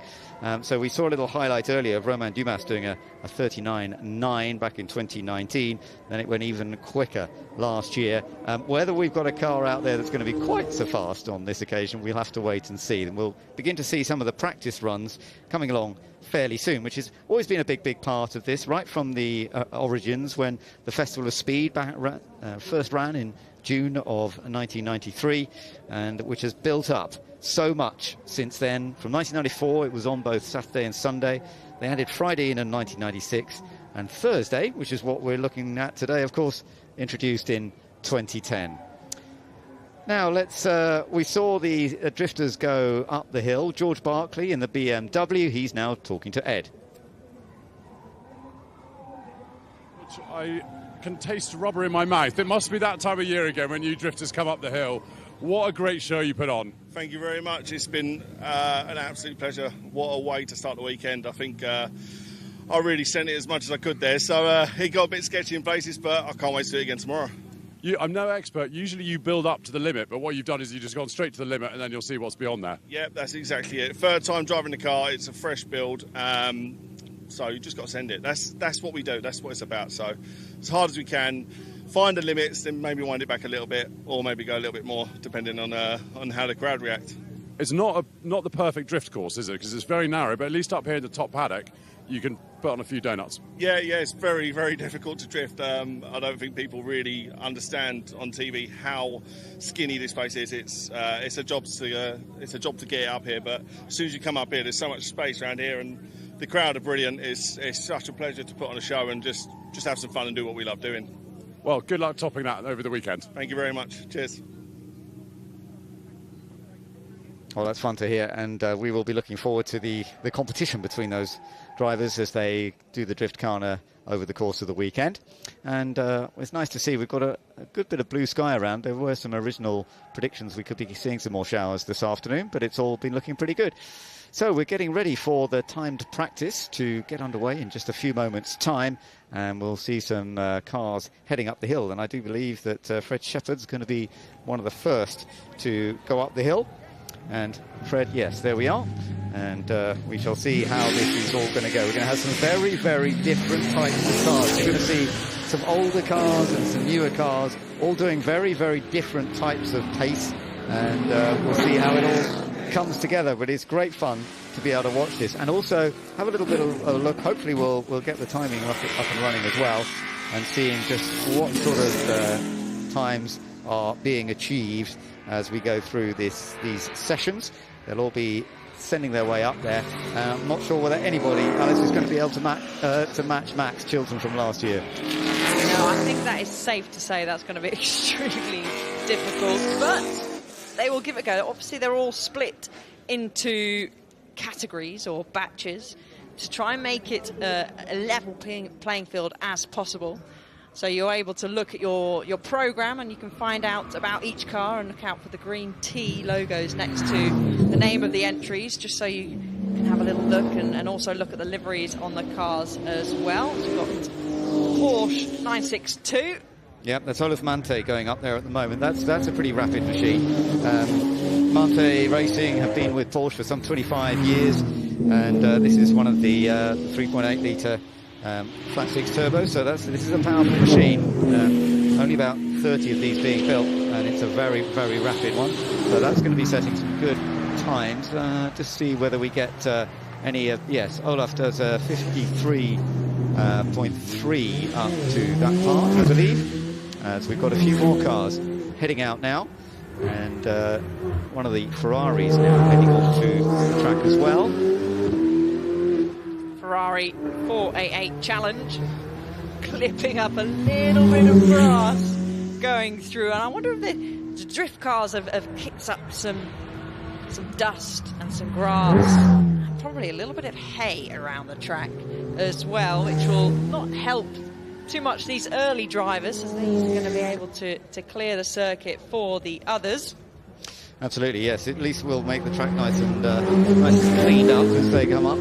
Which always gives a little bit of an advantage, so we'll just have to see how that goes. But we've got quite a few more of the cars heading up right now. So the fastest we've seen so far is 53.3, but I'm sure we're going to see some quicker times than that as we continue over the line. Goes the Ferrari. and I think that was a 57.9 by the looks of things. One of the bikers now. But this is a wonderful machine to see from that period when the bikers were such a rapid part of GT racing, and always sounds good too when you hear it. Front engine, of course, so a slightly different balance to some of the other machinery out there. Yeah, certainly is. The Viper just, you can really see how lively it is on the accelerator pedal as it moves up all the way up the hill now. Goes past our commentary box window, past Morecambe Grandstand there on the right-hand side, moving through the Pheasantry Grandstand up to Pheasantry Hill, next to the famous wall here at Goodwood.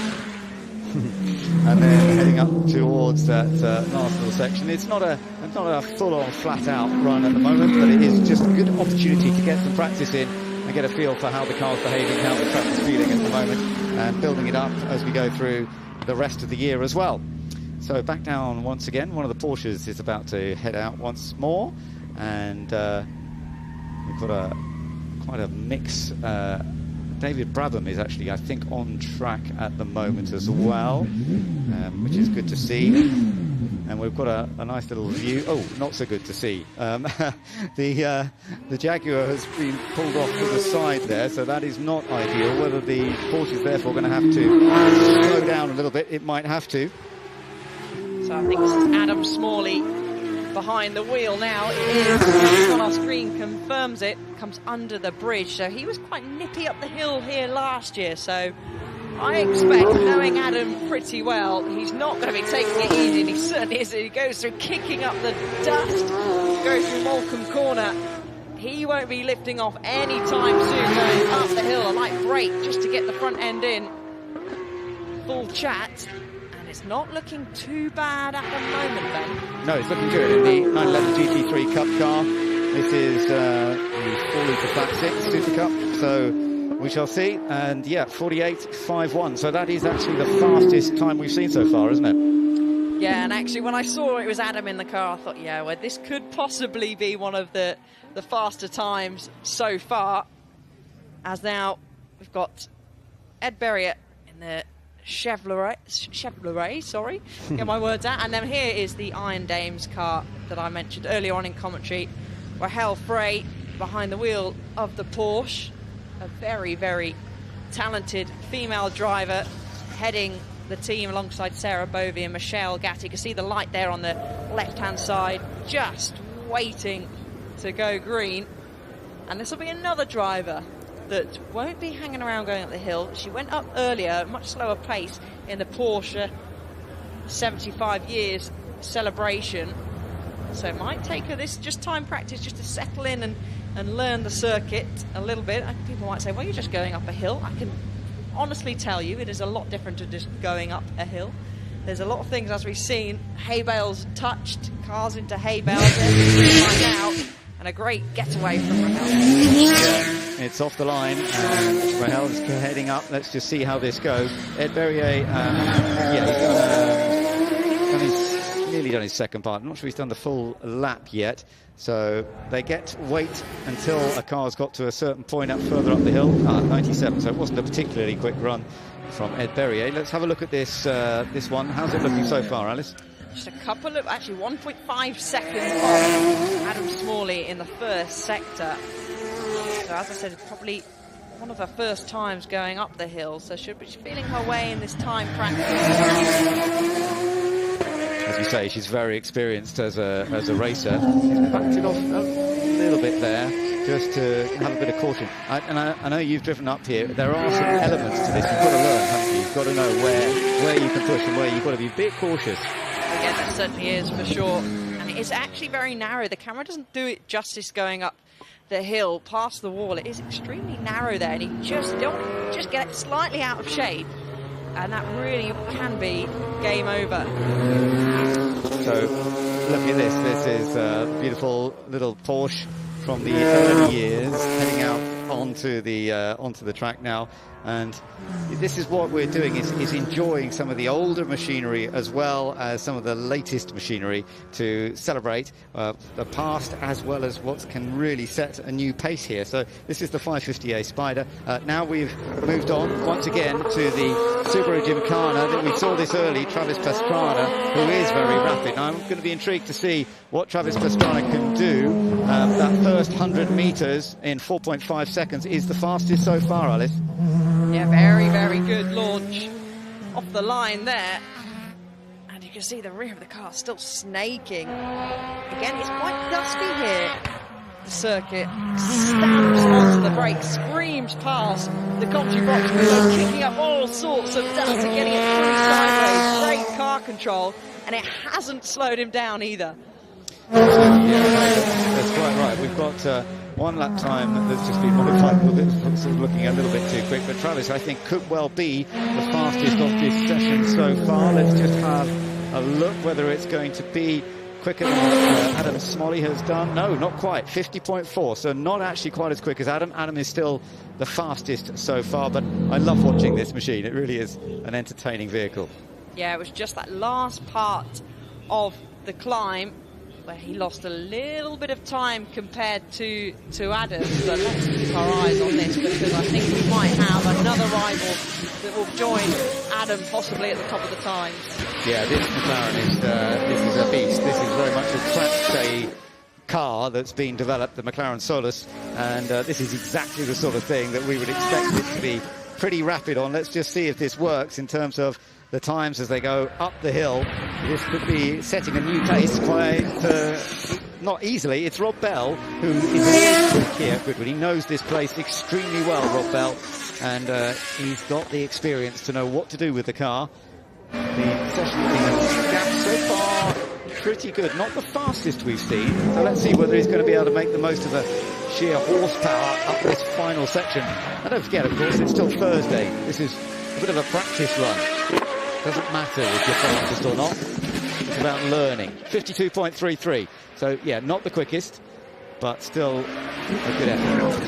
That's a good effort, but I will expect more from Rob. As you said, it's practice, and knowing Rob, he'll be wanting to give it everything. And, wow, look what we've got lined up. Next, Ben. That's fun to see. The Williams are about to head up the hill as well, and we were celebrating Grand Prix cars as well this weekend, so it's great that we're seeing some single-seater action going up. You're not allowed modern F1 cars to do the Festival of Speed hill climb these days, but you're allowed some of the older machines, and that's what we're looking at right now. Yeah, I'm not sure it will be rivaling the top time, but nevertheless it is just an incredible piece of machinery. It looks like this is going to be a fairly gentle run. In fact, it doesn't look like this is going to be one of the fast runs in this car. We have seen F1 cars, of course, up here very quickly in the past, and certainly in the hands of Nick Heidfeld, who was very rapid in the early years, putting in some rapid sessions. This is just a gentle one. We will see more of this car doing some of the display work, which is going to be lovely to see, and it is always wonderful to see a Williams Formula One car out on track. It certainly is. Certainly showing a little bit more of a fight back in Formula One. Now, you see another incredible car, the Benettons, yes, that's right. From that period as well, the early 1990s. So this is the 348 version. Okay, number 348. So we've got a couple of Benettons actually due to run. One of the other ones is Lorena McLaughlin. She's due to run. I think this is the other Benetton that's going out there at the moment. Benetton was a team, of course, that was very successful in the early 1990s, and particularly for Michael Schumacher. And he took his first title with Benetton and went on to some great success, of course, in the world of Formula One. So it's lovely to see it here this weekend with the 1990s Formula One cars being well represented, and we'll see more pace, I'm sure, as we go through the course of the weekend. Actually, I think this might be Lorena's car heading up the hill now.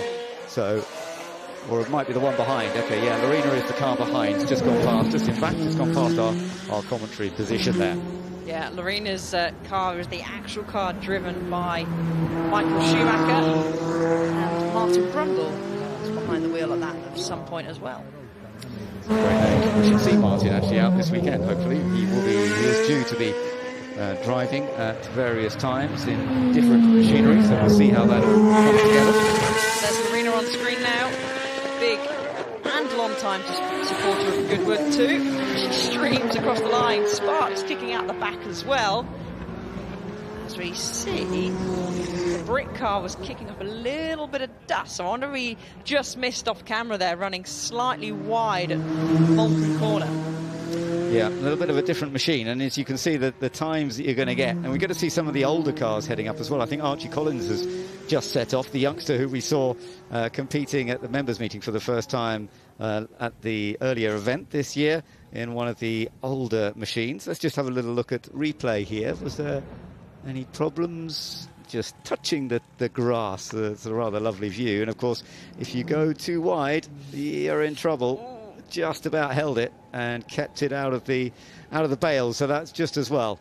Yeah, it did look like when we come back to the live pictures, Ben, that it was slightly wide. And here we go. This is probably one of my favourite cars, believe it or not, from the members meeting. Yeah, these ancient cars from the early 1900s. Of course, although they do the Festival of Speed run, they're not exactly going to be the front runners going up. But the 1907 and 1908 Mercedes, we've got Archie doing one, and I think actually, yes, that's not Archie, this one. His father Ben is doing it as well. I'm sure that's him in the car actually at the moment. It's Archie, tall. I think, is down to be driving 120 brake horsepower Mercedes. Now, well, we see a very different kind of look. It's always wonderful to see, and the handwork, of course, using the brakes from the outside of the cockpit to slow down a little bit coming into some of the corners. And then that big motor just thundering away and pulling them up the hill. Actually featured in the SF Edge Trophy, the 80th members meeting earlier on in the year, and actually was a brilliant race. You may look at these cars and think, well, how can they have a competitive race? But I tell you what, they certainly managed that. Archie was, of course, racing along with Ben as well.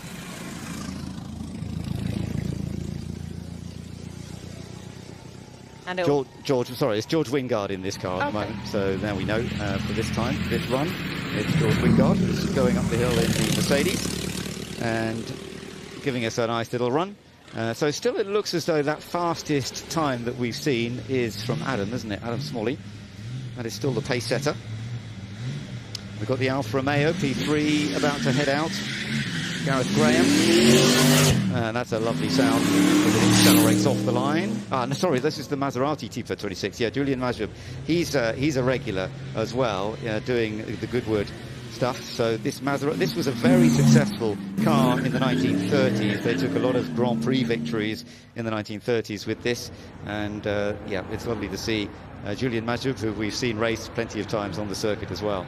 Was it Julian that just missed out on the win at the SF Edge Trophy? If I remember. Yeah, I think it Ben, was. Having a great race, and they just kept trading places the entire time.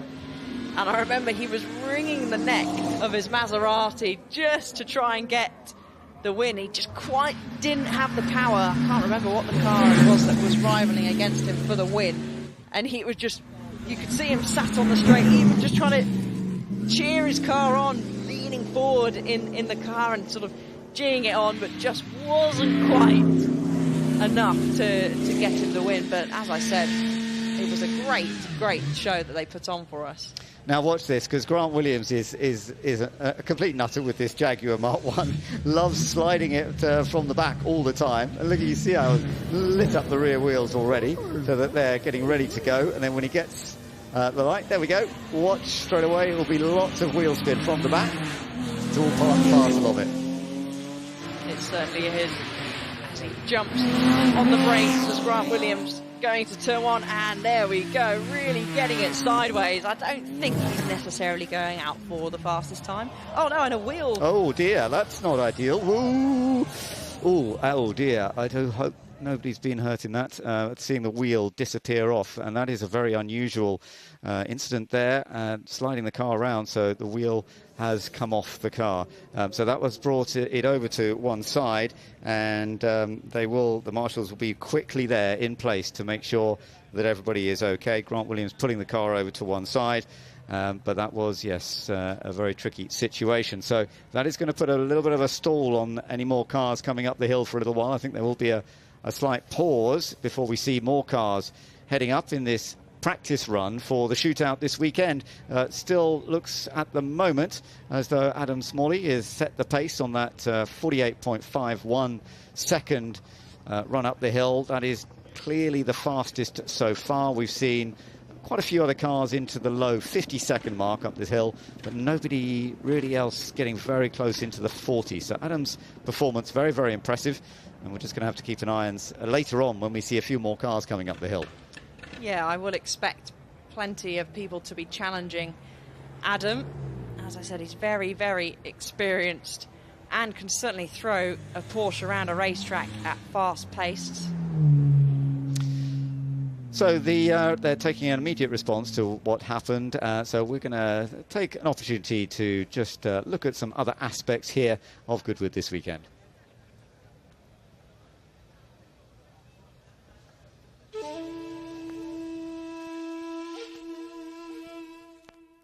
You get up every morning and your car is still the same. It ain't the one you want, so it's time to make a change. Choose the one you're feeling with thousands joys galore. Go ahead, place your order, it's delivered to your door. Or if that ain't what you're after and you'd rather have a chat, hit up a trusted dealer, street to my pal Pat. Now you got your new ride, what you gonna do? Cause if you buy with Hey Car, the choice is up to you. Hey Car, hey Car, hey Car.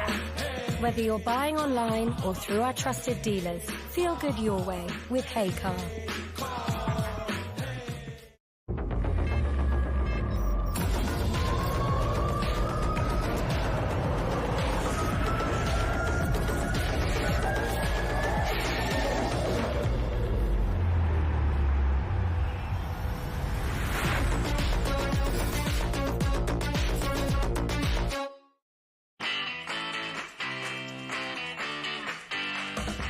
You're never too young to fall in love with classic cars. It's a passion that lasts a lifetime, and it's a passion we share. Backed by over 75 years of motoring experience, Goodwood Classic Solutions is a unique new way to ensure your pride and joy. Goodwood Classic Solutions. It's a passion we share.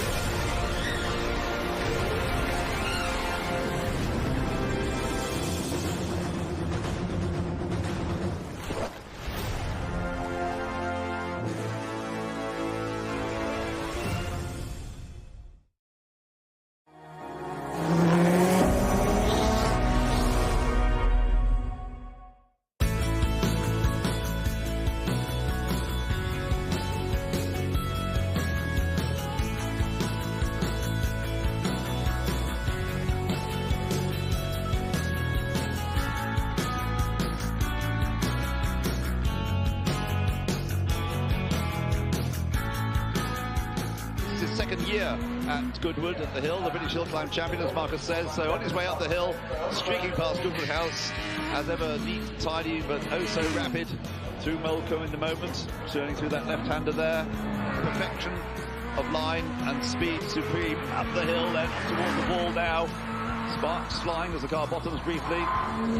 Heading up through the wall. Remember, not through the past the wall, 43.57 seconds. And coming up towards the finish now, 38, 39, 40.7, 41, 42, 42, 42.9. So another 4 tenths taken off, 5 tenths taken off. Tremendous run that by Graham White Jr. That is just over a second slower than Nick Heidfeld did 4 years ago in a Grand Prix McLaren Mercedes.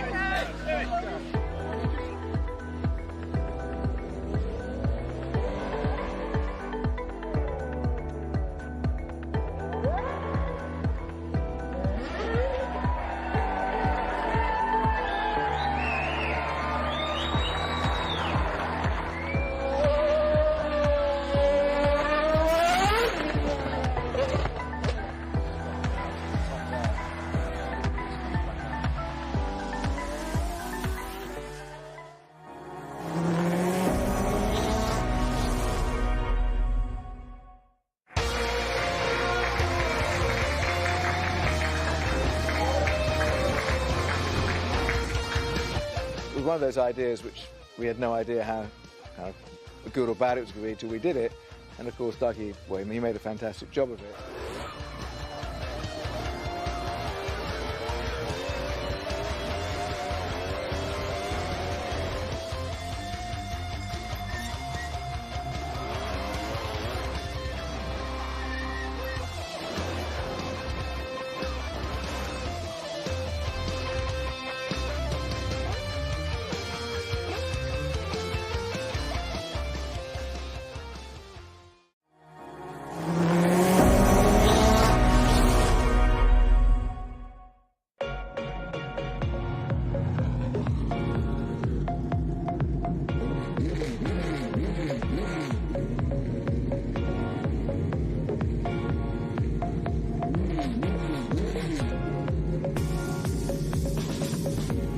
Quite as warm this time as it was this morning, but more rubber and less dust on the track than this morning.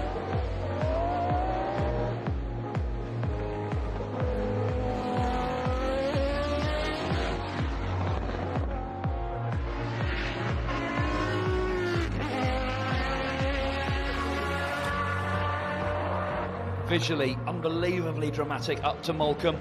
He said this morning he thought his run was going to be slower because he used a different gear. Ended up being quicker. Lots of cheering, clapping and waving from the crowd on the exit of Moulcombe. Crashing through the S's and past the wall, back out into daylight. It's going to be very close, but not quite as quick. Yes, it is. It is quicker. Absolutely extraordinary.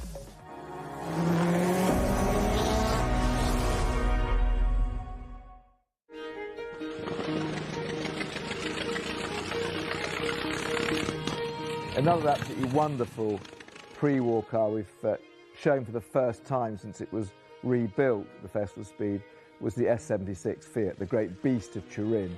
And obviously everyone who's seen it just goes mad for it. It's such a wonderful thing, spitting flames out of it.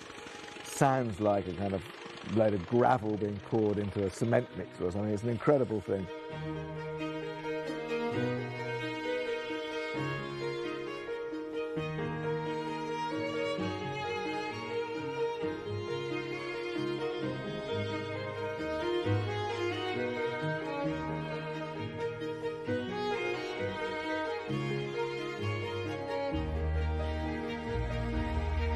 Duncan Pittaway's done a wonderful job to get that, get the engine back, get the engine from Fiat, find the chassis. I think the chassis still had the brakes attached to it, so it did have some original bits and pieces still attached to it.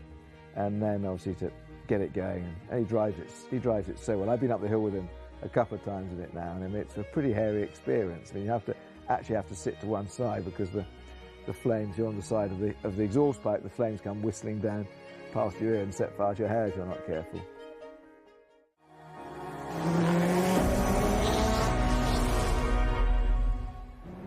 So we've been looking at some of the magic moments here at Goodwood. The news we've heard is that 2 people were made contact with the wheel that came off. One of those people is standing, the other is sitting up. We don't know any more detail than that, but that is encouraging, and we will let you know if there's any more information that comes through regarding that incident of the lost wheel from the Jaguar. So we're still waiting for the situation to be dealt with, obviously, and it will take a few more minutes' time. And we are going to go back up to the top now to join Ed, talking to Adam Smalley and Travis Pastrana.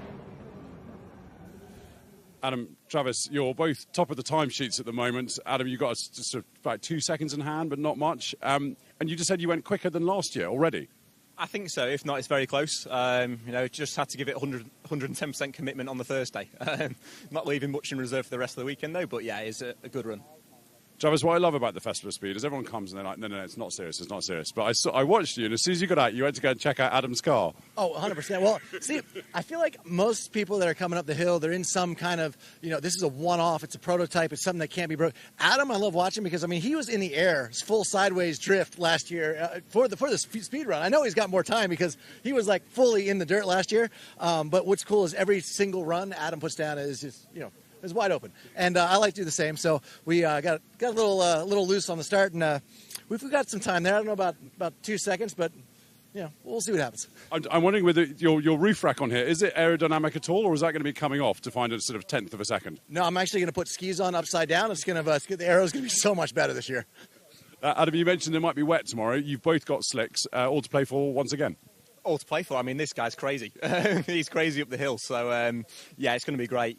Driving here for Porsche is a dream come true. So, giving it everything up the hill, airborne, sideways, and, the rain's going to make it mega exciting. So, can't wait for the rest of the weekend. And we've obviously got a few more cars to come. You mentioned Jake Hill as another one to watch. Yeah, Jake's really quick. I get on really well with Jake. He's a mega driver. So, it'll be interesting to see what he does. I think all three, Jake, your car and my car, are all very similar-ish in performance. Some mega quick things here that we can't compete with. But between us guys, it's a battle of the bravest, basically. Well, we're all looking forward to it. Enjoy. Thank you. We will. Cheers. Thank you very much. And I test me. Might get arrested. She's sitting on my new shit. We still getting messy.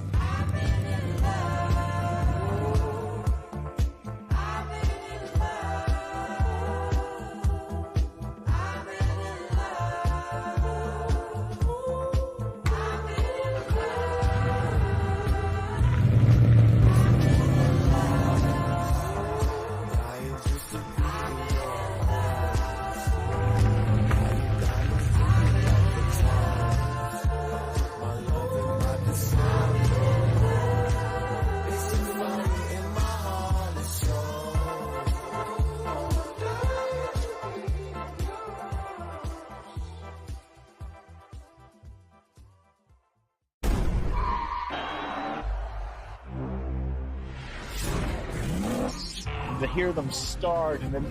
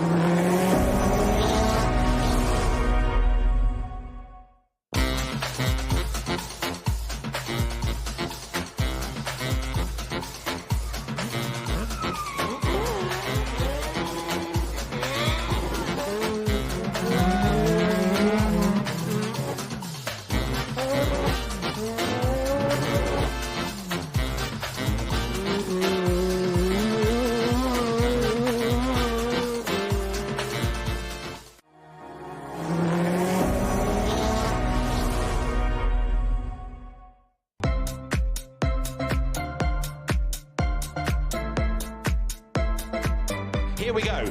A Guinness World Record attempt. Terry Grant on 2 wheels. The clock has started. Can he get to the top on 2 wheels? And if so, can he do it in less than 2 minutes and 55 seconds? Just think about this. You've got to maintain the balance. This isn't in a straight line. This is climbing all the time. You've got right-handers. You've got left-handers. Now up the straight. The road getting steeper and steeper at this point. Now this is the tricky bit. Let's hold our breath for him. Let's wish him well because he goes through the right, now the left. This is where he got the wheels on the wall earlier on. He's nearly there, he's nearly there, he's nearly there. The checkered flag is at the ready for a 2-wheeling Terry Grant. How about that?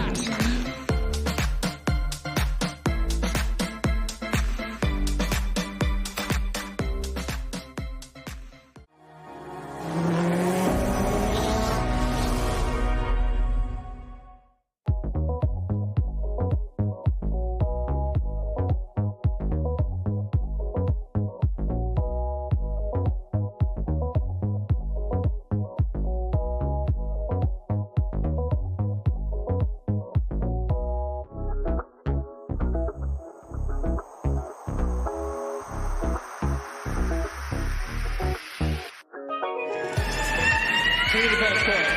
This all-electric Volkswagen IDR kicks up the third on the inside of the second turn. Now to the park straight and up towards Moulcom. Every time I say it, you look out the window and he's arriving so fast, and by the time he's looked out to see where he is, he's 3 seconds up. He's going to go fastest. The question is, can he go quicker than yesterday? Can this car get into the 40s? That was his aim after yesterday. I think the answer is going to be yes. He's taken even more time out of Jeremy Smith's top time. 36, 37 on the clock. He's up to the timing line. Is he going to go below 40? Yes, he is! A 39.90. The fastest ever time up the Goodwood Hill. What a run!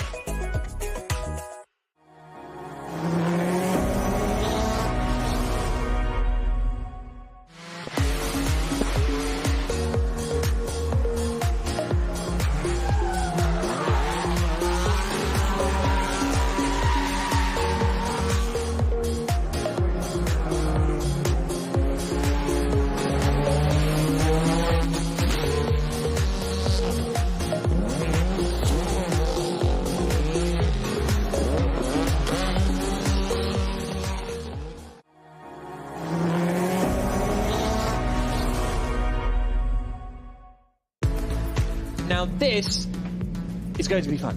This is going to be sideways. This is going to be spectacular. This is going to be worth watching. Oliver Solberg, then, son of the great Petter Solberg. He's been a real hit this weekend. He's been on the rally stage. He's been in the drift arena. He's been on the hill. He's been in a variety of cars. Oliver Solberg has been great value all weekend. The Citroën DS3 WRX World Rallycross car launches itself off the line. Brilliant acceleration with four-wheel drive from these cars. First sector, he's a second up, he's got bags of understeer, and he's got to sort that out on the run. Now, up park straight, look at this! That's unbelievable from Oliver Solberg in the Citroën. Fantastic stuff now as he comes up the hill. Is he going to get on with the same shenanigans here up at Moulcom? Onto the brakes, flips it in, back on the power, hooks it up, powers up the straight. He's quick on the second point, it's all sideways, but he's managed to save it.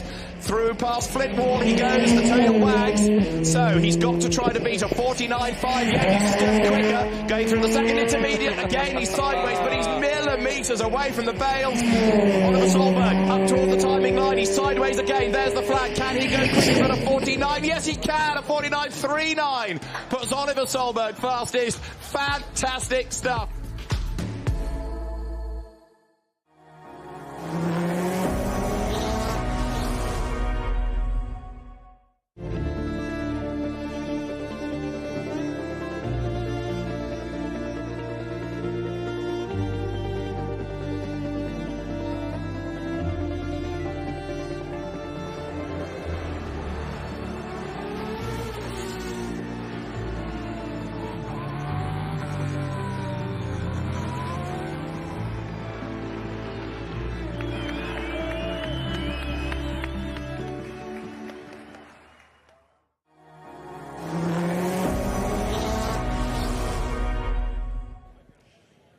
Well, there is just so much to see and do here at Goodwood Festival of Speed. The site is just so vast. I've made my way over to the Future Lab here, which is Goodwood's interactive, immersive pavilion. It's showcasing some of the new ideas, inventions, concepts and innovations of tomorrow. It is absolutely packed out in there. So many interactive stands to enjoy. But one in particular has really stood out to me. So let's find out a bit more about Peak Evolution.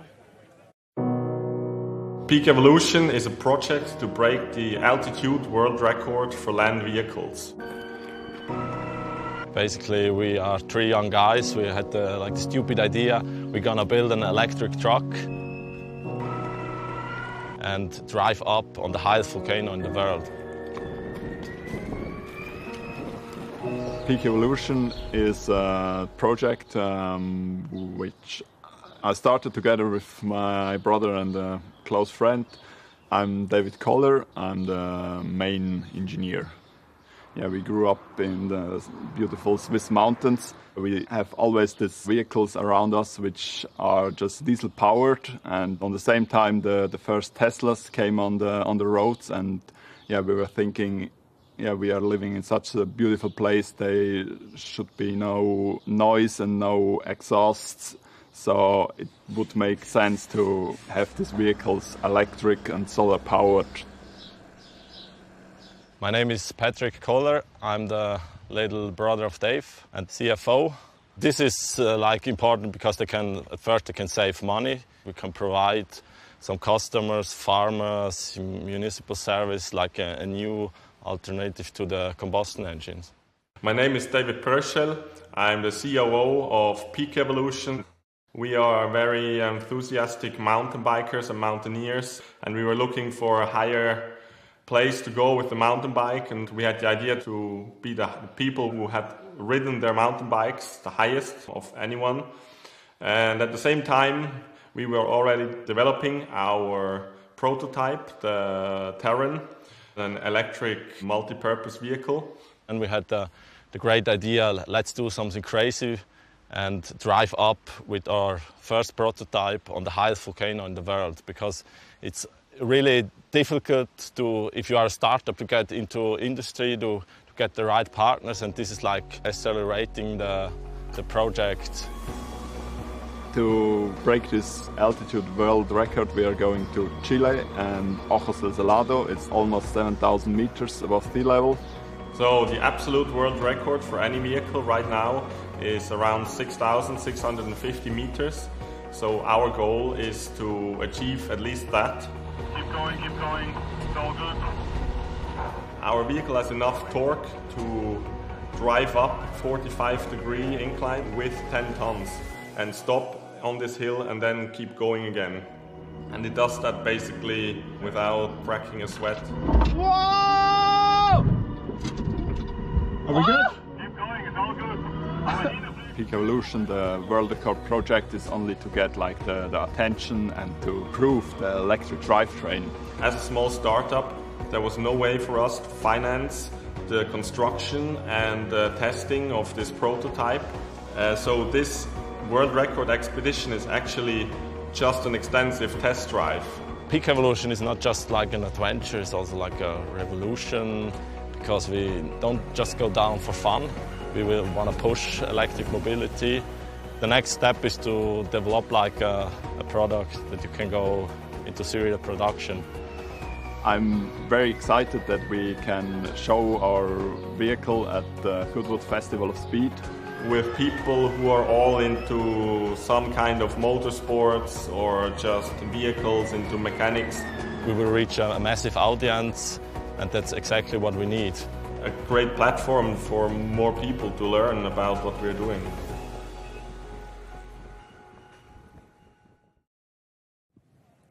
Well, what an amazing, ambitious, inspiring project Peak Evolution really is. David Purcell, COO of Peak Evolution, joins me now. David, welcome. I know it's pretty early days, but from the looks of it, it's an incredible project. What's the reaction been here from the fans at Goodwood so far? Oh, it was actually quite overwhelming. You know, we knew Goodwood for a long time, but actually being here, it's just incredible what they set up. And then, you know, we were here and it was still early morning. People came, were interested. But then the marshal came and brought us to the start of the racetrack. And they whistled out all the people out of the way and everyone was turning around. And, you know, it's a big vehicle we have. And yeah, it was super nice. And then obviously racing it, you know, I think people got quite excited. And for us, it's a huge satisfaction also. And tell us where the idea for an altitude world record came from.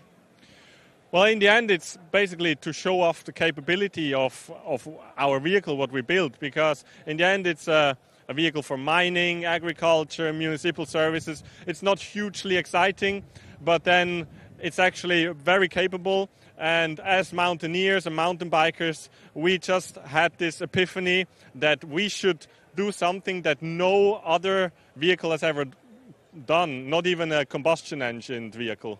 Yeah, it's incredible. An ambitious project as well. What's the future for an electric truck like this one? What does it look like? Well, this is the first prototype, basically. It looks quite fancy because it's an expedition vehicle. But in the future, we want to build a commercial transport and multi-purpose vehicle for mining industry, agriculture, forestry, and so on. That is just a lot more efficient and cheaper to run than anything existing today. Wow, great stuff. David, thank you so much for telling us more about it. Enjoy Goodwood. Thanks a lot. In my Tesla, might get arrested. She's sitting in my new shit. We still getting messy.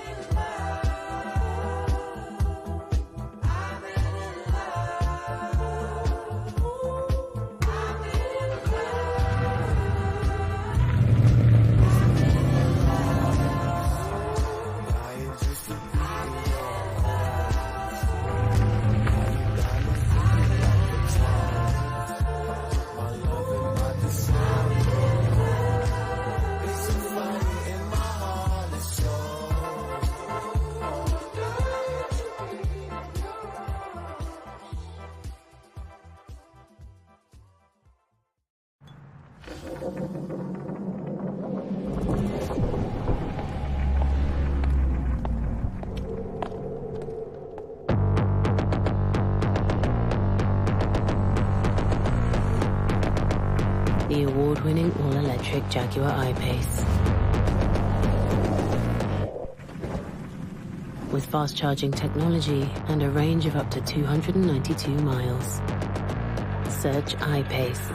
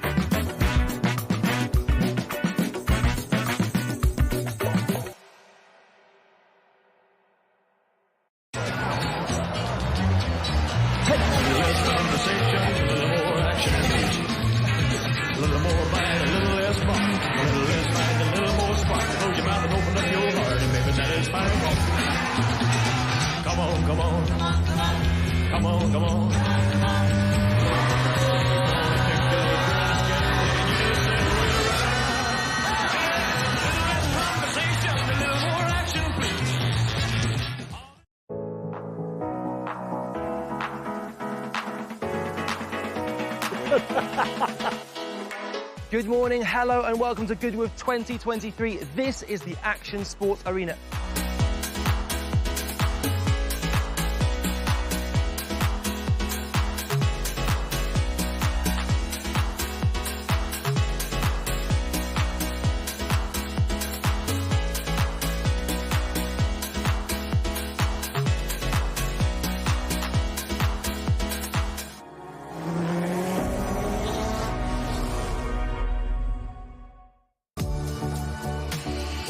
Ready to go. And it's nearly blast off. Look at that. So the suction down to the track. Max Chilton then, he looks pretty calm in there at the moment, but he won't be in a minute once this thing builds up.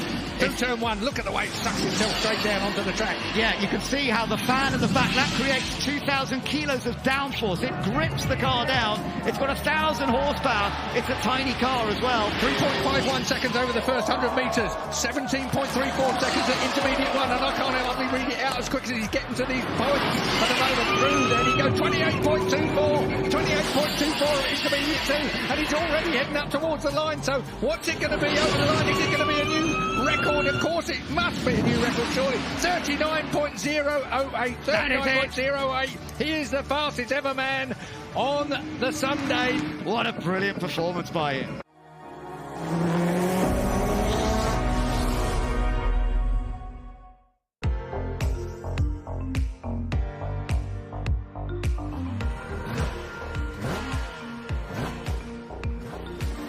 This is history being made here at the Festival of Speed. A big moment there. Wayne Rainey leads the grid. Everybody at trackside. It is a sight to behold. You would not believe that this man is paralysed from the chest downwards.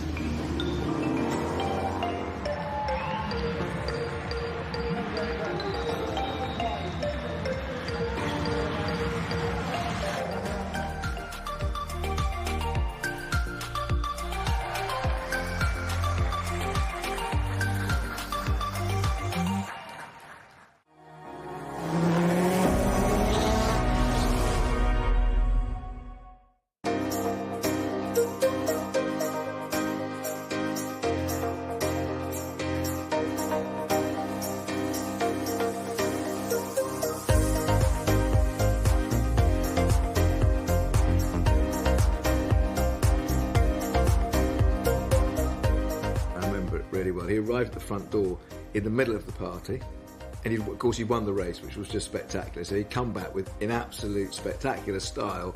He arrived, this must have been 10 o'clock in the evening. He was in shorts and a sort of t-shirt, and his hair was, like he did. He was whipped upstairs, put his dinner jacket on, came down, and I presumed he would sort of disappear after dinner or something, but not a bit of it. No, he stayed for the show. He was just so enthusiastic, and he was like a boy, really, so excited about it all. I think of all the moments we've had with the crowd at Goodwood and the crowd being caught up in the moment, we've had a couple of them, but that was one of the absolute big ones.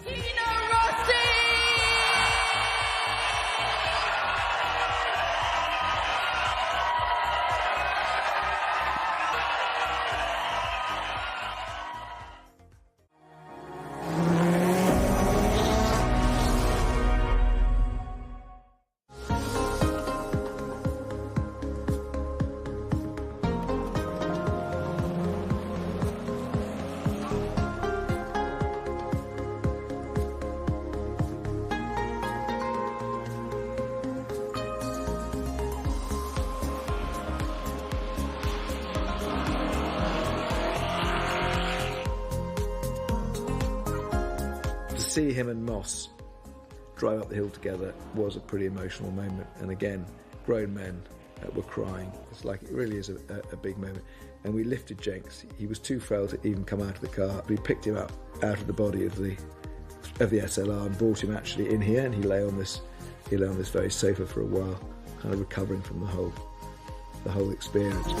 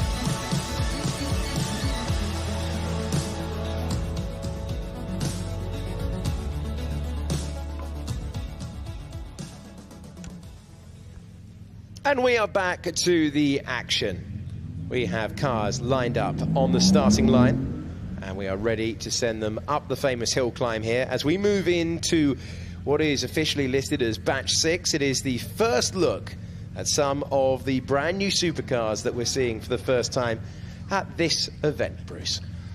Well, why not kick off with a car that's sleek, nimble and very quick indeed. A McLaren Artura, very, very popular. This is a model from McLaren that would have made Bruce McLaren, the founder of the team back at the early 60s, very proud indeed. So this is in the manufacturer batch, but it might as well be in the celebration of 60 years since the formation and foundation of McLaren. And anyone who's driven a McLaren Artura considers themselves a very, very lucky person indeed, because this is a car that really turns in and goes exactly where the driver wants it. And of course, James, this is the sort of car that you would like as a man who's used to life on two wheels, a car that really doesn't just rely on power, it has to have that exquisite balance that all top racers love so much. Yeah, very much. You know, I love my McLarens. As you say, lightweight, glorious engines, and just look at it. It's their next generation hybrid series supercar with the carbon fiber lightweight architecture as well, and the V6. I've been fortunate enough to be driven around in one of these, and one of the many Pirelli hot laps they have. Magnificent machine, and great to see cars out there once again as we make our way through. And we do have the temporary chicane in between the run as we climb the hill once more. And for people looking at this hill for the first time, you think, God, that's a rather solid wall. And when you're going up the hill, it seems as though it's absolutely across the hill as you approach. But then as you get closer, at which point you should be braking, turning in, it is a fearsome thing. And then even at the top of the run, when you go past the small bales, they are very close to the sides of the cars. Ferrari in your picture now, as the sun ever lower in the sky. On this opening day of the 30th anniversary Festival of Speed.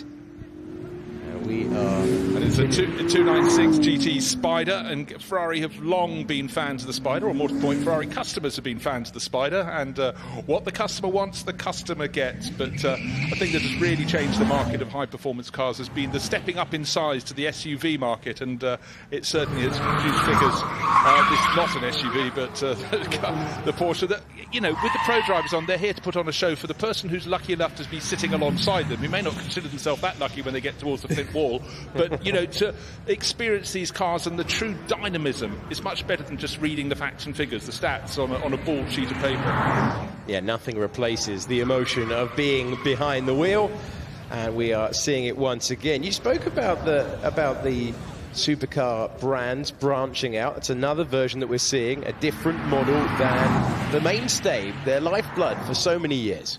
Yeah, but the Taycan has really sold very well, and when you're standing trackside, hillside, whatever you want to call it, just the sheer acceleration that cars with EV motors have, and some of the figures, some of the cars, I mean, they're putting out nearly 1,000 horsepower from the motors at the four corners of the car. Now Lotus celebrating 75 years since the first Lotus went out on road car form, but then it was the racing that followed, and it's just great to have them back. The Avira, fabulous looking model, and I really feel that now we're tapping back into where Lotus was a very long time ago in a wonderful way, just reliving and recapturing just the sheer nature of nimble, quick, light, good looking too. Yeah, it is, isn't it? The Avira is absolutely beautiful. I think it really does. You know, it could come out of a Italian style, in fact. It's just got that look. Now, Caterham are here, and you might think they're doing things the traditional way. This is actually a 420 Cup racer, but they also have, I think in first glance, they've got one that looks like a very early Caterham, but with electric motors. So you don't always see what you get. You get something different, but even faster. But this is a 420R racer. Fantastic. As we see the different iterations, it is a Caterham. It doesn't quite have the traditional Caterham roar and the burble past our commentary box, but it looks terrific. And the joy of being so low to the ground when you've got that setup is magnificent if you're behind the wheel. If you've never driven a Caterham, do try and find a way to do so. It just almost reinvents fun in whatever engine size you have in there. They are so dynamic. Just don't be in one when it's suddenly a downpour and you're sitting there with no roof to cover you. Yeah, so plenty in the Silverstone car parks who fell foul of that 1 week ago at the British Grand Prix.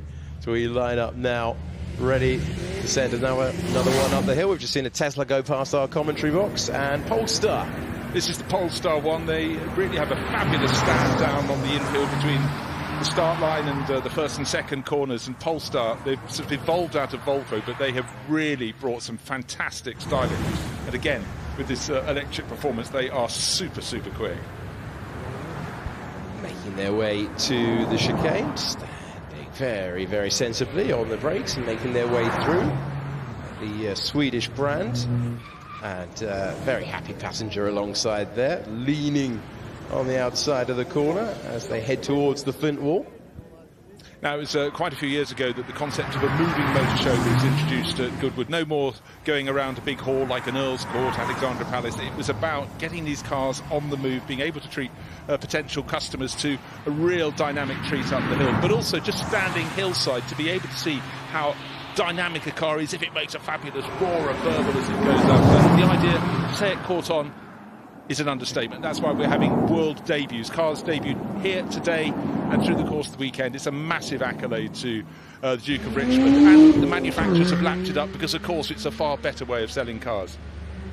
Yeah, magnificent. We've seen that across the course of the day. We're going to see plenty of moments, plenty of launches. We've had Lamborghini today, we've had Hyundai today. It has been a superb start to proceedings. We've seen the Polestar now continuing on. All the while, James is thinking, chuck me a bike. Chuck me a bike or two. Well, no, I'm actually just more impressed with the weight of these electric cars, and the suspension's getting so good on them now, isn't it? Before they really, I think the Porsche Taycan really moved on the way an electric car can handle, and we're really seeing that now, and you're seeing just how good these cars are getting. Look, I think it's an extraordinary time, and nothing is linear in terms of development, but we're at a stage of real flux, real change, and also just so many different technologies coming in. The concept of all having to move on to EV, it's not going to go that way because synthetic fuels are coming in thick and fast. Hydrogen cell, which is my chosen direction of travel to go, unless you can get a big old V8, I still put that at the front of the queue. But, these are phenomenal times for fans of engineering, and it's an incredible career to go into in all sorts of directions. Yeah, I think we have to keep an open mind on that, as you say, which, it's the EVs have certainly got the lead, but they're not necessarily going to be there in it's going to be interesting times. Yeah, most certainly, and some fabulous machinery. And a while ago, SUVs were sort of introduced, and they were stayed and sit up and beg. They're not now. Lamborghini Urus have just gone past us, very yellow, very fast, and making a really good stab of it. But Lamborghini's on the start line. Well, they have been doing what they've been doing brilliantly since the early 1960s. The Miura was the first, acknowledged as the first supercar, but their cars, they look brilliant, just even when standing still. Yeah, they certainly do, as they cross the yard of bricks down there. And lining up once again. It's coming thick and fast. We're cramming it all in to the final hour of running today.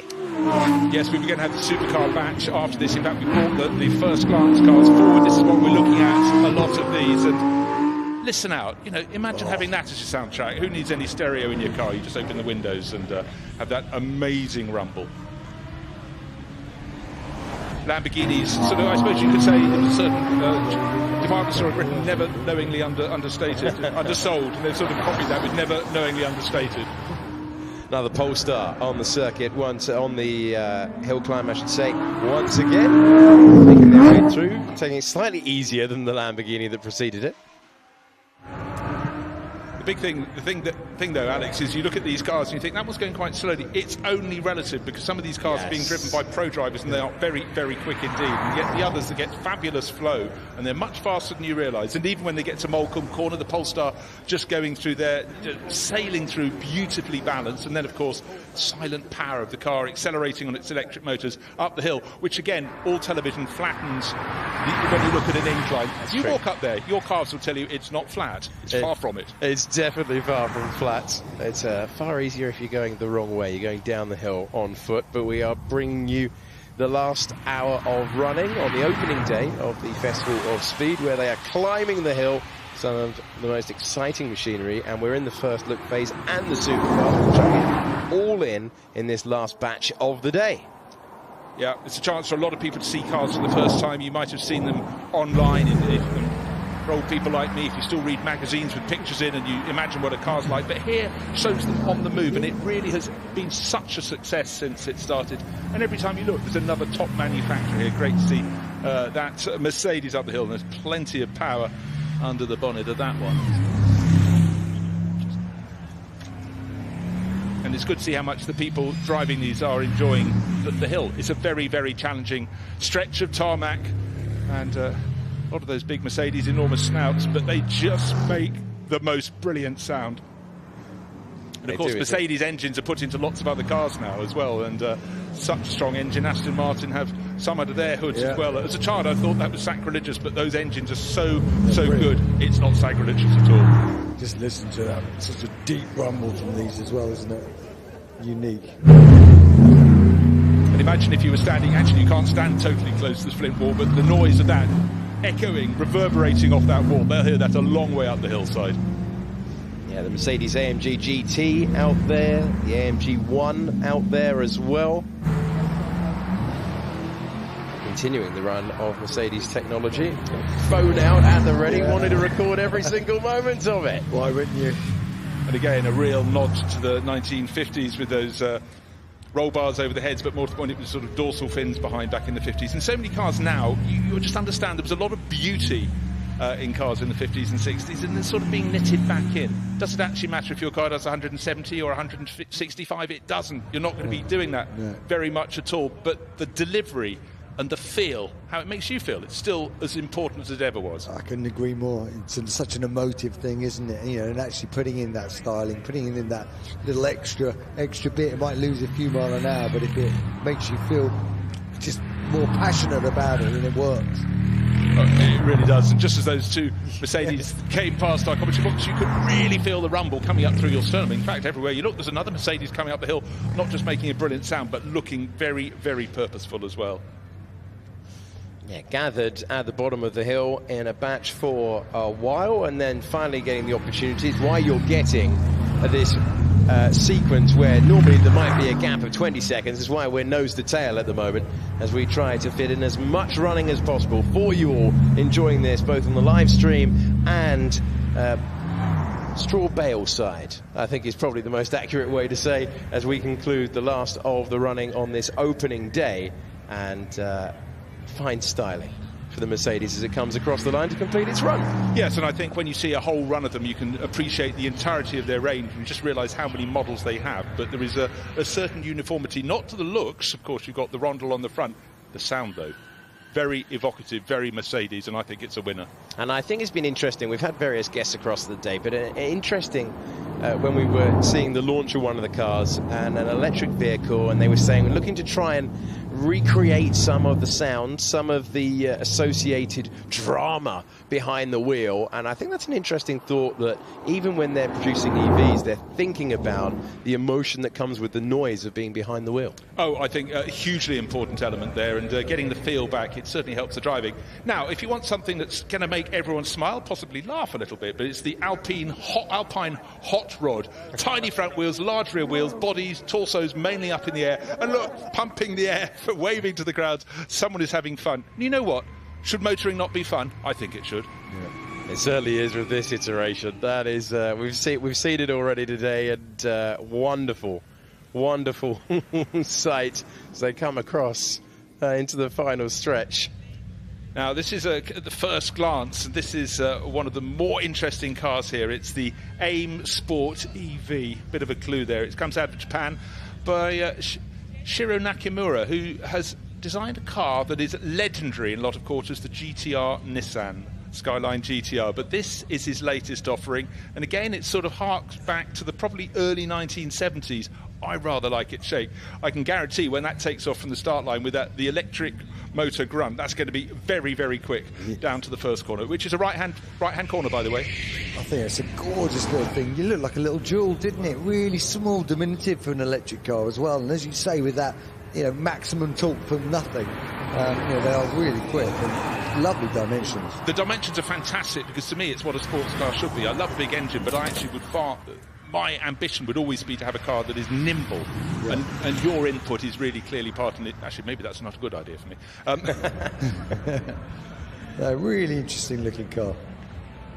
And the variation, I love the back-to-back. We've just seen the hot rod go up the hill, and now we're on to the first look, and yeah, it's not making much noise going past our commentary box, but it is beautiful in its styling as we move on to a Mustang. Well, there's the pony on the front, the Mustang, but this is the Ford Mustang Dark Horse, a little bit mean. No, cancel that. Very, very mean indeed. This makes a lovely noise as it comes up, but still, again, that Mustang bloodline that started in 1964, you can still see the continuation. I am a big fan. I've always loved a Mustang, but that emblem on the air intake, on the front, on the grille, means so much for American sports car fans in particular, and it's great to have that here at Goodwood. Being chased up the hill by the Alpine behind, and just giving chase as we... There you go. There's the Alpine in the background. Chasing the Mustang all the way to the line. And the flint wall was our friend there. It might have spooked the drivers a bit, but you got the basso profundo sound of the Mustang going past, and then the rather more delicate but equally fast Alpine A110R, not making quite as much noise, but certainly just as good a progress. And the Alpine comes across the line behind the Mustang, and those runs are completed, and it looks like there was another one in the background as well. I think there was an Aston Martin SUV coming up the hill with DBX. And there's plenty more cars still coming up the hill. This is the first glance batch, and it does what it says on the tin. These are cars being seen in public for the first time. And a whole skein, if you will, of Bentleys making their passage up the hill. And the dove grey one is the Bentley Spur Speed 12 edition. Again, clever usage of a nomenclature dating back to the Speed 6 that was a Le Mans winner when Bentley really made its name across the channel at the South. 4 years running, 1924 onwards. Now, Ineos, Sir Jim Ratcliffe of Ineos fame, shareholder in the Formula One team, enormous chemical conglomerate under his leadership, but he was one of many people who were sad by the demise of the Land Rover Defender, the sort of bloodline of Land Rover, and in a jolly evening in the Grenadier pub in London plotted a plan. Let's build our own. So the Ineos Grenadier, and here this weekend, in fact, again under the first glance element, the Quartermaster looks nothing like that because the rear quarter is chopped off, and there is a pickup version, which is a rather crude way of describing the latest model, but certainly Ineos finding a lot of friends with their Grenadier range. Yeah, they really have been. Hydrogen fuel cell for this model that we're watching fly past. And there's Aston Martin's just gone past our commentary box as well, chasing it up the hill. But that's the joy of being a billionaire. If your favourite car is no longer in production, you can change that. I'll take your word for it, but it seems a very good plan indeed. So again, I'm very impressed with the hydrogen element in that. I'm a big fan with the technology in that quarter. So it's tall, but there's a lot of gadgetry inside that. But yet the Ineos is still, it seems, pleasingly simple on board, but there are certainly toys to play with. MG, of course, long since been in Chinese hands, and they have started introducing new models, and the Cyberstar is one of those. It's neat, it's nimble, and I rather like those rear indicators with a very unsubtle arrow pointing in either direction. Yeah, no guesswork required there as we move to the Polestar 5, and it's time to start lighting things up once again. There was a time when quite a lot of the cars that competed that were here being shown, they didn't really want to show, so they only ran them in camouflage. I think that's the only one I've seen so far, but it does rather blend in. But actually, if you get up close, you can see the lines of the Polestar 5. And Polestar, like so many manufacturers, seem to be bringing a new car, well, several new cars every year. Such is the pace of development. Not just, it's easier to tool and design than it was 40 years ago when you had to get all the tooling. Here, so much is produced through CAD/CAM. The computer does all the hard work, and certainly shortens the lead-in time for any of these cars. And the car engineered here in the Midlands, 500 strong team of engineers, working, of course, with those back at base headquarters in Sweden. Really like a good run up the hill there for the Polestar 5. It was neat, wasn't it? It was. Not flamboyant. Neat is normally quicker. We like flamboyant, but actually when you're trying to just, brag to your co-professional drivers who've driven other Polestar models or whatever, then it's something to have. Now, Toyota have quite a presence here, and one of their cars is the GT4 Supra. This looks as though it's the one coming up to the start line. And in GT4 racing, there are many, many manufacturers coming into play in that. And in fact, just 2 weekends ago at Spa 24 Hours, the Ford Mustang launched their GT3 and GT4 models. They'll all be good sellers, but when watching those races all around the world, the GT4 Supra is a very, very nimble car. In many ways, it's one I look to. Yeah, I can totally understand why as well. And that particular version with synthetic fuel. And it's interesting, we've been speaking about electric vehicles, synthetic fuel. Sebastian Vettel to be taking an old converted 90s McLaren up the hill with synthetic fuel. And of course, your favourite, Bruce, the hydrogen, all on display. And we did have a Bugatti earlier on, which is the last of the roaring engines, it felt, when it went up the hill. The will, yes, I mean 2,000 horsepower. Did I say 2,000? Yes, I did. Did I mean it? Yes, I did. But a lot of these manufacturers are going to go for the last hurrah with internal combustion engines, and these will be the collectible ones. I mean, you know, you stand here, which one would you like? But exciting times. And also, just earlier in this batch, we had a 1930s Bentley going to the top of the hill on the Zero. That means it's on synthetic fuels. So in terms of historic racing, this is very, very important. So we know that we all must make steps, but the Bentley Blower Car Zero, take a look at it. Look it up online. Very special indeed. Completing the run all the way to past the Flint Wall, to the line we go. And this has certainly been the most frantic of the action as we combine groups at the end of the day to make sure we can bring you as much running as possible. Don't just take my word for it. There's another one being chased across the line, and we go back to the Lotus Emira. We've already seen one to take up the hill, and here's the second one in a very fetching black livery. Yes, and the rather taller car we saw just ahead of it was a Genesis, of course, a new mark in the last couple of years, and certainly making very, very good strides, doing things differently, but with an inimitable style. But to be standing hillside and to see a Lotus looking nimble and fast, and in this case, very, very attractive, the Emira model, I think this will be their final hurrah in terms of combustion engines. And the Emira won an awful lot of friends. It's a 2-litre 4-cylinder turbo if you get the Mercedes model, or a 3.5-litre V6 supercharged, which would be the one I'd put the tick next to in the box. And understandably so, as it is getting to the end of a Thursday, and it's not quite a traffic jam there, but lots of cars in close succession across the timing beam. Officially the timing beam, we're not recording the times, we're just enjoying these demonstrations at the end of the day. Yes, of course, there is a timed element here through the course of the weekend, building towards the shootout on Sunday, but doesn't even matter if people aren't in the timed thing. They certainly want to know. They'll check what their time was from the moment they left the start line to get to the top, because the nature of most of these drivers, they're professional racing drivers, and when do they knowingly not want to brag about their times? Okay, red flag is out. We have completed that batch and brought you some of the new cars, some of which are being launched earlier today, some of which are going to have events as the weekend progresses. We've been speaking about famous names producing 4x4s, and you're seeing that with the Bentley there closing things out, and the Porsche as well. So I think those will be the last few cars on hill, because the course vehicle is following them up. Now there's a Porsche tucked in behind, and in fact some of the course vehicles are some of the fastest cars here all weekend, coming from Ferrari, from Aston Martin, and the list goes on. And you can see some in the background there. So we've completed the running on the first day of 4 here at the Festival of Speed. We've had thrills, we've had spills, and we've had some world debuts. It's not been a bad day. We had a little smattering of rain before the hill opened this morning, and that luckily blew through, and it's been a fine day. And Alex, what have you enjoyed the most?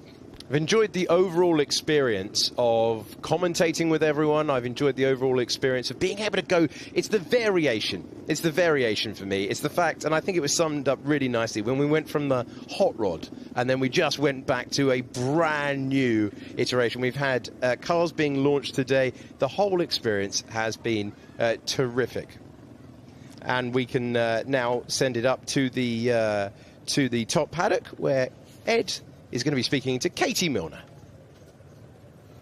Katie, you caught up with the car quite quickly there, but what a wonderful machine to come up the hill on Lotus's anniversary. It's a special weekend for the company. Yeah, it's an absolutely incredible machine to be driving the Emira at Goodwood. Yeah, it's pretty special, especially on their anniversary weekend. And you work for Goodwood, work for Lotus?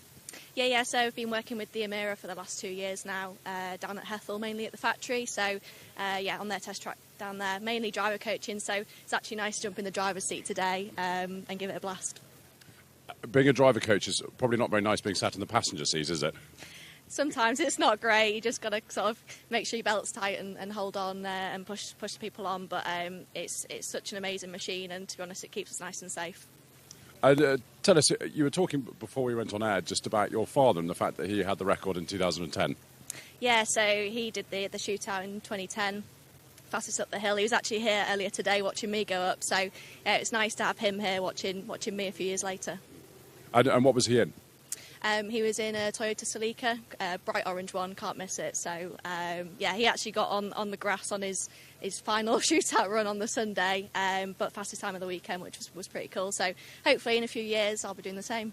That's Mr. Milner, which I'm sure most people remember. Look, Katie, thank you so much, and enjoy the rest of the weekend. Oh, thank you. Brazilian racing driver Bruno Senna joins me now at the start line in front of the McLaren Senna, which you are driving. It is a stunning car. Yeah, it's a beautiful car, very, very fast. Even if it's over 5 years old now, it's still a stunning car to look at, always draws lots of attention and people really love it. Yeah, it definitely caught my eye as I was walking through, and there's so many incredible supercars here on the start line. How much are you looking forward to getting up the hill? You know, it's always a pleasure to go up the hill. I think it's the only bad thing is that it's too short. We want it to be like 2 or 3 times longer so we can enjoy, get some more confidence.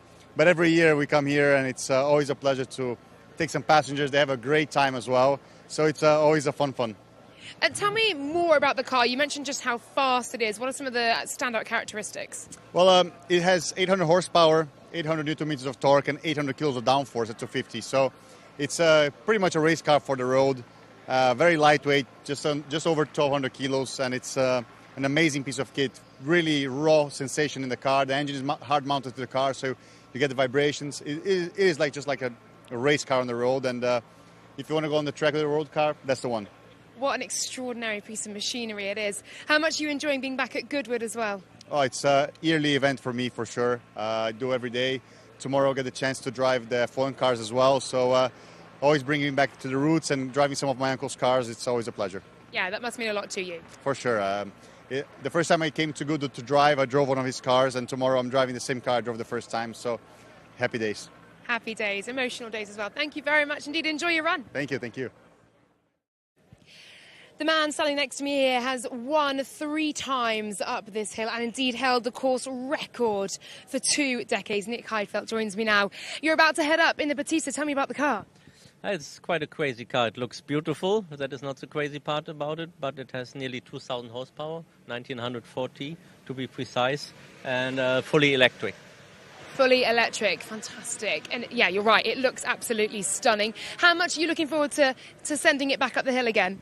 I went for the first time this morning, but I haven't driven this car in a couple of months, so it's good fun. And especially because this is a very special car, it's only 5 of those will be made. The Batista will be limited to 150, and this is called the Nino, and this is only 5 versions with exactly this design work. And it must evoke such good memories being back here for you, a 3-time winner, and of course that course record that you held for so long as well. Yeah, I always enjoy coming back. First of all, I'm a car guy, a car fan, so seeing all supercars, all single-seater cars is always good fun. And still now, so many years ago that I did the record here in 99, but still people come up to me and say, I was there in 99, and they all have a huge smile on their face, so it brings back good memories. What does it take to win up on this hill? A good car. That's the most important, honestly. Great stuff. Thank you very much. We'll let you go. Thanks, Nick. Good luck. Enjoy.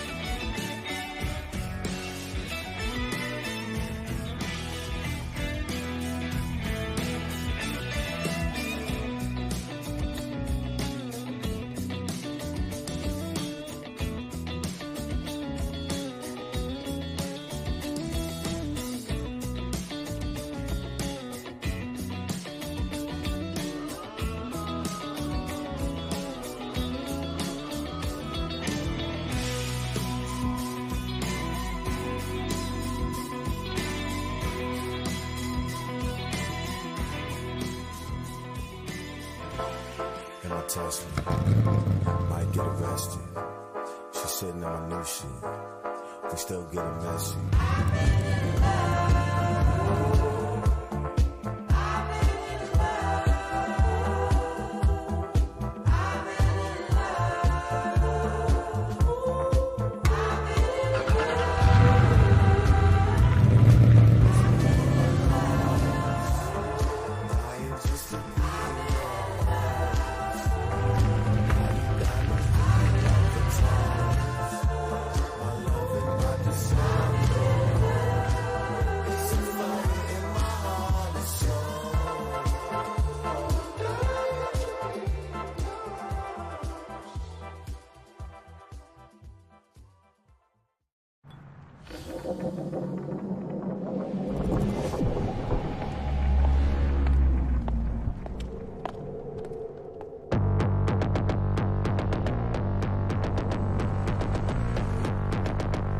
The award-winning all-electric Jaguar I-Pace.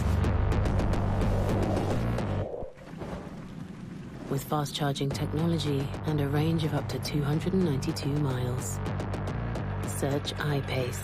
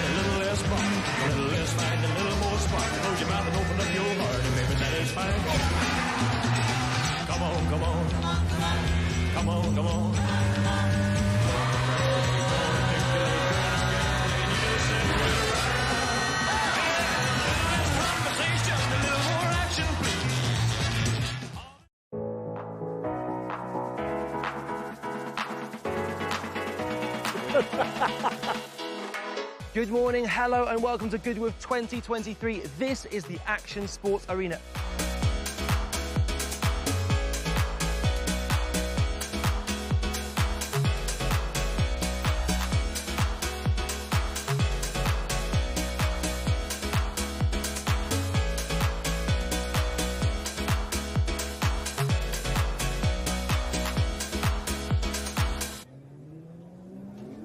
Welcome back to the Festival of Speed. We are closing out the day with a supercar run in a few moments' time, once we have returned everything that just made the top of the hill all the way back down it once again, as we have a look at the lawn, looking out from the house and the Porsche sculpture that we've shown you oh so many times today, as we wait for the last action on the hill climb. Yeah, so the last cars that were in the previous batch coming back down. If you wonder why there were so many Mercedes, it was a special assembly of the SLR club of Mercedes. All the different shapes of the SLR, but it's been a very, very popular model across the years. Big engines in relatively small cars making a fabulous sound. And they're just running down the hill now. And we counted one or two, and there were about 20 of them. So what a treat for members of the Mercedes SLR club.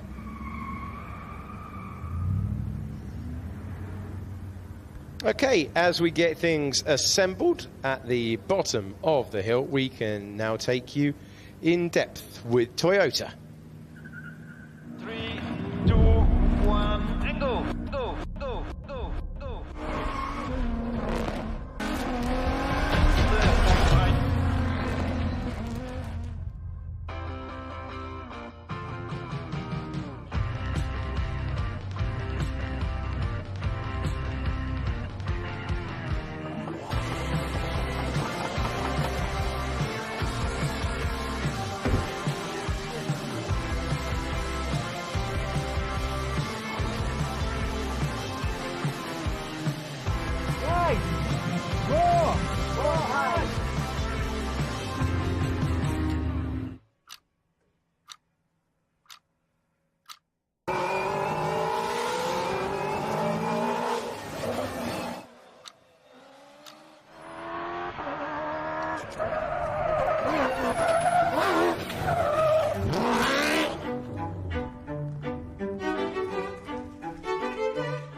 you're a bit late. We've been working a little bit in the jump, you know. But Is it going to be any good, do you think? Better than last year?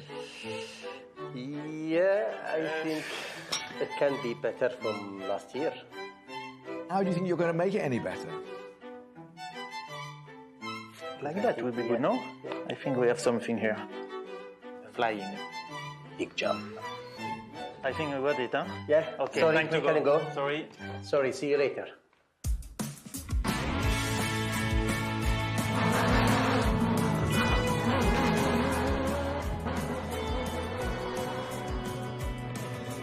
Hey guys, I got it.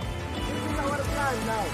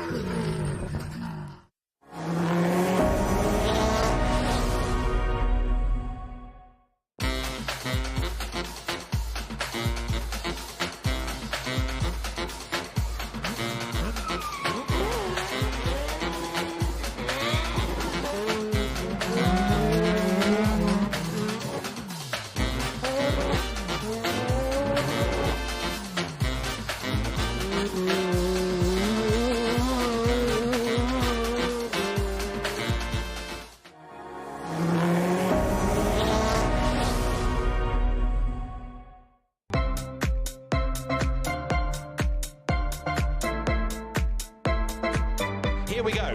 A Guinness World Record attempt. Terry Grant on two wheels. The clock has started. Can he get to the top on two wheels? And if so, can he do it in less than 2 minutes and 55 seconds? Just think about this. You've got to maintain the balance. This isn't in a straight line. This is climbing all the time. You've got right-handers. You've got left-handers. Now up the straight. The road getting steeper and steeper at this point. Now this is the tricky bit. Let's hold our breath for him. Let's wish him well because he goes through the right, now the left. This is where he got the wheels on the wall earlier on. He's nearly there, he's nearly there, he's nearly there. The checkered flag is at the ready for a two-wheeling Terry Grant. How about that?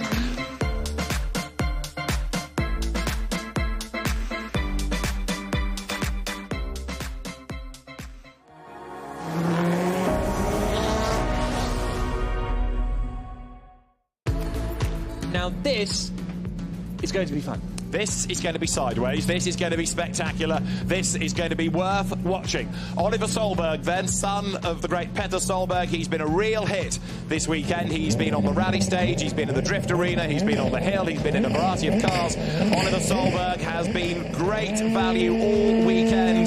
The Citroën DS3 WRX World Rallycross car launches itself off the line. Brilliant acceleration with four-wheel drive from these cars. First sector, he's a second up, he's got bags of understeer, and he's got to sort that out on the run. Now, up Park Straight, look at this! That's unbelievable from Oliver Solberg in the Citroën. Fantastic stuff now as he comes up the hill. Is he going to get on with the same shenanigans here up at Moulton? Onto the brakes, flicks it in, back on the power, hooks it up, powers up the straight. He's quick on the second point, it's all sideways, but he's managed to save it. Through past Flint Wall he goes, the tail wags. So he's got to try to beat a 49.5, yet he's still quicker. Going through the second intermediate, again he's sideways, but he's millimetres away from the bales. Oliver Solberg up towards the timing line, he's sideways again, there's the flag. Can he go quicker than a 49? Yes he can, a 49.39. Puts Oliver Solberg fastest. Fantastic stuff.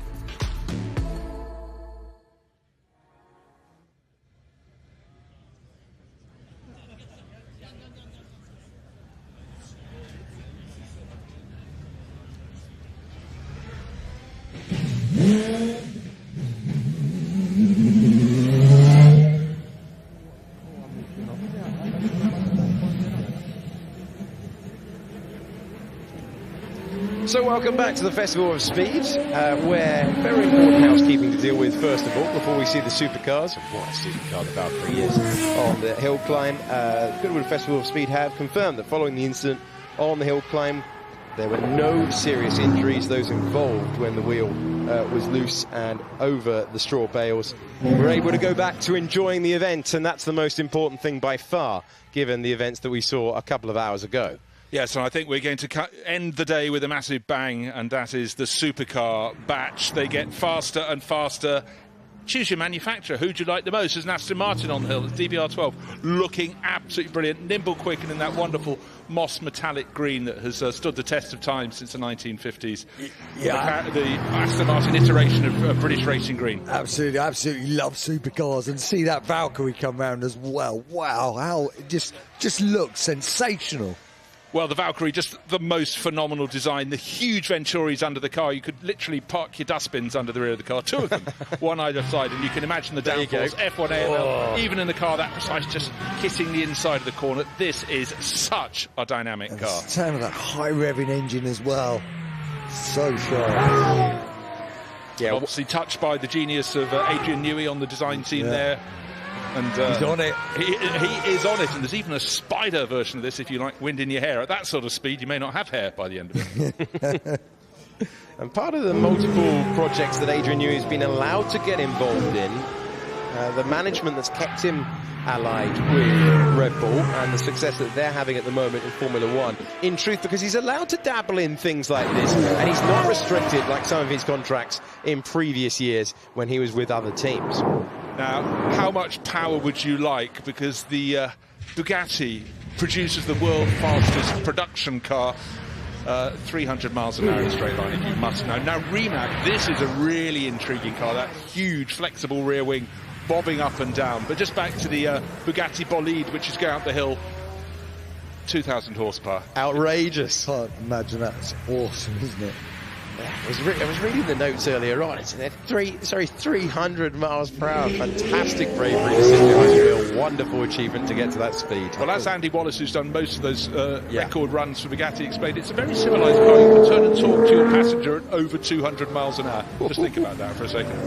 Amazing. We move to the Ferrari.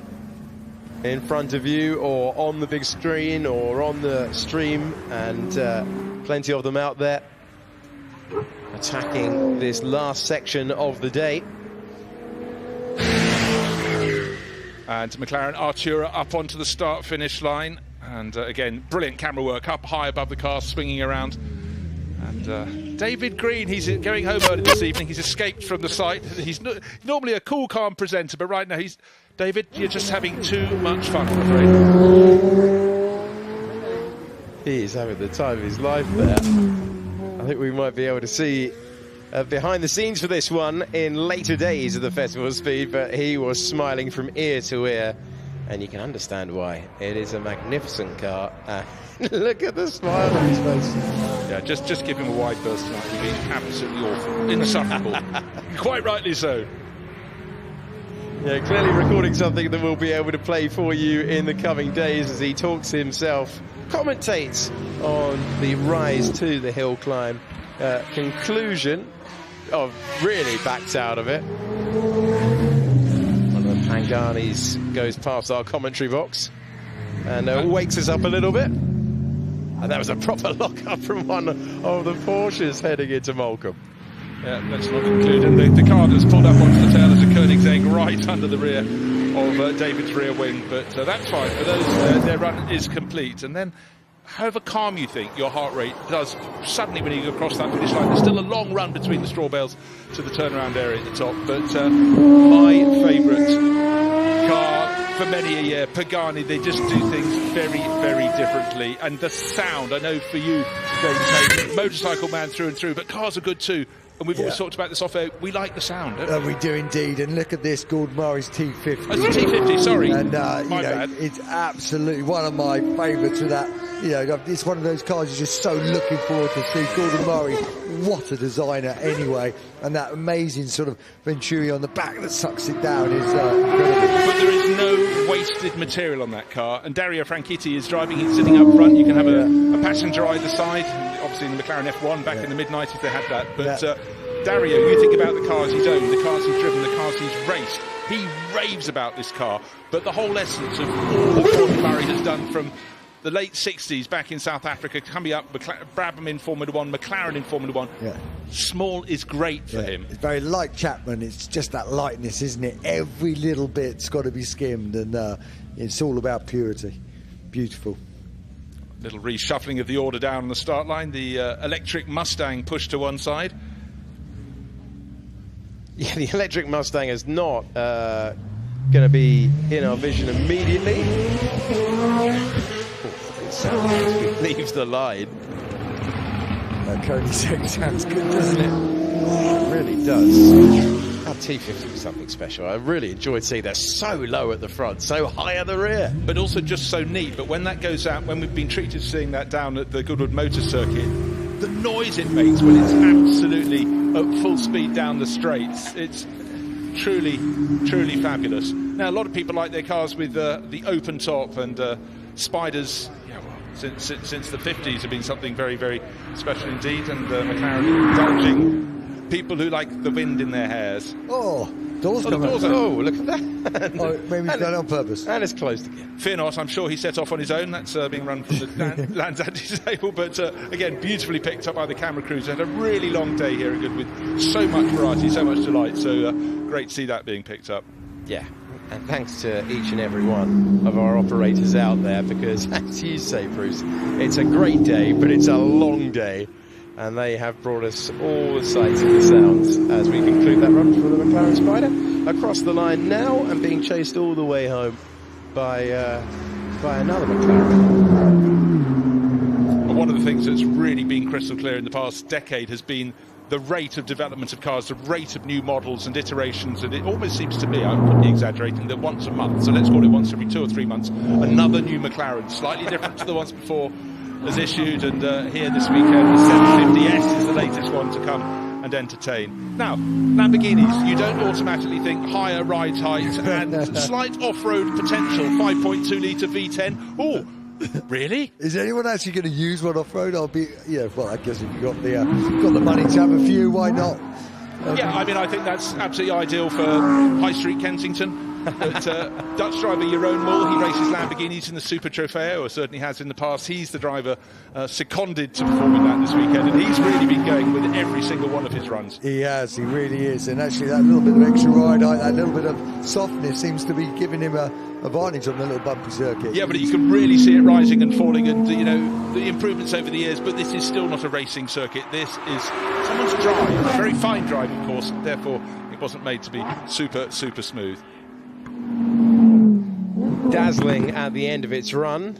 It's going to be a crowd favourite, I think, by the end of the weekend. We're doing this, of course, for 3 more days and waiting to send the last of our action up the hill.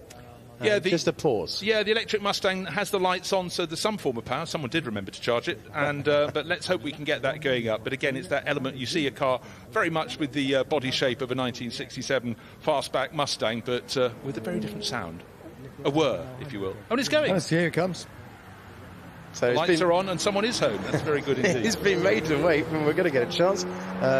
Course car is heading onto the circuit. Oh, well, it may well be the... OK, that should be the end of the batch, because once the course vehicles go, so that Mustang just too late. So that is it for the run for today. And very entertaining it has been as well. My thanks to Bruce and James for talking us through that excellent concluding run. Slightly frantic at the end there, because we were trying to cram in as much as possible. We started with the Valkyrie, which... Oh, it really does look outrageous, doesn't it? And it's not the only Aston Martin that can make that claim out there. It has been a fine way to close things off. We have seen so much variation on the hill climb today. Historic cars out there aplenty. We've also been celebrating with Porsche. We've seen brand new cars launched, plenty of them as well, including from Lamborghini earlier in the day.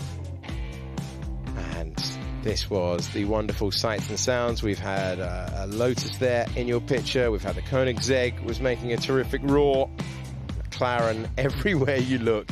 And David having a terrific time. We'll hope to bring you his experience behind the wheel in the coming days. That was the lockup we told you about, but you didn't see first time around. There's been more than enough drama down at Malcolm Corner today. We didn't need any more. We didn't get any more.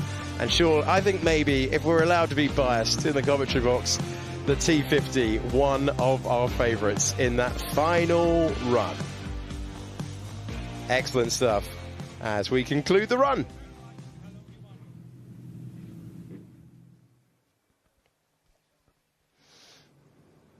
Well, thanks to James and thanks to Bruce as well. We will send it from the commentary box down to ground level and the conclusion of day one.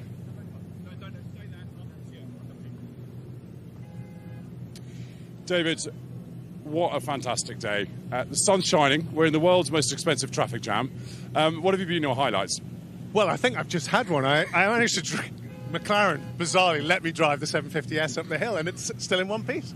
So I think that's a highlight for me. Do you know what one of my favourite moments of the day was? Was you on that motorcycle with your helmet that didn't quite fit. It was fantastic, but it looked fun. I wanted to give you some comedy gold. I know you need to work with something, you know.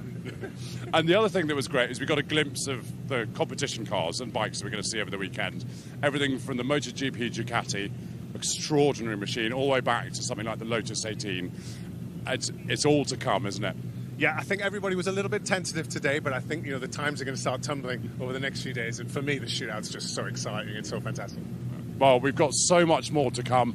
What a fantastic day to open the 2023 Festival of Speed. Don't go anywhere, because we'll be back tomorrow morning.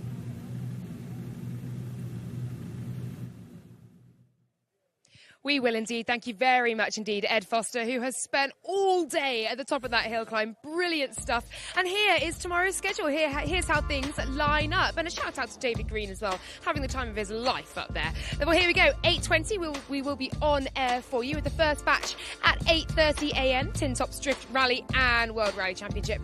Le Mans NASCAR sports races for batch 2, batch 3 Goodwood 75, batch 4 the Lotus Moment McLaren GP Greats MotoGP, the Red Arrows once again with another stunning display. Porsche 75 supercars, we'll see another glimpse of them tomorrow, and first glance and road bikes to complete the morning session and into the afternoon.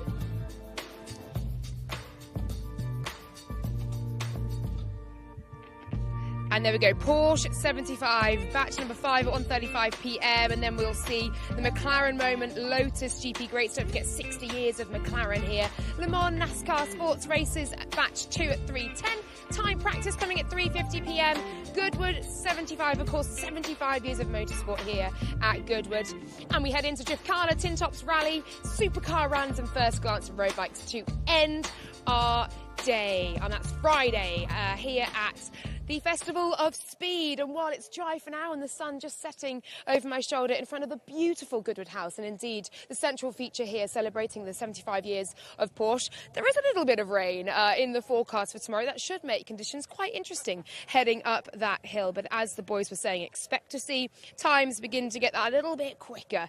Elbows get out and we'll see some brilliant stuff up that hill. It's going to be fantastic. And as I say, we'll be on air at 8:20 a.m. tomorrow. So do join us then. But from all of us here at Goodwood on Thursday, day 1 of the Festival of Speed, bye for now.